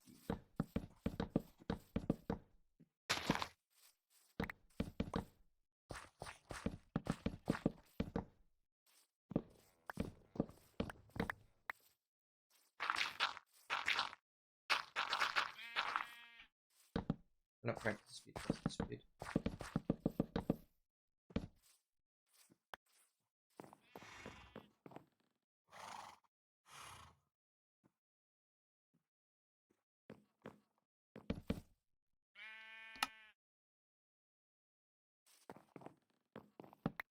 Can a horse fit through? No. Not.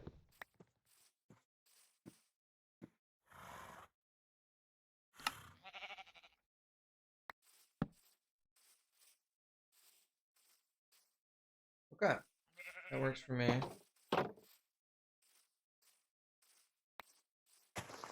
That's a bit of a waiting game now.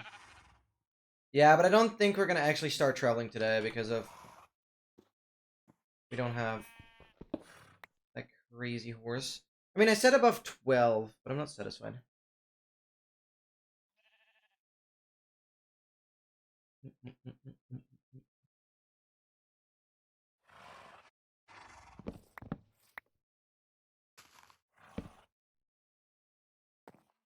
Get in there.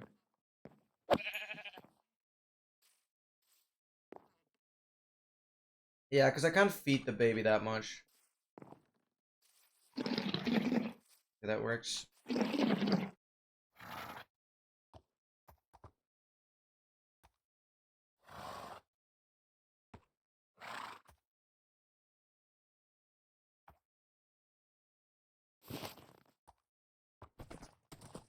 Oh, you're on the lead. No. Oh, jeez.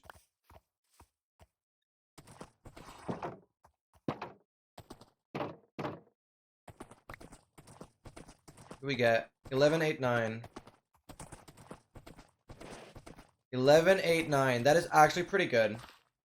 I mean, obviously, because it took the speed values from the other one.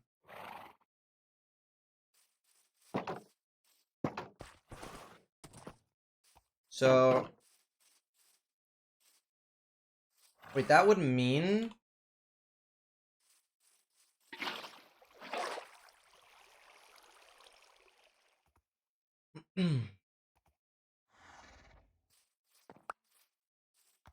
You were the second fastest, right? Yeah, you were like 11.4, yeah, on the dot. So...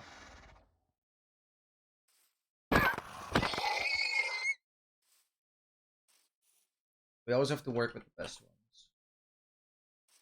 We have 11.8 and like 12.12. Right. Cool. Yeah. If I breed these guys again.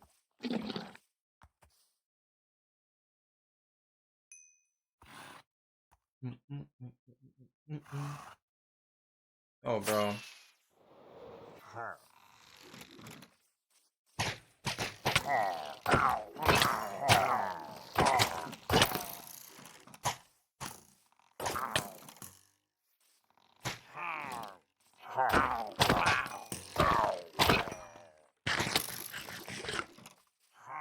Crossbows are so weirdly big.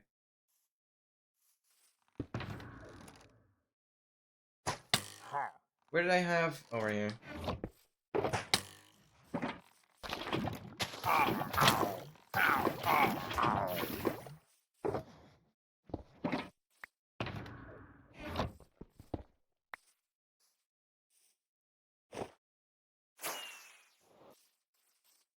Yeah, you're just gonna grow up. I'm gonna use a little bit of stuff at the beginning.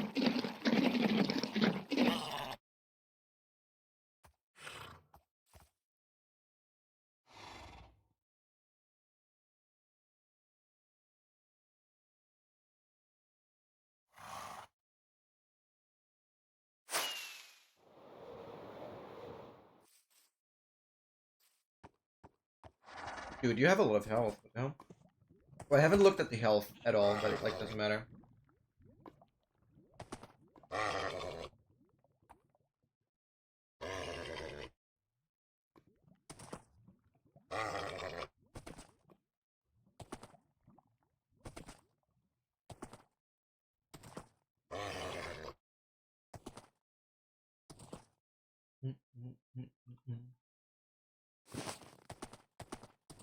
Hmm?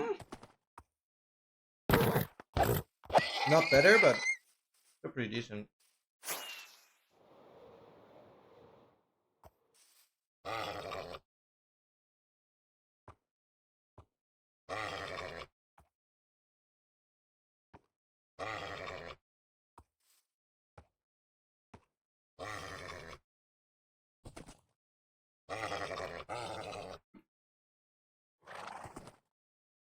Welcome back. 2012, let's go.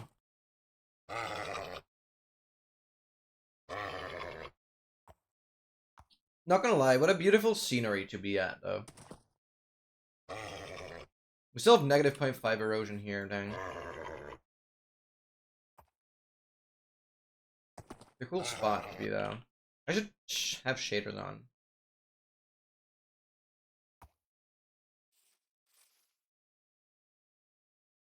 This is gorgeous. What are you? So slow. Oh, so you've grown up already?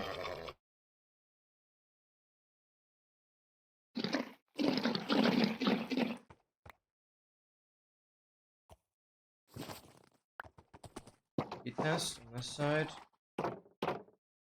Corner. 12.5! Takes a bit until it gets there, but 12.5. Nice. New best. Which even beats... What were you?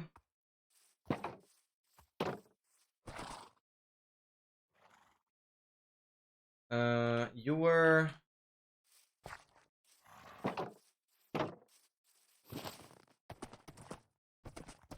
11.89. So... You die?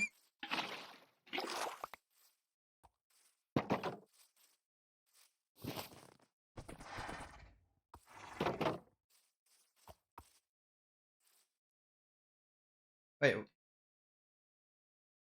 Oh, you're still in like breeding mode? You're not able to do it yet? Okay. I see. We'll wait, I guess.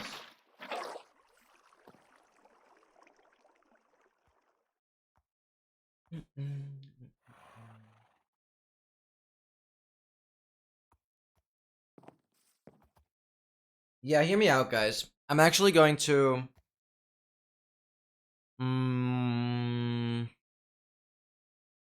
prepare everything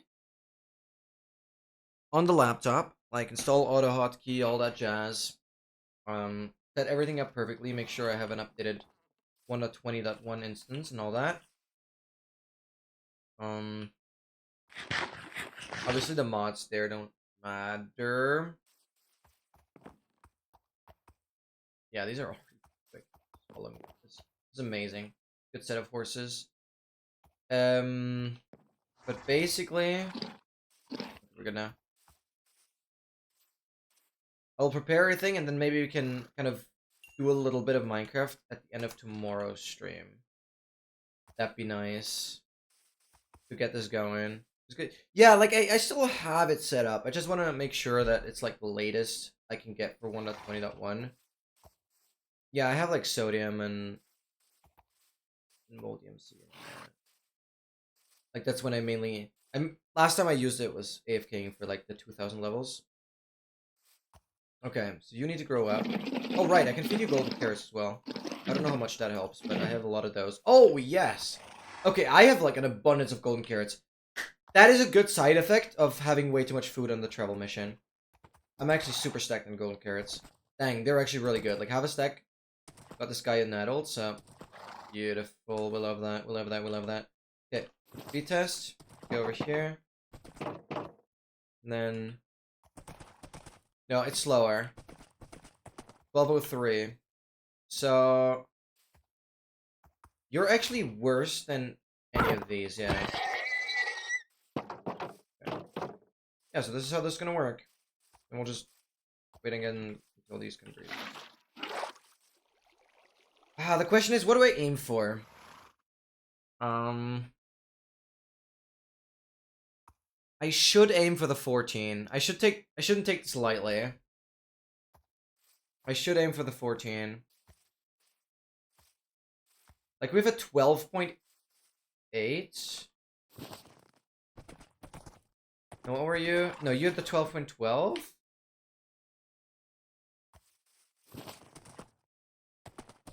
Oh no, it's the 12.5. Yeah, so this is 12.5. We gotta get the 13. I imagine that. Yeah, but getting from the 13 to the 14 is probably really, really tough. Yeah, we'll see. Maybe like a 13.5 I'd be happy with. Okay, we'll see. Damn, I can't believe it though. We're already breeding pretty decent horses. And we've done it. We're at 8 million, brother. 8 million. Yeah, I'm right. Yeah, I'm right. You're right. But I have like so many golden carrots, so that's just ideal.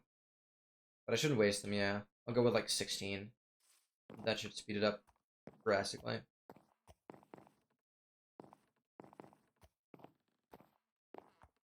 But it's not like with the llamas where you can just like breed all the strength 4 llamas and over and over and over again. You'll have like multiple babies every time. Here it's like one baby, one baby, one baby. Always the best one. Because the rest is a waste. Carrots gives +5 temper.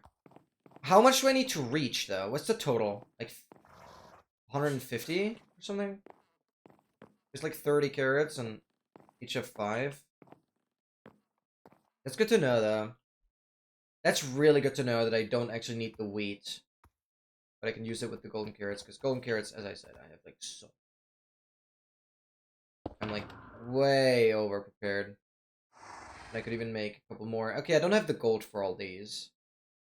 Maybe if I use some of the beacons, but not for all of it. Yeah, and even more here. Dude. Also, may I just mention, I have only cleared these... I've not used a single splash potion of fire res. That's insane, dude. I've used... Yeah, like the slots that are empty. That's how much fire res I've used. All of this is completely unnecessary. But yeah, better be over-prepared than under-prepared. That's for sure.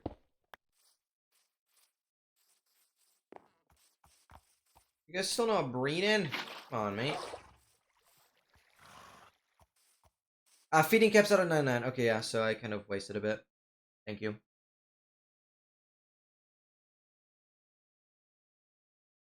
Wow, I can't believe it. Not believe it. What we've gotten. Come on, mate.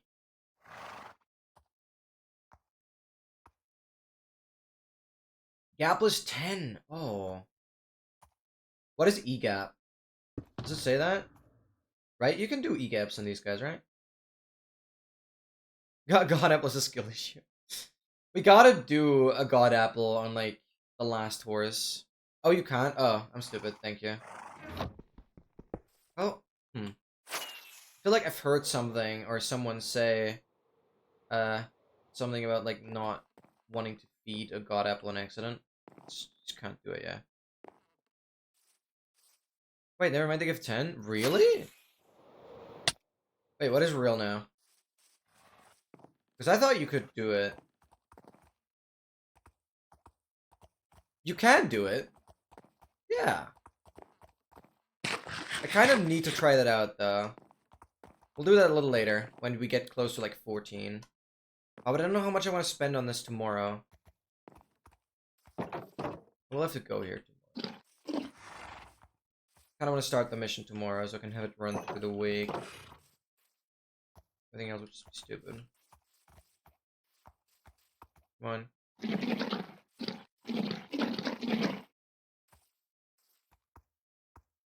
Give the same amount of gap. Okay, yeah. Yeah, I'm fine with wasting 2 gaps on these guys. If it does produce the best horse. But I gotta be close to 14 to use the god apples. I'm not gonna joke around with that. And there's a good chance the horse is not even gonna be better.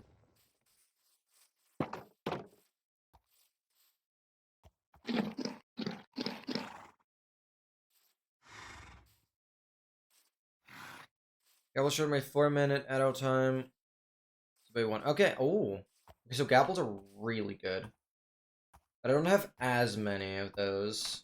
Okay, I'm still be over stacked on those. No, actually I'm not. I don't have that many gapples. I'd have to craft them. I have a lot of apples.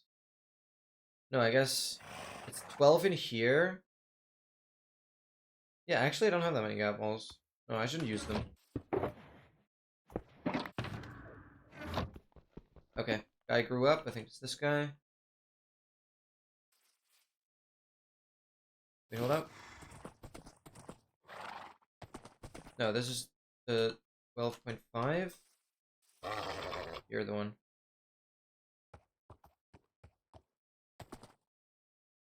Yeah, I can do god apples. Okay, let's do the speed test. What is it? Oh, 12.63. Yeah, that's pretty solid. 12.63. We should be able to get rid of the 12.12 horse, right? Do we still have that? Yeah. Sorry. This is the 12.5.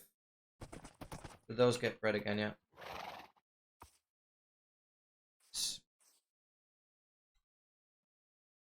Yeah, I mean it's gonna be less and less of an increase. Now it was 0.13 as an increase. The closer we get to like the 14, less of an increase we'll get every time. Or the more likely it is that we actually don't even get an increase and the horse will be worse. So how I understood this. I'll wait for one more breed. Yeah, we'll see. Ah, frick. Yeah, this is a little odd because I want to push for a better horse before I actually start going. Because I know once I start the entire traveling, I won't breed for any better horse. So it's going to be a horse that will stick to me. Or stick through this entire journey until the very end. So it has to be a 14. Just killing itself? Oh, dang. It's fine on my side, though. Yeah, like it has to be a solid 14. It has to be a solid 14. Or that I'm not gonna get going. So maybe we'll spend a little more time tomorrow on this. Maybe like half an hour, 45 minutes-ish. We'll see. Maybe I'll have to do a little bit of next Saturday as well. Maybe I'll have to do like upcoming Saturday and the Saturday after that, like speedrun. I'll have to shift things around a little bit. This takes priority because this has to be going in the background. Yeah, that was just the horse we just got.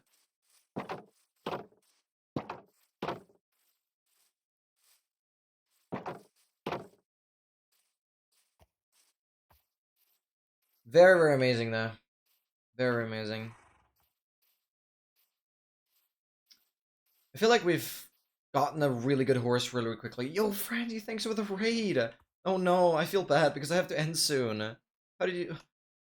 streamed all the way till now? Hey, I hope you had an amazing stream. Thank you so much. And I'll quickly give you a shout out. Thank you, thank you, thank you. But I'm also gonna end soon. And on Saturday, I just can't raid because it's too late. Thank you so much, though. Thank you, thank you, thank you. Hope you had an amazing stream. Give a quick shout out here as well, guys. Go check out Francie. I think she mainly streams in German, though. But drop her a follow regardless. Yeah. Oh. both fell off the Oh cliff my at the God. same time. That's hilarious.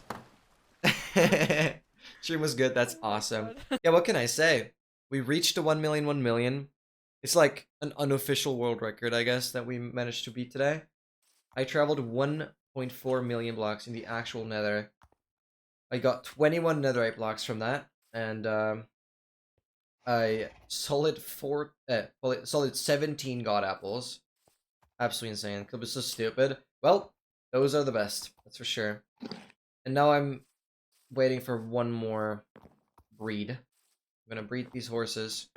They both have a speed of like, one horse has a speed of 12.5 meters per second, and the other one is like 12.63. So they're well above 12 meters per second. They're both really, really quick already. But we can certainly work on them. What's their health? Yeah, this one is decent. With 11, no, 12 hearts. And you have 11 hearts, okay. Yeah, health is decent. Jump height. Jump height. Okay, no, jump height is really bad. I assume it's also bad on the other one because they're the same genetics. But it doesn't matter. The speed is the only thing that matters. You have to go into the lurk? Well, don't worry, don't worry. I'm gonna end the stream now anyways. It's 3 AM. I shouldn't be late. Okay, we can do one more breed. Nice. We'll check out one more horse. Here we go.